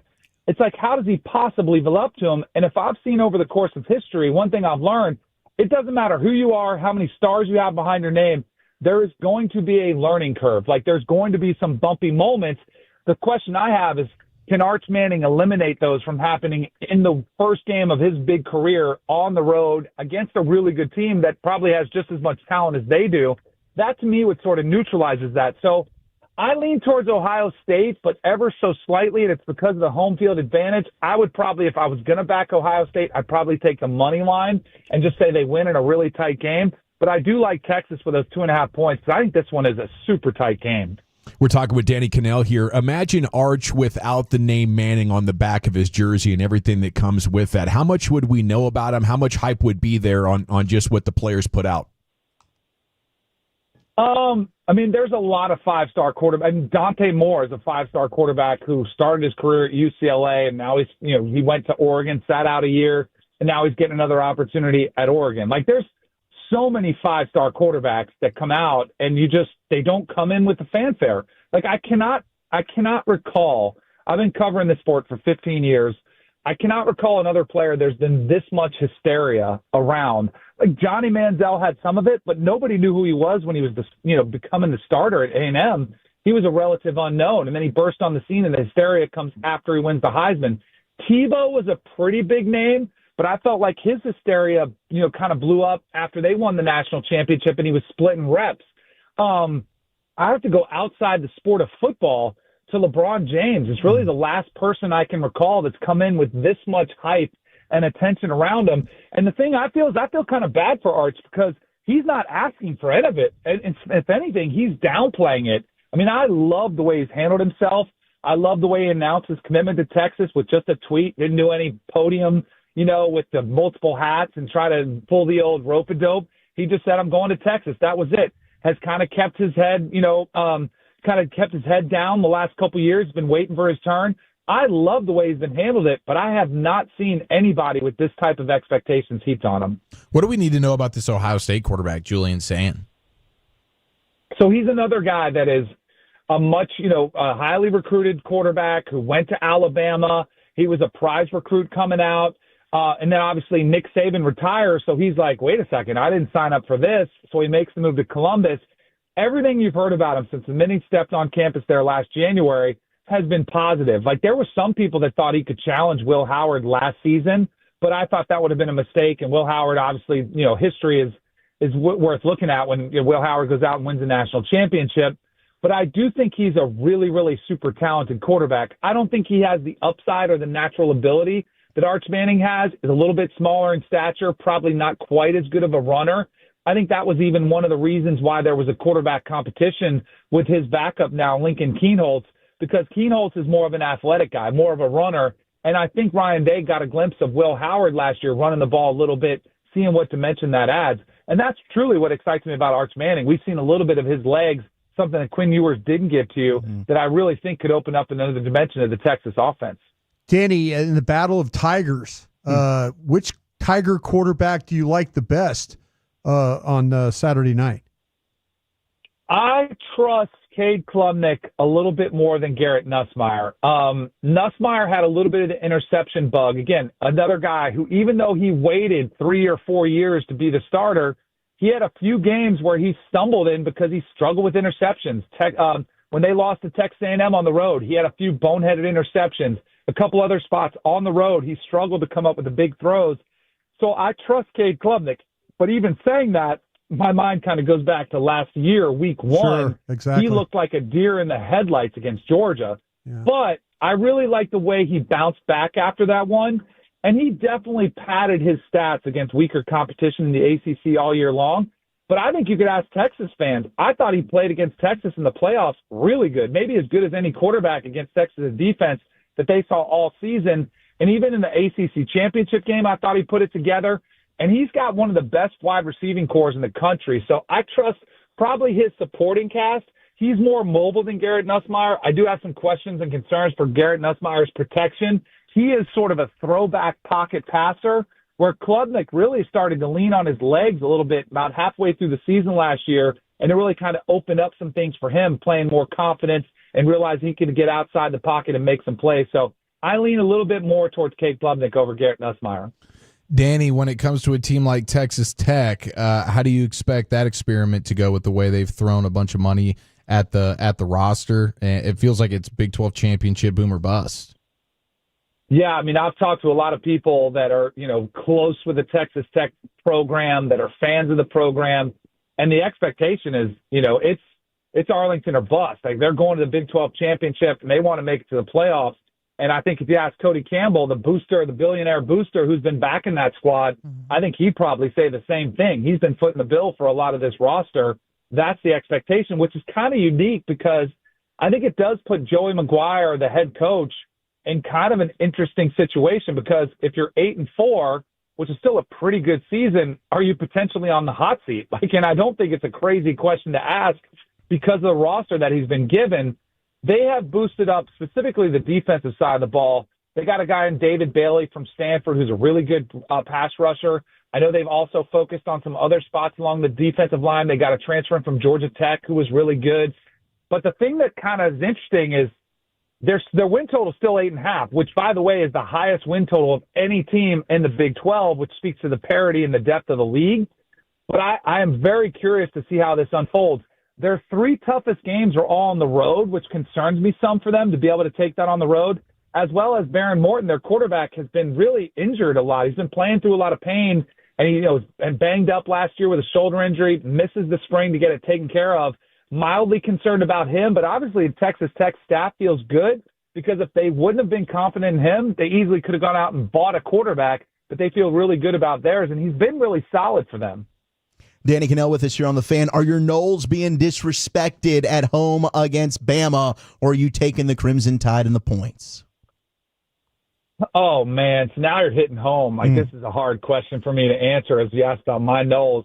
So they're not being disrespected because they sucked last year. They were a 2-win team.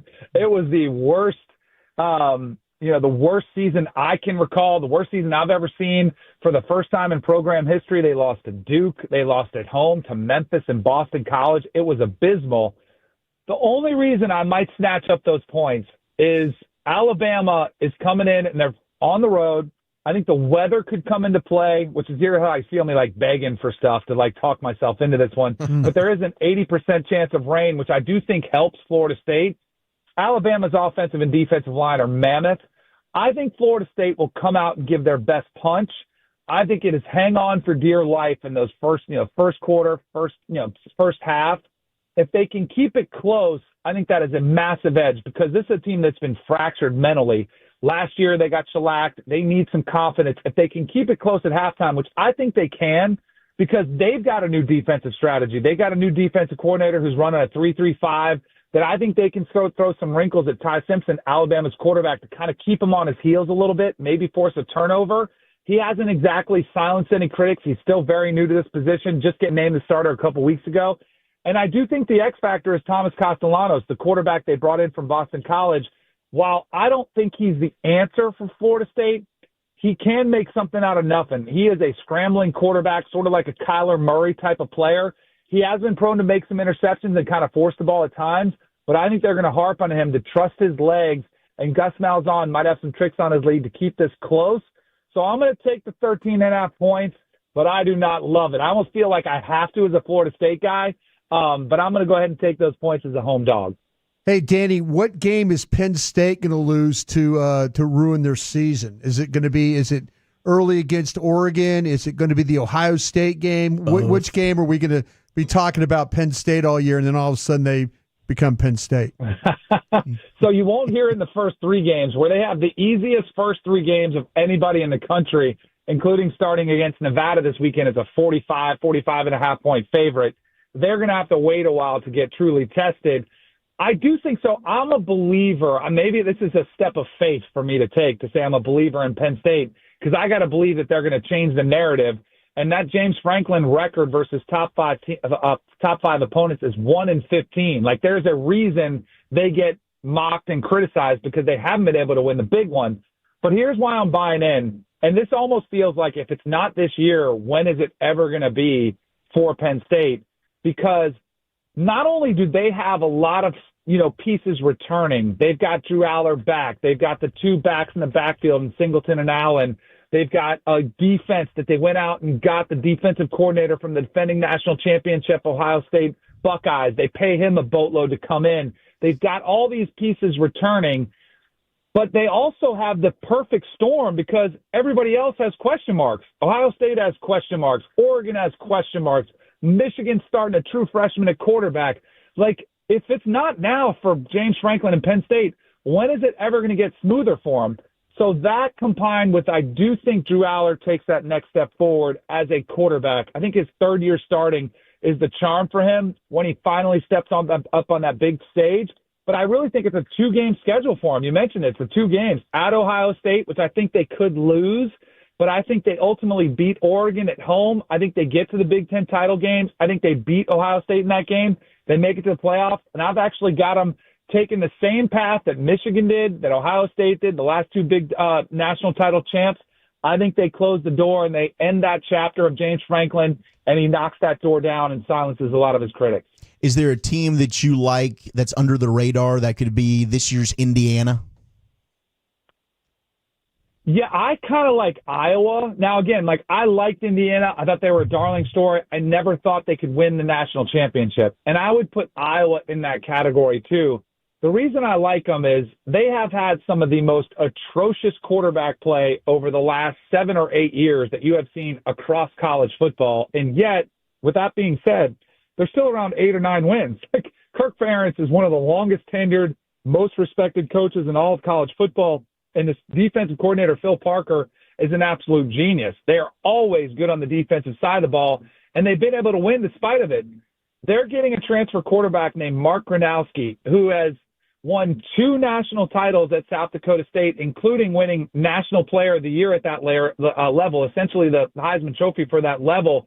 He is a difference maker. He's a guy who's accounted for over 100 touchdowns in his career. He brings a wealth of experience. And finally, I think Kirk Ferentz gets some stable quarterback play.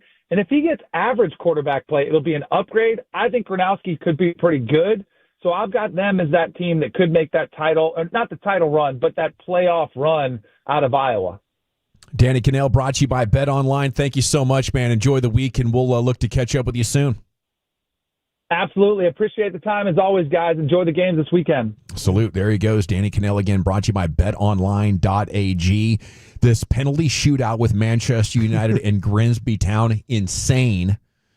It went 12-11 before it went final in favor of Grimsby. Soccer's 4th division in England, upsetting Manchester United, and soccer Twitter is burning. 12-11. Yeah. That's wild.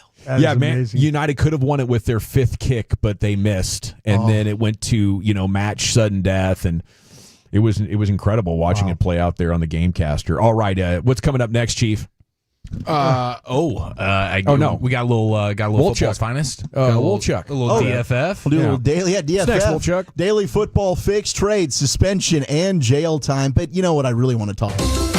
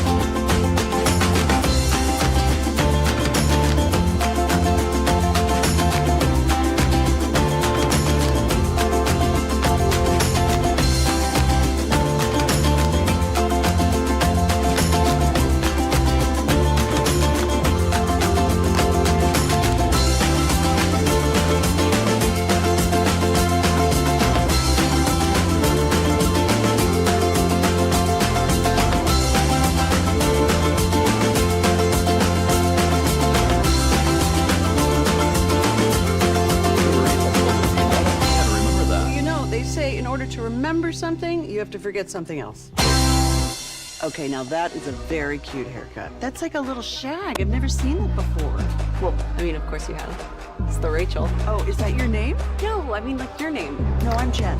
My name's Jen. Right, but I just mean like this is your haircut. But that's hair on your head. I'm not saying this is your hair. Okay.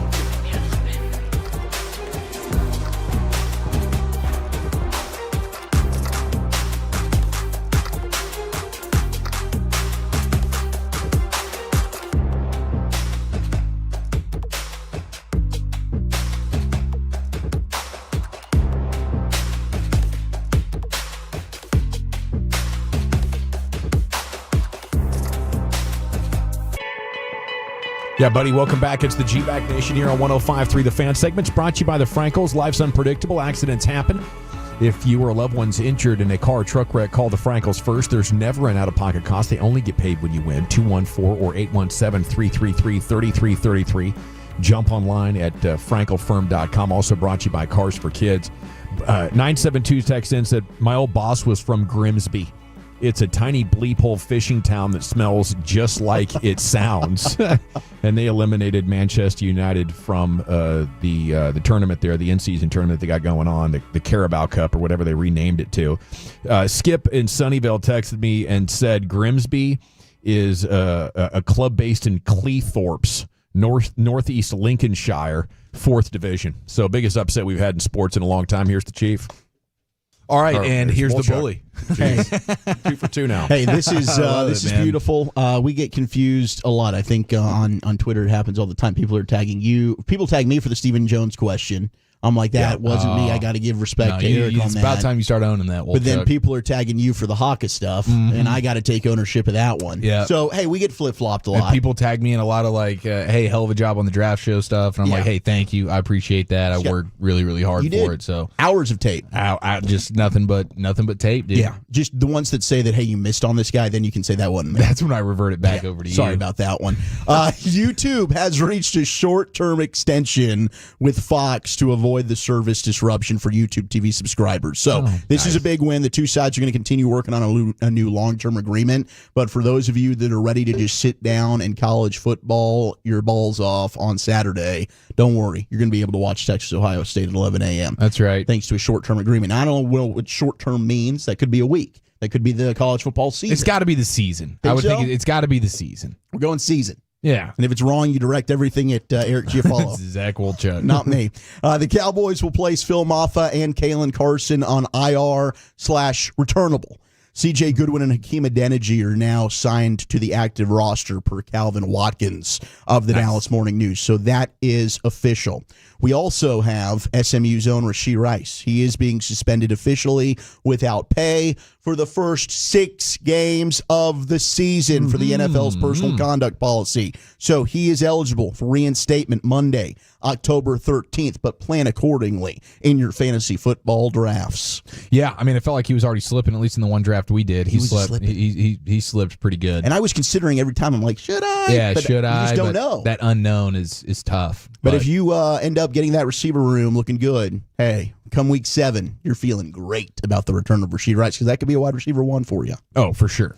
Adam Thielen, former wide receiver 1, is going back to where it all started, the Minnesota Vikings, as Carolina, the Panthers, are giving the veteran a chance to finish his career in the state he was born, raised, and played most of his NFL career. Carolina getting a 2026 5th-round draft pick and a 2027 4th-round pick, with the Vikings getting Adam Thielen and a conditional 7th and 5th round pick as well. So good for Thielen, and they needed a little bit more insurance because Jordan Addison suspended the first 3 games of the season.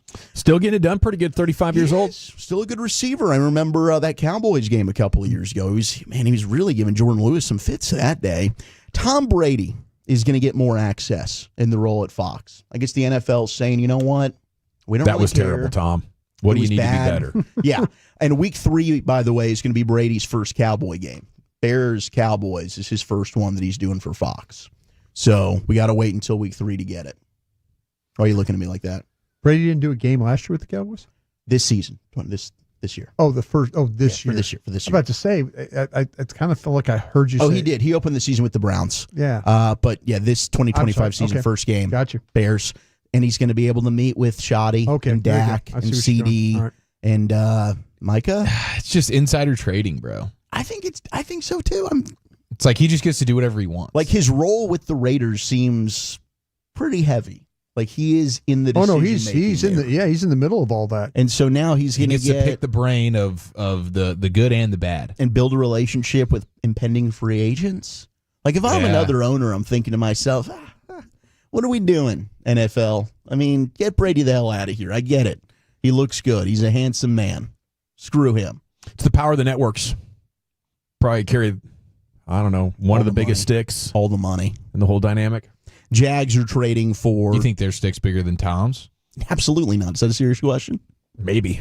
I mean, Tom's stick is pretty... It's heavy. I mean, he can go wherever he wants, whenever he wants. That's good, Giselle. I mean, what were Fox executives at the Bezos wedding? I don't know. Brady was. That's a good question. With his big stick. And he was definitely using it. Sure, he had a hell of a summer. It sounded like it. I mean, Sydney Sweeney. The other one. Sofia Vergara. Yeah, there you go. Then some model that I don't know who she is, but pictures looked good. On Brady's dating app, what do you think he sets like the age barometers? It feels like he's going like 21 to 50. It's probably too young. You know, I think you're probably going 25 to 35. Okay, so he's not full Leonardo DiCaprio. No. Because Leo cuts him off. What's the age for him, 25? Yeah, 25, 25th birthday. He's 18 to 25. Wow. Yeah, but he's also on the different separate like celebrity apps. So he's probably bumping that 35 number on like your run-of-the-mill app. Mm-hmm. He's taking that up to probably 60 because he's dealing with the celebs. Yeah, we're all trying to find our Halle Berrys out there and our Jane Seymours. I mean, we were just talking about the maturity difference of Baker Mayfield and Jameis Winston from like early 20s to mid to late 20s. It's profound. It is. You know, I think there would be an annoying factor, and there's plenty of, drop dead gorgeous women 25 plus. Let's just put it that way. Mm-hmm. A lot of redheaded baddies out there. Shout out to Medford. Kyle Hamilton signing a 4-year extension worth over $100 million to become the highest paid safety in the National Football League. Good for him, man. He's leapfrogging Kirby Joseph, our friend on the nosebleed seats, who earns $21.25 million per year. Now you've got Kyle Hamilton. I think well-deserved. I mean, this guy's a Swiss Army knife for a team that we believe, Brian and I were in cahoots together, best roster in the NFL, baby. Yep, think so. Are we putting it in Baltimore? Our Super Bowl pick? I picked them yesterday. Ravens. The other day when we did that, right? Ravens, Rams. Remember, you guys were in, I think some people were saying Buffalo? Just ram it.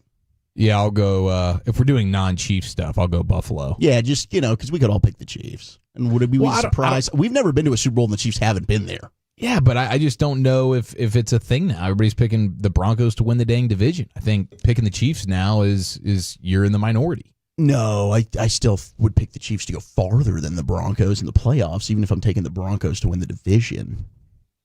Fair enough. Is that okay? That's fine. I think Baltimore's your Super Bowl. I'm looking at the rule sheet. I'm going to pick the Baltimore. The rule sheet says that's fine. That's okay. I'm allowed to do that. Like Baltimore wins or Denver wins the division, but the Chiefs beat their ass in the wild card round. Yeah, in Denver. Yeah. Sorry about that. Best bargain free agents at each NFL position. I'm going to scrap this one because a lot of these guys have been signed. Moving on to the next thing that we've got. Terry McLaurin. We got the numbers on this contract. And I was reading an article. Washington was really worried about how their offense was going to look without Terry McLaurin. So they're like, oh my gosh, we got to get this deal done. Well, no bleep. Are you kidding me? You just what happened? You just woke up? I had an epiphany? Our offense isn't any good without Terry McLaurin? Did you not know this the entire offseason? If we didn't have him on our team, we're not going to feel very good about what we can do. They thought they were going to be fine up until Noah Brown got banged up. That's and they were true. like, okay, now we actually do need Terry McLaurin. You know, who knows? Maybe Jalen Lane was going to be a guy that really stepped up in a big way. Maybe Colson Yankoff was going to be a guy that really showed up in a big way as well. Hey, do not disparage the Yankoff family. They are good people. I mean, he's a 4-string pass catcher. And he can play. Not as well as Terry McLaurin. No, not at all. $29 million per year is what the breakdown is. 3-year extension worth $87 million base. He's getting $44 million guaranteed. They're converting to $50 million in April of 2027. A lot of other numbers that I don't even want to go over here. He's got incentives and blah, blah, blah, yada, yada. This stuff just goes over my head. But big news, the $30 million signing bonus he's putting in the back pocket, and he's cashing it and going to the bank today. So congratulations to Terry McLaurin. Yeah, he's an all-time good guy, a really good player for them. Dealt with one of the worst organizations in sports for many years. Was always productive. Bad quarterbacks, bad franchise, bad everything. Heck yeah, you reward him. All right, here's the newest person who's going to become somebody's biatch in prison. Uh-oh. Jay Cutler. Yeah. No. What? NFL Prison? quarterback Jay Cutler's going to serve a jail sentence for his DUI charge that he got last year, and he is somebody that is going to be totally bleeped with. Well, I got to think. Unless he's going to like the sexy jail. He might be kind of a hoss, though. I don't know. This is just regular DUI jail. This isn't federal. Is he going where the Chrisleys were going? Because if you listen to the Chrisley guy, he was getting like fast food and all kinds of stuff in jail. It didn't sound like jail. No, this is just 3 days. Levels to this. This is 3 days away from the family, kicking the feet up, watching ball, talking ball, and probably eating whatever he wants. Yeah, he's going to have 4 days that he's serving. He's also got to pay a fine of $350. He's got to forfeit a gun and give up his Tennessee license. He's also going to be on unsupervised probation for 1 year and attend a DUI safety class. He's going into jail a month from now. Made one of the biggest mistakes in the game. I'm surprised he's still making it at this age, but the old booze and with a pistol in the car, that's gonna Tough one. require a little bit of time. Mm-hmm. Thank you, Wolchuk. Thank you. All right, we got Jared Sandler coming up here. We're talking about the Rangers now, winners of 4 of 5. What's on tap for tonight? Pregame coming up at 6:30, and we're back with Sands right here to the G-Bag Nation, the fan.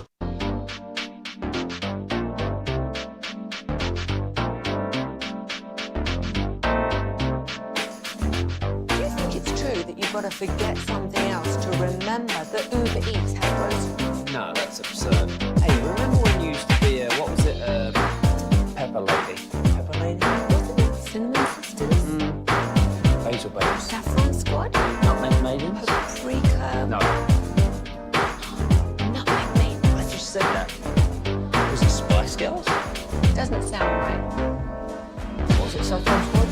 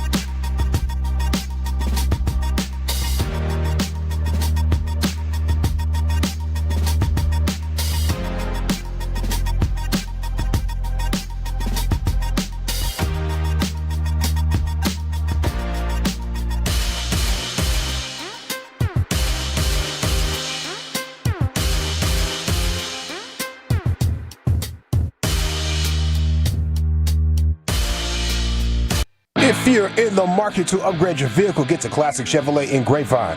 Back-to-back #1 Chevy dealership in the world. They've got more new Chevys than anyone, and they're all priced to sell. Silverados, Tahoes, Blazers, Malibus, Equinox, and more. Visit ClassicChevrolet.com. This is Texas. This is Classic Chevrolet. Together, let's drive. Relax and enjoy the difference. Based on new Chevrolet registrations 2023 and 2024. Thank you very much, Lucius. It's the G-Bag Nation here on 105.3 The Fan, and Jared Sandler joining us now, brought to you by Blue Nail Roofing. And good afternoon, Sands. How the heck are you? What's up, fellas? Well, Corbin was dialed last night, huh? That was amazing. Golly, yeah, he was great. The same way the Angels have given Jacob deGrom some challenges, Patrick Corbin's kind of dominated the Angels this year. That was much needed. I used the example in in 2023. So deGrom, April 28th, walks off the mound against the Yankees.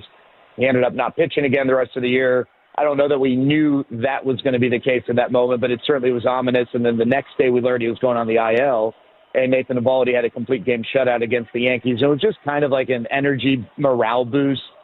It's not apples to apples. That was in April. This is in August. Circumstances much different for sure, but it just seemed like, with the grim news yesterday with Avaldi, getting that type of performance from Patrick Corbin certainly helped boost morale. And it was just a reminder. I understand fans are, probably pretty down on the Rangers' chances of coming back and making the playoffs, but they got the games on the schedule, so you may as well play them. They've got really good pitching, and if they can get the offense going, then maybe they can make it interesting. Evo going to be around doing his leadership thing while he's injured?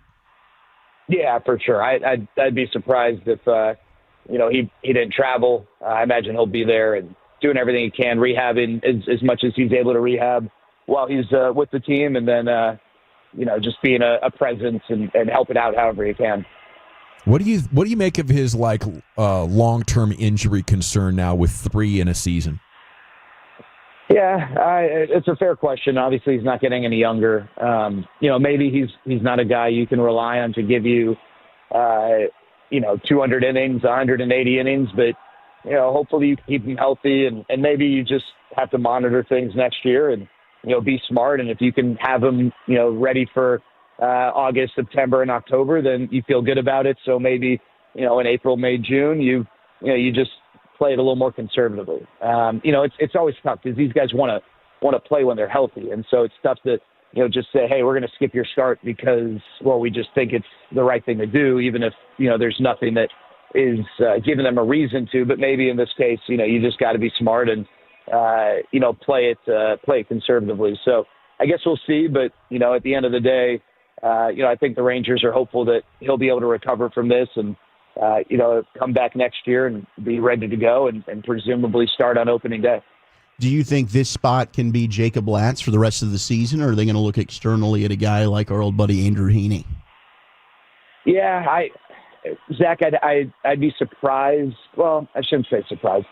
I don't know that the Rangers are eager to add money right now, because I think there's a chance that if things go south, maybe they would look to cut money to stay under the luxury tax. I know you asked CY last week, I think, about where the Rangers are, and he kind of mentioned it's tough to pin down because of some of the intangible costs that I guess could be variable based on results and whatnot. But it's possible. I think they'd rather see what Jacob Latz can do. He might not be a guy that you rely on to give you 7 innings, but if he can give you 5 innings, or you can go into a game with the hope and expectation that he can give you 5 innings, then I think they can work with that. I think they can play with that. But I guess if they have a few good games, not only tonight, but then beginning Sacramento, and they feel like, gosh, we're just not sure if we have enough. I guess it's possible, but my guess is it's not likely. But I think that to fully comment on that would need to have a better understanding of the financial situation, which like I just said, it's kind of tough to fully understand where they are. But the sense I get is that they're not rushing to add money right now. Are you hearing that it is a real possibility that the Orioles could be open to moving Adley Rutschman? And are the Rangers a team that would be serious players if that opportunity opened itself? Yeah, I saw that. I think so. I'll try to break this down as simply as possible because it's always tough to know where teams stand on trade things. But one, the Orioles are loaded with a catching spot. They just drafted a catcher in the first round this year. They have Samuel Basayo, who they just called up and signed to an 8-year extension.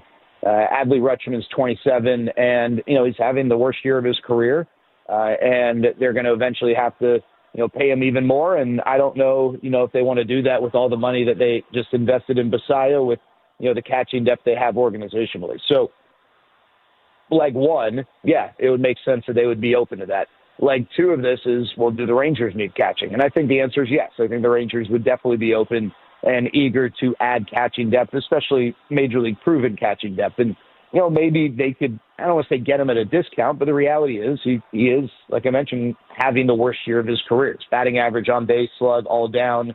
And I don't think the Orioles are just going to get rid of him. And, they're probably going to fight that discount that teams might look for. And then that's the third part is what's the cost going to be? And how do the Rangers line up as a trade partner compared to some of the other teams? The Giants are a team that they've kind of been searching for a catcher since Buster Posey left. And now Buster Posey's back as the GM. And he's going to absolutely value catching. And they've got, some interesting depth in their farm system to maybe line up and make a move. So, Zach, I absolutely think the Rangers are going to be interested. Are they going to be the team that lines up the best? It's tough to say, but I imagine that they'll make some calls and there'll be some conversations about that possibility. Hey, Jared, this might be a tough question, but I think it was Bob Nightingale was talking about Bruce Bochy and him maybe just stepping down himself because there were some questions about Bob Melvin in San Francisco that maybe that he would try and go that direction. Does that kind of stuff get into your guys' circles in the clubhouse and things like that? Yeah, I mean, it's definitely, it's been known all year that Boch is in the last year of his deal, and I think there have been questions consistently, is he going to come back, is he not, and, what it might look like depending on that answer. And, the reality is he is still in the last year of his contract. There has not been any type of conversation publicly about him coming back. So I would guess if Boch didn't come back that if you were to keep managing, it would have to be a situation that would make a lot of sense because of relationships or experience. And I saw Bob Nightingale tie him to Buster in San Francisco, and sure, I don't think people would be incredibly shocked if if one day there was a reunion there. But I'm not sure where Boch is with that decision. But I do know that he still loves it. I don't get any sense that he's, running out of steam and interested in just, going back to Nashville and calling it quits and being a full-time grandpa. I think he loves being a grandfather, but I think he still has some baseball juice left in him. Non-Rangers question, but I saw you get in the weeds on this on Twitter a little bit. Cal Raleigh versus Aaron Judge for AL MVP. Who's your vote? Yeah, Eric, it's tough for me right now. I'd love to give it to Cal Raleigh. I think it's a great story, but Aaron Judge leads not just the American League, but Major League Baseball in batting average, and on base percentage, and slugging percentage, and OPS. He leads in weighted runs created plus. He leads in OPS plus. Those are some more maybe advanced offensive measurements. If you're not satisfied with the traditional slash line, you look at WAR. His baseball reference WAR is almost a full win higher than Cal Raleigh's, and that factors in defense. His Fangraphs WAR is even with Cal Raleigh. So I know people are saying, well, Cal Raleigh's a catcher, and he should get credit for that. Well, the defensive measurement part of it does give him credit for that. And if you want to say, well, he's doing it, taking on a physical toll because he's catching, that's great, but that's to me not really what the award's about. It's Aaron Judge is 6'7". He takes on the physical toll of being 6'7" and playing in the outfield, and now he's having to play, as a designated hitter the rest of the year because he's playing through an injury that won't allow him to throw. So, I'd love to find reasons why Cal Raleigh, is maybe more deserving. It's just really tough because anything statistically favors Aaron Judge, just about anything. And, if you want to look at it like the value proposition that we always talk about, well, yeah, Cal Raleigh's indisputably valuable to the Mariners, but so is Aaron Judge. That's a team that would fall apart without Aaron Judge. So, to me, Cal Raleigh's having an incredible year, and he might break Aaron Judge's American League home run record. But it's really tough to and the OPS, like all those slash line numbers, by the way, and the WRC plus, all that stuff I referenced. It's not like Aaron Judge is just barely ahead. His OPS is 150 points better than Cal Raleigh's. So, like, you know, it's a pretty significant difference. I just think maybe it's like the LeBron and Jordan MVP discussions. You just get tired of, you know, the best player arguably, you know, getting that recognition, and they've got to do something incredible to, you know, not just become boring to you. But I think the reality is Aaron Judge is doing something incredible. The year he's having offensively is unlike a lot of offensive years we've seen in, you know, the last several decades. So for that reason, I think it would be tough for me, if I don't have a vote, but for me to not issue a vote for Aaron Judge. You're the man, Sands. Appreciate you. Have a good one tonight, and we'll catch up with you on Friday. All right, fellas. Sounds good. Take care. Yeah, there he goes. At Jared Sandler on Twitter, a must-follow for Rangers fans everywhere. The guys will get the day off tomorrow, hopefully at 68 and 67, finishing up the series tonight with the Angels. Then they'll be getting the A's for 3, the Diamondbacks for 3 on the road before coming back home to host Houston Friday, September 5th. Hopefully it's about to get real fun. Okay, in addition to the finest coming up now, Chief. Yes, sir. How young is this Cowboys roster? And we have our sports quote of the day next to the nation. Okay, I want to chat with you about Permapure Foundation Repair, though, because they are the name I trust.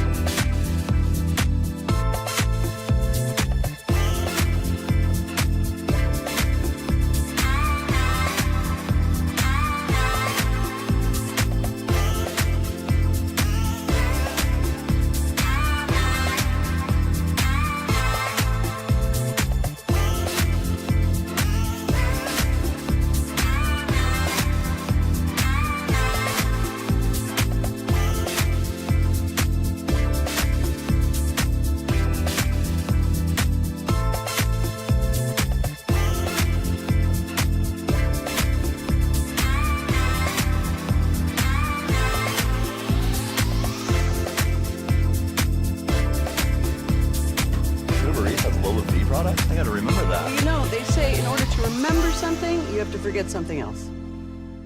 Okay, now that is a very cute haircut. That's like a little shag. I've never seen that before.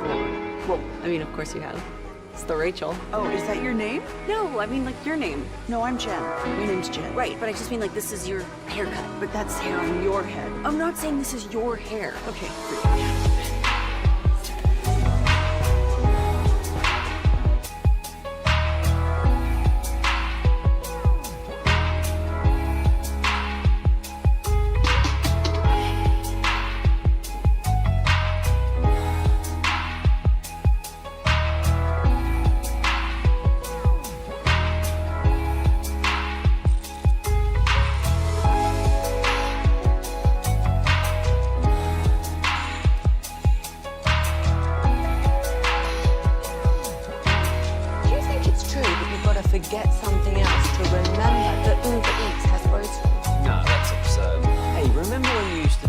what was it? Pepper Lady. Pepper Lady?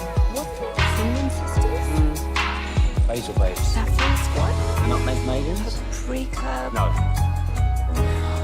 Nutmeg maidens. I just said that. Was it Spice Girls? Doesn't sound right. What was it, Saffron Squad?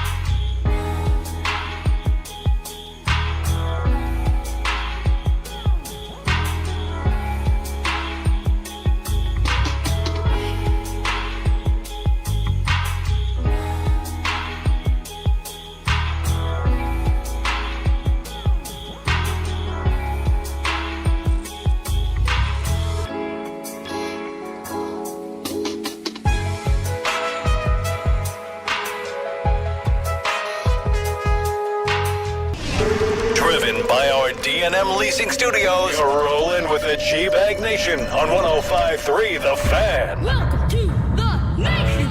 Shoot Chats, Hour 4 of the G-Bag Nation here on 105.3 The Fan. Big day of sports happening once again all around us, and Chief has the latest on football. Here he is with the finest. Well, if Low Man wins, I think the Eagles are going to run it back. No, don't tell me. Don't say it ain't so. Say it ain't so. Broadus is like one of his favorite guys in this last draft was the tiny man on the Tar Heel offensive line. Oh, Willie Lampkin.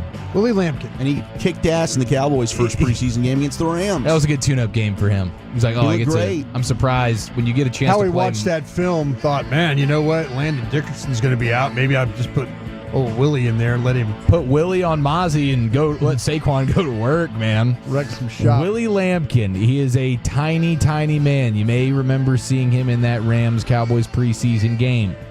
He did end up going 5'10". Yeah, 5'10" offensive lineman. But a star. But the tape is undeniable. The technique, right, Broadus? Yeah, no. The thing with him is the friggin' Eagles got him. Yeah, he could play. He can play a couple different positions. As far as I've seen him play center and guard, and he is a low man because he plays really, really well on his feet. I mean, it's like when you watch him like second level block, you always talk about that when you see him get to reach or scoop.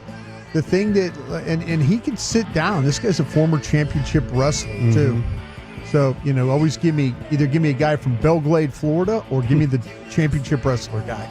You can win with those types of players. Much like Zach Frazier, who we liked out of West Virginia, and now he's a good starting center for the Steelers. Yeah. Man. Yeah, the Eagles may have found themselves another one right there. Yeah, and they're going to have him play center. He's about 5'10". Yeah, Micah and Osa were wrestlers too, weren't they? Micah and Osa? No, Micah is more of a sumo guy. Okay. I know Osa was, though. Osa was, for sure. Big time I think with Micah, I think Pennsylvania, maybe wrestler. I need to check on that. But I know that Osa was. I know Osa was. He liked to wrestle in the locker room. I knew you were going to say that. I'd heard that, but okay, so he was a successful wrestler in the Harrisburg, Pennsylvania area. Mm-hmm. Love Youth and middle school wrestler, then switched to football. Oh, Micah. Of course, Micah was seen at the airport jetting off to a different doctor to try and give him a worse opinion on the back. Like, tell me my back's worse, please. You almost never see that. Usually the second opinion is, please tell me it's not as bad as we all think it is. Check out this spinal He's going for the opposite. Like, give me the bad news, doc. Yeah. See that bulging And I've been disc? firing strong opinions about this. I have had a few thoughts of, man, this might be the ultimate crow eating session if it turns out he's got some sort of a disc in his back. Yeah. A slip disc. I don't think you're going to have to a worry bulging about that. disc. A bulging disc. In his back. That's painful. It is painful. You don't want that. Okay, somebody, and we've gotten a lot of this, people are wondering about the return of TD Tuesday. Shock-a-lock. Oh, it'll be back. Are you kidding me? Well, of course it's going to be back. Is this ever a doubt? We will always show love to the football McGuffies. Shout out to the McGuffies and shout out to you, Lucius, But for that name. these are just simply the college football McGuffies. They're not professional, thoroughbred, top-tier A1 McGuffs. You know, if we could... At least not until next week. There's something special about a pair of college McGuffs. I will say What that Leonardo DiCaprio said. We could, certainly Leo's a big fan. If we get enough TD calls that are worthy, we could bring it back on Tuesday. Yeah, really, it just depends on the proof has to be in the calls. pudding. Like, what kind of McGuffies do we get this weekend? If the call ain't good and the TD isn't worthy, we ain't playing it. But if you tell me that we get a walk-off, like Arch Manning in the shoe, McGuffie for the win, boom.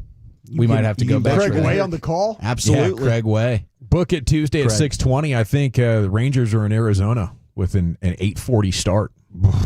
Yeah. Let's go. Crank up the motorboats, ladies and gentlemen. We're back. Woo! Good news on the Cowboys, though. How about this? Third youngest team in the NFL, Jimmy Kempski, does this. Kempski. For the filthy voice, which is, hey, we don't appreciate the messenger, but we appreciate the message. Third youngest team in the NFL. When you throw a bunch of UDFAs at a roster, all of a sudden, you're young. I don't appreciate your slander, sir. No, Those are my Dallas Cowboys. I do appreciate that they are a young bunch. We're young. And their average age on the offensive line is under 25 years old. Damn right it is. Let's keep this thing wall 3.0. 2.5. 2.5, all right. But we don't have any leftovers, you know? Damn it. If we still had any type of... telling me Terrence Steele's not a leftover? I don't he think... played with Zach. When we think about any of the Cowboy walls, does Terrence Steele come to mind? If he does, I'll grant it to you. Jeremy Parnell might. All right. Wow. The Cowboys are the third youngest team in the league. Now, how about this? Stephen Jones on Friday, so remind us of that. That's right. Hey, we're young, guys. Young team. It's crazy if you look at their payroll that they don't have more money. They don't have a ton of great players breaking the bank. This is all cap mismanagement. You saying, there's something wrong with the way they're constructing these contracts? Well, how about I mean, Micah's the second biggest cap hit at $24 million. You think we're just on a employing fifth-year friends option over there? Is that what we're doing? I don't know what the hell they did, but are these guys qualified? You're telling me the powder ain't that dry? Terrence Steele, third highest cap hit, $18 million. The hell, Cowboys? Well, go get some real players. We're restructuring. Is it the quarterback and the receiver? What are the quarterback's at 50? Lamb's cap number is still just $15 million. Okay, there we go. That's good. Yeah, that's fantastic. They know what they're doing. That's how you have a roster that's third youngest in the league. Now, how about this? Hey, by the way, where would you put Aubrey in as a guy needing to be signed? Where would you put that in your very high? Well, it's very high, but the thing is, I'm only thinking about football players. Good point. We Good discuss clarification. when we discuss the pie. You know who leads the team in points, sir? It's a football specialist. The golden damn leg. I just watched the Jets in a preseason game fumble around to try to get to the 40-yard line to kick a game-winning field goal. As soon as they got to the Jets logo, and if I had Aubrey, church, this thing's over. But the Jets were having to run plays. It was like a miracle 4th and 10 to get them in field goal range. We've got a weapon. Field goal range for the Jets, 48 and under. Think about this. You kick the ball in the end zone against the Cowboys, and it comes out to the 35. Basically what? One first down. One first down. Boom. 2 first downs. You got 3 points. We don't even He'd have been good from 72 the other night. Damn right he would have. Yeah, he's got... Why not 73? He was gliding that ball through the uprights. Packs a good leg punch there. There's no question. That's just a good man, though. He's a plain old Wildcat. You're not going to have to worry about a holdout there with Brandon. You might. I you don't see him sprawled out on the training table next preseason. I would hold out if I was him. We're pretty used to being taken advantage of financially. Yeah. No, it's a good point, though. It is a good point. And doesn't he have... Which one of these shark agents did he go get? I think he's a David Mulligetta. Todd France? I think he might be a Todd France I think he guy. is Todd France. Yeah, him and Dak. Dak was like, get my guy. You're gonna have me. You're going to be good. You're not dealing with my dad. You're dealing with me. You'll be the highest paid kicker in the league for the next 5 years if you get my agent. These kicker salaries are going crazy. Didn't Matt Gay just get a big bag? He's getting 6 to 8 per. Excuse me? Yeah, Matt Gay. Who's Matt Gay kicking for these days? Elephantitis. Of the nuts. Is he still with the Bucks? I don't know. You brought it up. The Rams. Are you sure? No, I'm not sure. Which roster is Gay on? Who's Gay kicking for? Let's see. He might be on the Commandos now. He's bounced around for the Bucks, the Rams, the Colts, the Commandos. He's currently on the Commanders. All right, there we go. Well, the Commanders actually have the oldest roster in the NFL, which feels like it's tough sledding for them. Stick a fork in them, they're done. If you're super old, you want to be like surefire, like we're all in to win right Cowboys now. finished second. And I roster just second. Yeah. Division champs, baby. The most annoying part about this, other than the Packers 3 years in a row now being the youngest team in the league, the Eagles are the second youngest team in the league. Oh, jeez. Well, that's an overhaul that they've had. They have had an overhaul, and I think losing Brandon Graham helped, shake out the age average a little bit. Brandon for him. Graham, highest paid kicker in football. Can you name him? Highest paid kicker in football. I'm going to say it's our guy at Kansas City. Oh yeah, it's Butker. Butker, $25.6 million for 6.4 per year, $15 million guaranteed for kicking a ball. Yeah. And you know what though? Pretty I think damn our guy amazing. kicks it better. I think so too. Yeah. I mean, there's no question. I think we have give the him best. 7. We got the best kicker in the league. All right. Deal's done. We don't even have to worry about it. By the way, did we all finish the Netflix documentary? Broadus hasn't started it yet, of course, but I'm everybody mid else? episode 4, I think. Okay. Dawson quit. I should have jumped back in last night. But I jumped into another one. Something on, about man. dragons and werewolves and things I was dealing with, something crazy, supernatural, I mean, did we think it lived up to the billing? Yeah, I thought it was really good. I do wish they had spent a little bit more time on certain things, but like what? Definitely Ken Norton Jr. I think they totally glossed over that. Like they just focused on Dion, but Ken Norton Jr. was a big reason why San Francisco was able to beat Dallas in that championship game, and they spent like a whole episode on that one game. But then you have the highlight of him making a play, and you're like, all of a sudden, if you didn't know better, you're like, wait, Norton? What? He's on the now- other team? He's on the other team. How the hell did that happen? Yeah, it is crazy. But it was fantastic. Norton should have been a one helmet guy. I mean, he was all you had in that 1-15 season. Yeah, that's true. He should have been a lifer. Yep. I think one of the bigger surprises, though, I think it was in the last episode. Jerry's talking to somebody, and he I didn't know he was a T-word guy. Get the hell out of here, bro. He's like, I've been working my T's off, or like I've been grinding my T's off. Oh, he's talking to a bunch of sponsors, I think. Is that I don't know. It was like having a little conversation. I saw they the caught it. I saw the preview of that. Earl Grey. I think country bro. people are Tatas. more comfortable with the T word. Oh, you know, in casual conversation. I've been working I my think it's a T's fun off. word to sling around. What, the T word? Yeah, I didn't know you couldn't say it on radio for a while. Yeah, and we didn't dump it. Larry Flores producing the show. He just looked up, kind of chuckled at Chuck's took a bite of his T-word Big drop. Mac and moved on. Were you referring to a gal? I don't know. I think I was reading a text, and it just it's like okay. How many times you got drawn off sides doing that? Several. Bobby used to do bits, and I didn't know it was Bobby. Yeah, we've been on the wrong end of that. Yeah, we have. How about this? Okay, to the Bobby. world, to the world of He's a menace. of college football. Chipotle. I could use one right now. More of a Freebirds guy myself, but I do like an occasional burrito, no matter where it comes from. That no matter where it Freebird burrito originates. can wear Uncle Julio's is pretty good. Mm-hmm. That Taco Lot of good Bueno. ones. Taco Bueno gets it done at a high level. And you get a free What taco. made you say Uncle Julio's? I've never. Fancy Masterpiece. Fancy Masterpiece It's broadcast. actually a live. Frisco double bash tomorrow. Oh, they're there tomorrow. Oh, okay. We're at Jake's in Frisco Friday. tomorrow, and then Jake's is good too. You think I'm gonna have another turkey burger? I'm actually glad that you reminded me. Jake's tomorrow. Frisco. Jake's Fan tomorrow in phenom. Frisco. You get our We shares probably back. should. Yeah, if you didn't know, we're going to be at Jake's tomorrow in Frisco. Chipotle is giving all scholarship and walk-on athletes at Ohio State, Florida, and Georgia personalized cards that get them free meals for their athletic seasons. I mean, that's perfect. How phenomenal! Can you imagine having a Chipotle So Georgia platinum card? Georgia, where else?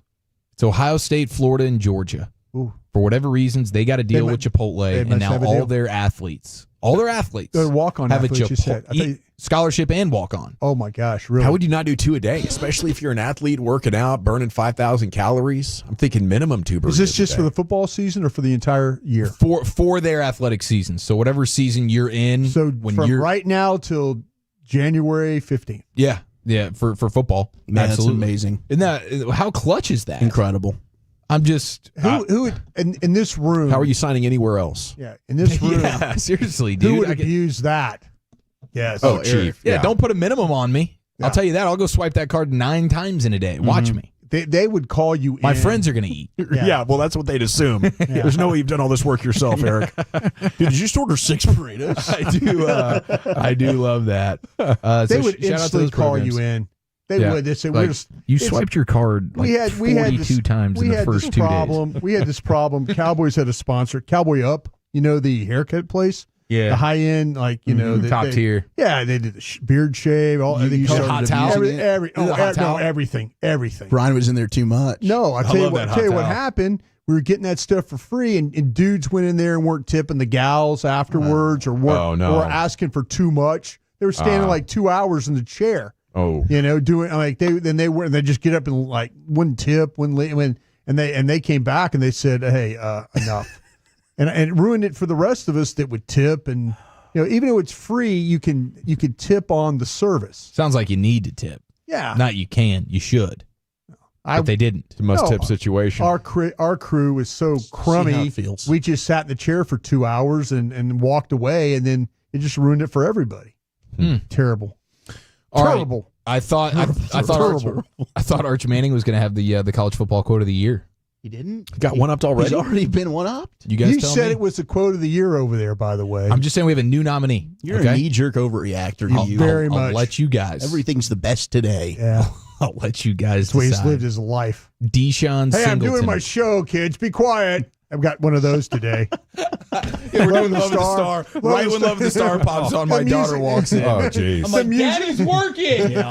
Music comes on, and my man turns and just fires a, Dad's working. I had the same thing as well. They will leave me alone for 3 hours. I start doing a podcast within 1 minute. I feel the door getting rattled off the hinges. What the heck? They know. So we were actually on that. We were on. So if you hear the new there's a new Love of the Star out. Make sure you go listen, please. By the way, please watch after our show. Thank you. Like I said, how do you think we keep getting those popsicles you guys keep eating and all those damn stuffed animals? Oh, the stuffed animals are killing me. Freaking stuffed animals coming out of the woodwork, dude. You want to talk about knee jerk? One day, today's the best. The next day, it's like they don't even care about Where that. do they get these things online? Are we going to the? We're freaking Goodwilling these bad boys. You go anywhere, they see the damn stuffed animal and they want it. And the teachers, the last place I took Eliza to this, like, get to know the teachers, and the teachers are now peer pressuring me to buy this damn alligator. How about the pictures you have to pay? What's up? And they $5 for pictures. Are you kidding me? I'm already paying for her to go to the school. Let me take a picture for you. Unbelievable. Yeah, they're adorable pictures. Don't get me wrong. I'm not paying $135 to download these. I am going to end up paying them. Okay, is this better than the red dot? Yes. Deshaun Singleton on Nebraska, getting ready to take on the Cincinnati Bearcats. Cincinnati. At Nipper Stadium?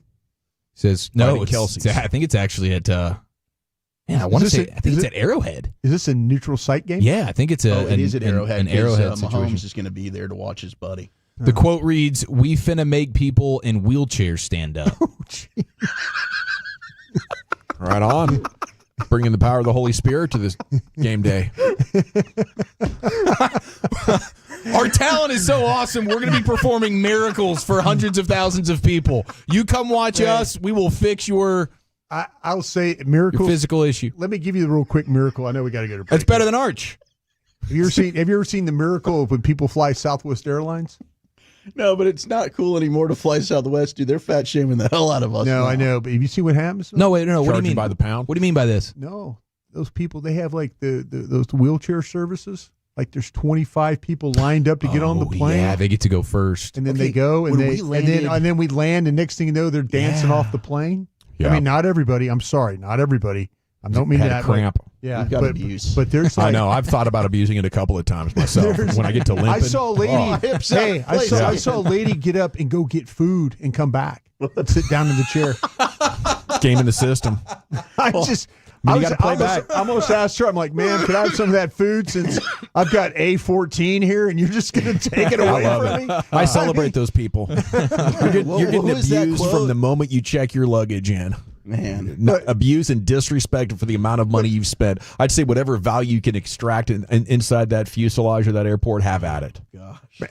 Have at it, You sir. just hate flying ma'am. as much as me. No, I do. 8 o'clock tomorrow night. I could use a little Arrowhead. pampering, some comforting. It's like Some flipping Xanax is what I could It's really like the use up there. miracle. Let's go. Southwest Airlines is like the healing airline. I swear. We From got to Dallas run. to Phoenix. G-Bag Day is coming up at 5:30. Stand up, folks. I want to Stand reset up. why I now believe Mike is not playing week 1. That's coming up next to Nation.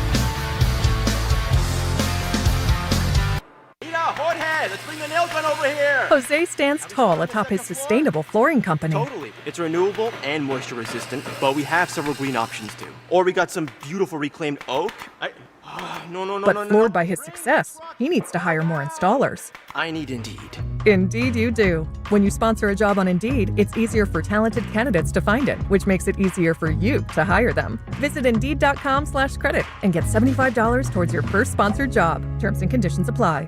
Hey, listen to this. All I needed was a new starter. Got a great deal on eBay. Did it myself. Yeah, that's cool. But how about the soft purr of an upgraded exhaust when it fits just right? For me, it's the little things. Like these new windshield wipers from eBay I installed. From small fixes to big upgrades, eBay has all the parts you need at prices you'll love. Guaranteed to fit every time. eBay. Things people love. Eligible items only. Exclusions apply. Your cold is coming. Your cold is coming. When you feel a cold coming, shorten it with Zicam, the #1 cold shortening brand. Oh, no, not before my big trip. The big trip you've been planning is coming up, and so is your cold. But Zicam can shorten your cold and get you back to planning sooner. Thanks, Revere. We really should keep Zicam in the house. Shorten your cold with Zicam. Take it from America's most revered messenger. Shorten your cold at the first sign with cold shortening products from Zicam, the #1 cold shortening brand. Available in stores or see where to buy at Zicam.com.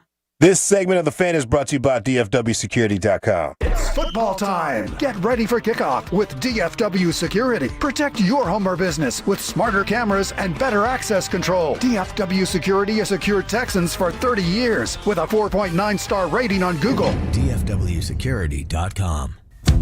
Yeah, buddy, welcome back. Segments brought to you by Cars for Kids. Donate today, carsforkids.org. And the Expressway is brought to you by the On-Time Experts. Look at this. We are just 4 minutes from the G-Bag of the Day, 14 minutes from LA Live. We'll be at Jake's in Frisco tomorrow as the Fan Phenom continues. I do want to reset in a minute why I think Micah is not playing. I'll do that in just a second. But TCU Athletics, I want to salute them this afternoon, Chief. You see what they're doing? No, what are they doing? New promotion, trying to get fans in their seats early for games. Announcing today its $3 blitz deal, where select concession items will cost just $3 when the stadium opens to 30 minutes prior to kickoff. Look at that. So you can get in there and have all sorts of fun. You got beer, hot dogs, nachos, popcorn, peanuts, and 44-ounce souvenir soda. What do you think that is? Is that 2 hours before kickoff usually a football game?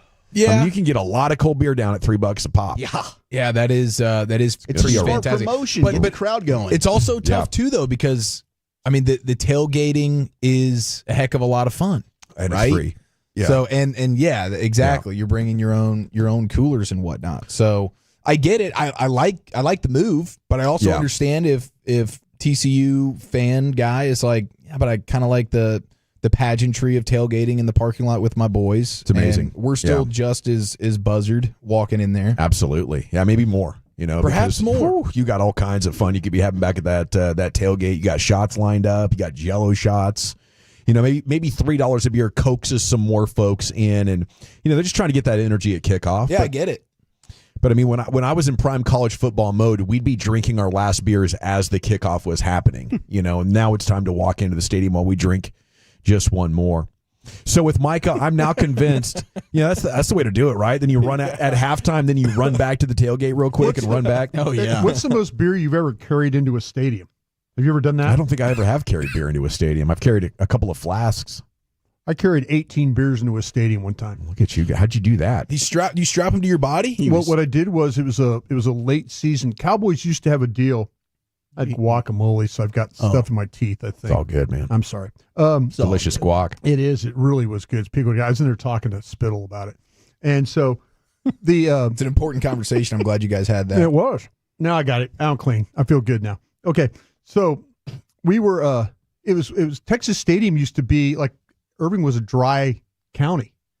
So the beer sales and all that, you couldn't do anything. It was kind of a problem. And I just said, the hell with this. And I had on these coveralls, these it was late season game, like a duck coverall, camouflage. And I just started shoving beers into the parts of it and literally walked in the stadium with 18 beers down my the legs and then around. Legend. And then when I got to the seats, I just and started just piling them underneath. It was cool enough outside, cold enough where the beers didn't get hot. So we were just drinking them during the game. Me and another guy were sitting there drinking them.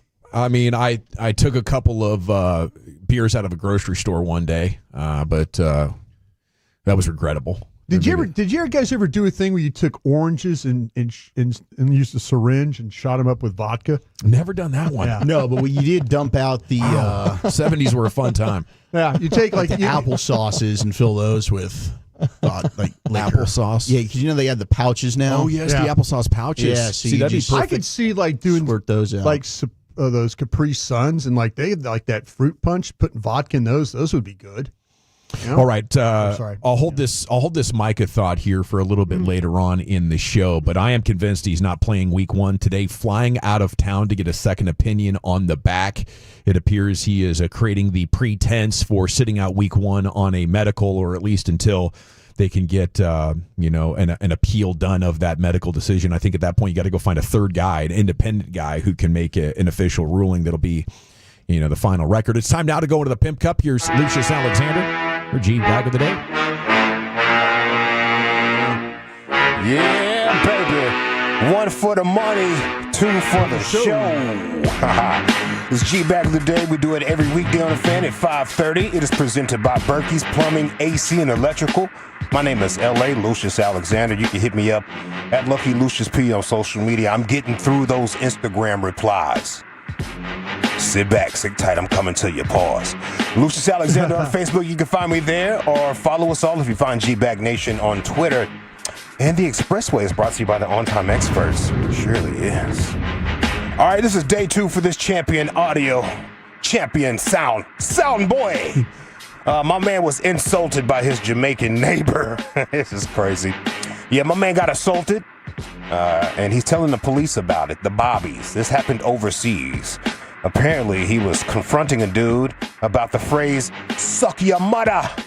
Suck your mother. He ended up getting popped in the face over it. The thing is, quickly, has anybody been injured? Yes, he hit me. Hit on my face. Where? In front of my son. And he said I have to suck my mother. No, for me it's not a good thing. So I'm asking him if you did something with your mother or not. Did you do something like this? My man is just trying to get some clarification. Oh, what Did you do something like this with your mother? I just need to know. What does this mean? There's just something in his voice inflection. It's like a middle-aged man crying to his parents, but crying to the police. You really got to be careful with who your neighbors are. I could never be with my neighbors like that. I would just have to move instantly. Got smacked in front of his son. Boy, his son, I never look at him the same, dog. It's over. The thing is, no recovery. Has anybody been injured? Yes, he hit me. Hit on my face. Where? In front of my son. And he said I have to suck my mother. What a tattletale. Yeah. You gotta chill. He was all holding his face and pointing at the guy down there. Like, ridiculous. All right, let's go. Listen, hey. Hey, how? What do I got for you boys? Let's go to the NBA. They're doing a Asian tour right now. League-wide effort to globalize the game. As if it's already not globalized. Yeah, I'd say. They got Kawhi Leonard over there. I'm a fun guy. Yeah. Well, he's learning how to speak. Let me check this out. In Cantonese, we say hello. How should say? How do I say hello? No, ni hao. Yeah, ni hao. In Cantonese, we say nei hou. Nei hou? Yeah. Nei hou. Okay, next one. If you wanna say, that's so cool. How to say? How do I don't know. Wow, how cool. Wow, how cool? Yeah, so cool. How cool. Oh, cool. Yeah. Oh, same. cool. Same. Like that? Yeah. Okay. What kind of word do you want to learn? How I say wet ball. Wet ball? Wet ball. That's a basketball term that I use when I shoot the ball and I know it's going in. I say wet ball.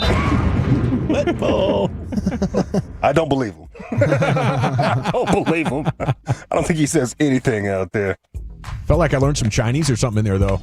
Cool is cool. Yeah. Yeah. Cantonese. Cantonese right there. Yep. Hey, what else we got for you boys? This is not one.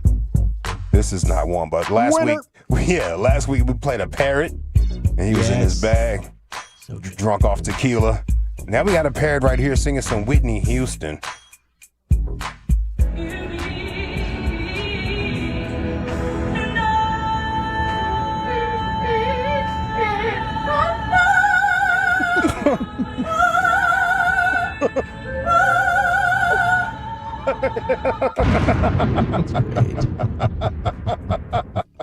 Yeah.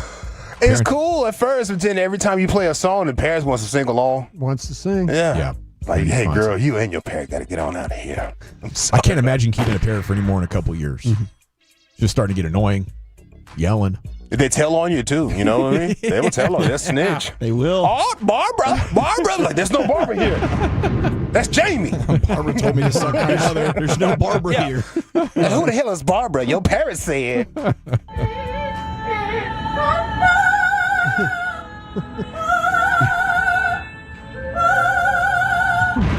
That's how I sound in the shower, boy. I be singing. Doom, doom, doom, doom. All right, let's see what else we got for you boys. That's weed. Oh, Lucius, yeah, it's a drive time, huh? In the shower thing, do you have like the music going, or are you just not just on your own? Nope. I have the music going. I take the Bluetooth speaker in there. Okay. And there's lights. There's lights in the shower situations. Yeah, so I turn them lights sometimes. You're feeling good. You got cool stuff. There you go. I feel good, bro. It's a show. All right, so you guys are familiar with the you calling your friend and wish him good night. Yeah. You get his reaction. Yeah. We got another one right here. This is Cash App in the homie to see if he's had some food, man. Are you hungry? Put some food in your belly, dog. I've been thinking about you. I want you to go sleep hungry tonight. Let's do this. What's up, Mo? What's the word? Cool, what you on? What you say? I ain't know. I just got in the crib. Oh, okay. I was saying shit. So you ate and Hell no, not yet. Okay, because I was going to cash up you some money so you get something to eat and get some dinner and What? Yeah, I was going to cash up you some bread so you get some dinner, Mo. Bro, why the would you cash out me some money for some dinner, bro? Man, Mo, I'm making sure you're good, Mo. Hell yeah, I'm good. I'm full after that offer. I'm full after this Cash App offer. I know that's right. Hey, I was trying to make sure that tummy full. That's it, Mo. That tummy full. What you want, man? You fried. I was trying to make sure that tummy was full, gang. That's it. It's full. I got some chips in the kitchen. What you want? Hey, send me that cash. I'm finna send you something. Send you what Cash App? Your Cash App. Bro, bye, bro. What? That is just weird. It's borderline insulting. Full. Especially when you say tummy. Yeah. I mean, you got your tummy fam, you feeling all right? Yeah. I'm going to bless your Cash App, dog. Yeah. Make sure you get some taco bueno or something tonight. Looked in the fridge last week. Yeah. I noticed you were a little short. You're looking crazy in there, bro. You've been down since Barbara caught that parrot. You've been down since Barbara caught that parrot. All right, that's it, bro. Okay, is it a middle-aged man crying to his parents about the guy who told him to suck his mother? Is it Kawhi Leonard on his Asian tour? Is it parrot singing Whitney Houston? Is it Cash Apping your buddy to get some food? I'm gonna go with the man in Jamaica once again. Chief, how about you on Vote for the Champ? Yeah, samesies. Lucius? Cash App. Okay, it's 2-1, Wolchuk. Suck your mother. And Brian. Cash App. By a score of 3-2, and still your G-Bag of the Day champion. Punched him in front of his kid. Wow. That's tough. I don't know how you recover from that one. You don't recover. Yeah, maybe take your kid to therapy. It's time to stay in the Pimp Cup. Here's Lucius in LA Live. Hey, it's a Butt Naked Wednesday. Let's get into it right after the great Rick James. Ooh-wee. All right, you squares. It's time to smoke. It's groovy. Fire up this funk and let's have a toke. It'll make you dance to some of everything. Everybody get high. Story time. Since I'm going so well with you right now, not only do I need you to give me 5 years, to get myself together And not only do I need you to hold down a job for 5 years while I'm doing that, I also need you to shut up about it. I knew I was gonna lose the ladies right there. They was with me at first. Okay, shut up. Wait, hold on, who he talking to? Yeah, no, I don't mean she didn't have a voice. I mean, I don't want to hear about you talking about when you gonna get a job and when you gonna do this, because it's not gonna always look good, okay? It's gonna be some days, I told her, you gonna get up and go to work, and I'm gonna be sitting on the couch. And you gonna work 8 hours, and then you gonna come home, and I'm gonna still be sitting on the couch. Yeah, that ain't gonna look good. But today was a thinking day.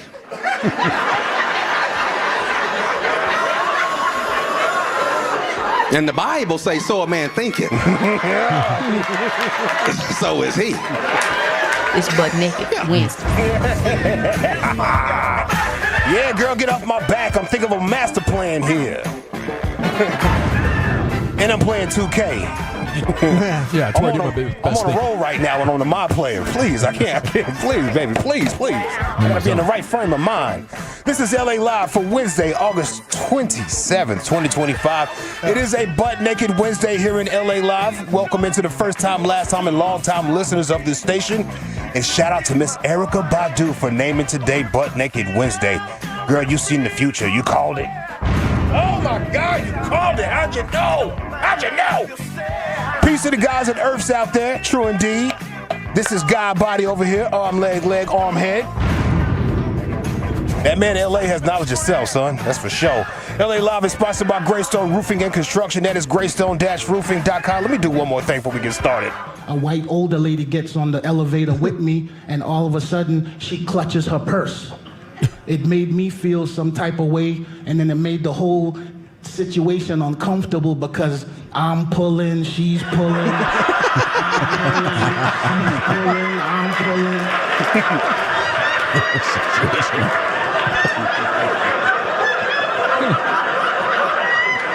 Just let go of the purse, man. Yo, he had her in the chokehold. Do you hear at the very end?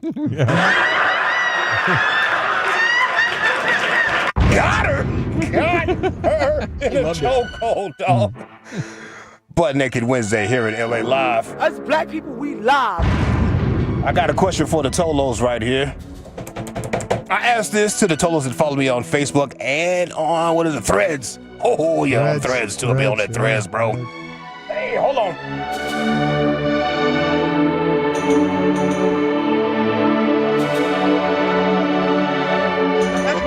That's weed. What shouldn't be embarrassing, but it is? What should not be embarrassing, but it is? I used to think going to the Coinstar machine was embarrassing, but it's a feat that I actually saved up all these coins in this 5-gallon water thing from Orzaka. Yeah. I should be congratulated. Yep. Do a victory lap. Yeah, but I'm feeling shamed when I walk in there with my coins. I'm like, oh, we've resorted to coins. We're down bad, baby. Next, we're taking aluminum cans. Yes. What shouldn't be embarrassing, but it is? You got one? Anybody got some? Before I start getting to what the Tolos got, it's all good. And I was trying to think, picking your nose, I think that's just good maintenance. But, you should probably have a Kleenex out. Yeah. Tolo said, when someone holds the door open for you and now you have to move a little faster. Yeah, you got to do the jog walk. Oh, yeah, and you can say thanks on the way. Thanks. Mm-hmm. I got it. I appreciate it. Thank you. Hugging someone who wanted a handshake. Yeah, a little awkward. Ooh, They give you the elbow. Yeah. They give you the elbow in the chest. Bash Brothers. Yeah, they just like, you think you're shaking, and then they pull you, and then you just stick your elbow up. Boxing you out. Block them. Yeah. That's in the NFL. That's when you want to hug a guy. That's what you do. Just put your elbow up. This Tolo says buying TP paper is embarrassing, but it shouldn't be. Oh, yeah. Natural. I've never felt like that. I think if you got into the bedroom section of like the pharmacy and you were buying those products, I'd want to self-check out that thing real quick. Can somebody unlock that loop? Do you have one that's kind of warming system? Yeah, that one right there. Thank you. Yeah, that was always, absolutely. I have a bad habit, like bite the inside of my mouth with my teeth. I feel you. And so I have this medicine you get. It's for like sore gums and mouth. It's an embarrassing thing on the bottle that you can't control the way you bite. And so and it's like when you put it up there, people look at you like, oh, you got mouth sores, huh? That kind of thing, And you're like, well, herpes. Yeah. Now, this one right here may be the number 2 answer on the board from the Tolos. Number 2 answer. Needing to drop a deuce while out in public. Oh, that's for Wolchuk for sure. I'm holding. Yeah, I can't do away games, bro. Yep, we're waiting for home field advantage, Lucius. I can't do it. When I first started working here, I believe it was here, I used to wear some different shoes. Yeah, just in case. Just in case. I had some in my backpack, bro. You don't want people to know it was you and me. People see your shoes. Yeah. They start playing with you. Pause. You know what I mean? Yeah, I think in high school they grab like the toilet tissue and they wet it up and throw it over there and stall while you're trying to poo. Yeah. Or people get on their hands and knees and look under like, oh, there you go, Lucius. I'm like, oh, come on, fam. Traumatizing. Yeah, it's traumatizing. That'd be difficult. The older you get, Lucius, the more you don't care. Yeah, no, I see that with the older guys. They do not care. I was coming back. We did a remote out there at the baseball park one time, and I pulled over to a gas station. I had no business pulling over, and just because I had to go at that time. Wow. And you just don't care. You're like, I can't make it. I can't go. Yeah. I'll do a gas station, no problem. That's much easier to me than a work situation because these are people you know. They shouldn't be smelling you like that. Shout out to DJ, bro. DJ will have a full conversation with you while he's on the toilet. Oh, yes. Hell yeah, man. Is that you in there? Lucius. Lucius, is that you in there? Question for the Tolos. What shouldn't be embarrassing, but it is? This number 1 answer on the board was being a Cowboys fan. Number 1 answer on the board, y'all. Yeah. This one right here says waving back at someone who wasn't waving at you. Oh. Man, that's awkward. Oh, that is so. I caught one today. Yeah. I caught one today. Guy was talking to his buddy. He goes, "Hey, Brian." And I go, "Hey." I turned around. He was talking on the FaceTime. Oh, man. Hey, Brian. And I'm like, "Hey, how's it going?" And he's like, "What are you talking to?" He was talking to the guy on a FaceTime thing. Gotcha. Got me. Yeah. What shouldn't be embarrassing, but it is. My man said, being American these days, eating a hot dog in public. Yeah, man. Get messy. This one here. Well, and people record you. They record you. Oh, really? Record you. Slow it down. Put some crazy music to it. Can't eat his hot dog at a game with the phone around, man. Can't eat at a game. Yeah. Now there's a video on you on Instagram eating a hot dog with knocking the boots in the background. People are doing this to strangers? Yeah. Kind of a funny Careful bit, out here. Kind of a funny bit. Yeah, I'll keep my hot dogs at home. This Tolo said right here, what shouldn't be embarrassing, but it is. Gavin Dawson on Twitter. I can get on some pretty good rants. A lot of buying. Speaking of me, like singing the wrong lyrics. Speaking of me. Yeah.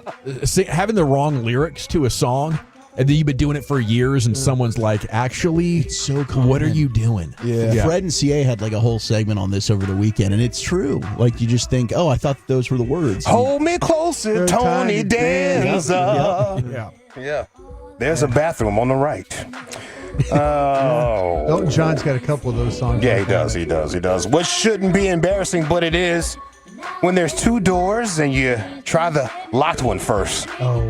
Yeah. Boom, boom. It doesn't move. You're looking crazy for a second. Down here at our parking area in our garage, it's like the push, and I'm always trying to pull.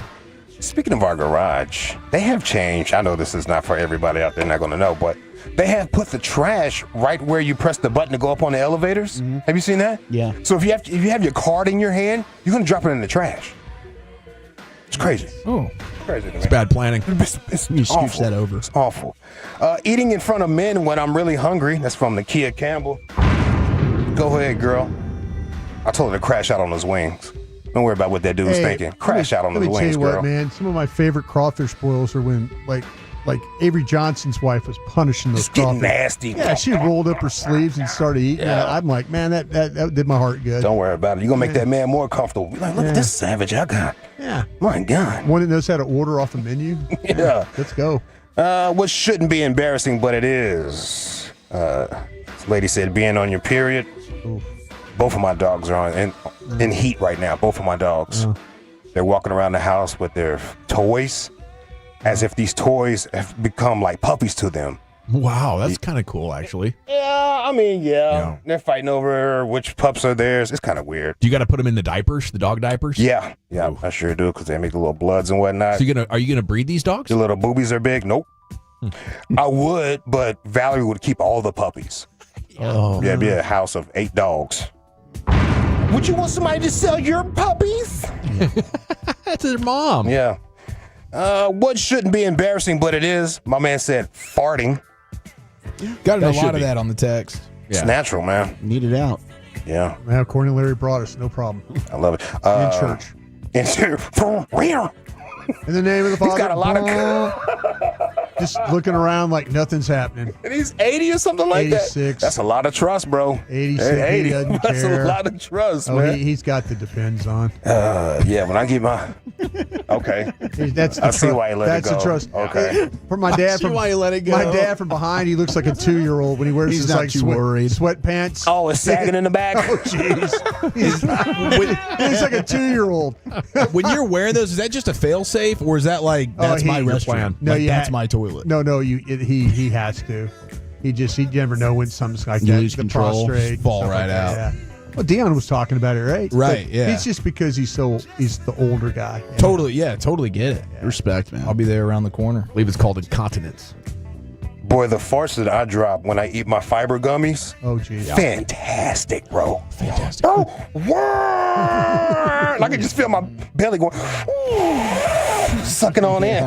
It feels so amazing. All right, I'm sorry. You get the Metamucil brand? Too much farting. Sometimes. Yeah, sometimes. Or sometimes I just get the old classic Tom Thumb brand, whatever that is. All right, what should be embarrassing, but it is. Tolo said buying condoms. Yeah. Man, those Magnums at the gas station that are solo in they're solo. They're not in the packages. Yeah. Those are fake. Yeah, I got that Fake- problem too. fake Those are for branding? farm animals, man. Fake branding? Those are fake. Those are horses. Shut up, bro. They're Magnums. That's weed. That's weed. Having to yell present in class. It's kind of embarrassing, as Tolo said. Here, present. Yeah. Being underemployed, facts. Can be definitely embarrassing. Is it? Yeah, I'm so smart. I got a master's degree. It's just nobody recognized my genius. We call him a doctor. Yeah. You're a know-it-all. Yeah, Bad yeah. communication skills. Oh, damn. Sorry. A lot of people are underemployed out here. They're not paying any money. You're right. Yes. Yeah, you got to get a side hustle to, and they tell you that too. Like, man, can I get a raise? Hey, can you get a side hustle? Damn. Yeah. Tough out here, bro. Gig economy. I got a side hustle for you. What shouldn't be embarrassing, but it is, using a new machine at the gym. That's hilarious. Because you're looking at the instructions, you're standing there with your hands on your hip. Yes. You kind of mess up at first. How does this work? I love the videos where the people try to do the pulleys with their feet and they end up upside down. Boy. Those are too funny. Oh, Gym my fails. God. Yes.